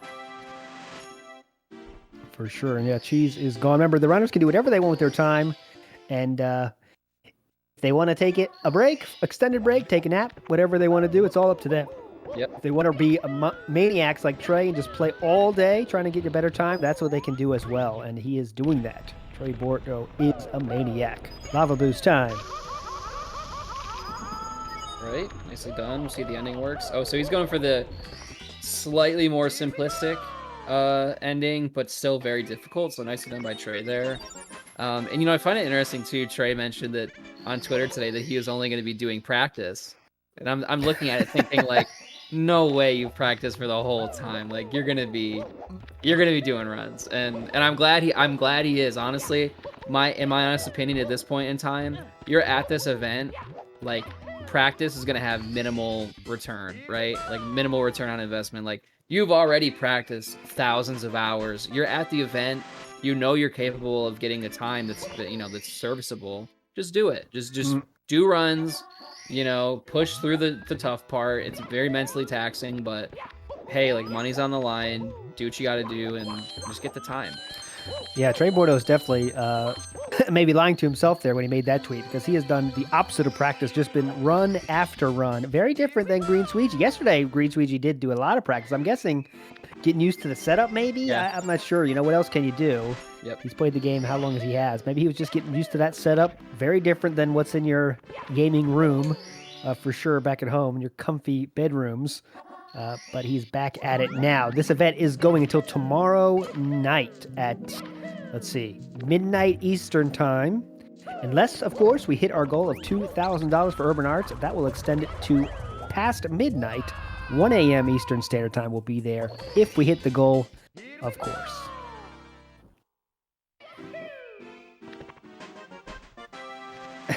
And some donation. I actually... Collins, do you have the donation tracker open on your side of the board, on your side of the booth? Do you have that open? Yeah, I do. Okay, please. I want you to read the donation that is for $4.14, if you don't mind. Yeah, sure. So $4.14 from whichever mirror. Glad to be a part of this event and support my buddies Suiji and Trey. Wish I was there to hug you guys. Much love from Ireland. Whichever mirror you've made your mark on this event. Thanks so much, my friend. And Matthew JT with a $20 donation. Shout out to the runners and casters doing a great job. Thanks for putting on this event. Thanks so much, guys. Little donation rush here. Thanks so much. Hopefully we can get to $2,000 today and extend the stream by an hour. You are definitely helping a great cause there.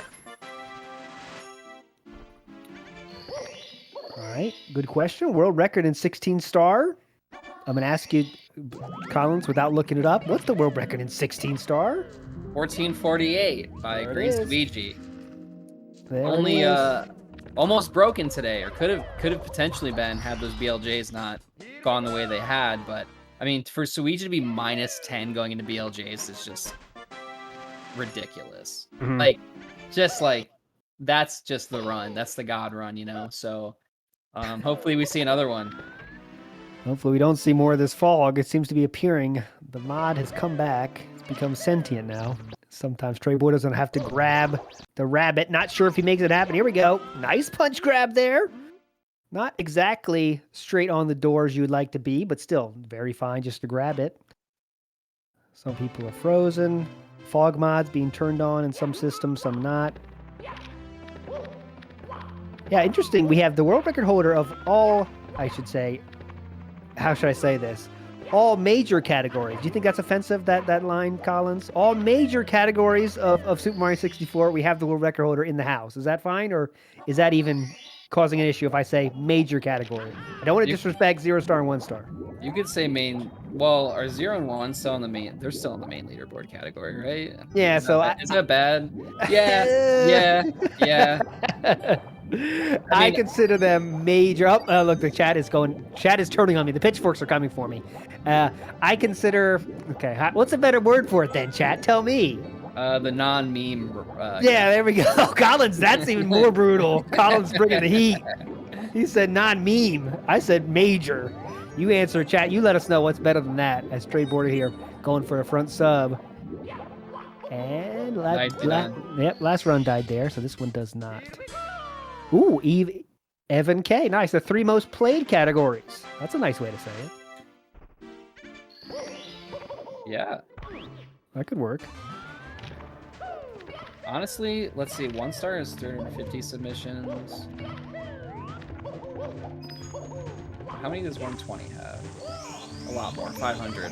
So it's actually not that much different between 1 star and, I mean, it's, you know, it's almost double, but think about it like that. Like, they have 300 on 1 star, and we got, you know, 500 on 120. Yeah, pretty crazy. Considering 120 is like a crazy. Yeah, I mean that's the ultimate dedication required to even get a run in, right? I mean, extremely long just to get a run finish is insane. Been there, done that. On myself, I'm 180th. So 180th place in the booth right now. Got it. Yeah, so been a while though, but fun while it lasted. 120 is a fun category. But honestly, I think for events like this, 16 star is the most fun to watch. Like, you're constantly getting paces going. You got, you know, just the chances of there being a run in late game with 7 good 16 star runners playing at the same time, pretty high, you know. So I think for LTAs, like 16 star is the way to go. I was actually had to explain. My girlfriend was kind of watching some of this, and she was like, "What is this? Like, how do you explain this to people?" And so I kind of had to go through the whole like speedrunning thing, and I'm like, wow, like I know a lot about this, almost too much to be comfortable. But it's really funny, like, I don't know, because I was explaining, you know, 16 stars, like a legacy any % category. Unfortunately, Trey is not going to hit out a BLJ. But yeah, I said even regardless, you know, the with it being a legacy any % category, it's by far the most popular speedrun category probably of all time. It's probably one of the most run ever. Yep. It's one of the most iconic and probably, you know, honestly, probably the most thought of when you're thinking, you know, when you talk about speedruns. Like, you're thinking Super Mario 64 16 star. It's the most accessible, in my opinion, as well. Fortunately, Trey dying there at the end, right at the beginning there, but yeah, a lot of issues in the end of that one run for Trey there. Seemed like he was building some hype, even some viewers, but then it all went to hell there. And it seems like we got some fog issues coming in a few screens here. Hopefully it's not going to last this time. And yeah, I think that's fair. I mean, I think Super Mario 64 is if it's not it is one of the top 2 most impactful speedrunning games out there. My cat is trying to say his opinion as well. You can hear. He he disagrees. He's excited for the new Stray game coming out shortly that everyone's talking about. Yeah, I've heard about that. It seems fun. Yeah. Oh, Trey Bordeaux seemingly getting some pep talk from Green Suigi maybe there. Not sure what's going on. Maybe Really telling cool him, to see all these guys in the same room together, though, I will say. definitely. They're all supportive. I know we make jokes about, like, you know, other stuff, but they are supportive of each other and usually are always friends.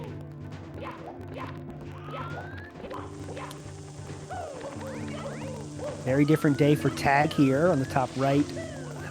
Yesterday was filled with very deep runs, lots of good times. Today has been very different from that. More aggressive resetting, of course, because he does have a nice time up there already in third place. But moving right side, Trey Bordeaux here is getting a little practice in. This run is long gone, but it's still good to get those reps in. Because when you do get on a one, you don't want it to be hours ago since you had your last chance at it. Man, the Punk elevator, that's quite unfortunate. So it's iconic. Yeah. Iconic. and maybe here's the thing. I'm gonna explain it now because we get a lot of chats about it. The reason that we're having difficulties with the fog and everything is because we're not broadcasting the event at the event specifically. We're broadcasting at another location, which is across the country, and they have like a LAN center. So sometimes people are downloading things that they shouldn't be downloading. So sometimes there's a little bit of issues, but we're managing to stay on top of it. Our awesome rebroadcaster here is doing a really good job when we're noticing some stuff. So that's why it's not malicious. It's not intentional. I promise we'll keep going. It's gonna be fine, guys. We are fighting through this with you, chat. So we are doing the best we can. And yeah, we need to tell West Dog to stop downloading anime. I told him earlier to stop doing it, but he just keeps doing it. He can't get enough of that Attack on Titan. Come on. West Dog, give it a break. Specifically his fault. For sure. Definitely his fault. But yeah, it's always tough. Remote events, and we're remote somewhere else. Me and Collins are in different states, and this event's in a different state. It's the whole magic of the internet coming together here. But sometimes there's bumps in the road, as you can expect. Trey Bordeaux here. Is he finally going to take a break? Maybe. He hasn't yet today. Maybe we can get Flixer on the main screen here if you don't mind. He seems to be a little bit green.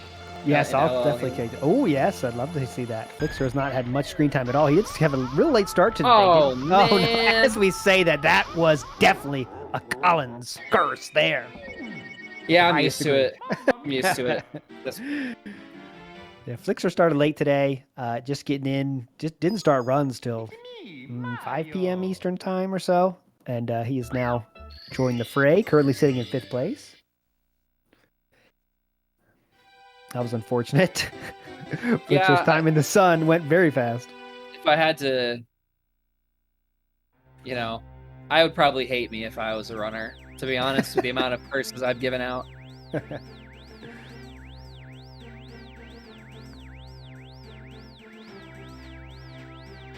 there we go. Everyone pretty early days here. Ouija back at it, though. He had a mini break earlier there.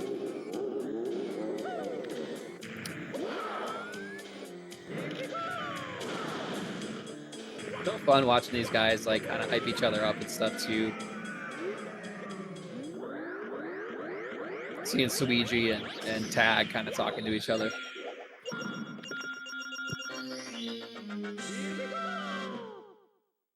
Perhaps getting some advice from one of the goats.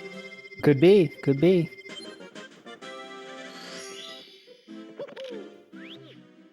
There's Ouija and Slippery Nip here. 2nd and 3rd on the world record leaderboards, respectively.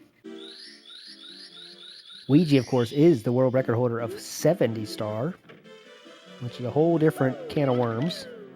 But a top player in 16 and 70 is Ouija. Waiting for him to start diving into 120 more. It's gonna happen one of these days. I'm coping pretty hard, but I think one day he will get into this 120 game a little bit more. And I think Ouija is probably right now the only player, in my opinion, that could theoretically get every single world record. Yeah, it's tough to argue that in terms of just straight up where they stand now. He's 13th in 120 star, right? So 13th in 120 star, first in 70 star, third in 16 star. By far the combined highest ranking player in the universe, in the known universe, for sure. So I mean, you can't argue with that statement at all. Yeah, actually true. You know, you could consider a lot of people consider Dowski one of the greatest ever too, just because of his accomplishments in 0 and 1 and 16. And don't get me wrong, Dowski has like 47 and 70 as well. If I'm not wrong, or is it a 48? It's a 48. Yeah, he has like 48-24, which is still like insane. And I believe he still does 120. So I don't know. There's a lot of guys that are, I don't know, I feel like a lot of the time you're short category or long category.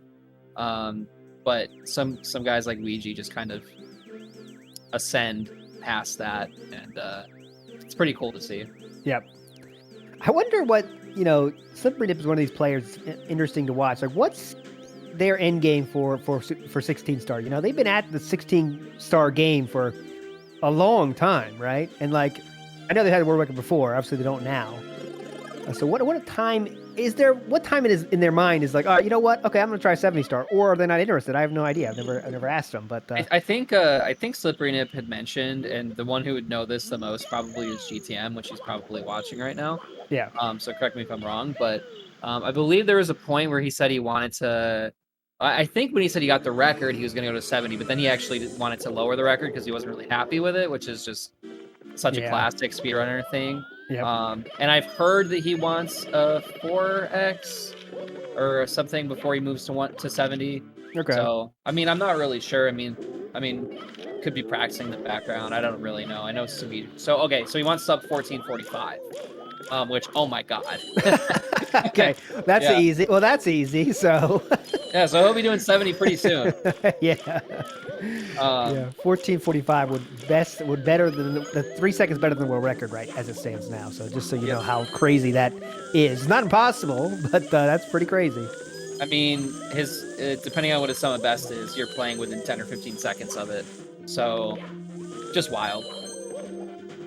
In a 16-minute run, by the way. Yeah. Like, to consider that is just absurd. like if that, I think, and everyone's gonna disagree. And what if they find a new trick? They're not gonna find a new trick. Like, I think 16 star is pushing its limit. I think we could see a 3x one day. I don't doubt that it'll happen eventually. I cannot see it going past the 3x, and I think that's a pretty agreeable statement. All right, I'll be the first to say disagree, because you could never say never, right? So let's say now it's 2022, right?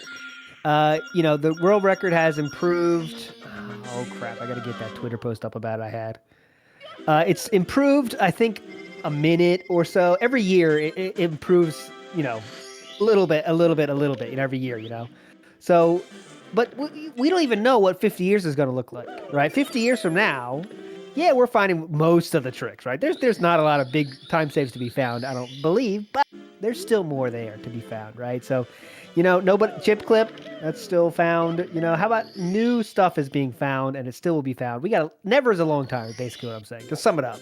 In 50 years, if people are still playing this game, there's going to be some problems with the world. Whoa, Colin's dropping some real.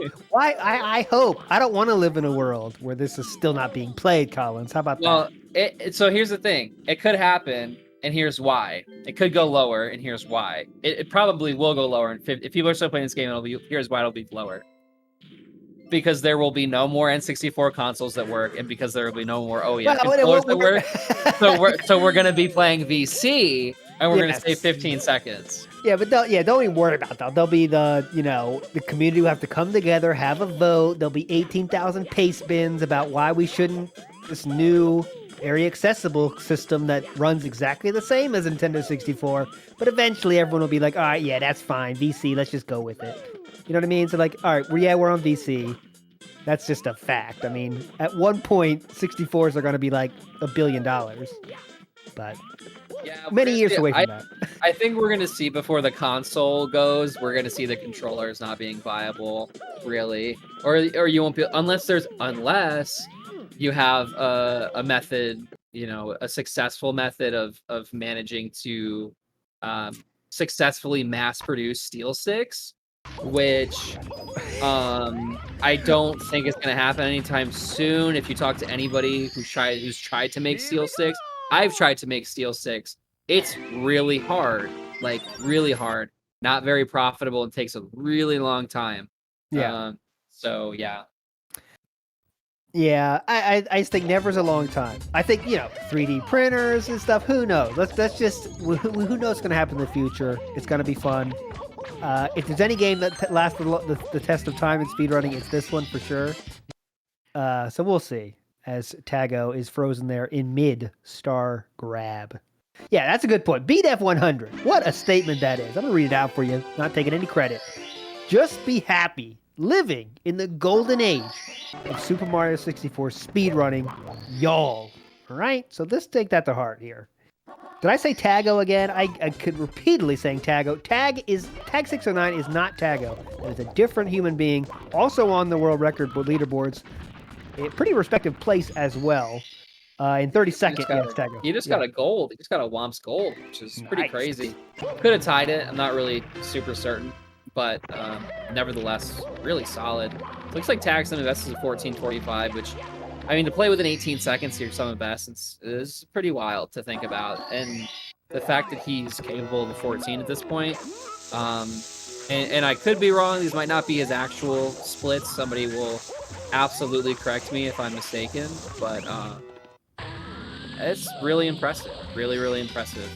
I mean, you're looking at Ouija's, right? Mm-hmm. Some of that's is like a 14:30. So right off the bat, you have a 15-second advantage really with Ouija, just kind of if you're going off the splits alone. So it's kind of crazy that Tag is 14 viable at this point. Mm-hmm. Yep. Good question. Strawberry Koopaling never played with a Nintendo 64 controller. What do you tell us about control? As Tag takes the sand bath there, and taking a death. The controller of Nintendo 64, ergonomic. What else can you say? It's you can hold it many different ways. It was a classic controller for its day. Back in my day, we were happy with that. But Collins, as a younger folk, what do you think about the Nintendo 64 original controller? So N64 is my first console. I was born in '95, so okay. I was playing like Mario Kart and Super Mario 64 when I was like 4 years old. So it's still like 99 or so. I think that for this game, I mean, this game was quite literally, the controller was quite literally designed with having this game developed. I mean, they were developed together and around each other. So it's like, you can't really say that it's not good for this game. It's fine. I don't think it's necessarily bad. I think that when it comes to like being stressful and harsh on your hands, I think that's more the motions that we're doing. Yes. More than the controller being not ergonomic or not, I guess, good for you or something physically or whatever. It's just more so it's like, no, you really shouldn't be mashing 14 times a second for like 6 hours a day. Like, you're going to get tendinitis eventually. Doesn't matter who you are. Yeah. And I think that, I will say, I think that N64 controller does kind of lend itself to holding it a bit in a manner that's not necessarily good for your hands. Just the way that a lot of the time we're claw gripping things, and it's kind of almost natural to do that sort of grip on the N64 controller. So there are certain times definitely where, like, I did 16 star for like 2 days one time because I hadn't done it in like 2 years. Yeah. And I legitimately got tendinitis, like, from doing LBLJ 16 star. Yeah. For like, I did it for like 6 hours a day for like 2 days. And I legitimately got tendinitis from how fast how much I was mashing. It's wild. But honestly, like, I think GameCube controllers are more comfortable. I think that you know, like the Pro Switch controllers and stuff, they're like generally a little more comfortable. I think it's how far apart your hands are holding the N64 controller, like the way that was intended. Your hands are a little too close together. I don't know. It kind of makes you arch in a weird way, like arch your hands in a weird way. So I don't know. It's not horrible. It's fine. Yeah, I think one point that's left out of this is the marketing aspect. I remember when that system came out, it was like this controller was changing the world. It was like, what is this? This is incredible. We got to have this controller, right? That was a big part of it when they were trying to sell consoles. I know we're many decades away from when they're trying to sell this console, but ergonomically, hey, not the best, but is any speedrun action is not ergonomically designed for our bodies, right? Smashing a button 14 million times a second is not what we're supposed to be doing. And if you've seen Kano do his throws, that is not what a human's supposed to be doing, how they rotate that fast. I mean, doing this kind of stuff is going to be a problem no matter what you're holding in your hands, So it's something. But I will say that, so I learned how to do the Silent Hill 2 speedrun, and there are a couple sections in where you need to mash a lot. It doesn't have to be like super quick or anything like in Mario, but I will say that with the PlayStation controller, it's a lot easier to press the button down. It doesn't require as much force necessarily, and you can almost kind of wiggle your finger in a way almost and kind of get it because of the way the button pads are. So that's the only thing I noticed it a little bit different. I didn't feel like I was going to get tendinitis from the Silent Hill speedrun. Yeah. All right, let's get back on the ranch here. Ouija here. A lot of green going on in those splits. What kind of pace are we looking at here, Collins? Well, BPT is 14:37, and he just smashed the box. It's going to be like probably a 5-second loss. Unfortunate here. We've seen him reset for less. Is it happening here? Yep. I'm going to say no. He's still pretty green. This is still a sub 10:10 HMC exit, so I think anything's possible. Not the worst mistake. People being so kind with Toad today. Usually we see a lot of brutality there, but not today. Ouija's staying green. We're going to stay with it. While we're watching Ouija here, let's just go ahead and shout out the charity. ! Donate if you want to help out Urban Arts, one of our sponsors here, helping us put on this event. A super great organization helping underserved and underprivileged kids go to college for game design. Really, really incredible stuff. So if you are interested, please feel free to donate. If we hit our $2,000 goal, which we are a little more than halfway done with, we will actually extend the stream for another hour. So that's pretty neat. So if you're interested, again, ! Donate. There we go. And we have Ouija's run on the main screen as it should be. Almost everybody running except for Cheese. 6 runners on the screen for you here. Ouija getting up there and keeping this run alive. Let's see him. Still looking good. Even with that botched triple jump. Did the back up though. Triple box jump, excuse me. Yeah, I say box triple jump. Yeah, see, it's so many different things. Yesterday we had a whole conversation with it. We're not sure what to call it, but there's box triple jump, the way God intended. triple box jump is so much smoother, I think. See, when I think triple box jump, I'm thinking you're doing a triple jump on the TTC box. Yeah, that makes sense. Yeah, I'm a bit of a stickler for terminology, I guess. I think it just needs a more interesting name. And Ouija, chat, it's coming. Ouija always gives it to you. And here it is. I've never seen him fail it yet in this event. It doesn't happen there. I risked the curse there hardcore, and it was never in doubt.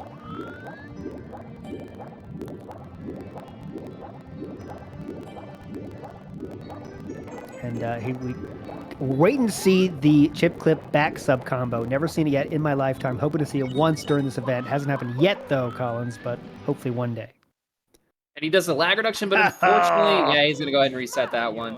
Yeah, but that's coming. You can't really see that much. A lot of that room is lag reduction, right? You can't really. It's hard to see when we're watching him play, but that room is a lot of lag reduction. But anyways, in my earpiece, we got to go get to an ad break here. New commentators coming at you hot. Me and Collins are going out here. We'll see you later today or tomorrow. Thanks so much for watching. We'll see you on the other side of this ad break.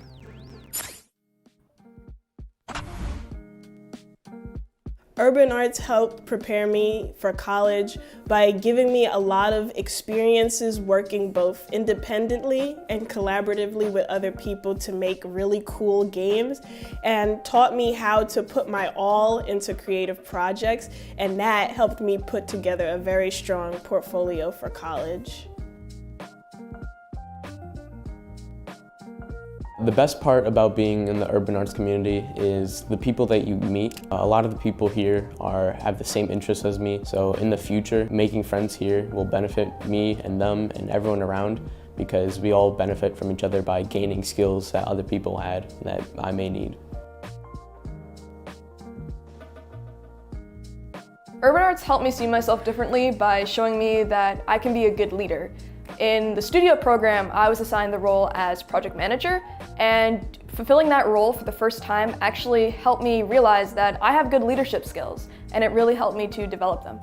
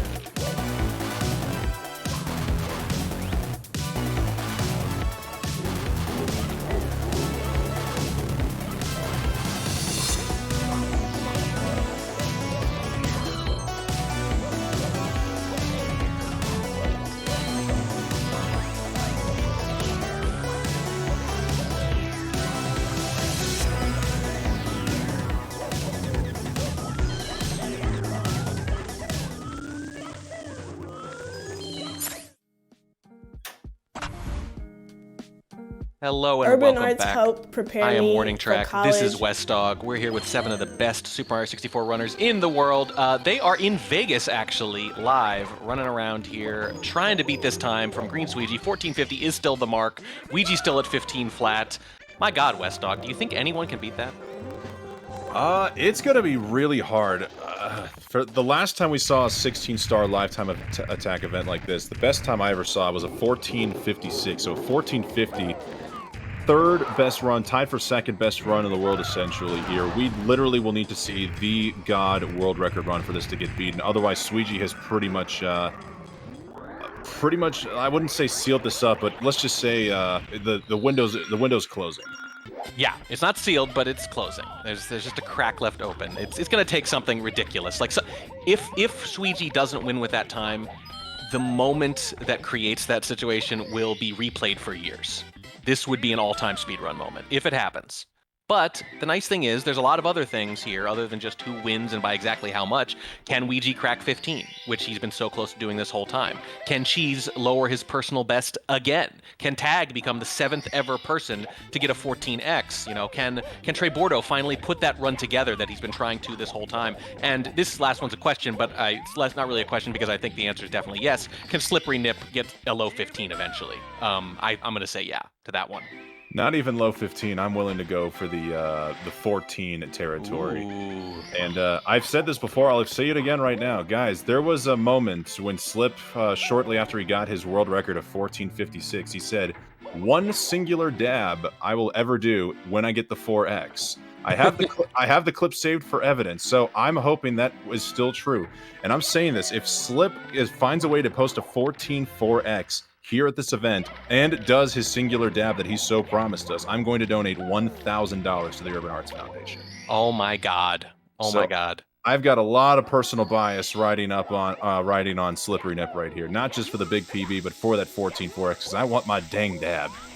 Yeah, and that would put us over 2,000, and that would extend the stream by an hour, which is what happens if we crack $2,000, by the way. This is for Urban Arts. If we do it $2,000, you will have affected, you, the viewers, and the donators, will have affected the actual contest by making it longer, and it's already very, very long. So please do that. It's a great cause, and you get to mess with the runners, and who wouldn't want to do that? Exactly. Mess with the runners, help the runners. Like, whether you want to help them or torture them, either way, we can get another hour of high-octane action here in Vegas. This is probably the only kind of running you even want to see in Vegas. Normally, you'd be running away from a loan shark trying to recover off your gambling debts, but this is the kind of running I'm looking forward to here in Vegas. Yeah, don't pay back the loan sharks. Give the money to charity instead, and then tell them. And I'm sure they'll understand, being such fine, upstanding social citizens. Absolutely. Oh, man. Flixer here. Hasn't really been on the big screen very much. Hasn't gotten too deep into runs. Did take a few hours off, I think, at one point earlier in the day after having a very busy first day, and who can blame them? But, you know, obviously 5th, not a terrible result, given the overall leaderboard standings there. But when you look at getting bopped there by, or I said bipped. It's not a bop if it's half a second. It's a bip. Getting bipped by Cheese there by 0.5 seconds. Gotta imagine he wants to at least reclaim 4th.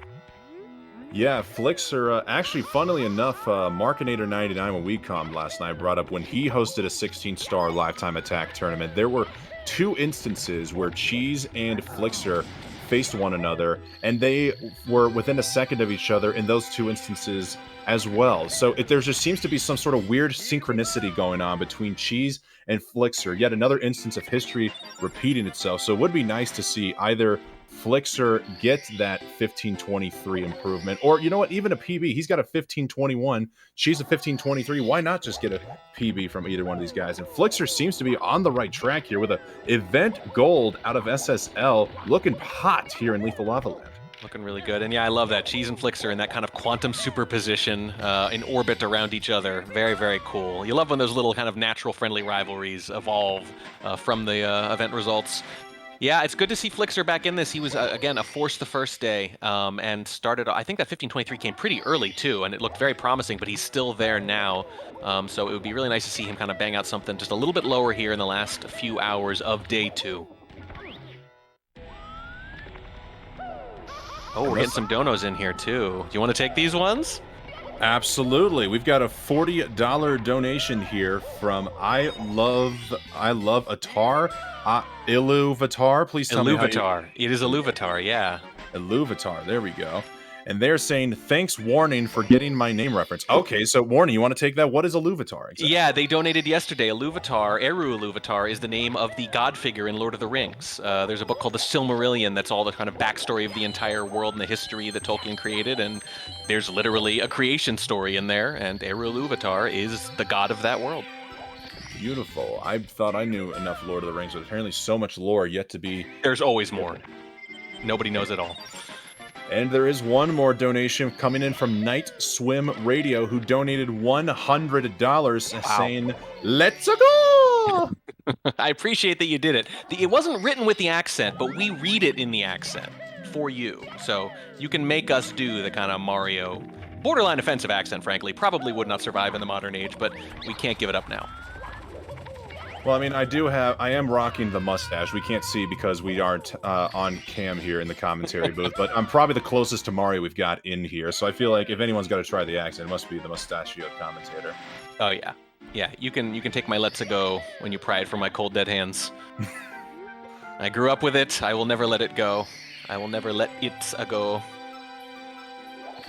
Flixer looking pretty good here. I think he's got one more in HMC before he moves on. Or is it two? We got a couple more. Looks like he's probably... I'm assuming he got box triple jump. That's usually the one the runners go for first. It looks like now he's just got rolling rocks and emergency exit, which that's got to be honestly a horrible name for the star. That is the one he's going for here, emergency exit, taking the speedrunner's route. But the intended strat is to go all the way through the toxic maze, ride up an elevator, and then climb a set of monkey bars in order to get all the way over to that star, which, if that's an emergency exit, that has got to be the slowest, most physically demanding emergency exit I've ever heard in my entire life.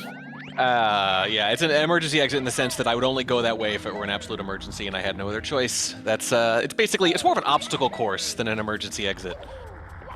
Yeah, sheesh. Chat, starting to debate just a little bit, which lore is better, Mario 64 or Lord of the Rings? Oh boy, nerd fight, here we go. I've just got to say, even though I'm a Mario 64 aficionado first and foremost, Lord of the Rings lore is by far much better. It's been around longer, J.R.R. Tolkien got it right, and it's continued to be improved upon, whereas Mario 64 lore seems to be completely filled up with memes and conspiracy theories, which is just not my cup of tea, personally. That's true. I mean, it's more like fan fiction than lore. We make it up as we go, and that's fun in its own way, but just as pure lore, a little less serious, certainly. Well, for those who don't know, I mean, most people have seen the movies at this point, so even if you're not a Lord of the Rings nerd, you know Aragorn. Aragorn, actually not human. He's a Numenorian.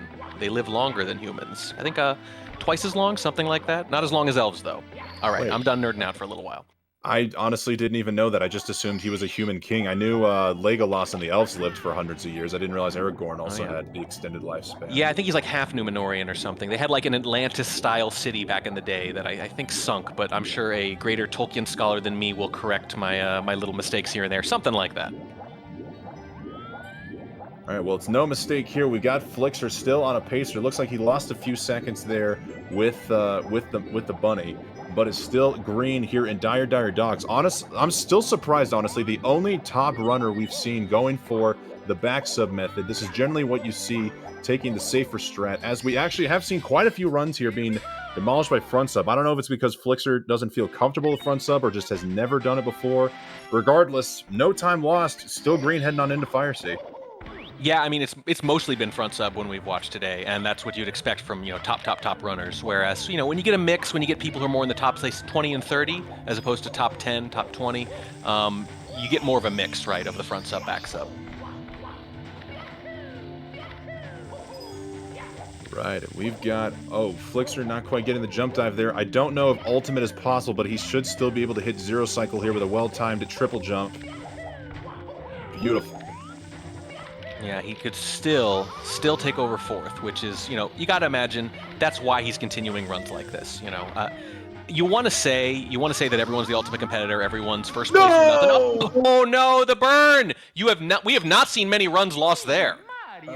We have seen, yeah, Cheese did lose one, I believe, in that fashion yesterday. It is rather unfortunate when you don't get on that furthermost left part of the platform. You do have to recover, and then you go from the 2-burn entryway into a 1-burn back up to the bridge. Flixer not getting enough space and just missing out. Unfortunate ending to a otherwise great run. Wow. I mean, we've seen so many runs lost to BLJs. We've seen so many runs lost to bits. You know, we've seen the standard stuff. We have not seen many runs lost there. That is an unusual mistake for a player of that caliber, I think. But fortunately, we've got Slippery Nip here, willing to give us the green copium as we head out of the Flixer run. Good pace coming in Lethal Lava Land. We'll get to see what pace is looking like with 1 star left to go. I'm just boring old Nip, just once again on a pretty good pace, if not better. You know, pretty good seems to be the floor. Boring old Nip. What makes you think? Oh, yeah. That didn't feel boring with that extra burn there. Yeah. Oh, yeah. The different kind of burn. I mean, boring. I said earlier. I mean it as a compliment. Like, greatness is boring at a certain point, but boring in the sense that absolutely no emotional reaction and always doing well. Always, every time you look up, he's on the same kind of run. He's always around the end with a chance to get that 14x, that low 15 or whatever. It hasn't quite come together, but he's been close to it, I don't know, 24 times. See, I take, that's an interesting thought process. I'd rather, instead of going boring, would go, greatness is absolutely aggravating. Whether it be like on the professional level, when you hear people like Tom Brady constantly going to the Super Bowl, like, can you please just retire and stop winning already? Or just even in the case of Mario 64 last year, when we were going through the 70-star phase during Break the Record, and we heard what seemed like every 2 hours Ouija was on a world record pace. It's just like, oh my god, we get it, you're fast, can you just get this world record already, please? Yeah, well, that's the worst part, when the greatness kind of teases you. It's like, oh, you might get the record. No, I didn't. Oh, you might get the record. No, you didn't. It's like, I'd prefer if you didn't, pull us along so much.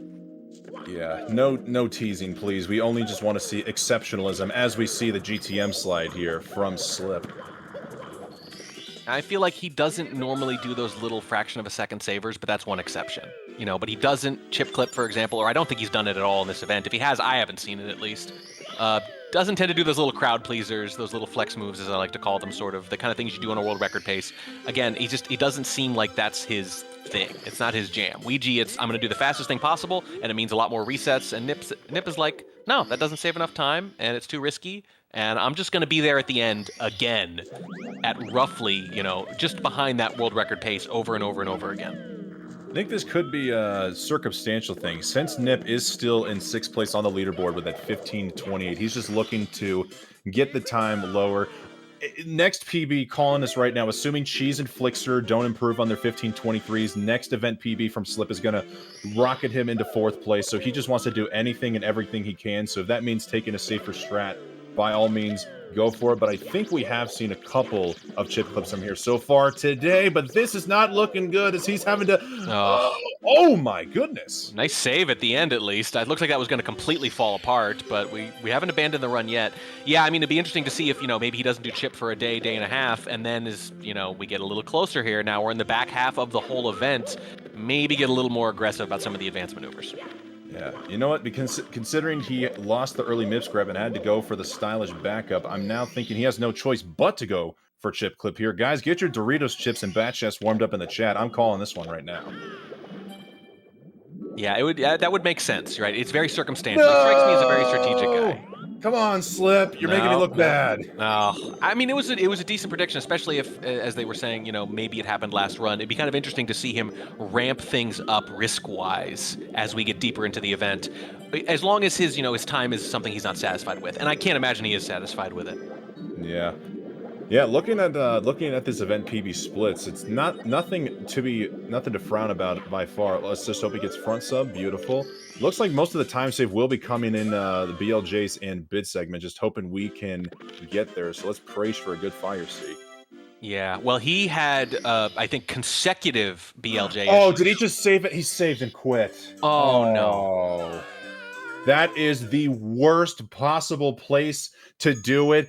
You would have to go back, get MIPS, go through the door, and get fire cease. So just it's just run over. Yeah. Wow. Wow. And look at that. No emotion. How Nothing. devastating. Yeah. I mean, you'd think it's devastating, but if it is, he's keeping it all inside. I mean, when you've run this much, 64,000 times, can anyone really get to you that much? That's actually the most astounding thing I find about Slip. He's been doing this category for so long. I hope he's truly not dead on the inside and still capable of feeling things, because I have yet to see him express any form of rage outside of a scuff and a dude. Come on. Yeah. Well, I admire it. I mean, it just shows that he's a cool customer. And, I mean, robotic is what people say. And, again, that's a compliment. True. Actually, oh my, whoa, it looks like Sweegie was going for a 1-star run. I don't know what happened there, but he SBLJ'd his way through the door, probably forgot what category he was doing, or maybe just trying to mess around and get a 1-star world record since he's comfortable in first place there. Yeah, maybe we should read the fine print. Maybe we missed something. I wished SBLJ would be allowed in 16-star personally. It would surely make things a little bit more interesting. Just skip the rabbit altogether and just yeet your way into DDD. Yeet your way right in. Here's Trey Bordeaux. You can see a lot of red there on the left, but this is still salvageable. There's that little nod you get. A lot of little nervous energy coming off Trey Bordeaux. You get a lot of reaction. You get the nods, you get the head shakes, you get the hat removal, you get all that stuff. You like to see it. You know, while I admire kind of the stoicism of some of the other runners, it's also fun to see people react in the moment. Cheese is famous for that, and you definitely seen that from Trey Bordeaux so far. And I'm genuinely just rooting for him though, because he's just been grinding this out like a champ, you know, for a day and a half now, and you see the potential there, and you just want to see it come together in one clean run. Absolutely, and we know Bordeaux is absolutely a crowd favorite in here, as we're seeing quite a few people in the chat right now, just all caps typing out Bordeaux, Bordeaux, yes, Bordeaux. It's easy to chant. It's a good name. Mm-hmm. And I even made the pun earlier that we're hoping Bordeaux can pull out a Gordo PB here. Oh, I can't be mad. I love a good pun. I also love a bad pun. It's so bad, it's good. There's definitely horseshoe theory with good and bad puns. Right, good box triple jump there from Trey. As he's got the furthest run going along right now. As we get a little bit of a blackout up, and it looks like we've got the fog mod coming back, getting a resync as he just teleports right to the Toad and talks to him. Well, it's basically like he was threatening Toad, and he, you know, killed the camera, just so there'd be no record of it. It's very intimidating. Splice, says the chat. Yeah, that'd be... I would say that one needs a little work. Did not fool us. Of all the things you're going to possibly splice in the run, I don't know why it would be the Toad talk. Yeah. Really obvious Toad splice.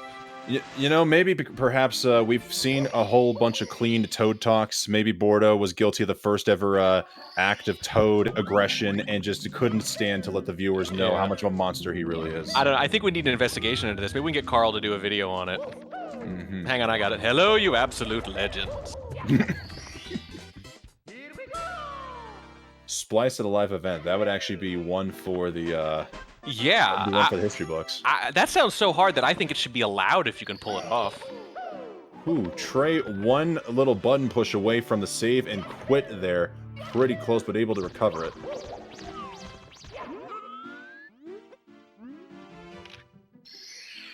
Yep, looking all right here. I mean, it's funny. We weren't seeing any. We saw who was it who had the huge MIPS blow up on day one? Something like a 20-second runaround with the rabbit. Was that Cheese? I want to say that might have been Cheese. Might have been. I saw the tail end of it. No pun intended. And I was like, my God, you know, I've not seen a MIPS this bad in an event of this scale. Oh well, hang on. I spoke too soon. That's pretty rough there. Not as bad as the one we were seeing earlier. And there's the head shake again. I mean, Trey, he just has not been able to put it all together. He is still comparing against his personal best split, so don't let the double-digit red fool you there. He still could very well pull out an event PB, especially with the chip clip there.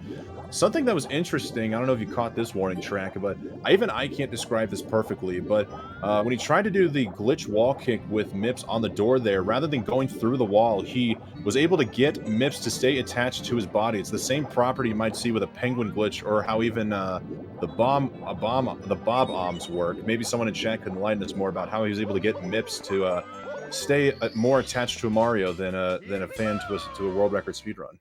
Yeah, I don't know. That's beyond my technical knowledge there, but it looked different is the only thing that registered in my head. Not nearly at the same level of detail as you just described. I just thought, huh, that looks funny.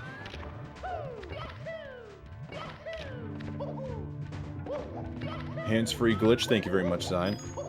We got a lot of expertise in the chat.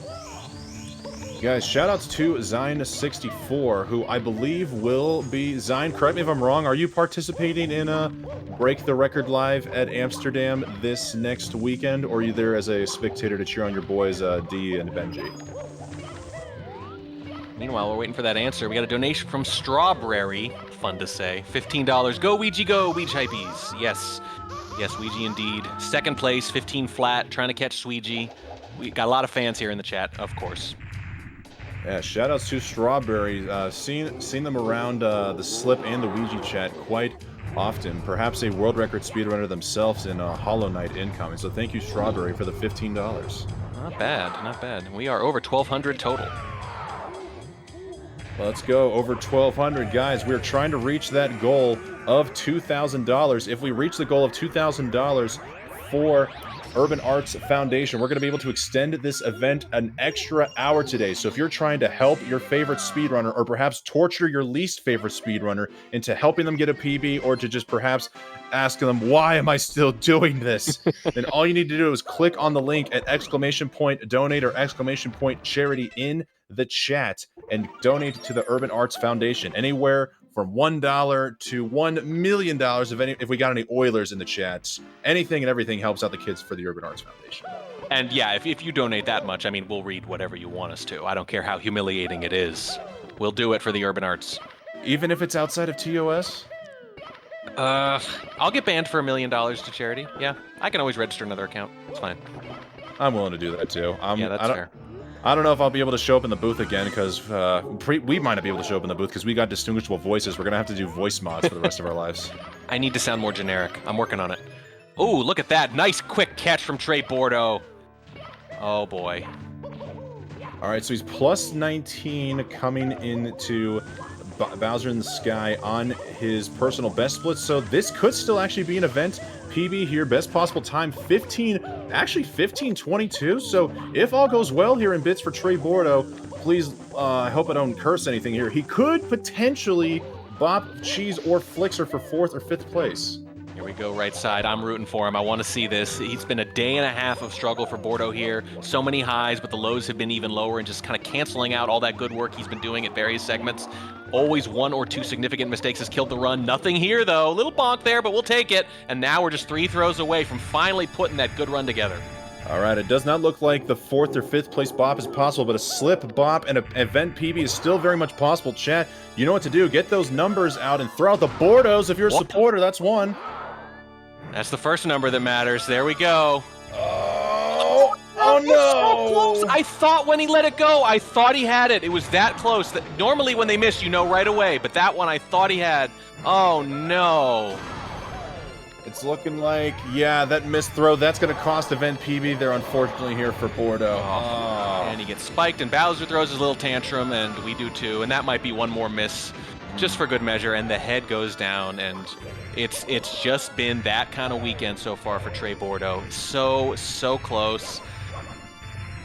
He's just going to mess around a little bit here. Finish it out. Oh, you hate to see it. You hate to see it. You really want to see, again, you want to see this effort. This man has been busting his butt. You want to see the effort rewarded. Honestly, it's just a pleasure to finally see Trey Bordeaux compete at a live event. I think he played in the Sleep 16 last winter or last fall, but didn't have the opportunity to make it to the final stage. But here he is. He's on the big stage. The biggest games here, 16 star, 15-12. He's still the top 12 runner in the world. Trey Bordeaux out here trying to make a name for himself. Still had a very good run. Nonetheless, GG's, Trey. Yeah. We look forward to seeing you back here on the big screen here. I have no doubt in little to no time. I mean, he came 2 throws away, right? He's getting closer. He's getting more consistent, I think. You just got to keep grinding. That's the name of the game. We knew it. We knew it coming in. Before I forget, though, I want to ask that last dono, Strawberry. Is that a Scrubs reference? Let me know in the chat if that's deliberately a Scrubs reference or if you just like the way it sounds. They are from Sweden, I know that, so I don't know if it could be a Scrubs reference. If so, then Pog Scrubs for getting an international audience. But, yeah. Speaking of donos, we have a $20 dono coming in here from S. Cali, maybe Scully. I hope I'm pronouncing this correctly. Great event, great cause. I'm gunning for someone to beat Sweegee's time. Hopefully 1 extra hour will be enough to do it. Let's go, Scully. Thank you for the 20. Lovely. And Strawberry confirming it is a Scrubs reference. Fantastic. Fantastic. Pog Scrubs? Yeah. Oh, great show. Great show. All right, well, we've got a run here by Flixer making its way through Fire Sea.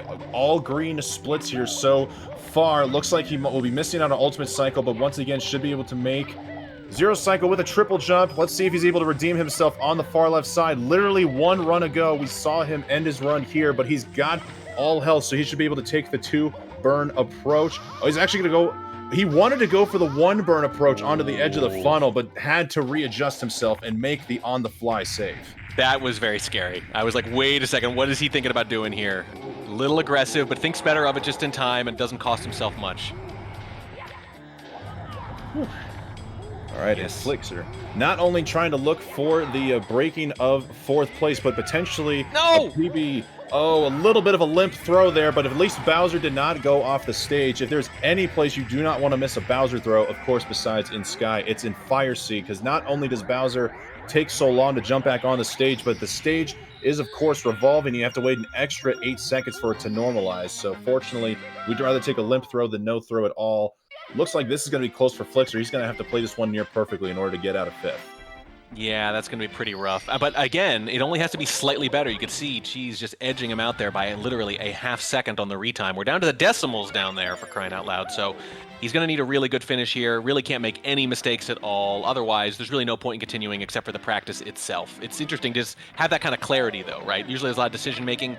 What are the odds? How many mistakes do I tolerate before resetting at various points? In this case, it's very clear. You do everything pretty much perfect or you quit. Right, and there we go. Flixer getting the BLJs. Not quite the instant grab, but still first try on that 3rd jump. Let's see if second set of BLJs will be a little kinder to him. Yeah, not bad. That's definitely acceptable, but you need this one to catch just as quick. Oh, there we go, and right into the hole. Oh, all right. So his best bits time is a 1:22. I know the best theoretical bits time would be a 1:19, 1:20. Oh, and there it goes. I think, yeah, if there was any chance at all for a Copium PB, it probably died right there on the fail rollout. But it looks like he might still try to finish this one out. Yeah, I mean, unless he's really like staring at those numbers and doing a lot of math in his head, you know, in addition to the actual run, he might just think, hey, this is close enough. I'm going to keep going and I'll find out what happens at the end. And if he basically equals his event best, I mean, that's still a nice little confidence boost, I would say. Yeah, even just another 15-2X, surely he's got to be a confidence boost. Yeah. Yeah, it's been a little while since he's had a run this good, so I can see him wanting to finish it. And you can see there we go, just a little lack of polish on some of these moves lately. Just, you could tell, a little off. And he took some time off, so maybe he needs, you know, that extra hour. Hey, donators, maybe he needs that extra hour to kind of peak here before the second day ends.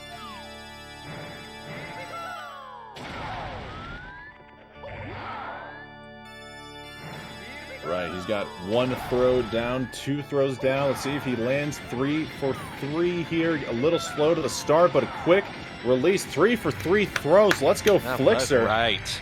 This is looking like it might be a 29 or 30 time here from Flixer. Yeah, not bad. He could put up another 5th place in between his existing 5th place and 6th. No, maybe just after Nip, it looks like. Right on the edge of 5:15.3. Might have been a 2.9. Hard to say, but either way, it's not going to make any difference in the standings, but it's a pretty good run, and it's been a little while since he's had a run this good, so hopefully this presages better runs ahead. GG's Flixer on the excellent 15:30, 15:29. We'll call it 15:29 just for hype's sake. Yeah. But speaking of hype 6, I'm hyped for yet another ad break as we are waiting for runners to get some good runs going. Here's a word from our sponsors, folks. Ladies and gentlemen.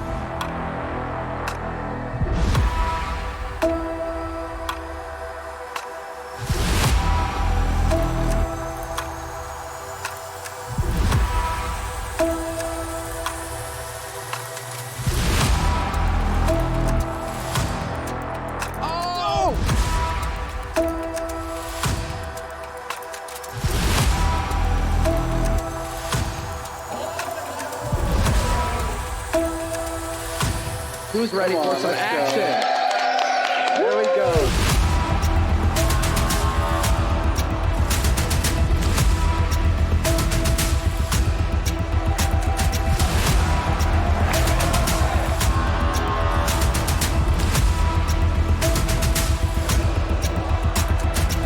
Everybody get it out. All four. There we go. All four.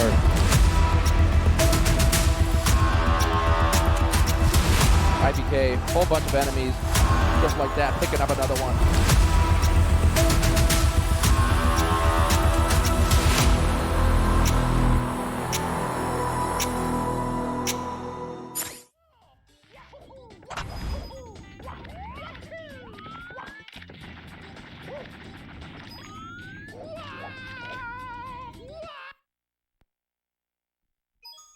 It's me, Mario.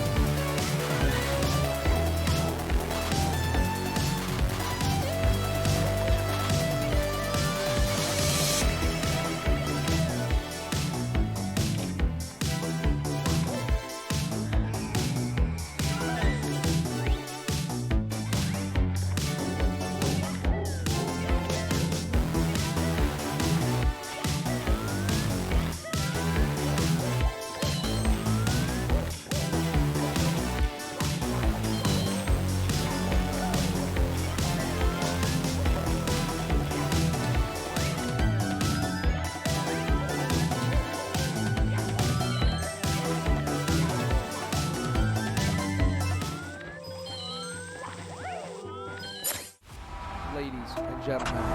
And welcome back here to the Las Vegas 16 at Double Down here on twitch.tv/speedrun.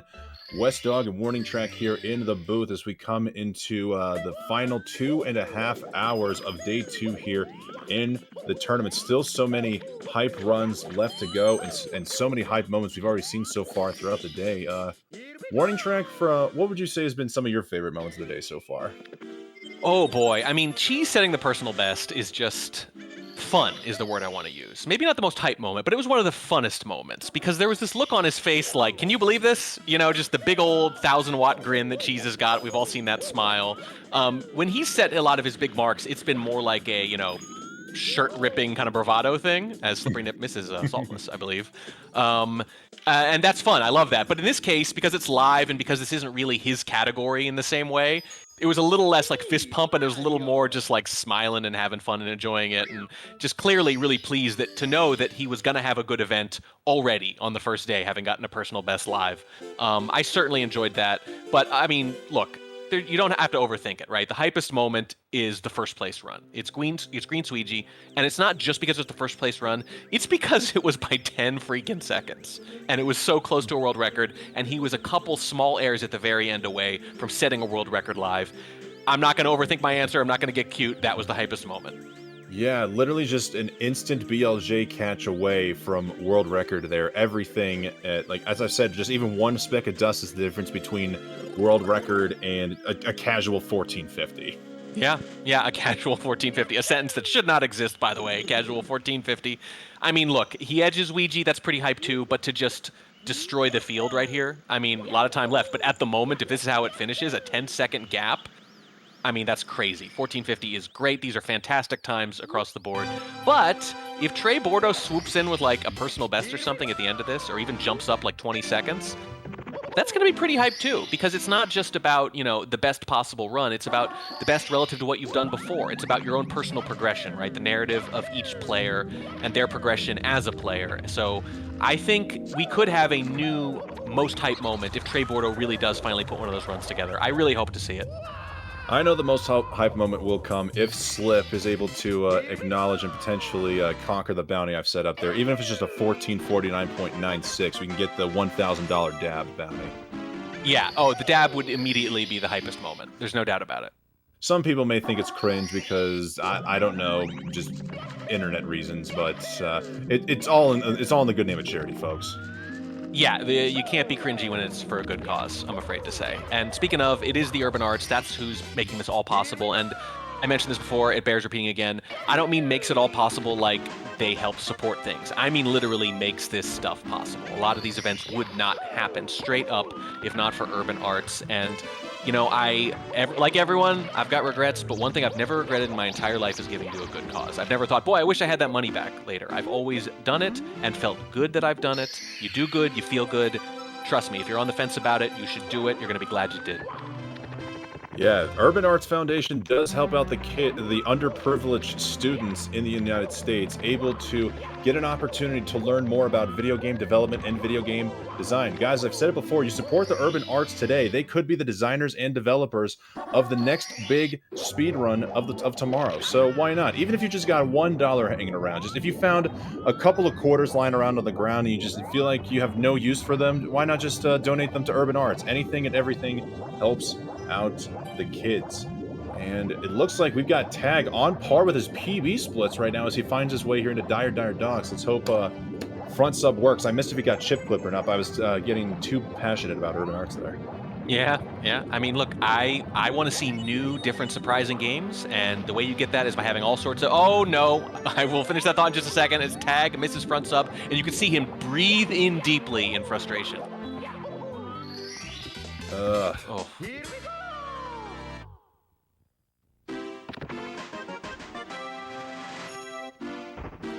Yes, it looks like. So I did want to make this note. I saw Pansy. I hope I'm saying that right, and hopefully it doesn't exactly get gets past the answers. Pansy saying they'd add $100 to the dab bounty. I thought that was just a joke because of the Omega lol, but apparently we've got EBM9 saying world record. You'll add $100 into there. And even $50 to the dab bounty from KJN. Guys, if you want to come onto the dab bounty, I mean, shoot, hopefully we're not putting extra pressure on Slip by doing this. I'll do it. 100 from me. Absolutely.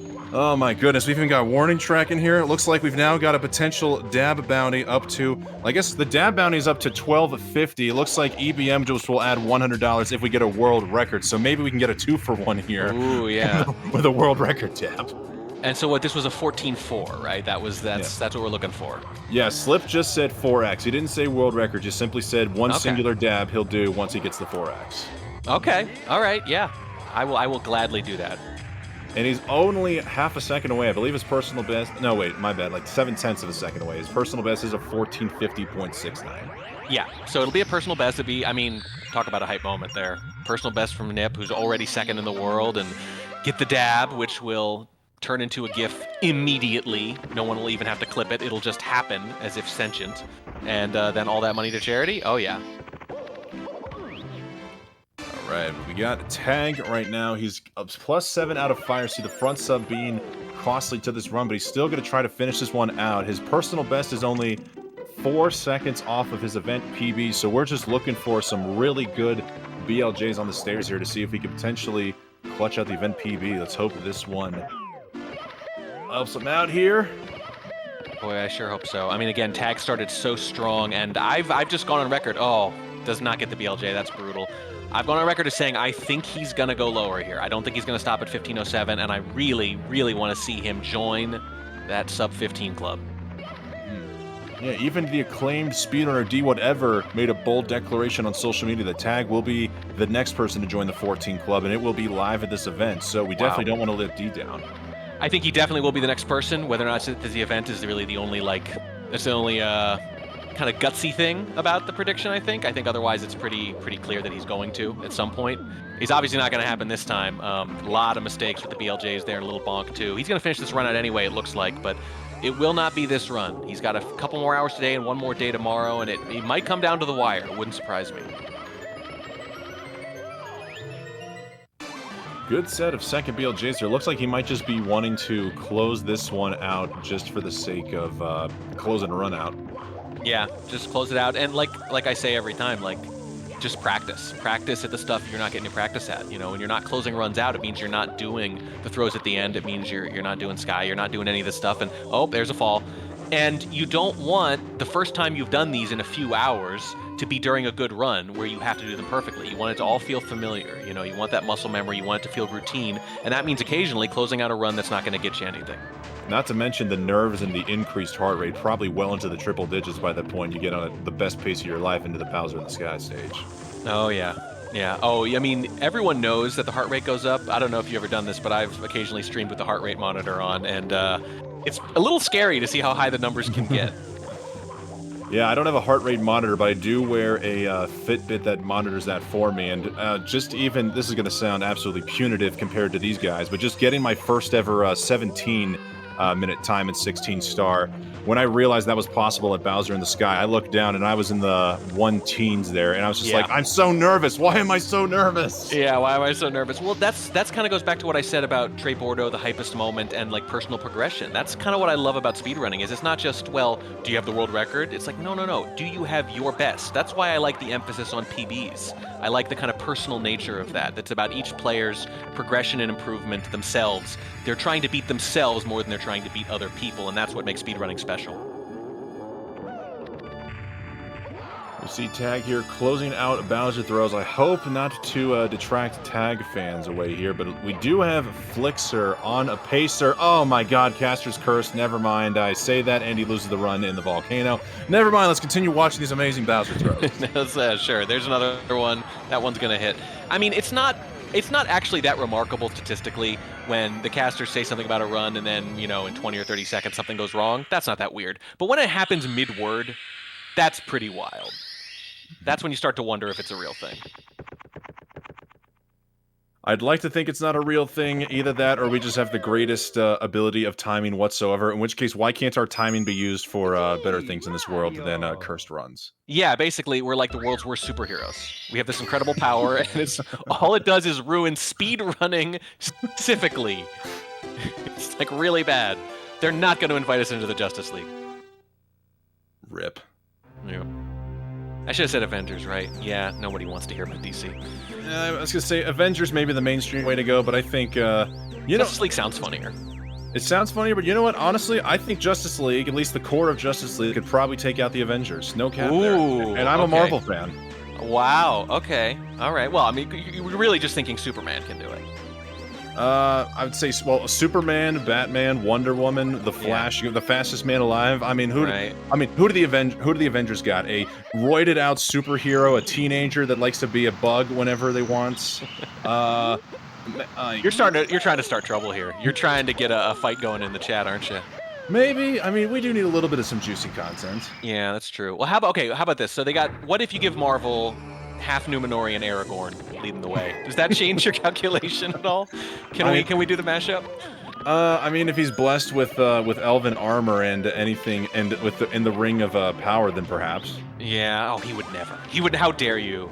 How dare you? I know Aragorn is too good of a soul to even consider putting it on. He does have the shards of Narsil though, so I don't know. I would say, how about this, guys?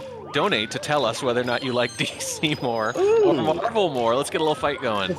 Let's get a $1 to $5 hype train going. Your opinion here: who would win in a fight, the Justice League, the Avengers, or you know what, or just even the Lord of the Rings cast? Yeah, look, just $5 to cast your vote. No big deal. You don't have to go crazy here, and you can force us to read your argument for why such and such would totally beat other guy. That is true. Outside of TOS, we do have to read the donations. It is in the contract. Yes, we will debase ourselves. I will read opinions I don't believe. I won't tell you which ones they are, so you'll all have deniability. You'll all be able to imagine that yours was the one I really meant.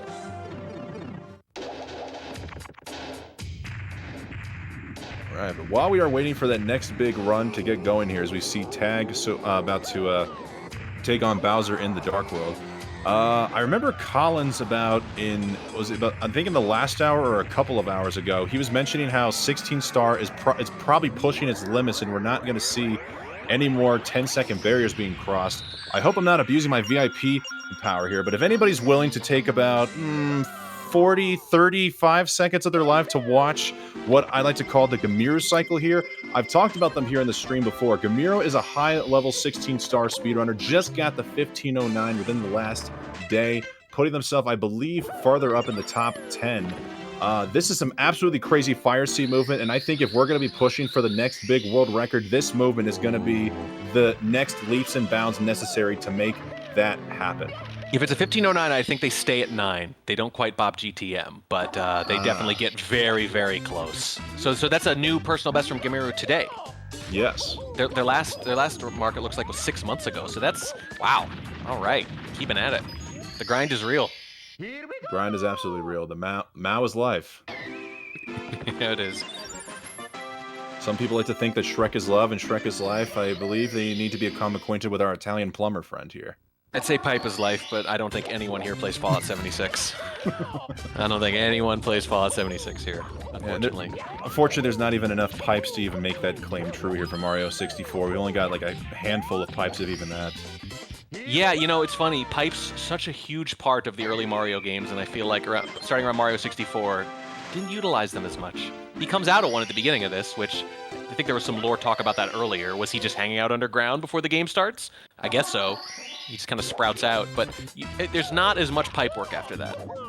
Yeah, the only pipes I can think of, there's one in Tiny Huge Island, and I'm trying to think if there's another one. I think, could it just be Tiny Huge Island? Chat, surely there's got to be some more pipes I'm forgetting about here, but on that point, Warning Track, my theory behind that was Mario was simply chilling in the second dimensional plane, but once Peach decided to offer him some cake in the castle, he decided to take the trans-dimensional journey into the third dimension, and he's been here ever since. It was a one-way warp, and he's not going back. I don't know, I kind of like the idea that she offered cake to a man living in the sewers. I think that's good. I don't know. I mean, look, I don't know how our dating life's going, but apparently that's what it's come to. Oh my goodness, how could I forget about the pipes and the Bowser levels, of course. Yeah, true. But there aren't that many, right? They're a huge part of, like, the first Mario game. Oh, absolutely. A lot of the other ones. And even 2 and 3. But at a certain point, they just kind of stop mattering so much. Oh dear, Tag is getting caught in the quicksand. And despite the name, speedrunners do not like quicksand. Absolutely not. Despite the name quicksand, it does anything but make you quick. Anything but. And we hate sand. It gets everywhere. We're crossing the memes. And it's coarse. Don't forget that it's coarse. It's coarse, and it gets everywhere. Don't cross the memes. That itself is a Ghostbusters reference. There's Slippery Nip, missing the jump. And look, and jumping again immediately as if to say, what, do the legs not work? What is this? That's kind of a backup, but not really. And it's all over. So we're going to practice. We're practicing.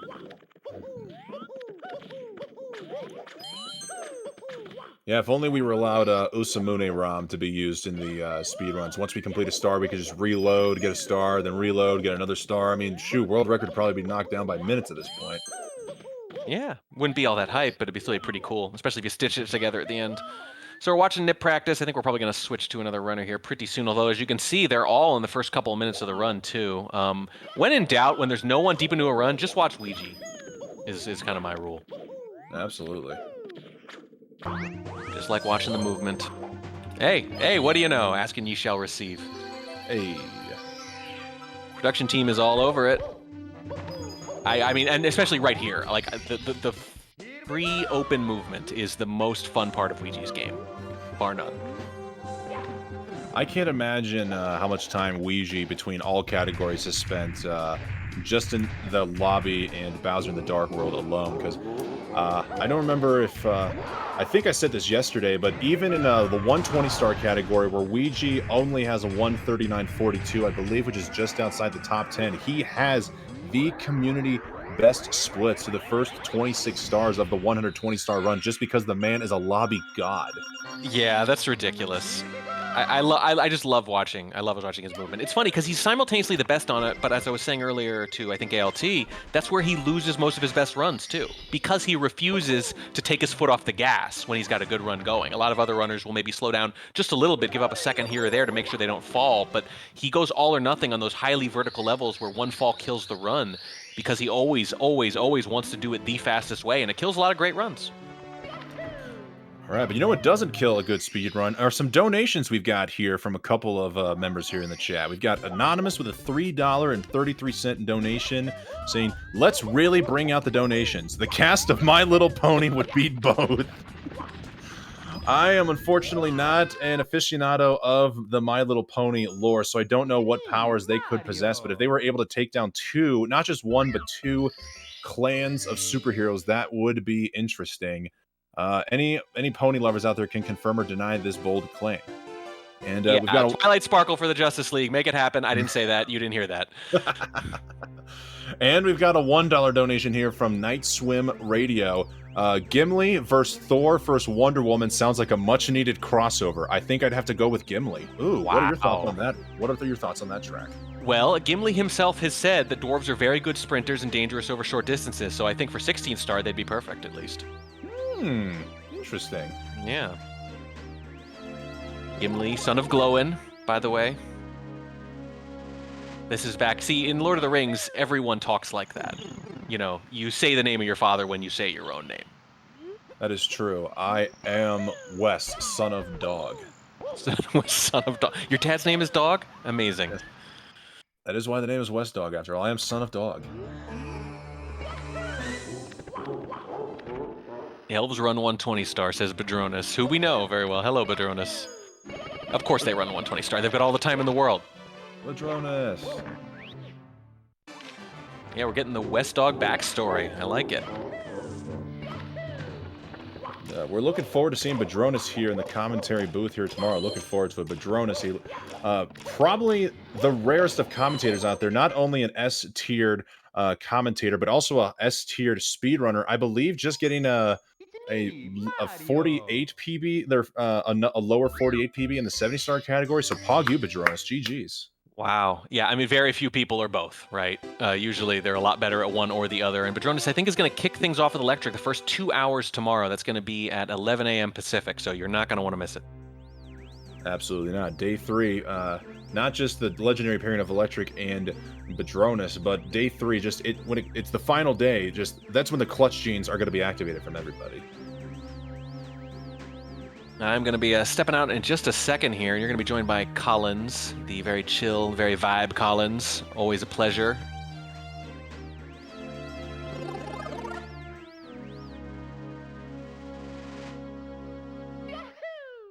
All right, we're going to switch to Trey before the switch out here. Let's just see how this plays out. I want to watch just a little more Trey before I leave, because I have been Trey's biggest fanboy throughout the last couple of days. Been cheering him on.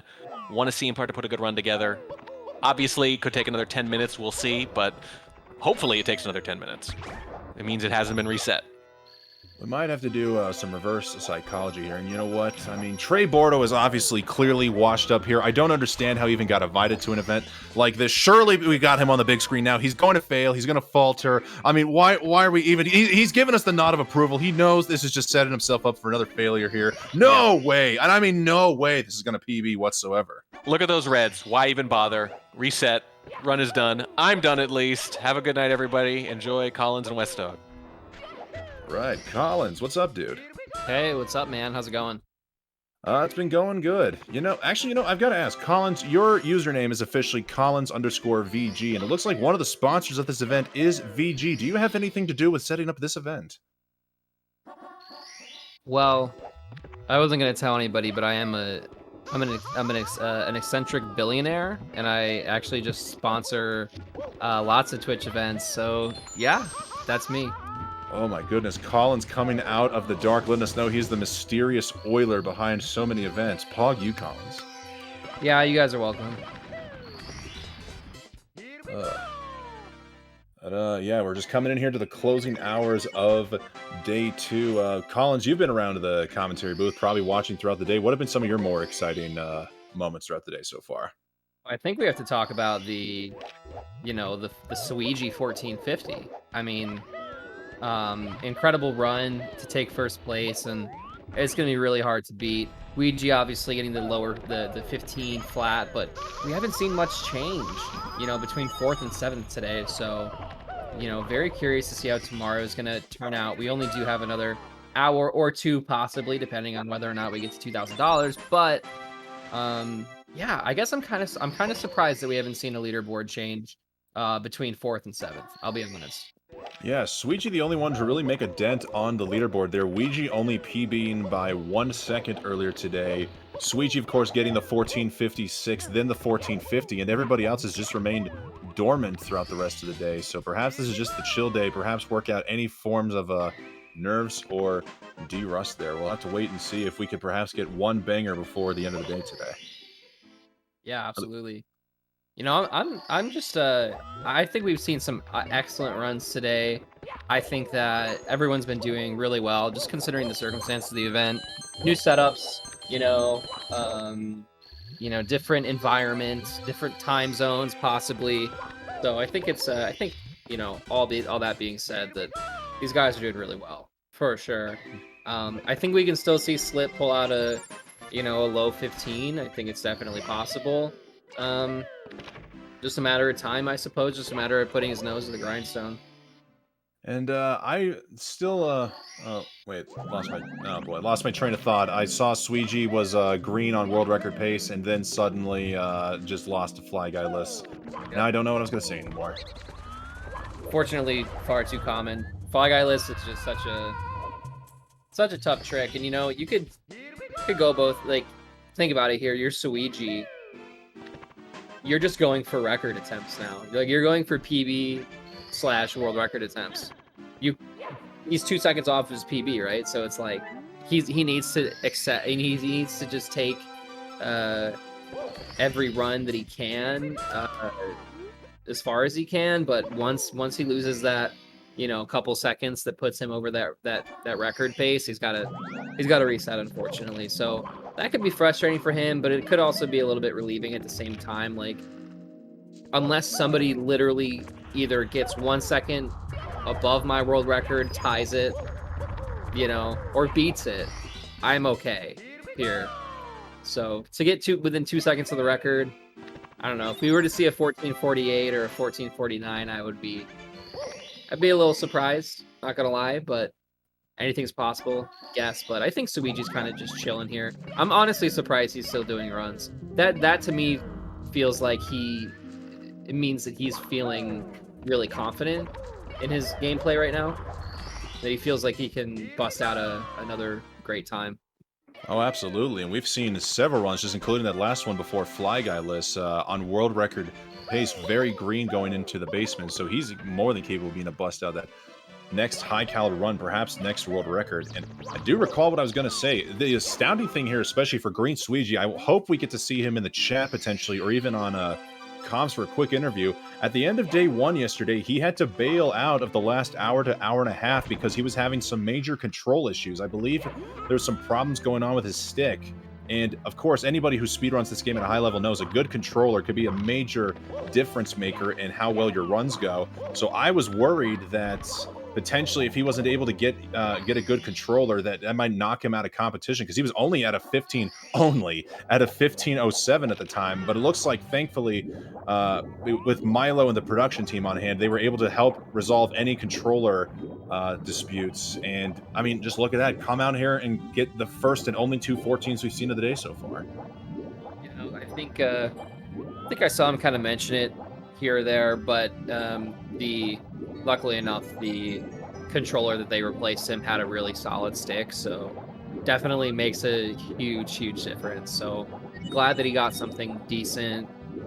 And Bordeaux again with the front sub miss. I think we've seen this too many times. I'm gonna be a little bit, like that, but I think we've seen this mistake too many times from Trey at this point, where he's just got to ditch the front sub. You know, you're in 7th place with only a couple seconds, 10, 15 seconds to really, get an extra couple $100. Might be worthwhile just to drop it for a bit, maybe get a better run going, I should say, and, just try to advance in the leaderboard just a bit. Honestly, not a bad take at all. Just in the last run we saw him complete, which was still 15.5x, I believe. He was still on the pace to being able to bop Cheese and Flixer directly to 4th place, but he missed 1 or 2 front sub attempts there, and it cost him about 10 seconds or so of time. So if he just went for the back sub strat, as we've seen Flixer been doing regularly here, that could have been the difference maker in and of itself. So I don't know if Trey is still listening in, but perhaps it might be time to play the little more conservative route. Yeah, I don't think anyone's really necessarily expecting you to bust out all your PB attempt strats here. Considering we're in a live event, we have different setups, obviously, like we were talking about, so I don't think it would necessarily hurt anybody. You know what also doesn't hurt anybody is donating to the Urban Arts Foundation, guys. This event is brought to you in part by and made possible by the Urban Arts Foundation. They are a pre-college program that grants opportunities to the underrepresented students the ability to study video game development. With their 250 schools across the country, 250,000 students have enrolled in the Urban Arts program, and every single student that has walked through the doors of Urban Arts has gone on to receive a higher education in video game development, guys. If you have any money whatsoever, even just a simple dollar, anything and everything can help out the kids at Urban Arts.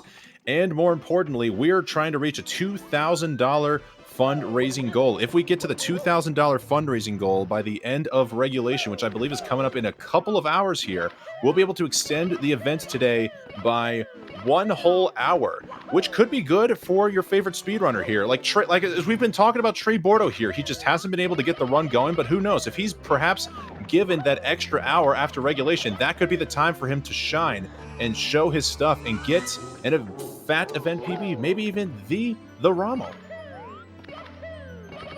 All set.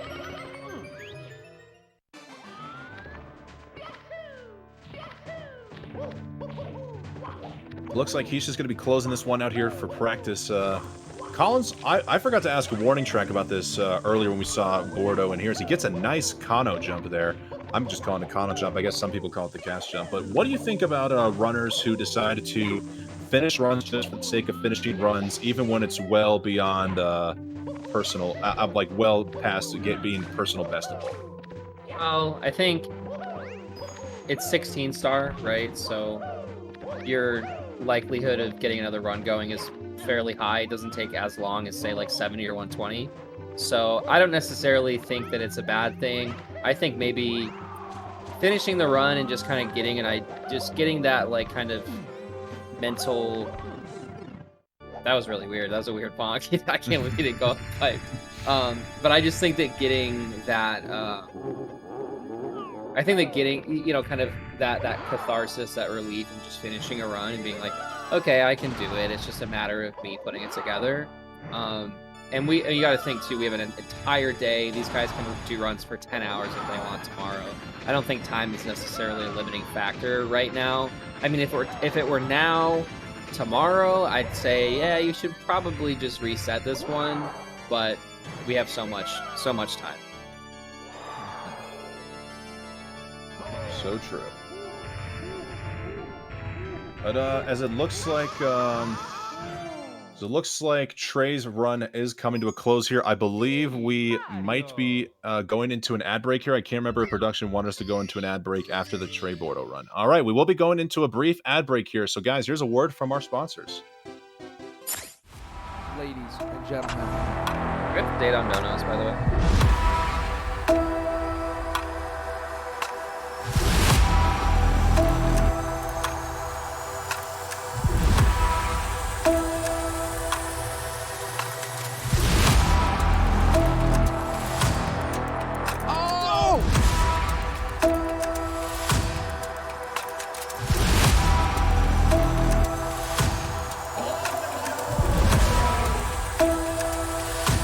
Who's ready for some action? There we go.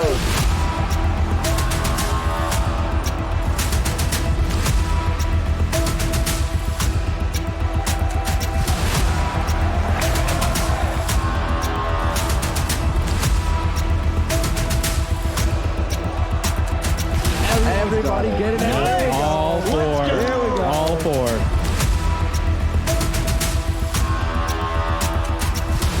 IBK, whole bunch of enemies, just like that, picking up another one.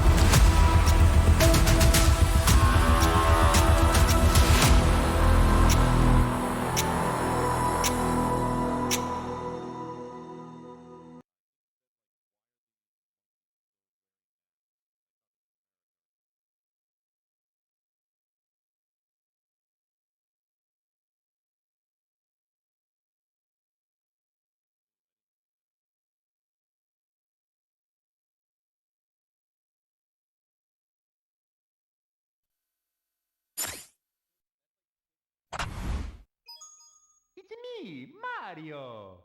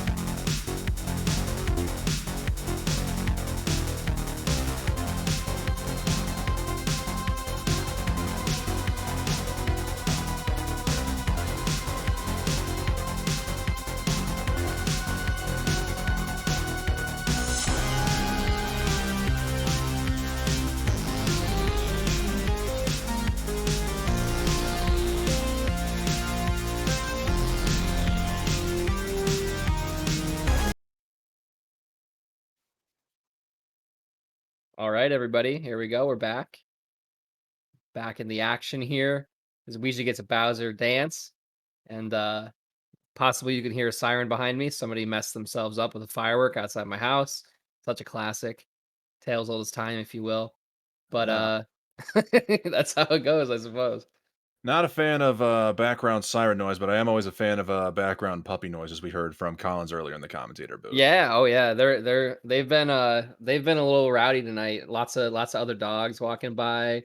Some guy was he pulled into my driveway and just started revving his engine. And I walked outside and I was like, "Get out of my driveway." And he was like, "What?" And I was like, "Get out of my driveway." And then he just didn't say anything and just like rolled away. It was the weirdest thing. He was just feeling threatened by your house and just needed to mark his territory or something? I suppose so. Yeah, I had to censor that a little bit, but that's basically what I told him. I was like, "Why are you going to my driveway? Like, what are you doing?" Super strange. Nice class there by Ouija. Salt class, I'm glad it's finally starting to agree with him. We've seen him lose a bunch of runs to that, so always good to see, but we still, again, do have double jump owlets. That's another one that's quite tricky, but, you know, once we head into basement, it's like smooth sailing there, hopefully, to MIPS. I have seen Ouija even on a... Actually, before I continue on with this, is it possible to swap out Trey Bordeaux for Slippery Nip? Because he's got a green run here in Lethal Lava Land. Hopefully going to be further in the green. But, yeah, like... Oh, crud, I lost my original point. I'm caught up in the slip run. But, you know, it's better to see aggression, I guess, outside of the speedrunning. I don't know. I'm just going to shut up now. I don't know what I was talking about. I think we were talking about double jump owlets or something.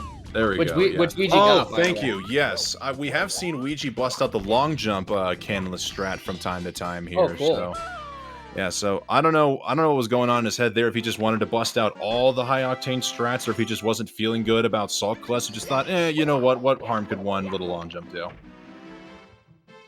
I mean, honestly, he's fairly consistent with it, which is insane considering, well, the strat. It's a really hard strat.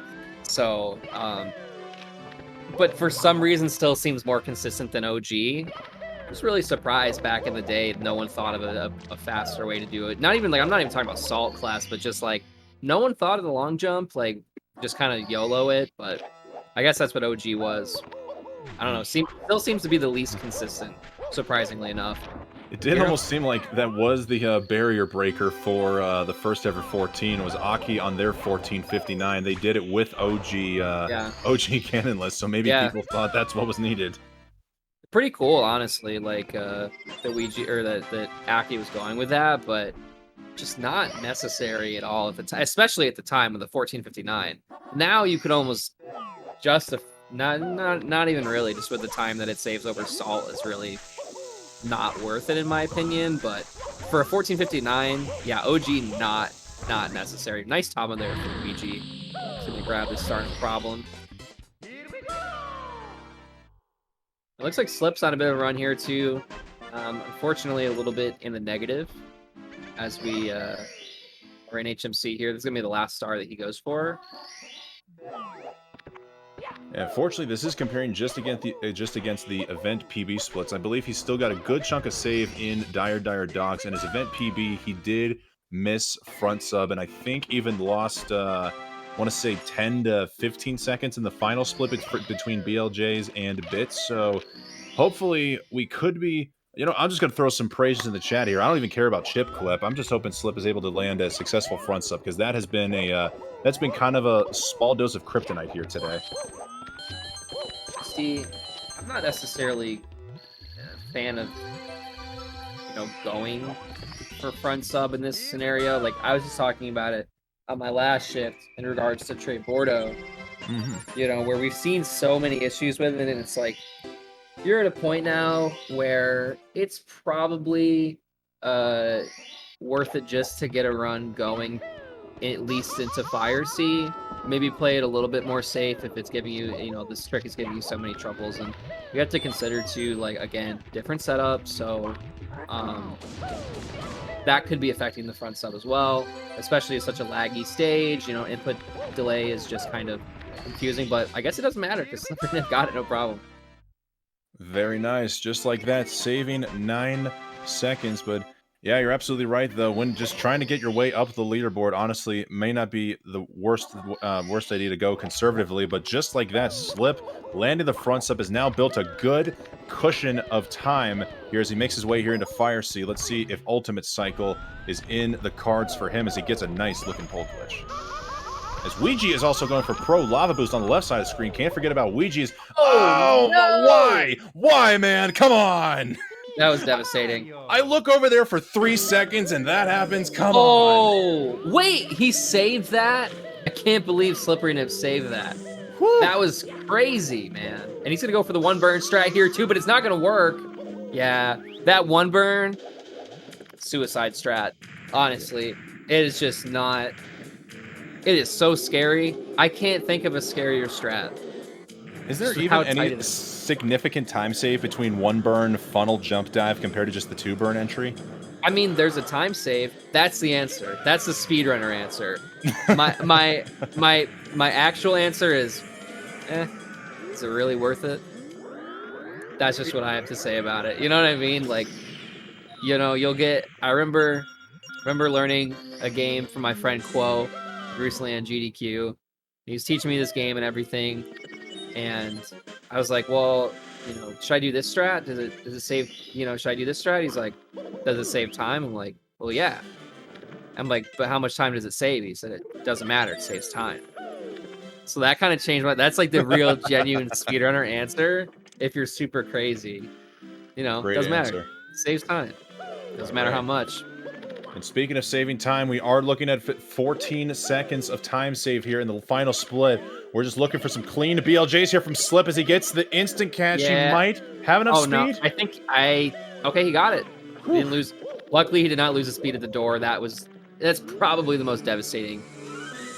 All right, second set BLJs. Let's see if it works out here for Slip. Man, BLJs just suck. All right, but in the hole at 1354, so with an ideal bits, this could put him on pace for a 15-1x. Finally, the run we could be looking for that'll shoot him up into 4th place. Getting a little bit of questionable movement there across the rotating platform. Yeah, that was a little bit rough. He, you know, just happened to. Oh wow! He sent it and got it. It was probably the last like frame he could have possibly gotten that cycle. So he actually still managed to make the same cycle that he was probably going for. But he's still sending it and gets the ultimate movement. All right, we got throws. Woo! Going into throws here. I gotta fan myself out. It just got hot. Yeah, I mean, we're looking at a 15-1x here. Could send him right into 4th place. Yeah, with perfect throws, he should be able to get a mid 15-1x here. Oh, wow, he got the glitchy grab. Say, I think he would be able to afford one missed throw and still potentially bop cheese for 4th, but with the missed tail grab there, he's going to be playing a little bit closer. That missed? I don't know about that. How? How did that miss? I don't know, man. And Slip's just not even having it. So he's just literally not even having it. He just ended it right there. Oh man. Yeah, that was devastating. Unfortunately, you never know. You never know with those throws. Like, that just is rough. I've seen so many more Bowser throws go so far wide to the left or right and somehow make the hitbox, and somehow that looked like it could have been near touching the bomb and that doesn't connect. I mean, this game, man, this game. Yeah, and the weird thing is, too, is I'm fairly certain that the closer you are to the bomb, the larger the hitbox is. So, considering he was closer to the bomb than he normally would have been, kind of confusing that one missed. But, you know, so it goes. We got another little bit of time here, as well as tomorrow. So, you know, I don't think that this is gonna hold him back too much. I think he'll be able to hop back in here. A little disappointing, but, you know, take your time, settle, and move forward. It's all you can really do. Absolutely. Thankfully, we have Ouija. When all looks bleak, we've always got Ouija in the green. Oh, yeah. Slip once again. I mean, he's just practicing throws at this point, but there was just another one that just barely went to the right. It didn't clip. Okay, someone patched up his copy of Mario 64. We need to get his cartridge investigated right now. Yep.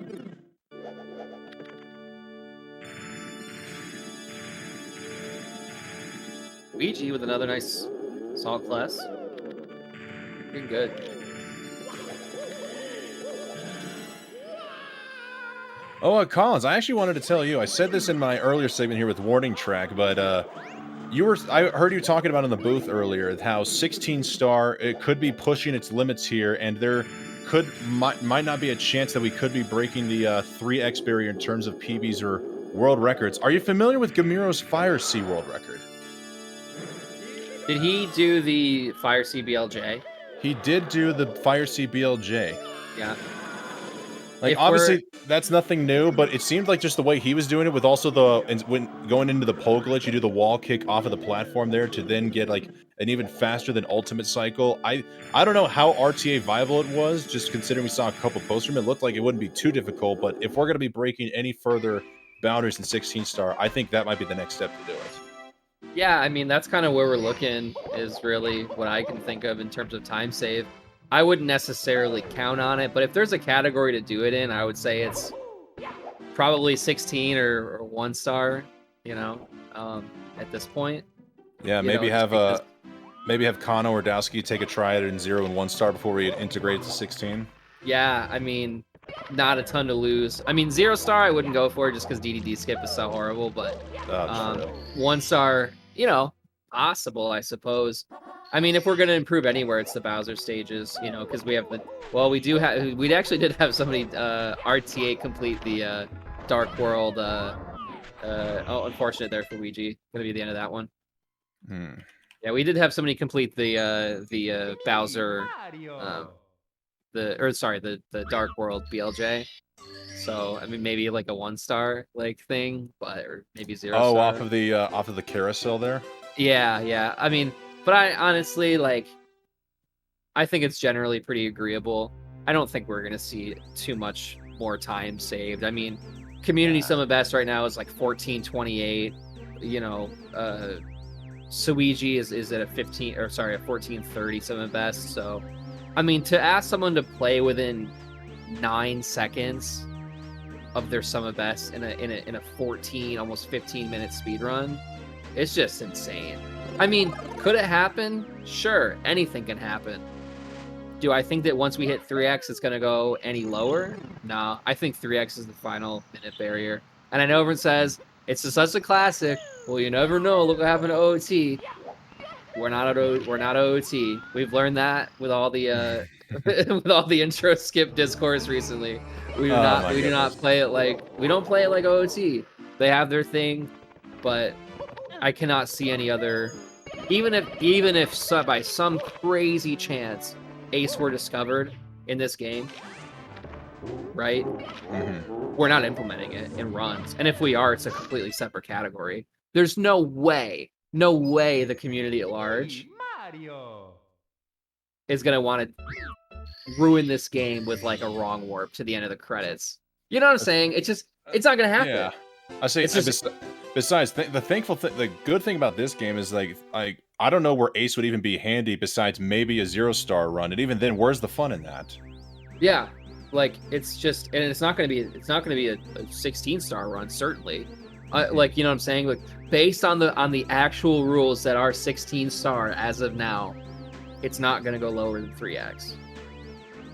Yeah, I think the only thing I can think is if we're somehow cracked enough to completely eliminate Dark World Reds and make Dark World BLJs RTA viable, somehow find a quicker star to replace that with, make Fire C BLJs RTA viable. I mean, I could be wrong here. I legitimately didn't even think, nor did anybody think we really find even a strat as simple as chip clip that can save a 7/10 of a second, but we surely have got to be reaching the max, if not already at the max, for discoverable strats or tricks that can have those little pockets of time save. Yeah, I mean, of course, there's always going to be slight time saves here and there, but there's going to have to be quite a few 7/10 of a time save, you know, in order to lower a minute, a barrier of 10 seconds or whatever. I just am not super confident in terms of the DDD clip thing, like that, as far as I'm aware, had been attempted by tassers before. So we had a general idea that it existed and that it's probably possible. I just, don't think that anybody had thought of it up to that point. So like great ideas, and who knows, possibly. I mean, it was probably invented independently of like watching those tasks or anything. Actually, I'm almost certain, because I'm pretty sure I saw the initial tweet where it said like, has anybody done this before? And the general consensus was no, not an RTA. But I thought at one point I had seen a task that it was attempting that or something. So I don't know. I think that with this game, in the rule sets that we're seeing, I don't know. I don't really see it. And the fact that there's no 16-star like professionals like GTM or something in the chat saying, no, well, actually, I think this is going to happen. That's how I know that it's pretty agreeable. Like, I feel like you ask like a lot of these guys, like, do you think 2x is possible? I don't think a lot are going to say yes. Of course, GTM is the know-all of the 16-star category for sure. Yeah, definitely. And it's not to say that it's like you shouldn't run 16-star after somebody gets a 3x. Like, by no means, like, quote unquote solved speed games are still fun. Like we still have people playing Super Mario Bros, even with everybody that has like, what was there, like a 454 or something, or 5? Somebody broke like the last like frame barrier. Yeah, like not too long ago. Every individual level as a community, they've now equated human best to task best with, I think it was like a 454.26 or something. We've hit every fastest possible time equated to tasks, and I mean, yeah, even Mario Bros. runners are crazy. We're still at what, 457, 456? There's only so much more you can do. Yeah, exactly. But it's still fun, and people still play it, so it's cool.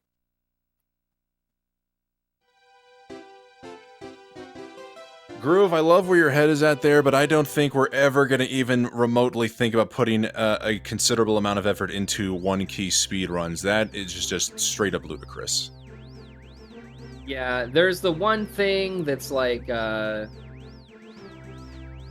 they get a ton of speed, and they go into like a parallel universe, and they like go in through the moat, like, they go into the moat, and then they get to the basement somehow or something. They go through the door. It's like a task thing only. It's impossible. It's just not possible. Sorry, guys. I hate to be that way. I mean, no, I've been crushed too many times. Mario 64 is an emulation of real life. We can talk all we want about the possibility of parallel universes, but we just have no way of accessing them. So let's just continue to let it be science fiction or a product of tasks. Yeah, that's what I'm saying. Like, I don't know. I hate to be, like I said, I hate to be that way, but it's just one of those things where it's like, I've just been beaten down. Ghosts don't exist, aliens aren't visiting, and we're not going to lower 16-star past the 2x. These are just things that happen. I'm sorry, guys. That is going to be definitely what it's written on Collins' tombstone when his time is all said and done. That's one of the best quotes I've ever heard. It's just one of those things that I hate to be like that, but it be like that, All right. Well, we do have Slip getting a run into the basement here in the green. Let's hope Plus works out for him as it worked out for Cheese here. I don't know what his best possible is a 1504. Don't know how close we'll be playing to that. Becoming +3 into SSL, but hopefully he'll. Oh no, didn't he get plus? Maybe he just got Fly Guy list. I don't know. Cheese is cheese, man. Yeah, Cheese is doing cheese stuff at this point, but no problem there. Yeah, and I think that last run is what Slip needed, right? Like, he knows that he's capable of getting even a 14 is possible, right? Like that run, like, almost a 15 possible without the BLJ kind of errors, so to speak. Unfortunately, just a bit of a Fly Guy error here. Can he get the bird? He does. Almost looked like he was debating on whether or not to continue the run as he sat at the bottom of the pillar, and thankfully he has decided to keep going. You got it at this point, right? Like, it's, we still have tomorrow, like I said, which is great, and it's something to definitely consider. But if you're slipping, you're in 6th place, and you have the capability to be in 1st place. Like you gotta keep continuing these runs, chip yourself, chip down the leaderboard, or up the leaderboard, I guess I should say, and just get a run, get a 15-20. Go, okay, I feel pretty good now. I'm in 4th place. Like, this is more attainable. I know I can do better. Like, here's what I'm gonna do to do that. So, just my opinion. I'm by no means a professional. I mean, that's just also my biggest shock here so far in the tournament here, because hosting and watching Slip in 16-star tournaments before, just in single race times. Oh, geez, not connecting on side hop. Let's see if he's able to get a second try. Gets the first D. Unfortunate. Ugh. Yeah, Slip has posted single race times, and that's going to do it for Cheese, unfortunately. All right, thoughts coming back into full circle. Slip has posted single race times faster than the 15:28. So the fact that he's still sitting on the leaderboard here in 15:28, I don't know if it's a mental block. I don't know if there's just like something, like just some obstacle, perhaps like I said earlier, DDD, that's just preventing him from getting that big run. But once we get that PB out of Slip, it is going to be huge. And I'm hoping, if we're fortunate enough, he could be able to cross into the 14 territory. Yeah, absolutely. And something I can't remember, I had a conversation with with another gamer friend of mine, Mario 64. Collins, let me know what you think, or if you know anything about this. Mario 64 is probably the one game where you hear first frame this or frame perfect that, and it could mean something bad, as we saw here from Cheese on the side hop attempt. A frame perfect first frame wall kick, and yet that was ultimately his doom when attempting for side hop there. Whereas in most other games, if you get a frame perfect anything, that's generally really good and really fast. So, I mean, come on, Mario, what's up with that? Yeah, the way I've heard it phrased before is like, imagine the game punishing you for being too fast. Mm-hmm. And that's kind of how you gotta think about. Oh, he didn't get the bully. Oh my goodness. Side hop is not. Yeah, you can. And someone will correct me if I'm wrong, but I'm fairly certain you can get side hop with any frame wall kick except for a first. Mm-hmm.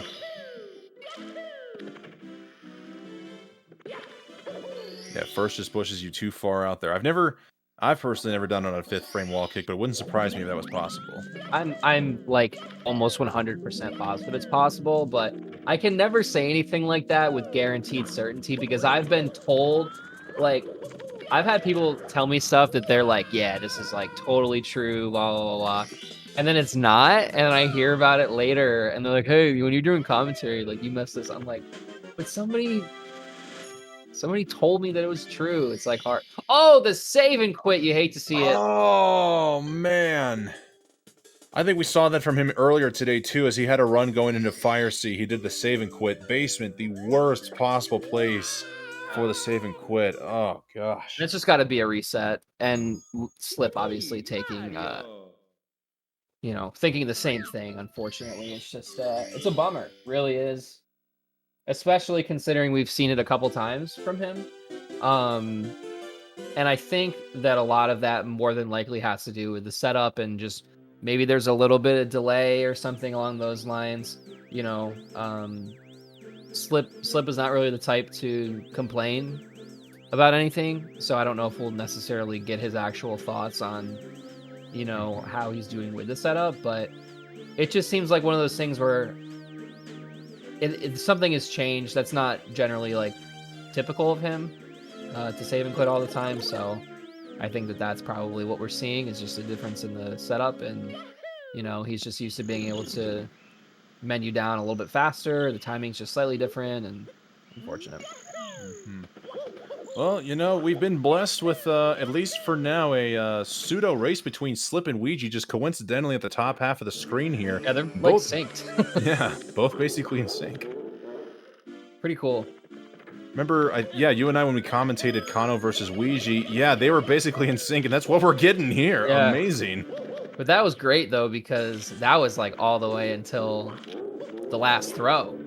That was, in my opinion, literally the best Mario race of all time that I've personally seen or witnessed. I've never seen anything closer. Yeah, I absolutely agree with that. I have a hard time coming to accept it that it could be that, just because, you know, there's obviously some bias here on my end as the host, but I mean, I wish we could, I almost wish we could almost get something like that here. Just something like just two runners close together pretty much all the way through. Oh, slip. It's me, Mario. All right, and we're now coming to our favorite section here of the game, where we've got everybody here in the beginning game, Dark World and Outside the Castle. You absolutely love to see it. I think on that note, if it's all good with production team, since we've got no runs going here, we might just cut to a little bit of an ad break here. We know that's what chat loves to see here, is ads, especially when speedruns are going on. So guys, enjoy this word from our sponsors. Urban arts helped prepare me for college by giving me a lot of experiences working both independently and collaboratively with other people to make really cool games, and taught me how to put my all into creative projects, and that helped me put together a very strong portfolio for college.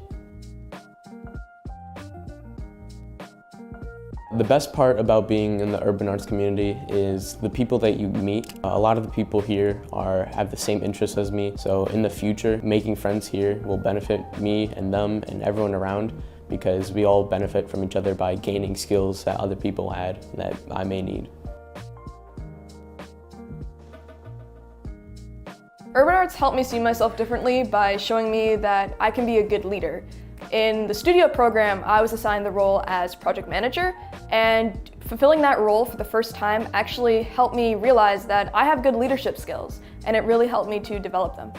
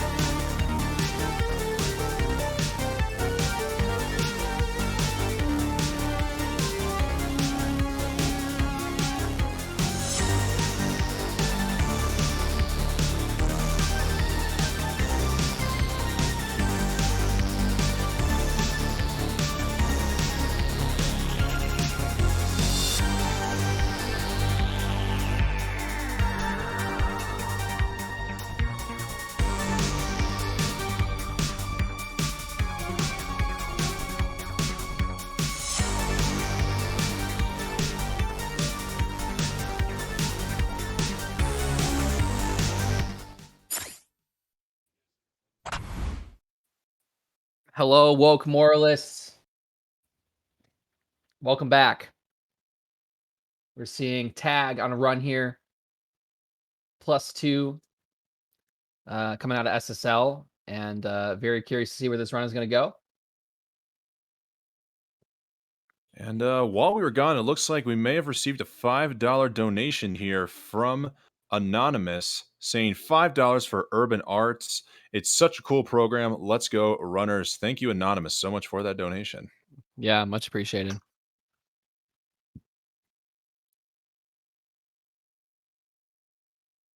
Yeah, we've been hitting a lull here for the last couple of hours. Sweegie provided us with that brief moment of ecstasy with those 2 14s here, but everybody else remaining, for the most part, stagnant on the leaderboard. I think, I can't remember if Ouija had a 15:01 or a 15:09 coming into today, but still right there on the cusp of sub 15. If we're lucky, we might be able to see a good run coming out of him. Otherwise, we're just sitting here chilling. We saw Flixer in the chat. I hope that we can see more of Flixer before the end of the day. And Sweegie, honestly, would not surprise me in the least bit if he just decided to retire for the night, since he's comfortably in first place. Yeah, I don't think that's necessarily a bad idea. Rest your hands up, rest your mind, kind of, just kind of take a little break, take a breather, and recuperate for the evening. But nicely done. We're plus 0.9 coming out of the LLL for Tag here. And Tag seemed to be on some crazy runs yesterday. Like, every single run was, just popping off, and we're getting really far. Today, I think it's been like an average amount of runs that have made it. I don't necessarily think every day can be that day, but hopefully Tag can kind of, settle the nerves and get this one going into at least fire seed. Absolutely.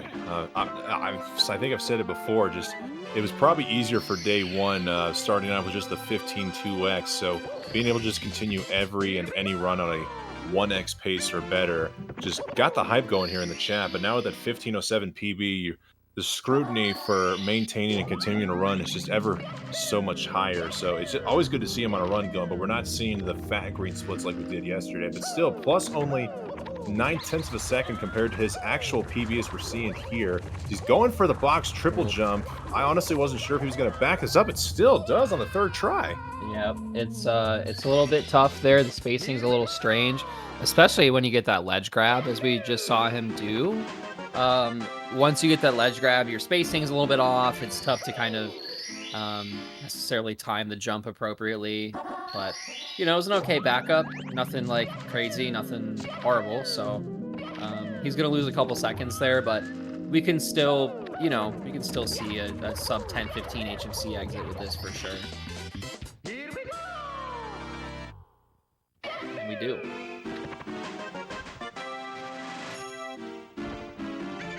So only plus 1.7, I should say. And I really wish that Tag had best possible time on his splits, but so it goes. Yeah, I've always thought that best possible time was more valuable information on the splits, at least from a fan perspective, than sum of best. Because while sum of best, can keep going down with every gold, it might be a confidence booster for the runner themselves. With best possible time, you essentially get to know what your sum of best is when you inevitably reset and have to look at that anyways. Yeah, BBT is nice just to have an idea of where you're at. Like, especially in an event like this, I think that we'll say that these guys are probably experienced enough to know what they can get approximately with certain time markers. Oh, missed a swim there. But yeah, I don't know. I like it because it's like, well, I know I can at least, when I'm doing 120, well, I can at least get a 150. I can at least get a 151. Like, I might as well finish it out, sort of deal. Shoot, maybe you just unlock the ability to play cracked out of your mind. And you're like, oh, at least I can get a 151. Oh, wait, yeah. I can get a 151 and change. I just golded. Let's go. Yeah. It's motivating. I think that it's really See how this Fire Sea goes here. Going for the pull glitch. Connects. Right, well on track for an ultimate here. Nicely done, no dust at all. That right there, in my opinion, when he rounds that elevator corner, is the toughest part of the entire Fire Sea movement. But they make it look easy. They make it look easy, I will say. Absolutely. So, nicely done, nice Fire Sea. No ultimate cycle, but hey, all good. Still definitely more than doable here for tag. We'll just have to connect on this throw, and then we head into our favorite part of the run. Of course, what run would be complete without giving a quick shout out here to the Urban Arts Foundation, guys. Urban Arts is one of the organizers and biggest supporters behind setting up these lifetime attack events here on twitch.tv/speedrun. If you would like to extend your gratitude towards the Urban Arts Foundation, whether it be for the kids or just for being a fan of speedrunning overall, anything and everything helps out the kids of the Urban Arts Foundation. ! Charity or ! Donate in the chat if you'd like to make a donation today. And of course, we're under contractual obligation here. As long as it's TOS, we'll be willing to say anything and everything, even if it's absolutely ridiculous or something we don't necessarily agree with. At least that's what Warning Track said. I don't know how Collins feels about that. I feel like Collins is probably a little more, probably got a little more pride than myself. Yeah, I guess it would depend. I'm not gonna say anything. Oh man, that's an. Oh wow, he caught last possible stare. But he may have lost his enough? speed. Oh wow, he didn't. He didn't. Okay. Well, this is achievable. It's doable. I don't know if we're gonna. Yeah, we're not gonna see an event PB here, but why not continue it? You know. Exactly.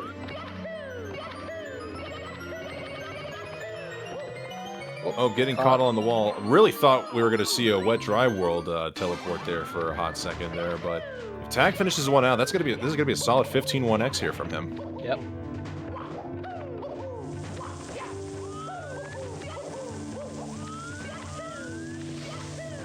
Yeah, former pro actually saying Collins with the reverse caster's curse on Q, saying he lost the BLJ, then going right through the door. Love to see it. Yeah, I love it. It's really nice to be appreciated for my reverse commentator's curse. Usually people only point out the negative, right?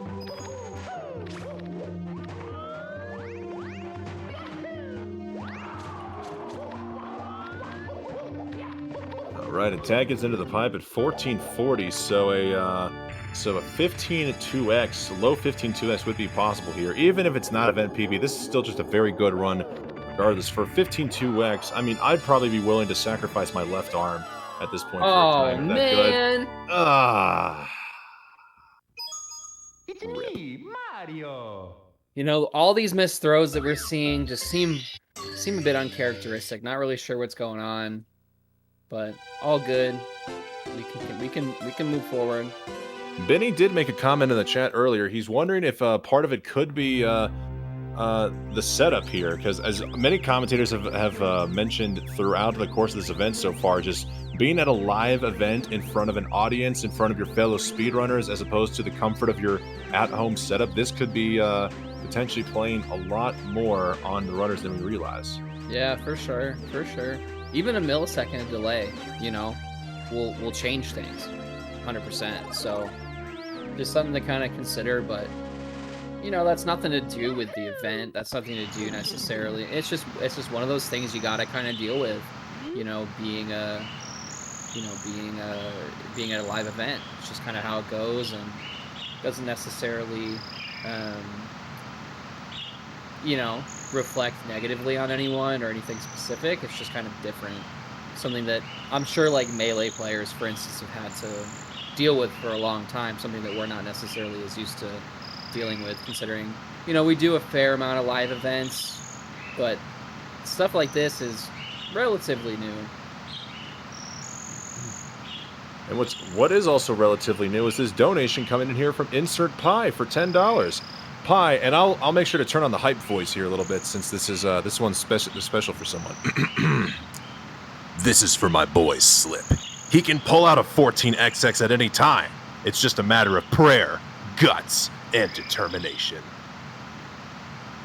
Thank you for Thank you for the $10 there, Pi. We appreciate it. Guys, just a reminder out there, donating to the Urban Arts Foundation. If we're able to reach our goal of $2,000 by the end of regulation, we'll be coming up in just an hour and 3 minutes from now, I believe. If we're able to reach that $2,000 goal, we'll be extending the event 1 extra hour. And we've said it all night long. If we're just trying to look for people like Trey Bordeaux, Tag, maybe even Slip, some of your favorite speedrunners out there to perhaps get that 1 extra hour they need of mojo to just get the runs going to close out this day 2, now's the time to do it. Break out anything, and I mean anything, even if it's just a single dollar. It will help out Urban Arts, and it could help out your favorite speedrunner churn out a sexy PB. Absolutely.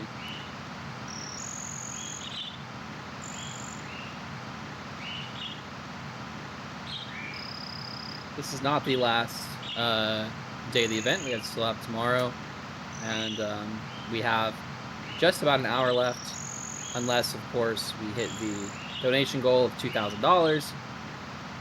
Then we will be extending for an hour.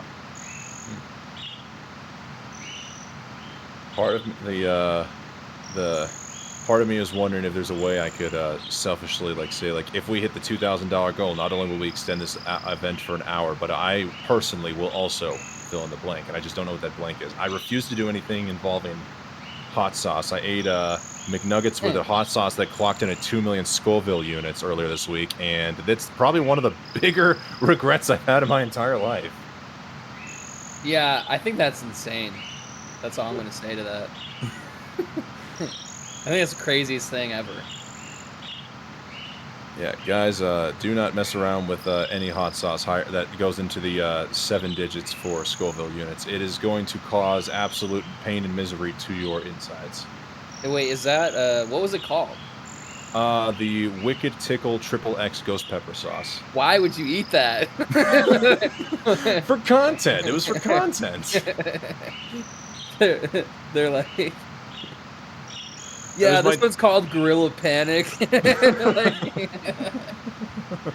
This one's called the Fire Flower. Yeah, it's like, oh, sounds great. I bet you they emphasized flavor and not just pure, intense heat. God, that sounds horrible.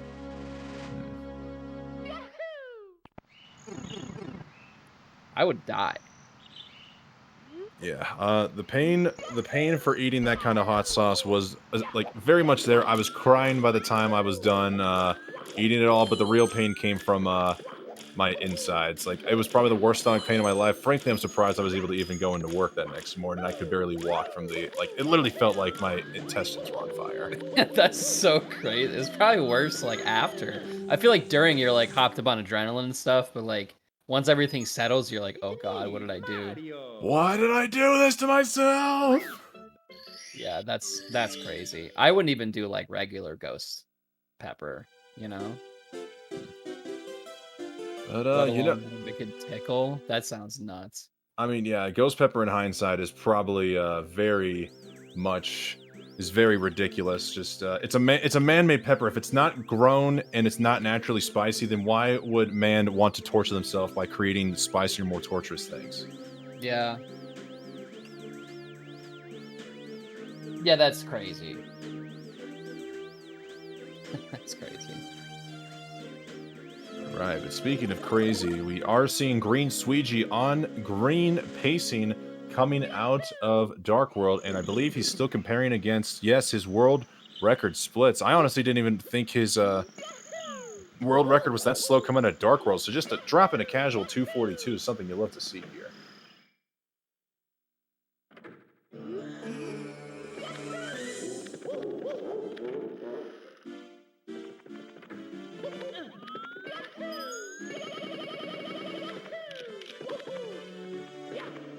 What's the bomb hot sauce? What Scoville unit is that?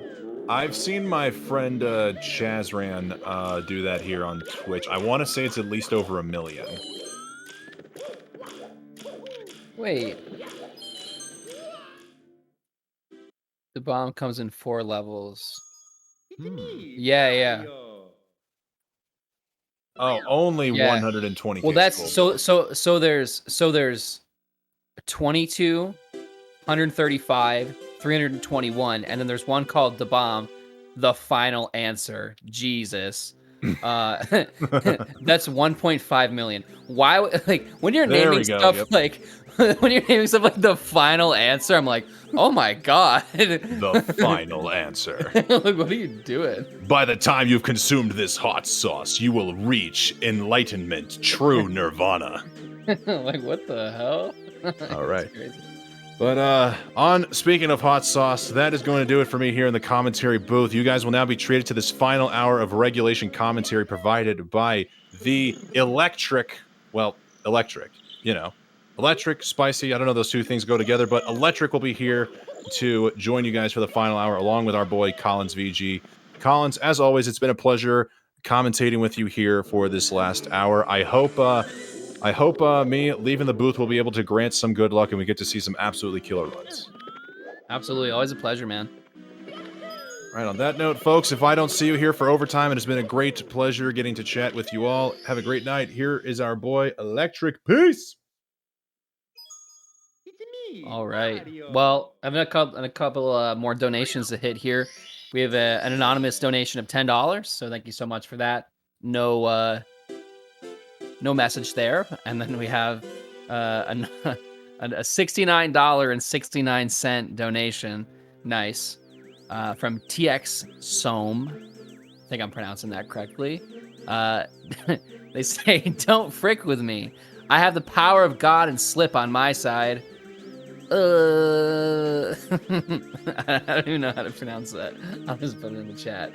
Thank you so much for the donation of $69.69. Love it, TX. And then we have another one. Ouija's Door with $5. Hey, Ouija, I dropped off some free food for you, but it appears you are not at home, even though you are streaming. I guess I'll just eat it for you. Thanks so much for the $5. Ouija's DoorDash guy. I think they meant to say like DoorDash guy or something. Yeah, that's what I was about to say. Yeah. Because, like, Ouija's infamous for ordering so much. Yeah. He'll be like, one time he was like, dude, I was talking, he was like, dude, I DoorDashed like $50 worth of food today. I'm like, what are you doing? like, and that's like one meal from Taco Bell. Yeah, at the end it's of the day. crazy. It's crazy. I was like, dude, what in the world? Super funny. Yeah, Ouija's infamous. Well, you know, when Ouija and I were chilling a lot, and he was in college, he said that there was like a robot that went around the campus and would deliver food, which I was like, what? Like, but yeah, no, it's literally like a robot that goes door to door. They just program it and it just knows where to go, apparently.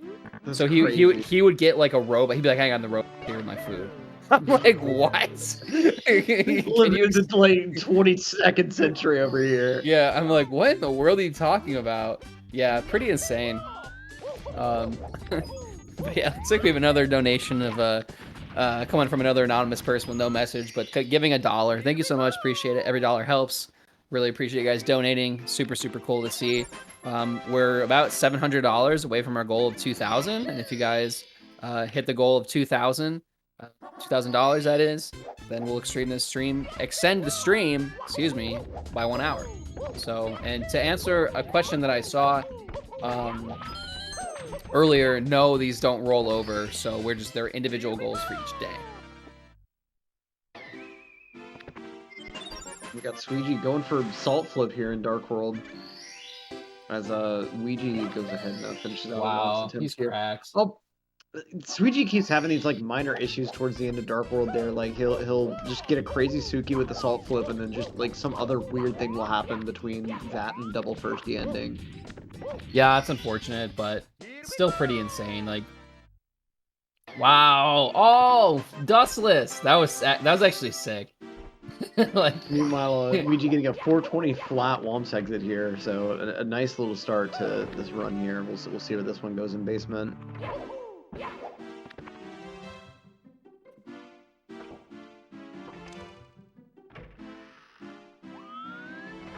And like it's so hard to get like a 420 flat Womps exit, and then like on top of just how much effort you've had to put in to get a killer time like that, like now you have to just go ahead and do plus fly guyless, like just all right in a row.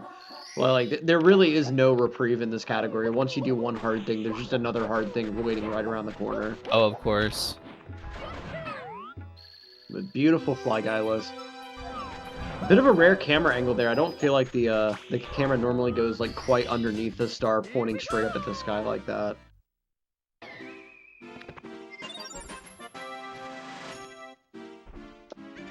Yep. Oh, Plus is free. I'm so sorry, Taylor Swift simp. I completely forgot that Plus is just free, and that's why Ouija's doing it second.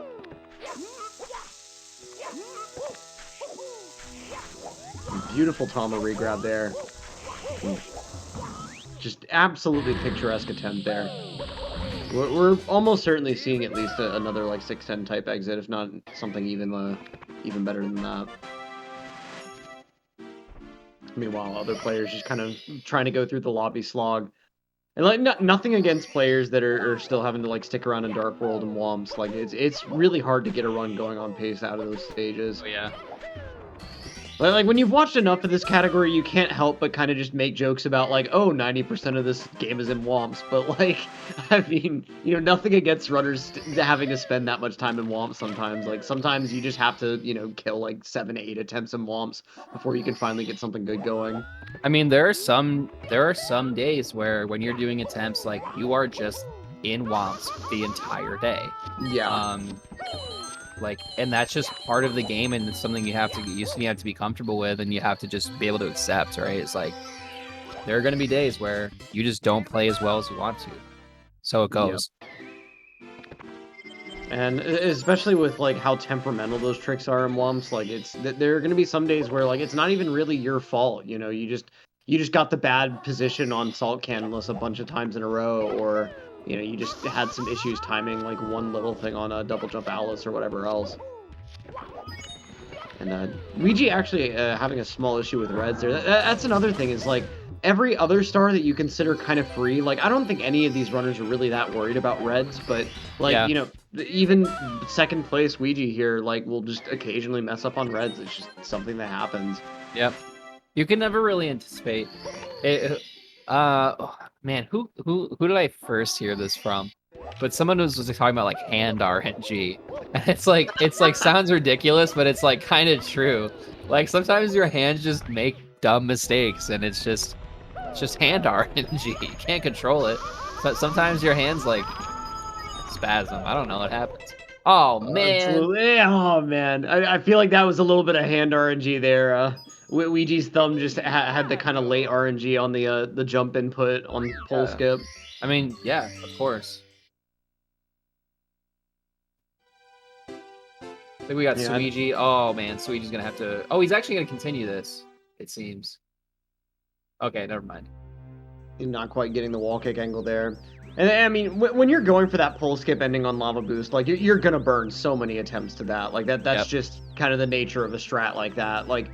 This game, just simply put, is not made for like Mario being able to land on such a tiny ledge and like make a jump off of that reliably. Like it's so hard to make Mario move the same exact way like on 2 separate attempts. Just from all the little like variances that can affect Mario's position. Like, oh, you jumped 1 frame later on this attempt. Congratulations, your angle is actually slightly more to the right now. Yeah. Nice BLJ there from Suiji, taking a tour around Womps. They're showing off some of the Womps BLJs. I love too whenever you like take the cork box up to the mid layer of Womps and like you can actually clip out of bounds and go swimming. Yeah, that's super cool. All right, Tama plus attempt here. Tama. Yep. Looking good. And this is what you like to see. You know, he's well, you can really see the time save that he has in this run. I mean, he's minus 7.8 out of Dark World. Now, granted, a 243 is like kind of crazy, but like still, he has so much potential here to put a run together and really. I mean, he could go from you know, 6th to third. You know, presumably. I mean, hey, with a really good run, like. I mean, his PB is 1450. It's not out of the question. You know, he's just kind of, I don't know, we're just waiting for him to put together like the run, I guess. Exactly, yeah. And I think that's kind of why we're seeing him make decisions like not going for flag eyeless on this attempt. Like he really just wants more attempts at the late game. I feel like it's just kind of been a matter of like he hasn't quite been able to string together like the perfect MIP split, the perfect DDD split, the perfect Sky split. So, just whatever gets more of these, like, 10:05 HMC exits or just any kind of HMC exit where, like, getting a low 15 or potentially a high 14 is still maybe on the table. Like, I think that's really what Slip's going for at this point. Yeah, Not I really so mean, much taking the Ouija or Squeegee approach of, like, trying to push for those, like, 9-minute HMC exits. yeah, for sure. And here's the thing too, is like we still have, and I've said it a million times, we still have time. We have an entire day tomorrow. We have another 40 minutes here. It's a 16, 15, whatever, 14, whatever you want to say, minute run. More than possible here for Slip.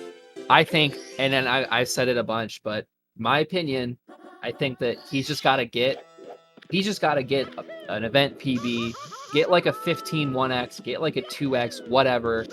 Open up those floodgates. That's the millionth time he's made that mistake. And this just isn't really typical of what we're seeing normally with Slip. And again, I have to say that it's, it must be the setup. There must be something going on because we're seeing the same mistakes over and over again on areas in the game where he's not making mistakes. Like when you watch his stream, like that's not happening. He's not missing front sub. He's not burning on the lava there. So you gotta wonder like what is going on. So one of those things to really kind of think about. Exactly, and a huge one of those I keep seeing, like you said, is the like DDD just missing swims. Like I've seen so many players miss swims where you really wouldn't expect them to normally miss those swim inputs. Yeah. But I think just maybe like the slight input delay difference or something else just is kind of having that slight impact on these players. Yeah, for sure. And looks like we have another donation actually. Groove Heaven coming in with $5. Thank you so much. Saying, WTF, why is no one doing long jump class? I thought this was a serious event, dog. I agree. I mean, why not? Like, right? I mean, it's only long jump class. It's not that hard.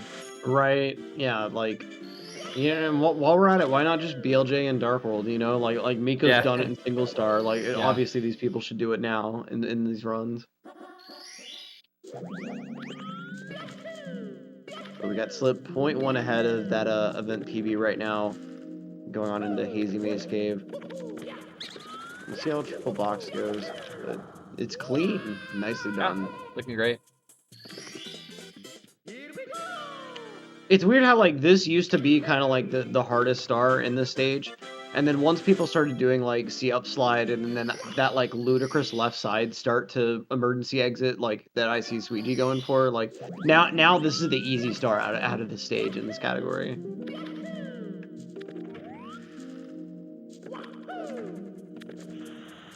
As Slip goes on in for C up slide. Like, that's just a crazy strat to see in 16 star. Like, I used to think forever that the only place we were ever going to see a C up slide in RTA was going to be in Tall Tall Mountain in 120 star.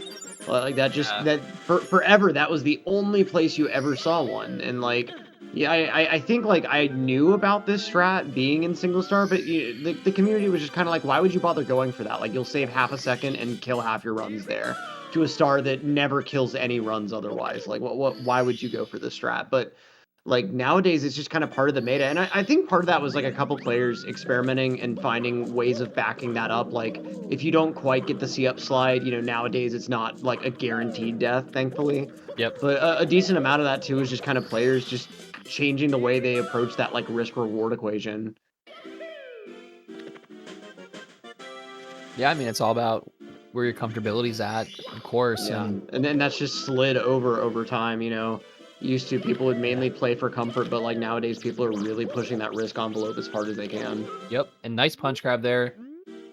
Slip with a 10-11 HMC exit. Obviously we can see here the BPT is a 1450, so pretty cool stuff. Realistically a 14, I don't know, but has lots and lots of wiggle room to event PB and hopefully advance in the leaderboards. And we'll see how DDD goes, but a pretty good MIP split, just taking a little bit of extra time at the wooden door, but I that's completely fine. Like I think he really probably just wants to make sure that this run's gonna finish out. Oh, for sure. And we're not even seeing him go for the DDD clip here either. You know, I'm sure we'll see him do front sub, of course, based on this camera angle and the you know, positioning he's at here. We're gonna see it. You know, we've had some issues with it before, but hopefully that's not the case here. If he messes it up, it's gonna be commentator's curse. But he doesn't. All right, there we go. So yeah, I'm responsible for that one. Go me. So we'll see how Fire Seat treats him here.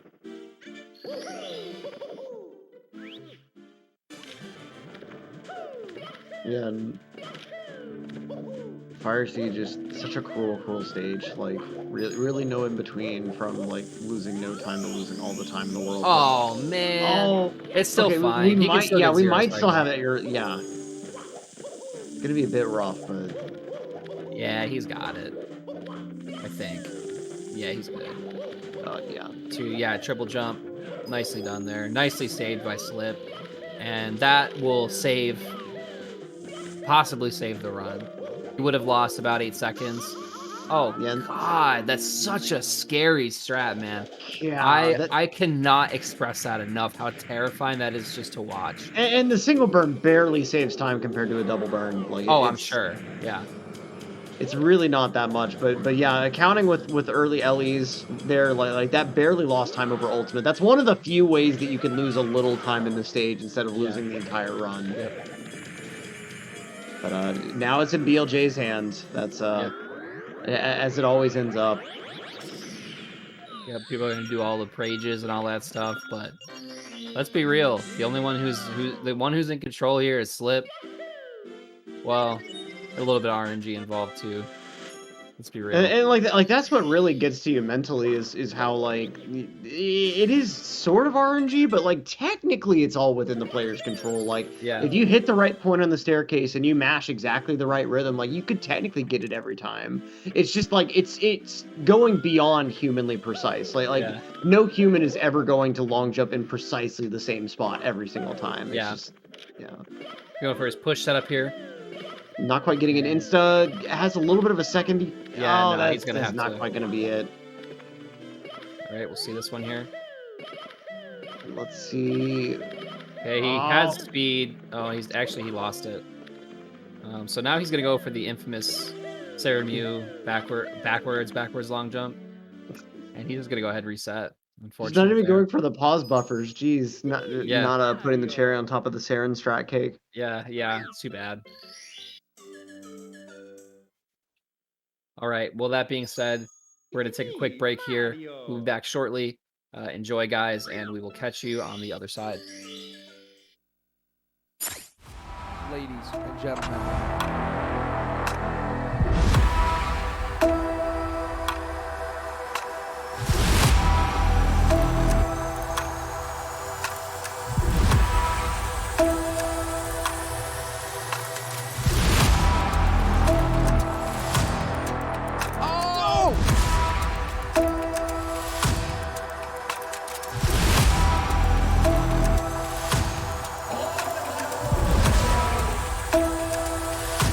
Who's ready for some action?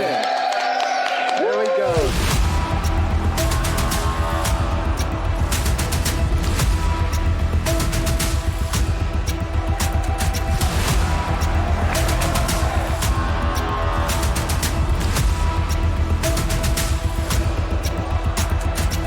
Everybody get it in. All four. There we go. All four.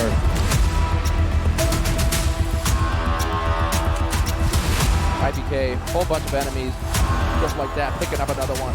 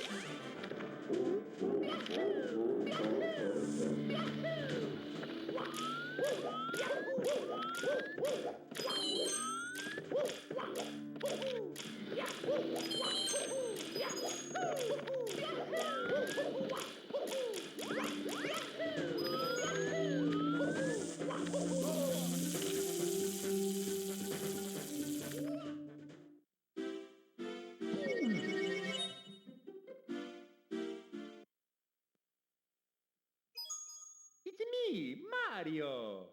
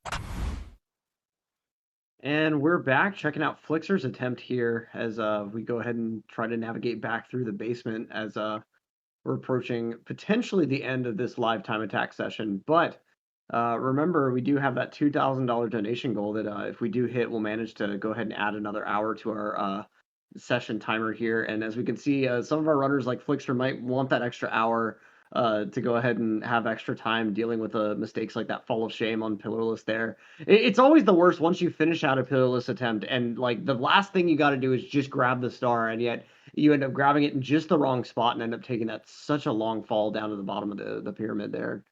Really the fall of shame, unfortunately.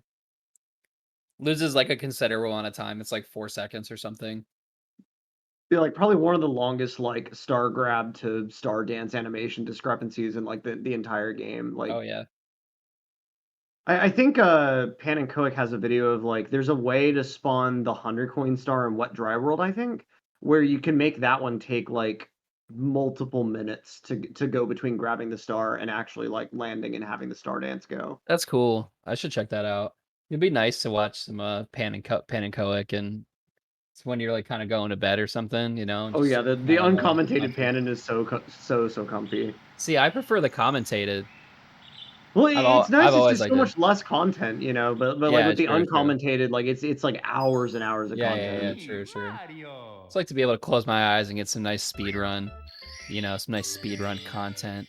That's why I started getting into speedruns, because the YouTube algorithm, like when I went to bed one day, like randomly like gave me a speedrun video, and ever since then I was like watching GDQ, you know, rerun stuff, trying to like go to bed, and super comfy. That's why I actually wanted to start doing commentary, because I thought it was so cool. I was like, what if I'm the comfy one that people are falling asleep to? That'd be cool.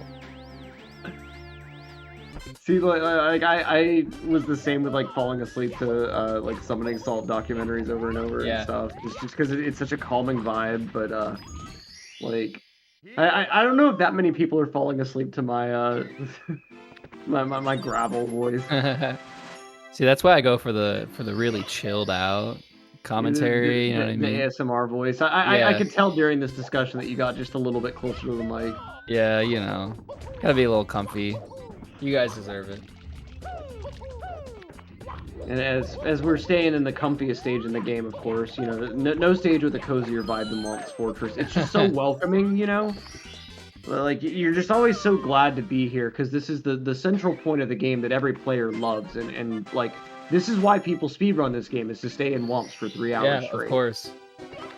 I actually remember when I first tried to start playing this game, or I had the idea to speedrun it, I actually booted up the game, didn't know any strats or anything, and I was like, let's just see what I can do and going into, you know, Womp's Fortress. I couldn't even get to the tower. I literally could not make it past those like womp things that push out of the wall. I couldn't do it. Like I was like, what is wrong with me? Like this is for children, and I can't. I was like 22. I'm like, why can't I do this? See, I played this game a ton as a kid, and I remember like when I went to try to speedrun this game, like the first thing I tried to do, I was like, what's the first trick I should learn? Let me just learn the first trick they do. Like, let me learn the bomb clip. And I tried to get the bomb clip for like 20 minutes or something, and just couldn't. The whole time I couldn't even get like the regrab one time, and so I just got so frustrated that I was like, I guess I'm just not built to speedrun this game, and I didn't even try again for like a year. And that's what happened to me exactly, except it was like 2 years, or actually maybe 3, and I realized that I was playing on an LCD television. Oh, so I had like a crazy like delay and everything, but you know, live and learn. Things happen the way they should have. So, exactly. Actually, looking here, we got an anonymous donation of $100. So thank you so much to Anonymous for donating that $100. We're like $520 away from our $2,000 goal. If we hit that tonight, by 9 PST, we actually will extend the stream by an hour, which is awesome. We'll give these guys another hour to do some runs. I'm sure they would appreciate it. So yeah, if you'd like to donate, please feel free to go ahead, ! Donation in the chat. And if you'd like to read a bit more about the charity, ! EUA for some additional info. They're a wonderful charity to donate towards helping underprivileged youth in the New York City area with like all sorts of programs related to like game design and helping them with like college career passing game design. And it looks like we've got both a $250 donation from Christine and a $250 donation from, let's see the full name here, Pieman, and try to expose the full name here so we can read that in all its glory. But thank you both for your generosity, because we're right there. I mean, we're $20 away from extending the timer by another hour. Yeah, $18.06 to be incredibly specific. And I'm sure, like, with how close some of these runners have gotten to some really, really good finishes tonight, like, especially I'm sure Tag would really appreciate that extra hour. Just because, like Tag especially has been on so many amazing paces. It's just, like, the game is so hard to finish out once you get on that, like, crazy pace. But having an extra hour to, you know, do those attempts, have an extra hour. Hopefully these players won't end up just spending the extra hour in womps, but I'm sure we'll see at least a couple of deeper attempts during that extra hour if we manage to get there. We're almost there. It looks like we did go ahead and do it. So we've got Zeronity Plays with a $20 donation with the All Right Boys comment. And then Alan64 with $25 just saying LFG. My thoughts exactly. Looking for guild. Yeah, exactly. Yeah. Looking for guild, right? Sweet. What's the good old chat scheme, like gold for gold? You drop however much gold. Yeah. See, I missed out on the RuneScape phase myself, but like I'm tangentially aware of like a lot of the memes. The classic MMO meme for sure. Anyone want to be my RuneScape GF? Please. I'm so lonely. Anyway. Well, we've now got an extra hour on the timer, so I'm not sure if it's both of us that you'll be dealing with on commentary, but at the very least, you're going to have all these runners for an extra hour tonight of attempts. Definitely. I think it's Wes and Alt, actually. And leaving y'all in capable hands. I'm sure in the Wait end, a minute. West Dog has to eat that 2 million Scoville hot wing. Oh, did he bet that it wasn't going to go into overtime? He said he would do it if we hit 2,000. That he would do it. Oh yeah, I remember in chat now. Yep. And you can't take back something you say in Twitch chat. No, it takes these backsies, dude. You can't do it. You can't do it. Can we get him on like camera for that or something? Oh man. Just replace one of the gameplay feet. Amazing. I love it.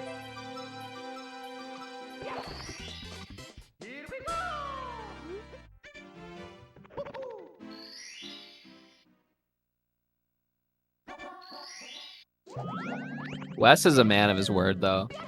Yeah. I wouldn't even doubt that I bet you, like, as soon as it hit, he was like, yep. I don't even think he was upset. I think he's, oh man, Trey. Oh, like he had the C up slide, but then just stopping right after there.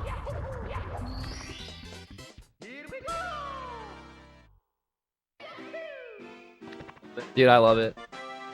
We got Sweegie on attempts now. It's insane to see Sweegie be red with a 421 Womps exit. Like that's just that's inhumane. Like people for the ethical treatment of Mario 64 cartridges needs to like come out here and do something about this. Too bad. Like this can't be good for the cartridge at the end of the day. Like the cartridge deserves to be treated fairly and not be played through so quickly. Like, I mean, think of all the time the development team spent making this game, and like Sweegie is just passing through all of it like it's nothing. Like come on. How would you speedrun, dude? That's not even how the game is meant to be played. You're not even having fun.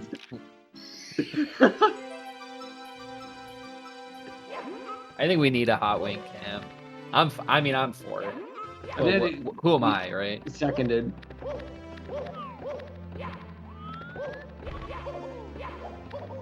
Pretty insane we hit that $2,000 goal. $2,047.94 as of right now. So appreciate everybody doing it. Oh, and we actually got another anonymous donation of $20. So thank you so much for the anonymous donation. Really appreciate that. No message, but much love. $2,047.94.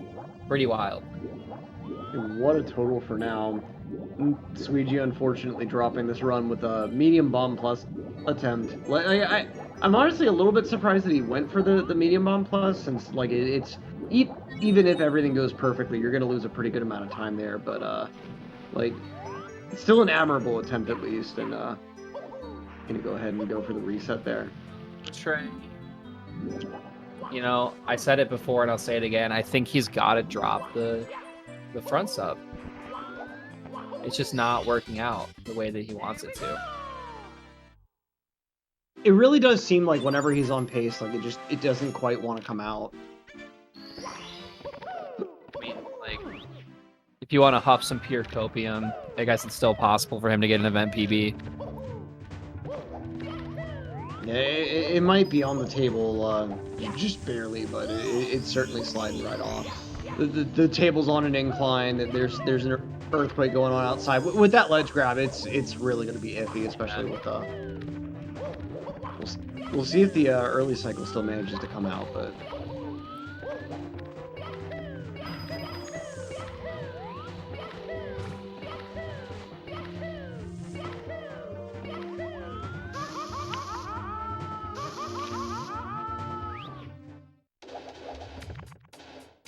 Porto with the speed towel.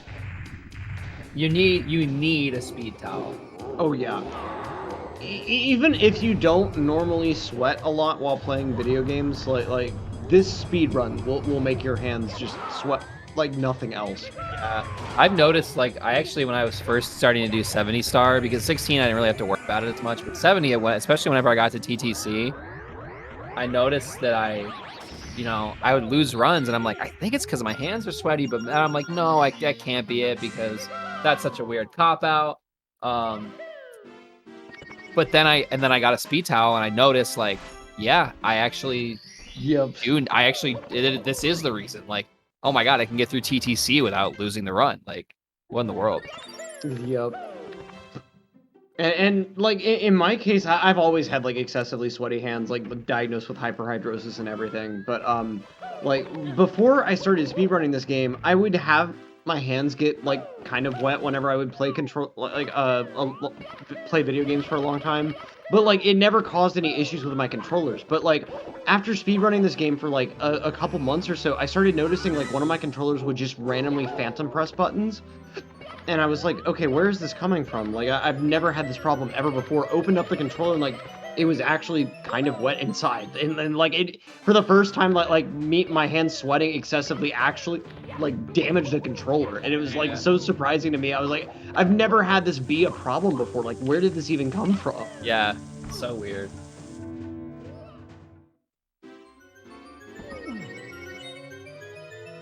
Oh, and Trey Bordeaux trying to go for the task long jump, but just not quite connecting there.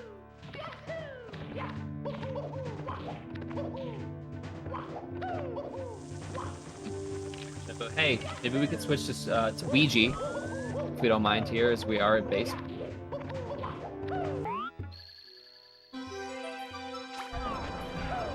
Yeah, and gets that successful fly guyless. And let's see if the done. plus attempt comes out clean.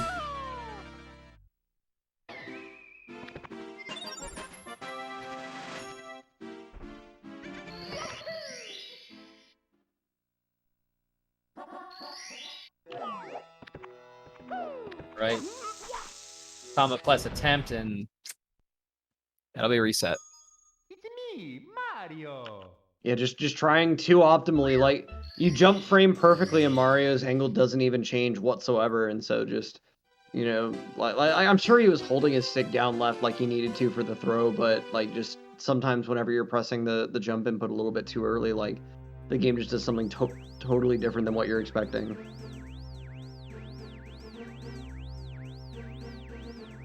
Imagine the game punishing you for being too perfect. Right, like that's part of what makes this game so satisfying to speedrun, though, I think, is that like you can't just try to hit the button as soon as you possibly can and like know that you're going like the game forces you to do these weird delays in some cases. Like it's just, yeah, like there are so many cases where you jump frame perfectly and your angle isn't going to have the chance to adjust like the way that you need it to, especially like in the middle of like 100 coins, for instance. Like there are a lot of occasions where like after Mario lands from like a long jump, let's say, like you've got to wait like just a quarter second or so for him to turn before like you actually dive or like jump or whatever else next. And so it's just like the game forces you to be so deliberate with all of your inputs, and you can't just go, oh, let me hit this button right at the earliest point possible in very many cases.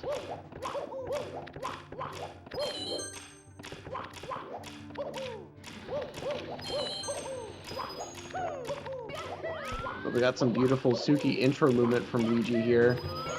Hopefully we'll be able to carry it through to the end of the attempt here. Wait, it's not tag. Sorry. Who are we missing? 1, 2, 3, 4, 5, 6. Oh, slip. Duh. Yeah, we're missing slip. All good.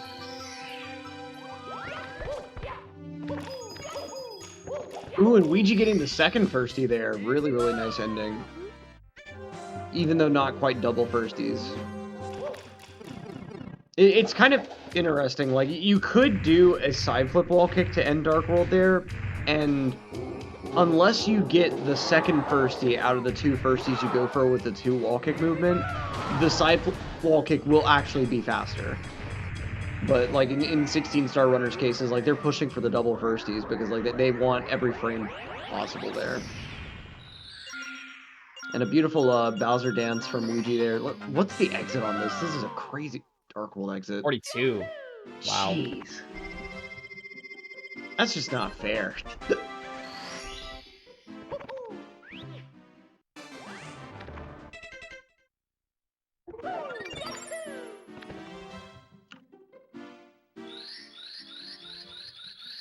And we'll see. I wouldn't be that surprised if Luigi just opts for long jump cannonless just because. YOLO.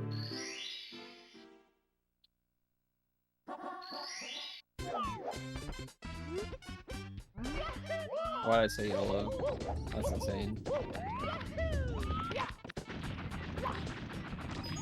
And let's see the salt attempt. It's, jeez, I feel like Luigi's been having a lot more success with salt cannonless than some of his other run sessions.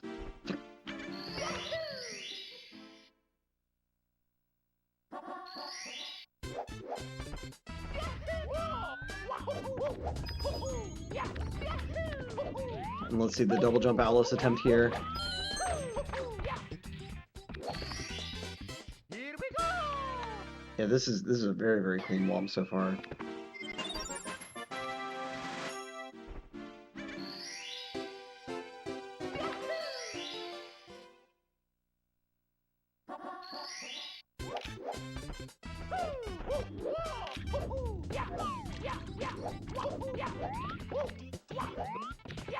And the single jump wild blue coming out. Nicely done. Is this going to be a 419? It's a 419.5. That is just insane.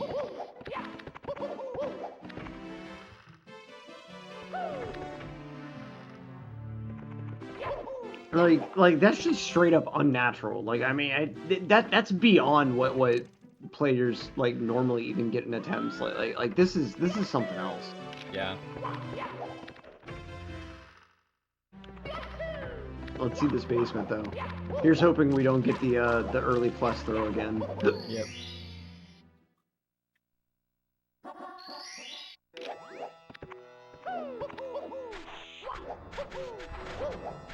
You gotta get through Black Eye list first. Let's be real. But when you're Ouija, yeah, he's been consistent enough at it tonight. Like I'm getting lulled into that false sense of security. yeah.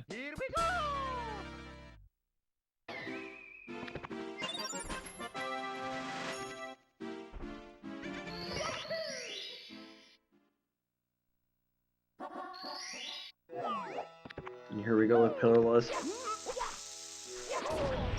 Oh, blows up in his face, and he's just not even gonna try with the backup star there. Yeah, just gonna go ahead and take the reset. I mean, if you think about it, with the time he's got to beat, I mean, you can't really mess around with a missed pillow attempt. Not at all. I mean, it would only be like what, 4 or 5 seconds to get top of the pyramid with the like bomb blowing up in your face, but like even that much time, like now you're suddenly having to just really play on the knife edge for the rest of the run.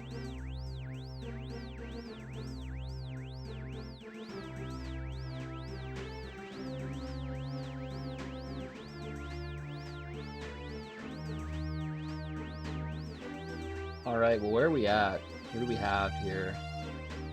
It's like Suichi's the farthest along, what I can see. Yeah, getting a Dark World exit here. A lot of players just kind of trying to work their way through Dark World. Looks like Cheese back on the attempts again as well. It's me, Mario.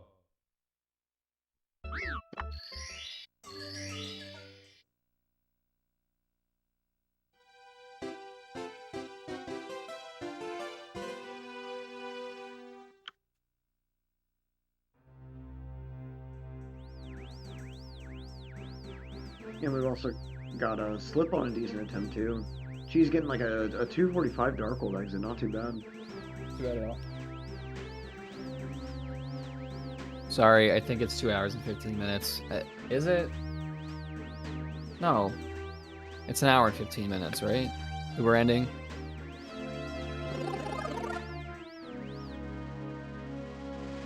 I don't know. Yep, 1 a.m. Eastern. So about an hour and 15 minutes. Perfect. Yeah. Thought I was going crazy there for a second.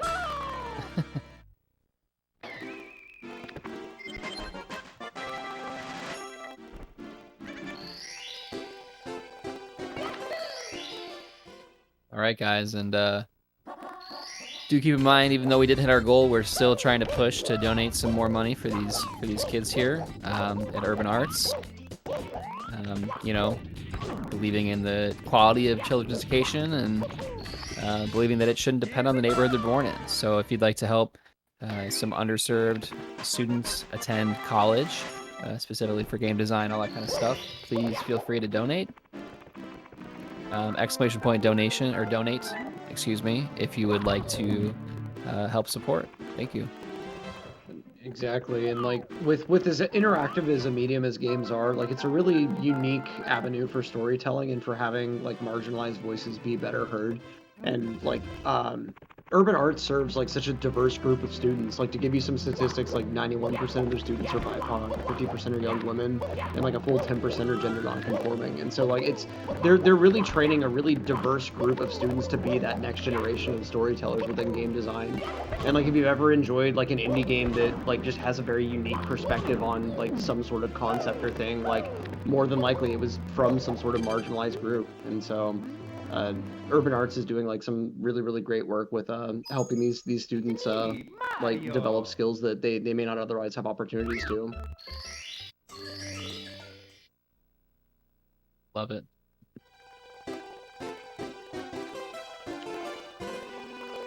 She's pretty deep into an attempt here, going for Tama Plus himself now. Yeah, if we could switch over to Cheese, that'd be great, actually. And it's really been crazy seeing the evolution of Tama Plus within the game meta. Like, you would see players maybe sometimes go for Tama Plus. Like in 16, you'd always see it, but in 70, like, you'd sometimes see it. But then, like, nowadays, like, double Tama Plus is pretty much just the standard at world record level contention.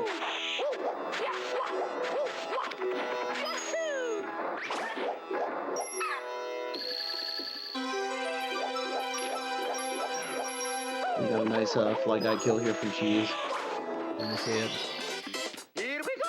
And that's a fly guy, not a shy guy, by the way. There is a difference. Just before you go into Punk's stream and say shy guy. Actually, somebody should go into Punk's stream and just find some way to just mention how the fly guy on SSL is actually a shy guy, and he'll just go insane. I feel like it's a justifiable thing to go insane on. I mean, like, the fly guy's got the propeller on his head. Like, how could it be more obvious, you know? And he's flying. Right? Like, it's in the name. Like, it's self-descriptive. I think you can kind of be forgiven for, like, the Skeeters in Wet Dry World, like, misnaming those. Like, I mean... But what else could you really call them besides mosquitoes? Like spider enemies? Okay. Yeah, I Skeeter to me is pretty like. I was like, did I make that up? And I was like, no, that's definitely the name. Yeah, I've had that like existential crisis a couple times too, where it's like, am I just calling that because I've been infected by living in the deep south, or like, is that just kind of... The one that like I do think I got wrong forever was I used to call crazy boxes tox boxes, and I think those are the ones that are in SSL, like the ones that are in the maze area. Inside the pier. Wow, she just can't get this angle. Oh, for the side hopping. And I don't think again. Yeah, that angle's just not exactly what you're doing. Side hop is one of those tricks too that like if you've been doing 120 or 70 recently, like you do have to sink a lot of time into it to get it to consistent. Oh yeah, again. For sure. It's not an easy strat. And part of the problem is like it's the same sort of concept as Owlus, where like you're trying to get a wall kick and then carry Mario's momentum in order to like get over that wall you just kicked off of. Yeah, except he doesn't here, have the right like, angle. He doesn't have the right angle, is what it is. Yeah, he's too. Mario is too far to the left. The angle that in which he's hitting the fence is, and he's hitting the fence too far to the right. Yeah. And so he's getting a little bit too low. Yeah, it doesn't matter what frame he's getting here. Like if he's not getting first season missing it, his angle is slightly off, and he's hitting the fence in a different spot than what he normally needs to. So, I mean, that's Cheese, right? Like, I'm not gonna tell Cheese what to do, but you know, it's Cheese. He's gonna figure it out. And sometimes he gets a little mad. You know, that's just him. It's okay. Like the game just gets frustrating sometimes too. Like, you know, you're trying to figure out tricks like this. Like, you know, you think to yourself sometimes stuff like, oh, I knew this trick like a year and a half ago. Why can't I just relearn it right now? I've been there sometimes before too, like where if I'm going back to 16 star after a few months away from it, I'll approach a trick like that and be like, I knew this 6 months ago. Why can't I just figure this out again really quickly? Here's the thing. I just do it so slow and I line it up so decently that I can't miss it. but I still save time. No, you got to go for that fast lineup, man. And, I like, can't can't do it. even stop there. You gotta go for like the just no pause setup there. I really can't justify. I'm not gonna say it. Learning 16-star tricks. Yeah, who can justify it? Like, if you're learning 16-star tricks, just learn 70-star instead. Just do 120 while you're at it. See, I can agree with 120 being a bit much over 70, but like, just 70 is where it's at. 16 is just.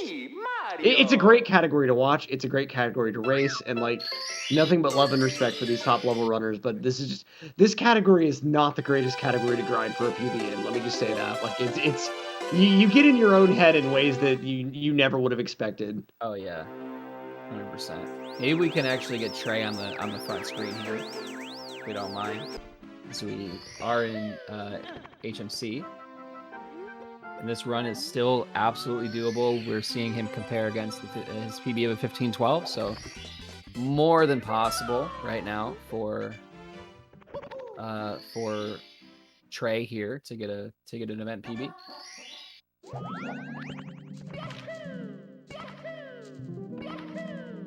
And Trey's been having those issues just like kind of stringing the late game together, but it's eventually going to come together at some point. And just yet another issue with that C-up slide.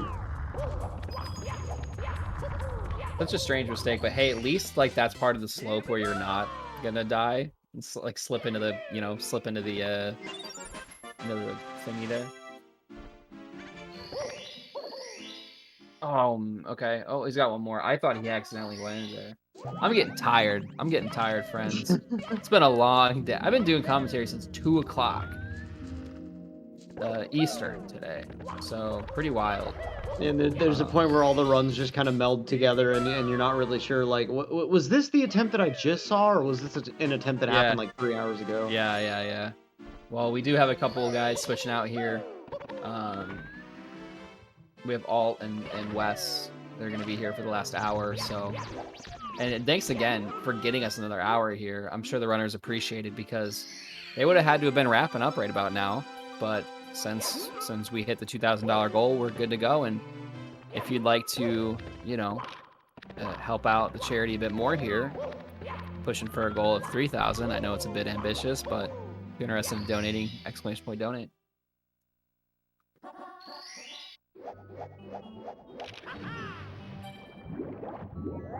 Let's see how Trey Bordeaux is able to finish this run out. Oh, he's going for the chip chip clip. Oh, that's some pretty steep time loss, and that's the really hurtful thing about chip clip is like it only saves a second, but if you miss it, like I think that's like 8 or 9 seconds lost.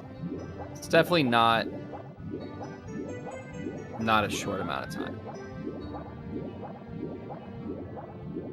It certainly falls a lot more on the risk side of that risk reward equation.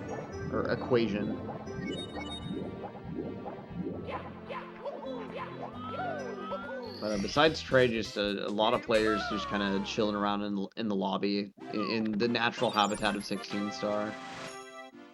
It's still doable for Trey here, right? Like we can. I mean, it's tough, but seeing a question about DDD skip. It's basically just an SBLJ, a very precise SBLJ that we would use in something like 1-star that would get us past the 30-star door without having to get MIPS. But instead, we actually end up going through the water, through the loading zone of DDD, and we pop out on the other side, and then we can head right into Fire Sea. So it actually allows us to complete the game with 0 stars. Yeah, and here recently, like, players like Kano and, like, I think Outslice too, and, like Ouija especially too, have been messing around with, like, different setups for the SBLJ in order to, like, make DDD skip a little bit more consistent.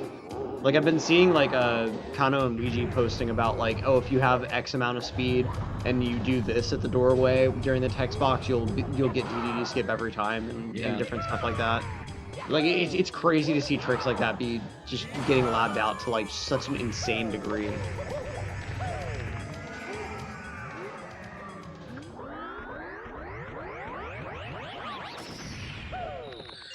All right, Trey here.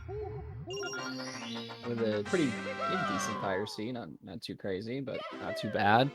You still got that room for improvement. You know, with perfect BLJs, perfect sky, this could certainly get all the way up to 4th place. So yeah, it's more than possible.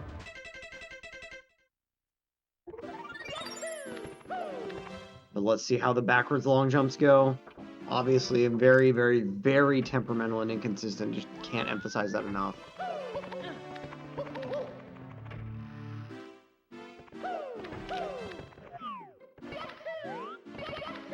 There we go. Ooh, instant catch there, but not quite Oh, holding the mash. Just,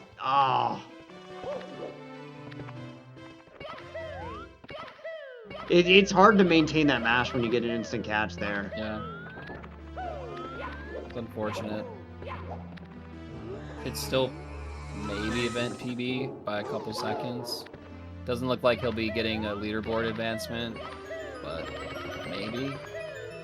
Get some really nice sky here. I did get some decent endless BLJs, but just probably not quite enough. Go for the task long jump here. Oh, and no ledge grab. Jeez. Gets that early cycle and everything. That's just so nutty. And we've seen that Trey has the skill, like he has the ability to perform and to, you know, play with the best, obviously. It's just a matter of getting that consistency right. He's a little bit upset about that ledge grab. Gonna lose about a second there, but all good. We'll see what he's able to do with it. He could potentially get ahead of Slippery, it appears. Unlikely, but I should hit. There's 2. It's gonna be a second hit. Yeah, it's gonna be a 30, unfortunately, or a 31. So he got an event PB, so excellent job to Trey. I think that's what he needed to, you know, get a better mentality kind of going here. Unfortunately, like I said, not going to go up in the leaderboards, but regardless, it's just good to get that time. It's 2 seconds, or it's 3 seconds rather, but like, hey, that's huge. That's huge for the mentality, and Trey, I think, is definitely going to be back and better than ever as he continues his next few attempts. Absolutely. And like you said, sometimes that's just what you need, is like that one attempt to kind of reprove to yourself that, like, yeah, I can still play well. Like, you know, I may have had like a bad streak of a few runs, but I can still clutch it out in the end. And even though it's just a couple seconds, GG's to Trey Bordeaux on that small event PB. Mm-hmm. Absolutely. And we'll be taking a break here in just a moment, but don't go anywhere, folks. We'll be right back.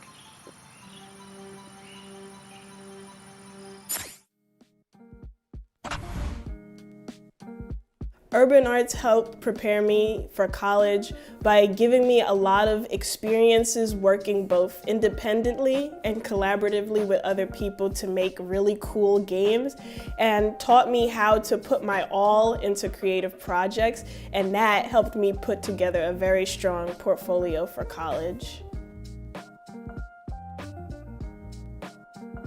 The best part about being in the urban arts community is the people that you meet. A lot of the people here have the same interests as me, so in the future, making friends here will benefit me and them and everyone around, because we all benefit from each other by gaining skills that other people had that I may need.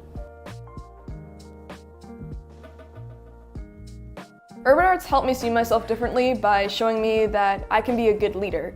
In the studio program, I was assigned the role as project manager, and fulfilling that role for the first time actually helped me realize that I have good leadership skills, and it really helped me to develop them.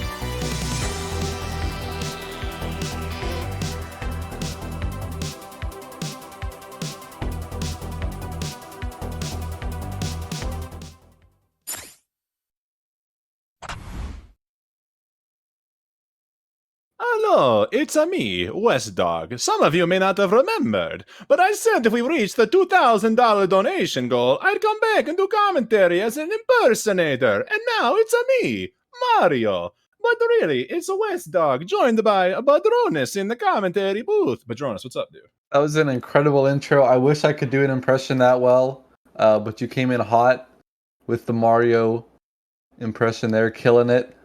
Yeah, we're like the relief pitchers, though, for this last hour of the day. And it's been quite a day. Highlight of it being the Squeegee 1450, but lots of great runs going on from all the runners here. And now we're looking at who's going to finish out the day strong.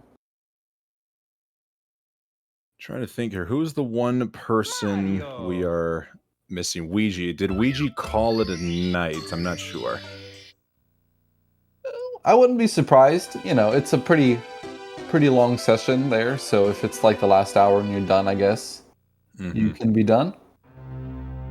Did get the event PB with a 15 flat here today. I know Ouija is more than capable of getting that 14, so it would not surprise me if he decided to call it here tonight. I did see him, this was yesterday, but he was on a world record pace run into like second BLJs, like the second staircase. And that could have been like a 15:45 or something if he nailed the second staircase in the sky. So yeah. the runs have been nuts. Yeah, earlier today, earlier today, I think we had a little bit of technical difficulties on the stream, but I think a half an hour after Squeegee got the 1450, Ouija was on a 14:47 best possible time going into bets, and I don't know where the fall happened. I want to say it was like on the like the staircase of the slope. He just fell down, and unfortunately, the run died. Yeah, unfortunately.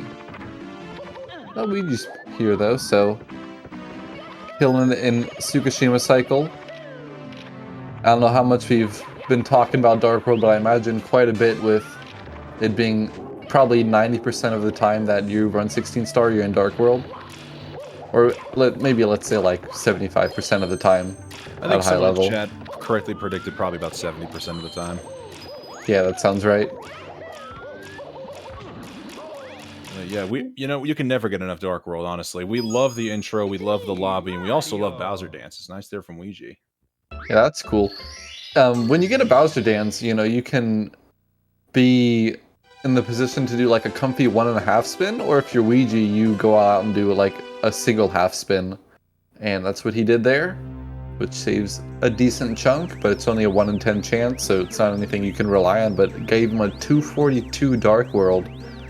So just pedal to the metal all the time when it's Ouija.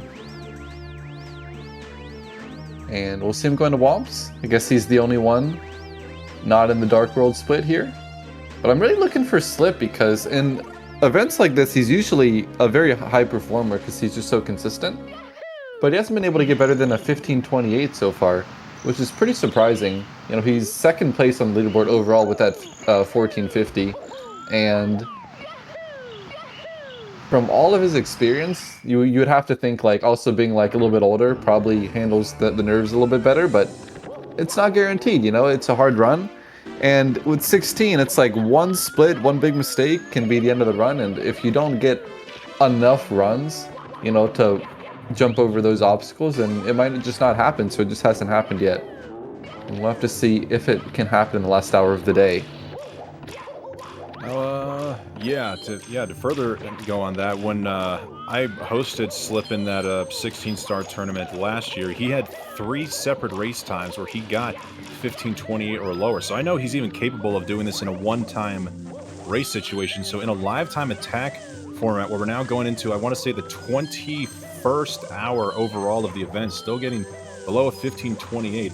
I wouldn't say like anything like disappointing, but just an absolute shocker for sure. We have seen him on very fat pacers throughout the course of the day. It's just whether it be front sub or, of course, what's the word I'm looking for? Those blasted BLJs. Just not everything hasn't quite come together. But I've said this before, and I'll say this again. If Cheese and Flixer hold on to their 15:23s, Slip, the moment he gets his next event PB, it's going to shoot him up into 4th place for sure.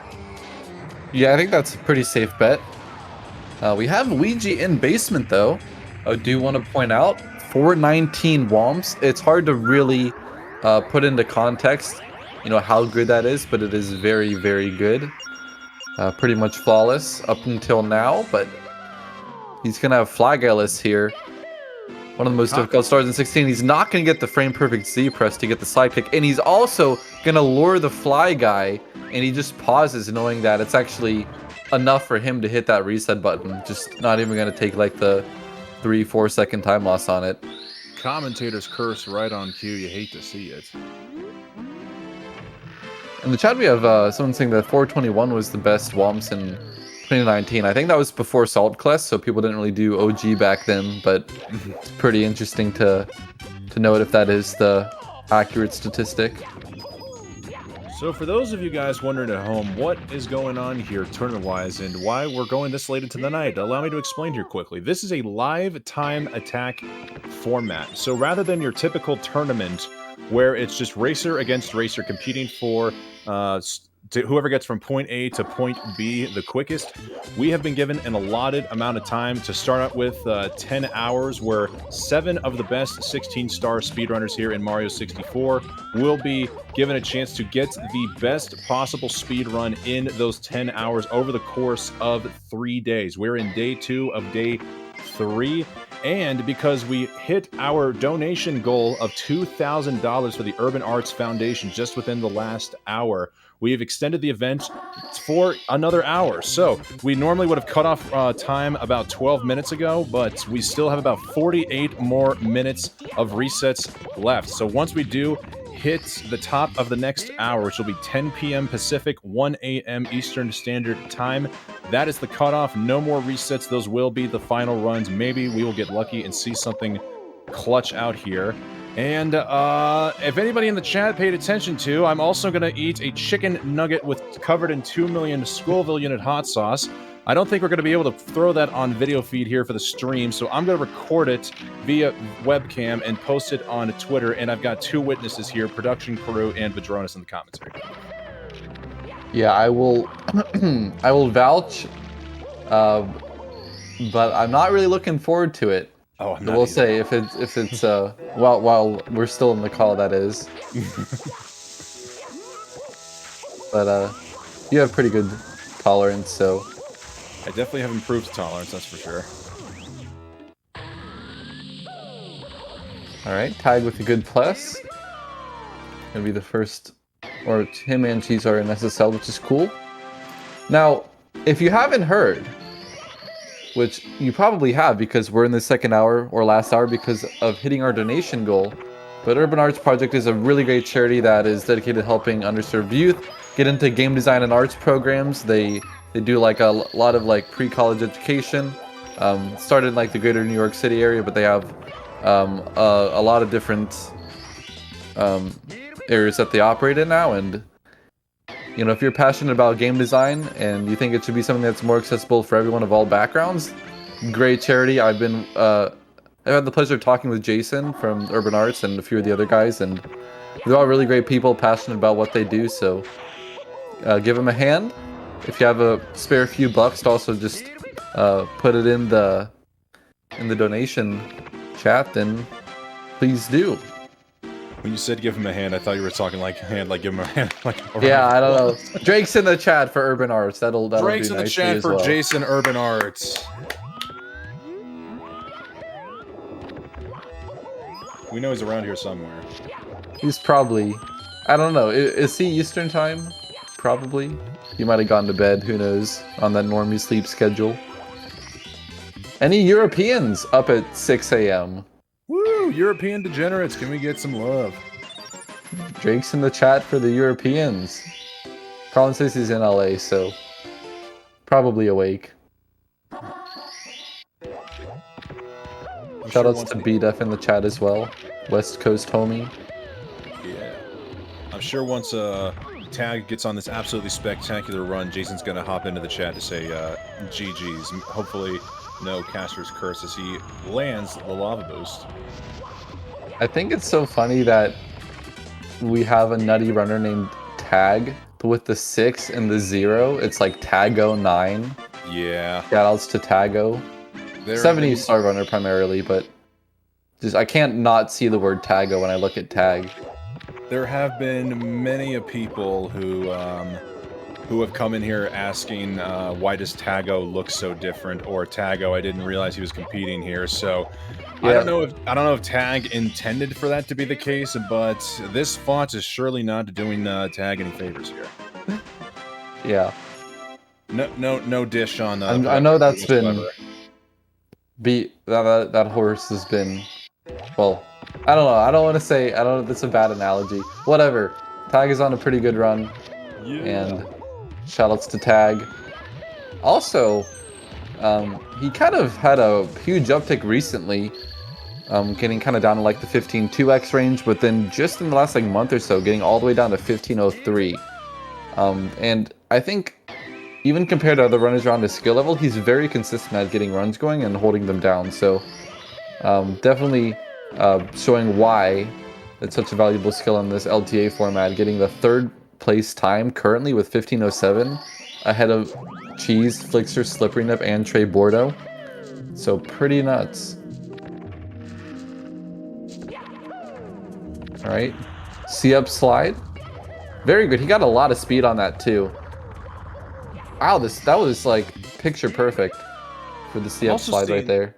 Cheese and Tag were actually near in sync there. Both of them getting the C-up slide at basically the same time, but Cheese further behind by Tag by about 18 seconds and did lose even more time as he was going for the wall kick up above. He fell down, almost got rocked again. So I don't know if he's going to try to continue this run, but we got 2 runners now in the basement. It's a nice sight to see outside of Dark World in the lobby. Yeah, good you mentioned it. We can always keep Cheese in the corner of our eye. See, Tag going to be doing box jump now. It's kind of interesting that people go for the C-up slide before box jump because they kind of think it's harder. It's not particularly hard, but I think the rock RNG is actually a bit harder to deal with because you have so much speed. It's like if the rock is coming at you, you have to slow down a bit to get around it, and if you get to the end of the hallway, Trey Bordeaux dying in SSL. I mean, if you get to the end of the hallway, then you really have to judge which way the rock is coming, and you can't because it just, falls from the sky basically, and you can't tell. So it's like pretty high chance of getting rocked. Maybe like 1 in 3. Oh wow! But he's out 10-11. Didn't realize there was a 1 in 3 chance to get rocked. That's actually much higher than I thought. I mean, if you slow down a bit, you can avoid it on the left side. But the whole point of speedrunning and doing the C-up slide is to go fast. So if you're going fast, I mean, you'll have to see like whether the rock is coming at you, and if it's coming at you, then you need to like react really quickly to slow down and wait for it. Oh my god! Did he lose it in the door? He lost it in the door! There's no way! That never happens. That never happens. Especially when you're going for the glitchy wall kick clip, it's even more rare. I have not seen that in a very long time. So, if you've been watching, you use MIPS to get through the 30-star door. You'll drop them in the door frame, but you'll wall kick out of it and be able to go right into Dire Docks. In this case, MIPS landed on the other side of the door frame, but without Mario. And it's a pretty precise situation. I don't exactly know the science of why it happens, but that is some divine intervention to deny Tag this pacer. Sheesh. Very sad. I think we did see another MIPS fail yesterday. I want to say it was from Ouija. So unfortunately, MIPS has just been kind of a little stinker so far in this event. But you know what isn't a stinker? We've got a $20 donation from Blue. And I'll just read this off with an impersonation since I'll try to keep this promise to a degree. Gee whiz all day. Also GG to Sweegie. Love the event. Here we go. Nice dono read there. I do want to say, we have Cheese in Fire Seat. It's hard to see what the best possible time is. Oh, there we go. Why do I even curse it? It's over. Once again, everyone's back in the intro. The best place to be. I don't know if you're much of a South Park fan, Badronis, but there's this one A bit. episode. Well, did you see where the economy collapses? And it's like playing off of the recession Which crisis. season? I want to say it might have been season 12. Okay, I haven't watched those seasons. Like Stan's going to deposit his money in the bank, and the banker tells him, "We're gonna take your deposit. We're gonna throw that into a mortgage bond, and it's gone." Yep. That just feels like the theme here, being in the commentary booth. Whenever it's just like, "Oh, cool! Look at that! Guys, we're working on getting Ouija on the big screen. We know it's been a minute and a half here, and there we go. We got Ouija on the big screen, and it's done. The run's done. It's over. All right, moving back on to Dark World." Yep, that's how it is. But watching Tag, you know, I don't think he's been doing Tsukishima Cycle as long as some of the other guys, but he is looking very sharp with this movement, getting through the elevators with a full jump dive. Sometimes, depending on your positioning, you'll have to delay the dive, and that's a little bit slower. Getting it amped will reduce him to Shig most likely, unless he's really long jumping for Zaya Cycle, which he gets. That's very impressive, and gives us someone to watch get out of Dark World for the next couple minutes.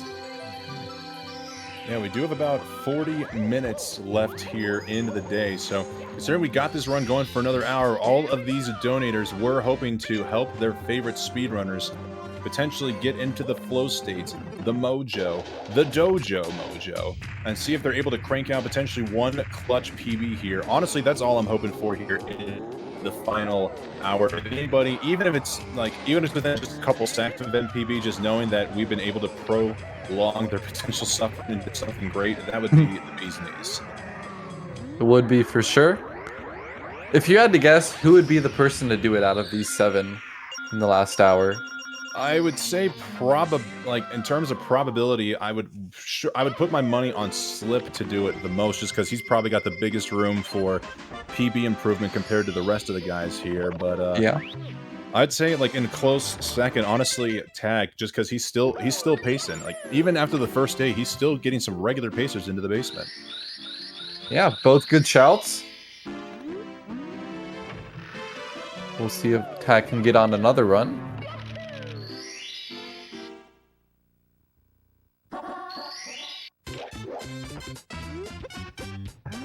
All right. So will he be going for Owlus first? No. Salt Kless. And first try is good. Nice.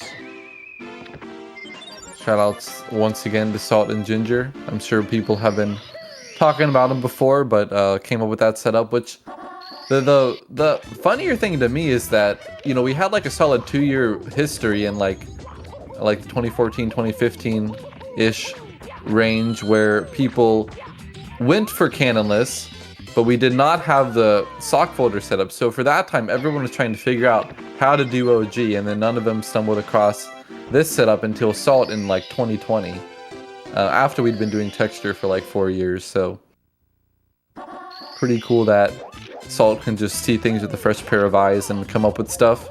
And he's had more good ideas. I saw an idea of him very recently in Rainbow Ride. This is not 16 star, but if you ever get a chance to see some 70 or 120 for a cruiser crossing the rainbow, he has a strat where you long jump wall kick off of the cruiser and then do another wall kick to land up on the little like plank bridge to the star. Pretty cool. I don't know if it actually saves time, but it's something that, like, I don't know how he thinks of it. His brain just works differently, and he's a genius.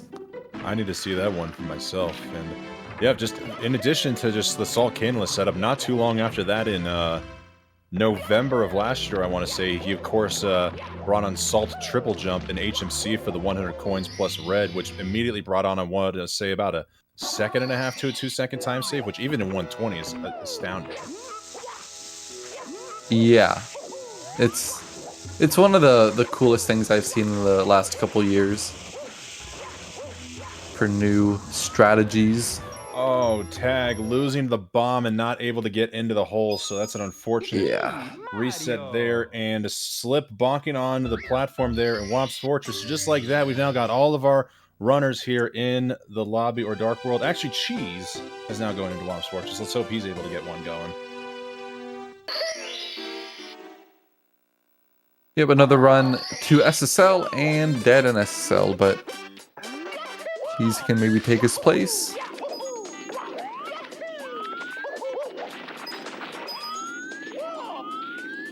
All right, Texture here, playing it a bit safer than the other runners.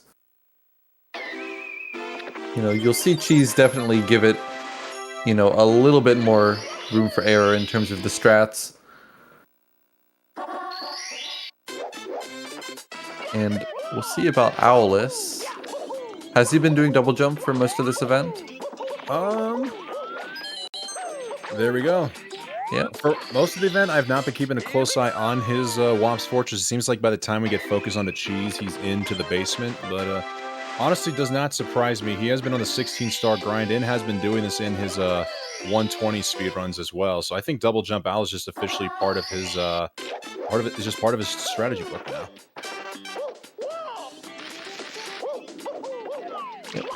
I did not think for a moment he was going to make that jump. I thought he was going to go directly parallel to the wall and slide down. Yeah, that was a bit of a clencher, but he knows what he's doing. So 430, you know, no huge mistakes, but if you think of Ouija getting like a 419, shows how much little time some of the 16 lifers can squeeze out of these very short stars. That doesn't mean it's a bad run. 1 second off the event PB. Actually, no, he's comparing to a 1550. Not sure why. I guess think just, that was Seymour Green. I think that was the last run he has completed so far. It looks like average on the splits, but with my actually glasses, I can be a nitpicker. We'll see. Plus, very nice.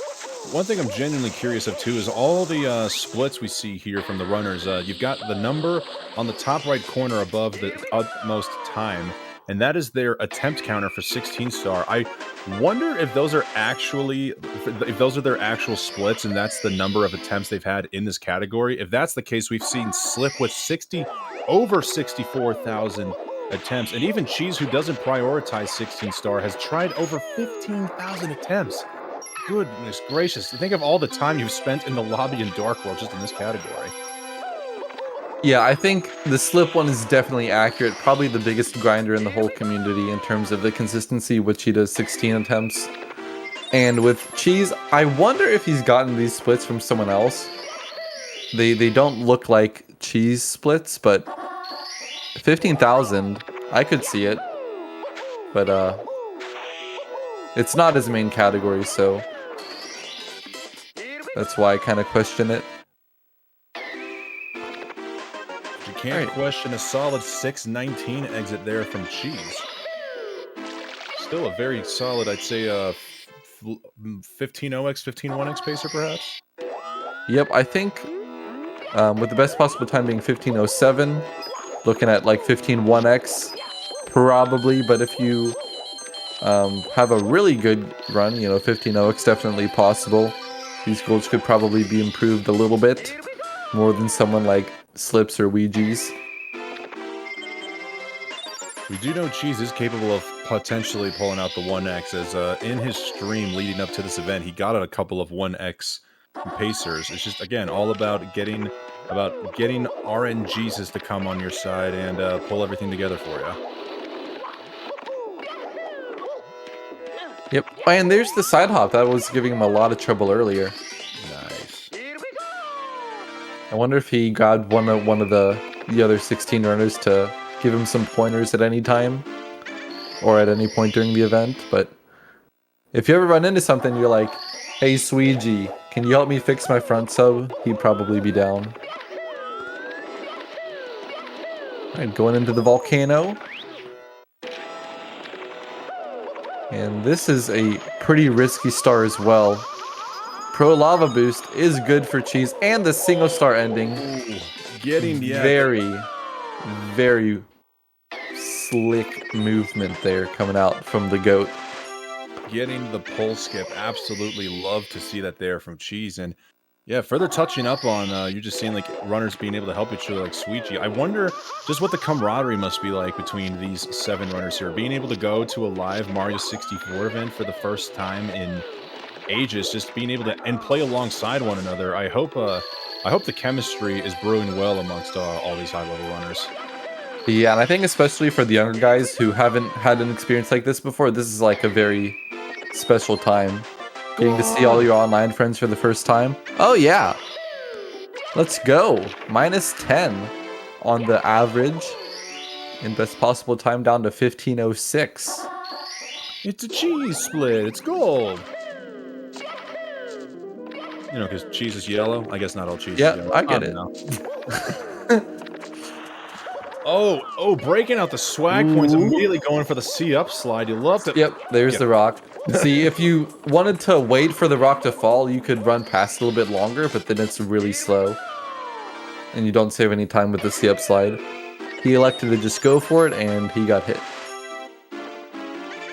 Even after getting rocked, though, just getting the C-up slide, it's got to be a nice confidence booster, and with a good cushion of -10 going into HMC. I guess this is 15-50 split, so we still don't know what this pacer looks like compared to his event PB, but this is still looking more and more promising. Yeah. I'm really loving the cheese focus here. You know, even though he is, by many people's opinions, the GOAT, he is definitely one of the backseat runners in 16-star compared to people like Sweegie, Ouija, Slip. So we'll see if he can have a bit of shine. And also, 15:23 is his real PB. The only one to set a real PB so far in this event. Getting that 15:23. He had a 15:31 coming into this. And like you said, he's been chasing that 15:1x. He's had some paces. And this is still a pace despite the boulder's mistake. When he gets out, we can maybe start to talk about some real PB potential. Absolutely. And you know what amazes me, Padronis, is despite sitting comfortably in first place, we still have Green Sweegie there, still attempting for more runs, just even messing around at Wap's Fortress. It looked like he might have been crafting some theory movement there, trying to go for some fancy dive rollout directly into the stairs, into a double jump for the wall kick onto the platform at Wap's Fortress. Just Sweegie just still absolutely on it. Honestly, if I was in his position, I would just say, you know what, I've got a 10-second lead, I'm going to call it a night, I'm going to go and chill, perhaps watch my buddies keep the running going. But Sweegie, the grind is still on for him. Mao is life. Yep, never stops for Sweegie. But Cheese here. Let's see if he goes for chip clip. Good MIPS, you know, that's had some problems for people, but not Cheese today. And very good on the chip clip. People are, I would say, you know, 80 to 90% consistent at it now if they've practiced it a lot at a high level. Yeah, we do, and it's also interesting to just see the approach that every runner takes. We see, it seems like half of the runners will go for the straight on camera, just keep the camera behind Mario, and then the other half of the runners will elect to hold down C right and make sure they're perfectly lined up with the wall before punching through to get the clip. Yeah, the timing is very important. You want to punch pretty much right as you hit the wall. But yeah, Cheese with the front sub too with lag reduction, which that's more important than the chip clip. You know, the front sub saves a couple seconds over back sub and lose a lot if you miss it. Now, can we get the pole glitch? Yes, we can. Oh, ultimate please, Ches. Yeah, one step at a time. Okay, this is probably looking like not quite ultimate, but the long jump wall kick cycle.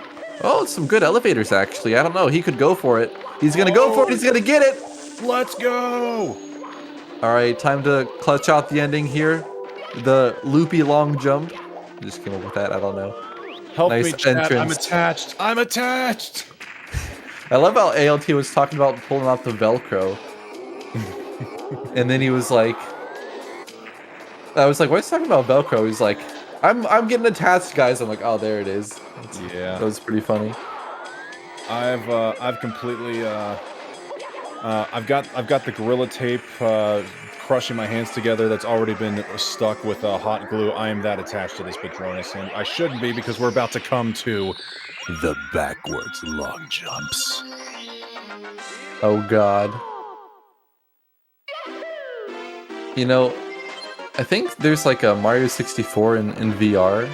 I wonder what it looks like if you have the goggles on and you're doing backward long jumps but looking forward and just seeing like the perspective like zoom out in front of you. That would be kind of fun.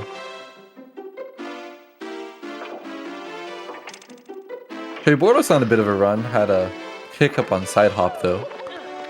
We'll maybe keep that on the back burner. But Cheese, definitely the one to watch here. Going into BLJs, 15-14, best possible time. And he catches on the first long jump. And he's through.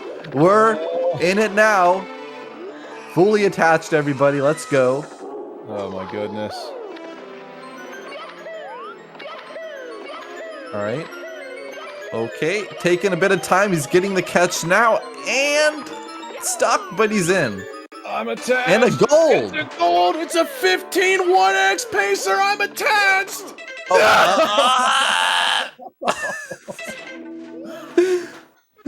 And then, just like that, it rips your heart out. Oh god. And with the run there.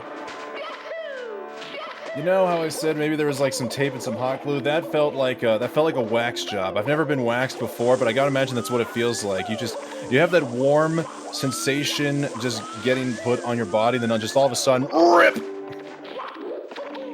That's what that run felt like right there.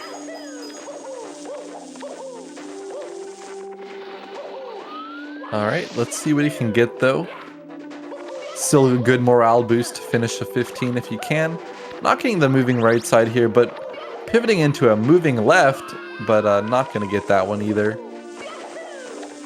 Sadly.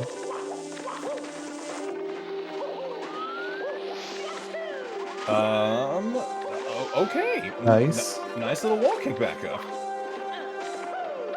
And there's really not much you can do other than wait for it. Well, it looks like, yeah, just as you say, for morale boost, he's going to try to finish this one out. Honestly, oh, thank God he got past the Goomba. Yeah, he is in the pipe with 3 good throws. This could still be a 15-minute time. I also want to point out that, you know, most of these runners are from North America, but Cheese is from Spain. So if you think, he's 9 hours removed from his usual time zone, and he literally flew out like the day before this event. He was streaming on Thursday and like trying to get like a bunch of his real life stuff in order for this trip. So him coming out here, plugging in the console, getting a PB, getting deep runs, while, you know, probably not having optimal sleep and everything is really, really nutty. Yeah, not just this trip, but he's also going to be at Break the Record Live in Amsterdam for the 70-star event there. So he's just traveling all over the place in the name of Mario. And Milo's gassing him up back there. looks like, oh, mouth wide open, just completely not moving. Looks like, yeah, he was. We saw a little the no look. He's saying in the chat the no look. Nice. Oh, he did a no look throw. Let's go. I didn't even realize.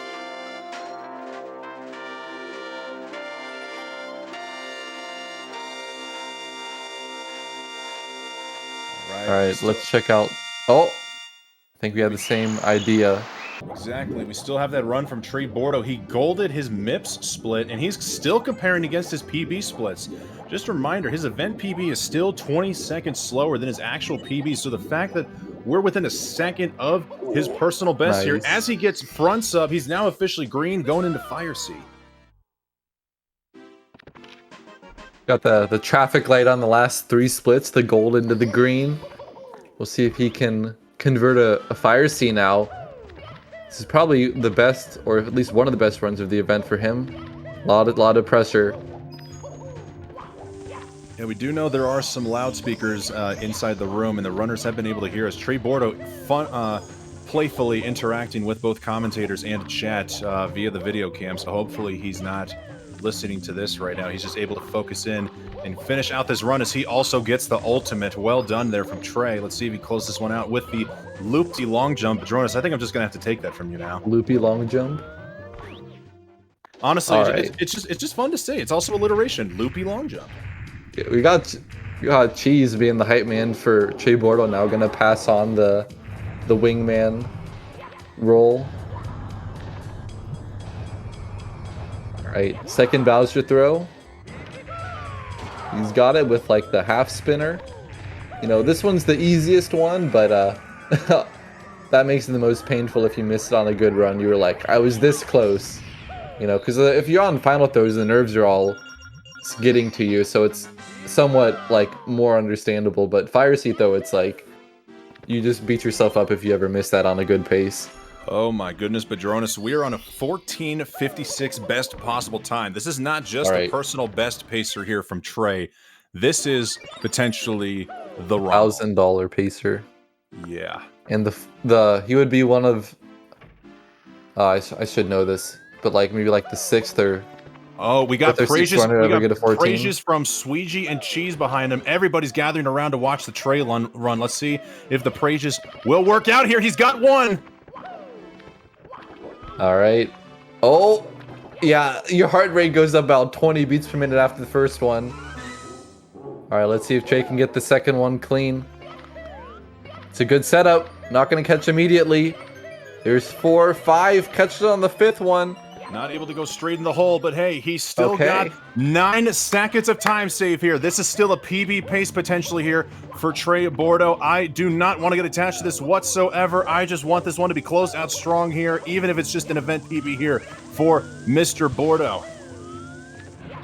All right, here. First elevator cycle, not going for Manimo, but making sure to keep the run alive at all costs here. We see the moving right side. I think you still got to go for it. Here we go. Here's the setup. Perfect execution here. Oh, not getting the elevator cycle he was going for there. Caught between the triple jump and the double jump. And he's going to lose like 2 more cycles here. It's going to be coming down to the wire here. Cannot mess up on the throws at all. But if he gets them clean, he can still clutch his PB by 1 second. We want 3 of 3. 3 of 3 throws here. We've got the hype men in the behind Trey. We've got the hype men here in the chat. Guys, throw out your praises and get those numbers ready. Here come the throws. This is one.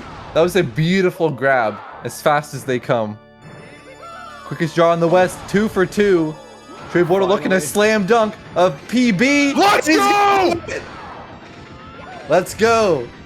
Trey Bordeaux, the prayers have been answered. Mr. Trayton Bordeaux, as he's been referred to in the chat, has been struggling all day long, but as we come up on the final hour here on day 2, he's going to walk away with a brand new personal best with a 15-10, shooting him up from last all the way into 4th as he celebrates with his fellow runners there at Double Down. Amazing work there from Mr. Bordeaux. I want to see this chat polluted with Drakes and GGs. Oh my goodness. And this is what happens when you donate for that overtime, baby. Yes! This makes it worth it. All right. So that was quite the run. We're going to go catch our breath for just a minute here. Enjoy the ads, but please don't go anywhere.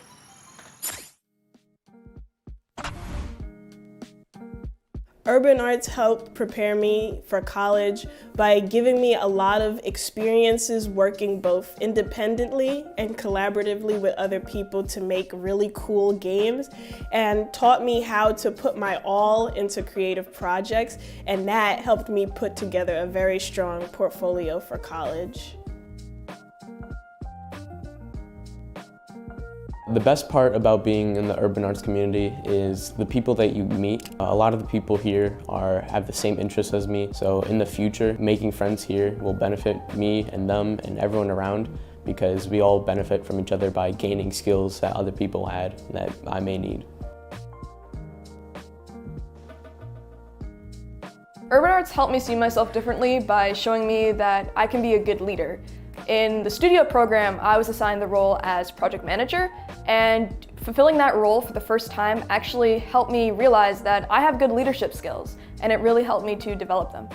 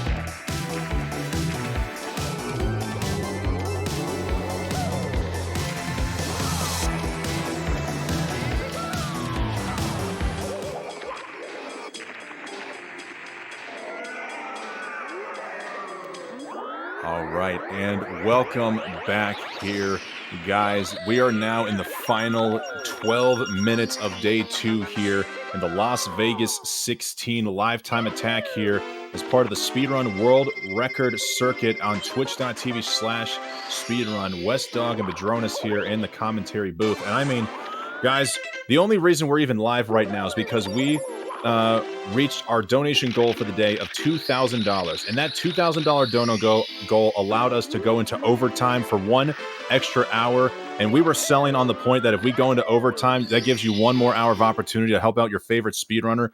We know Trey Bordo's a crowd favorite out there. So pog you to all the donators and all the chatters for supporting Trey and supporting the Urban Arts Foundation. This literally could not have been done without every single one of you showing your support. So pog all of you guys out there. Badronis, honestly, like, how else can we possibly close this out? Is someone going to clutch this in now after beyond the cutoff time?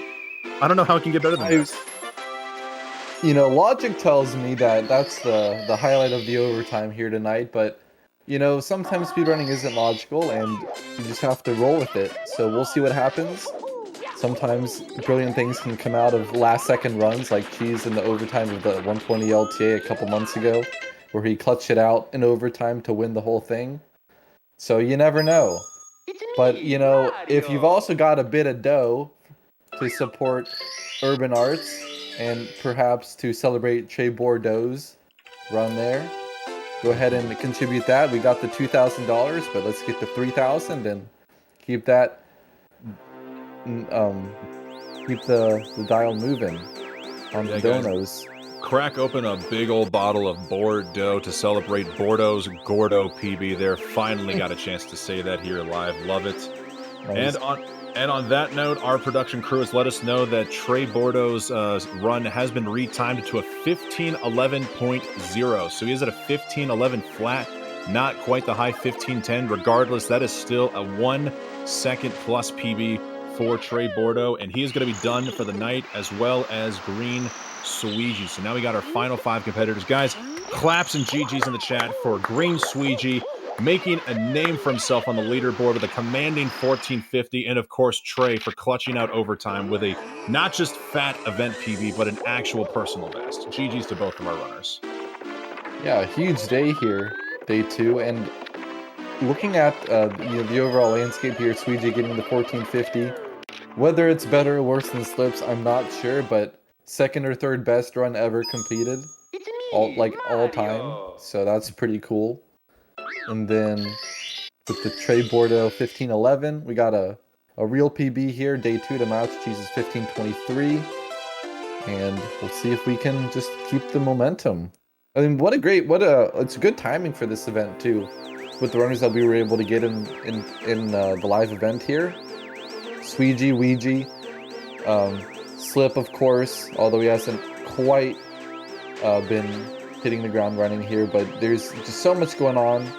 And with the 1448 being from December, it's been a little bit of time now that people think it's pretty beatable. When he got it, Sweegie that is, you know, was pretty much considered unbeatable, but, you know, the goalposts shift just ever so slightly, and people could sneak in under there by a couple seconds, and, you know, Ouija, Slip, Sweegie himself, all capable of doing it. Absolutely, yeah. Sweegie was in a whole league of his own back then, but we've seen Slip come ever so close with his 1450. Ouija has been world record capable, so we've seen in a couple of runs over the course of this event so far. And honestly, even some people have gone so far as to say that Tag is going to be not only the next person to join the 14 club, but potentially a world record competitor himself. Who knows? We've got at least 10 more hours of action left here in the Las Vegas 16. I'm really looking forward here to day 3, but won't get too far ahead of myself here. We still got about 8 minutes of overtime left here before the cutoff time. Once we get to the top of the hour here, folks, there will be no more resets allowed, and whatever runs are going on after the cutoff time will be it for the night. Unfortunately, being a 16-star category, that will not go on for more than hopefully 14, 15 minutes. Yep. Well said. And we're 7 minutes away from the cutoff, so we'll see if Cheese can get another run going. Looks like Slip is just, I having a bit of a moment here in Dark World. That's fine.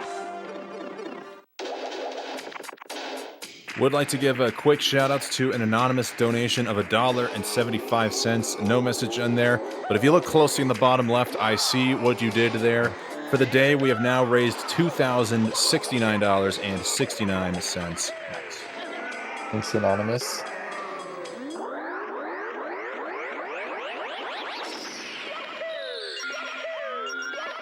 Alright, he's gonna get out of Dark World. Elixir, though, is in SSL and just blew up the bomb. So we might not see this run carried to completion. We might have the reset before the time. Missed the bird, so that's probably going to be it. And there we go. Wouldn't call that a caster's curse. You basically, that was foresight. Excellent prediction right there. Yes, good thing that Flixer honestly was not able to complete that run, because now he's probably got time for 1 or 2 more resets before the cutoff. Yeah.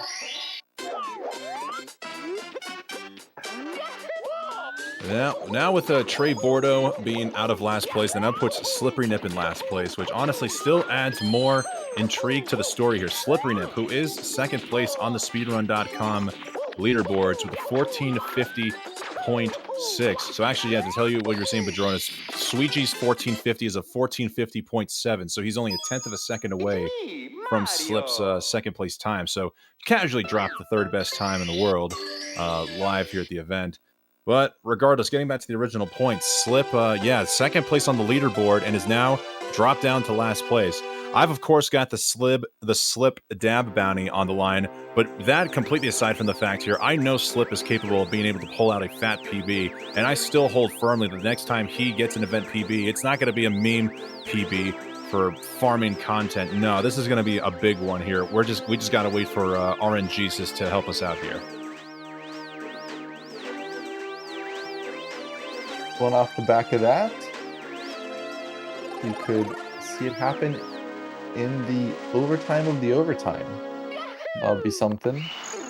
Also, Cheese is on attempt number 15555. And Slip is 5 away from 64,444. Not that that really matters, but... I'm also a sucker for a palindrome, so we're 7 away from 64446, and we missed Cheese's 15551. Dang it. That's true. I wonder if his palindrome run was the run where he dove in bits. It was probably close.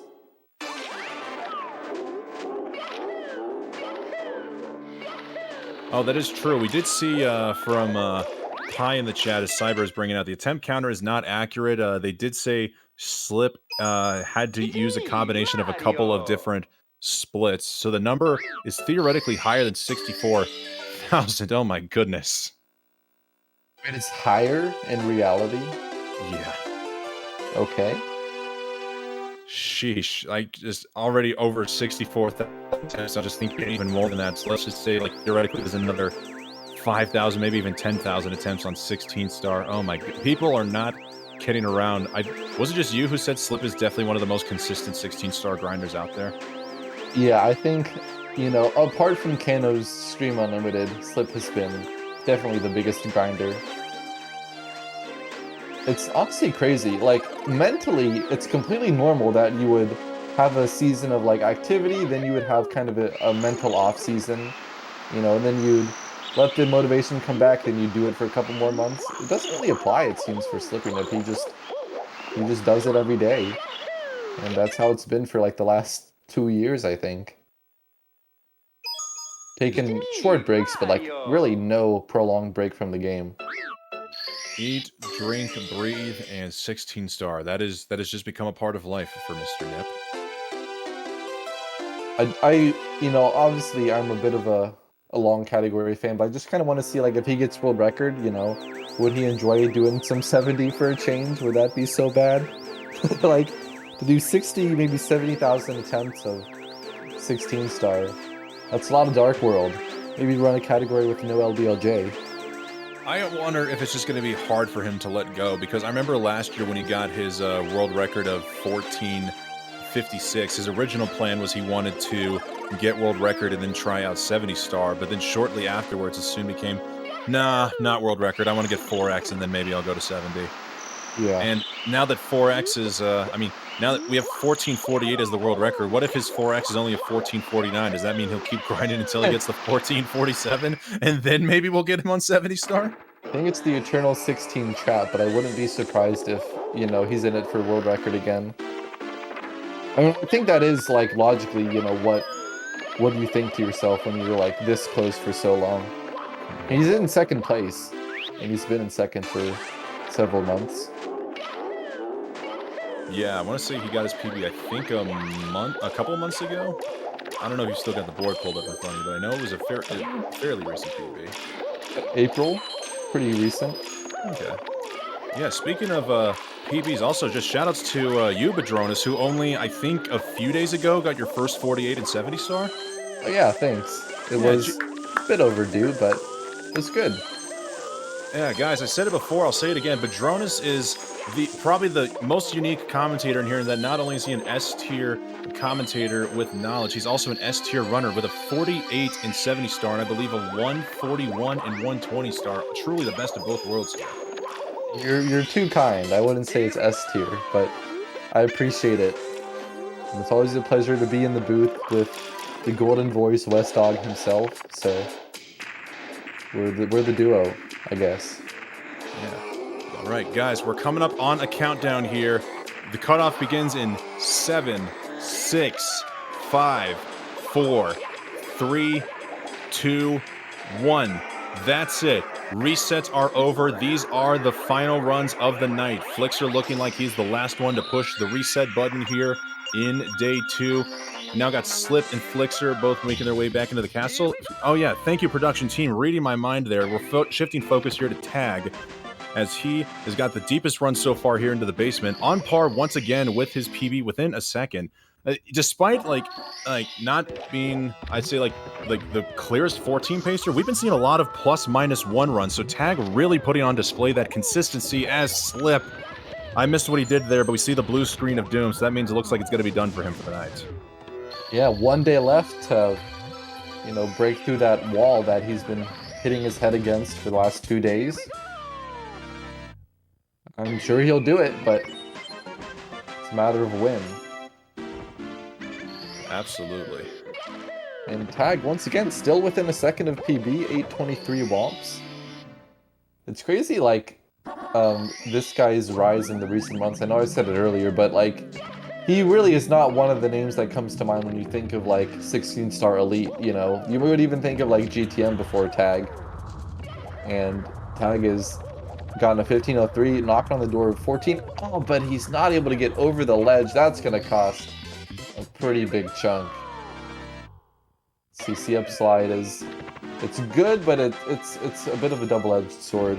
Yeah, we'll expand onto that just before I do. Production, is it possible we can get Ouija in to replace Flixer there on the big screen, as he's got a run going here in Shifting Sandland. So this is the next deepest run here. The 2 big runs in the basement. Is Cheese is also done for the day here, so GG's to Slip and Cheese both. But yeah, Badronis, honestly, I think, so I didn't even realize who Tag was until really the start of this event. I'd been seeing the low 15 times posted on Twitter, but didn't really know who the person was. And I think that's because they were low-key possibly for the longest time, as Ouija lost the bomb, can't get into the hole. I wonder if he's going to continue this, but Tag got the virtual console world record about 6 months ago with a 15-15, and then shifted to console, and just basically has been on a tear for the last couple of months, where he's gone from, I want to say, the 2-3x territory now into 15-03. So still a very low-key runner here, still new to the console game, but I mean, he is just taking the 16-star world by storm here. We are going to see Ouija try to keep this run going. Thank you for the great Cheese. Sweet. Welcome, Cheese viewers, to the last bit of runs here. We got Tag and Ouija and Flixer, and that'll be the day. The overtime of the overtime.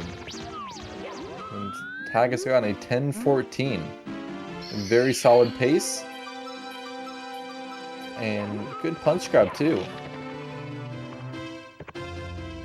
Luigi continuing a 615 SSL is probably the most reset tolerance he's had in the last, or in the whole event, probably. Yeah, I feel like if we were at any other point in the day, we would have seen him reset the moment he didn't get into the hole. But since this is the last run, we're going to just see what we can get out of him. But besides, look at that best possible time. 14:42 still theoretically possible here from Ouija. So honestly, who knows what this run can turn into. Yeah, Ouija's not playing around. A 5-second time loss, yeah, it's a lot. But like, when you're Ouija, you can think, yeah, I could get a 14 with this. Absolutely. But Cheese, by the way, GG's to you out there if you're still here after the raid.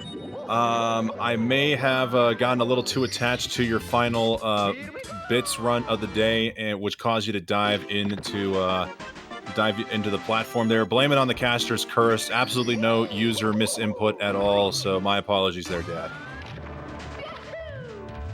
That was I already forgot about that, but I was so attached to while that was going on. Oh, and Tag. Oh, Tag. Getting off the platform a little too early, not able to get the long jump, turned into a ground pound, so looks like that's going to be it for him. So now we just got Ouija and Flixer to focus on for the rest of the night. By the way, these guys are both, like, jacked. I don't know if it comes across on the camera, but, like, they posted, like, their fitness improvements over the last year. They're also, like, very lean, so it's like you can see their muscles, like, pretty well toned. So, cracked and jacked. Yeah, absolutely. Flixer. Okay, you got in. I didn't know if it'd be all right to talk about that since we are talking about a 19 and an 18-year-old, but I guess it's probably not crossing too much of a line there. Yeah, Ouija and Flixer are both oh my God! What am I doing with my life? Why can't I look like those guys? They're actual gym rats. It's insane. They have both muscles and low 16-star times. Goodness gracious. Well, it'll have to start tomorrow because you still gotta do the 2 million Scoville chicken nugget tonight. Oh yeah. Oh man. Then Arnold routine starts tomorrow. True. There's always tomorrow. That's of course the number1 conversation starter for any potential gym goer, right? There's always tomorrow. True. All right. Flixer out of SSL and Luigi looking like he could get out of HMC. All right, C up slide once again. Good speed and the rock. Oh! Going for the instant jump dive. When you wall kick it, actually, he got a firstie, which meant that he got additional speed from the wall kick. But normally, you know, you would want to press B a little bit after A because the initial wall kick, that's the jump part, gives you more height, and then the dive gives you the speed. But going for the direct A and B jump dive could be faster, but in that case, it actually ended up possibly costing him the run. But still not too bad, like 10-12, like Trey Bortle got 15-11 with a 10-13 or something. Yeah. And he lost a bit of time on BLJs. Yeah, 10-13, 10-14, I think. We're just definitely not used to seeing Ouija getting out of HMC with anything lower than a 10-04, so the fact he's still willing to continue this, honestly, big ups to Ouija. Let's just hope MIPS goes well for him.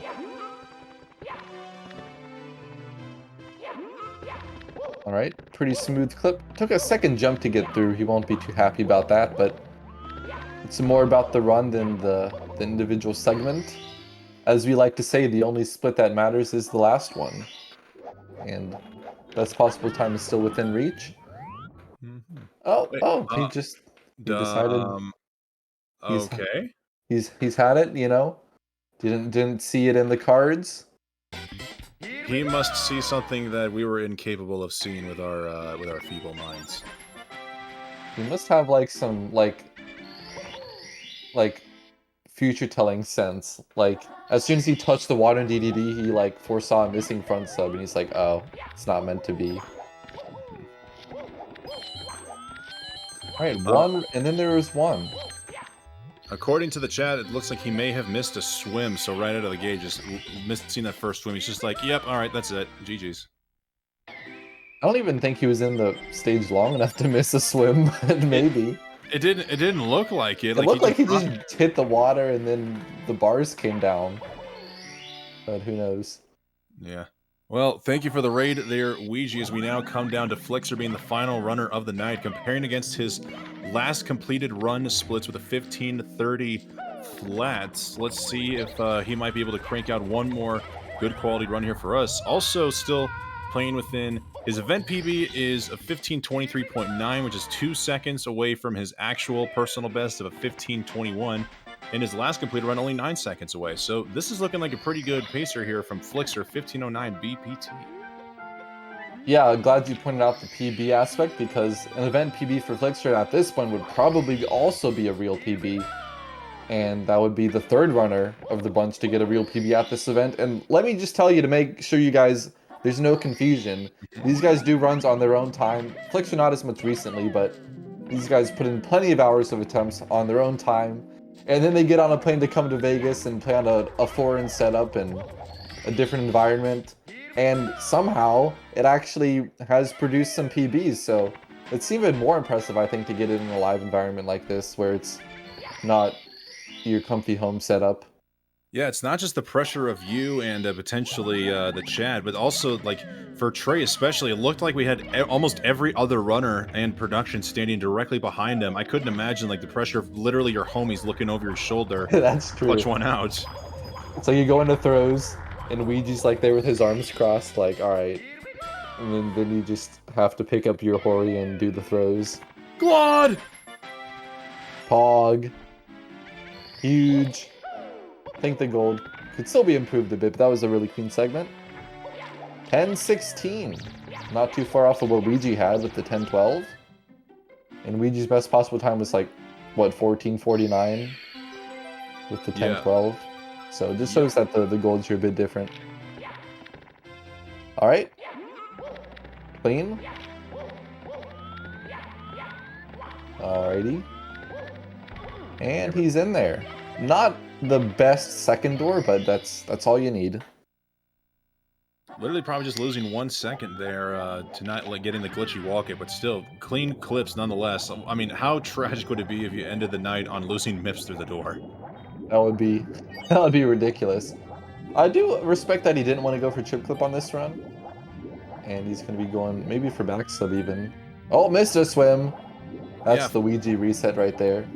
Flixer, for the most part, when he's been on paces through to Dire Docks, he's been going for the back sub strat when he's green. Just at that rate, playing conservatively rather than risking it all on the front sub. Honestly, I don't blame him here. Weird angle. Honestly surprised he was able to survive that side flip there. But alas, the run continues. And as we come here into Fire Sea, guys, would just like to remind you, this is not the final day of the event. This is the end of day 2. There's one more day tomorrow of the Las Vegas 16 from 11 a.m. to 9 p.m. Pacific time, which would be 2 p.m. to 12 a.m. Eastern Standard Time. A lot more 16-star action coming your way. Maybe even another hour if we have another donation goal. Don't know how well that will go over, but there is more 16-star action to continue. But for now, let's see how Flixer closes day 2 out here as he's in Fire Sea and connects on the ultimate cycle. Yeah, there's plenty of Mario right in front of your eyes right now.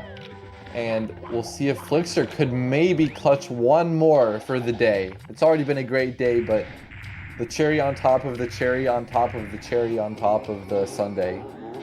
We'll see. Let's see. Let's break down the sundae. We have the 1450 from Sweegie. Maybe dabbled with a little bit of 15 flat from Ouija. Mix it on in there with a 1511 from Trey Bordeaux, and now... Oh, he didn't get the bomb! He's gonna get hit! He's gonna grab the tail without falling off the edge. Bowser could even teleport on him. Thankfully, it's spared there. He already had 9 seconds to save on this PB, but it looked that was probably a good chunk of time lost there. Let's see how. It's very hard to get an event PB now. Yeah, let's see. He should still be green on these 15-30 splits going into BLJs, but he is going to have to play pretty much near perfection. I want to say the BLJ gold is a 48. Which is good, but like Ouija's gold would be like a 45. So it's possible to get a segment very close or even a gold on your BLJs if they're really good. I think it's not a perfect gold. I think even better, honestly. Yeah, definitely possible. Let's see. You know what? It's happened before. We've seen GTM and Ouija on runs that looked like they were dead, but then they go on BLJ. Let's see if that's in the course of action for Flixer. Okay. As he gets the first BLJ, that's off to a good start here, but there's still one more set of BLJs to go. Yep. Second one, sometimes when you get the first one, you kind of relax a bit, but you cannot relax. Missing the first couple jumps, but the third one connects, not too bad. And a little bit of extra time to get up into the hole, and 15:25. I think it's going to be just out of reach now. Really good try here, but this will be a nice way to end the day. Is that Cheese? Yep. Oh, Cheese with the mask down, showing us either his concern or worry about where this run could go. He has good dental health, honestly. True. Some pearly whites. All right, moving right, not gonna work out. Oh, the side flip. Whoa! Oh God, he's cracked. Oh my! I don't think I've ever seen that backup before. Aww. Okay. Drakes and claps and GG's in the chat for Flixer, aka Flexer. Tried to flex, but was not able to complete the run. But that will be it for day 2. Sweegie in the lead by 10 seconds with a 14:50, but some fierce competition behind him. You don't want to go anywhere. We'll be back at 11 a.m. Pacific time tomorrow. What do you have to say, Wes, before we close out the day? I say this was a fantastic day for speedrunning here. GG's to all of the runners here today. I hope we can maybe get lucky and see world record come in to bop Sweegie out of first place, but perhaps I'm getting ahead of myself here. But more importantly, Pog, to all the chatters and donators out there who reach our $2,000 goal. I'm recording this locally on my computer and we'll be posting this on social media. I've got my chicken nugget with the Wicked Tickle Ghost Pepper 2 million Scoville sauce. May Lord have mercy on my soul. I've got Badronis here in the booth as a witness as well as production crew. All right. But yes, before I lose my mind over here. Glass of milk. Just if you need it, I got it. That's true. Glass of milk. All right. Before I lose my noodles here in the commentary booth, we're going to head out there. Badronis, would you like to close us out, dude? Oh, I think I've just said all I need to say. I'll actually be on the first shift tomorrow, so see you guys in about 13 hours. And have a great night, everybody. Have a great night. I love Mario 64. Woo! Here we go. Here we go. Let's go. I believe Wes will be casting if he survives. Christine, I love and despise you at the same time.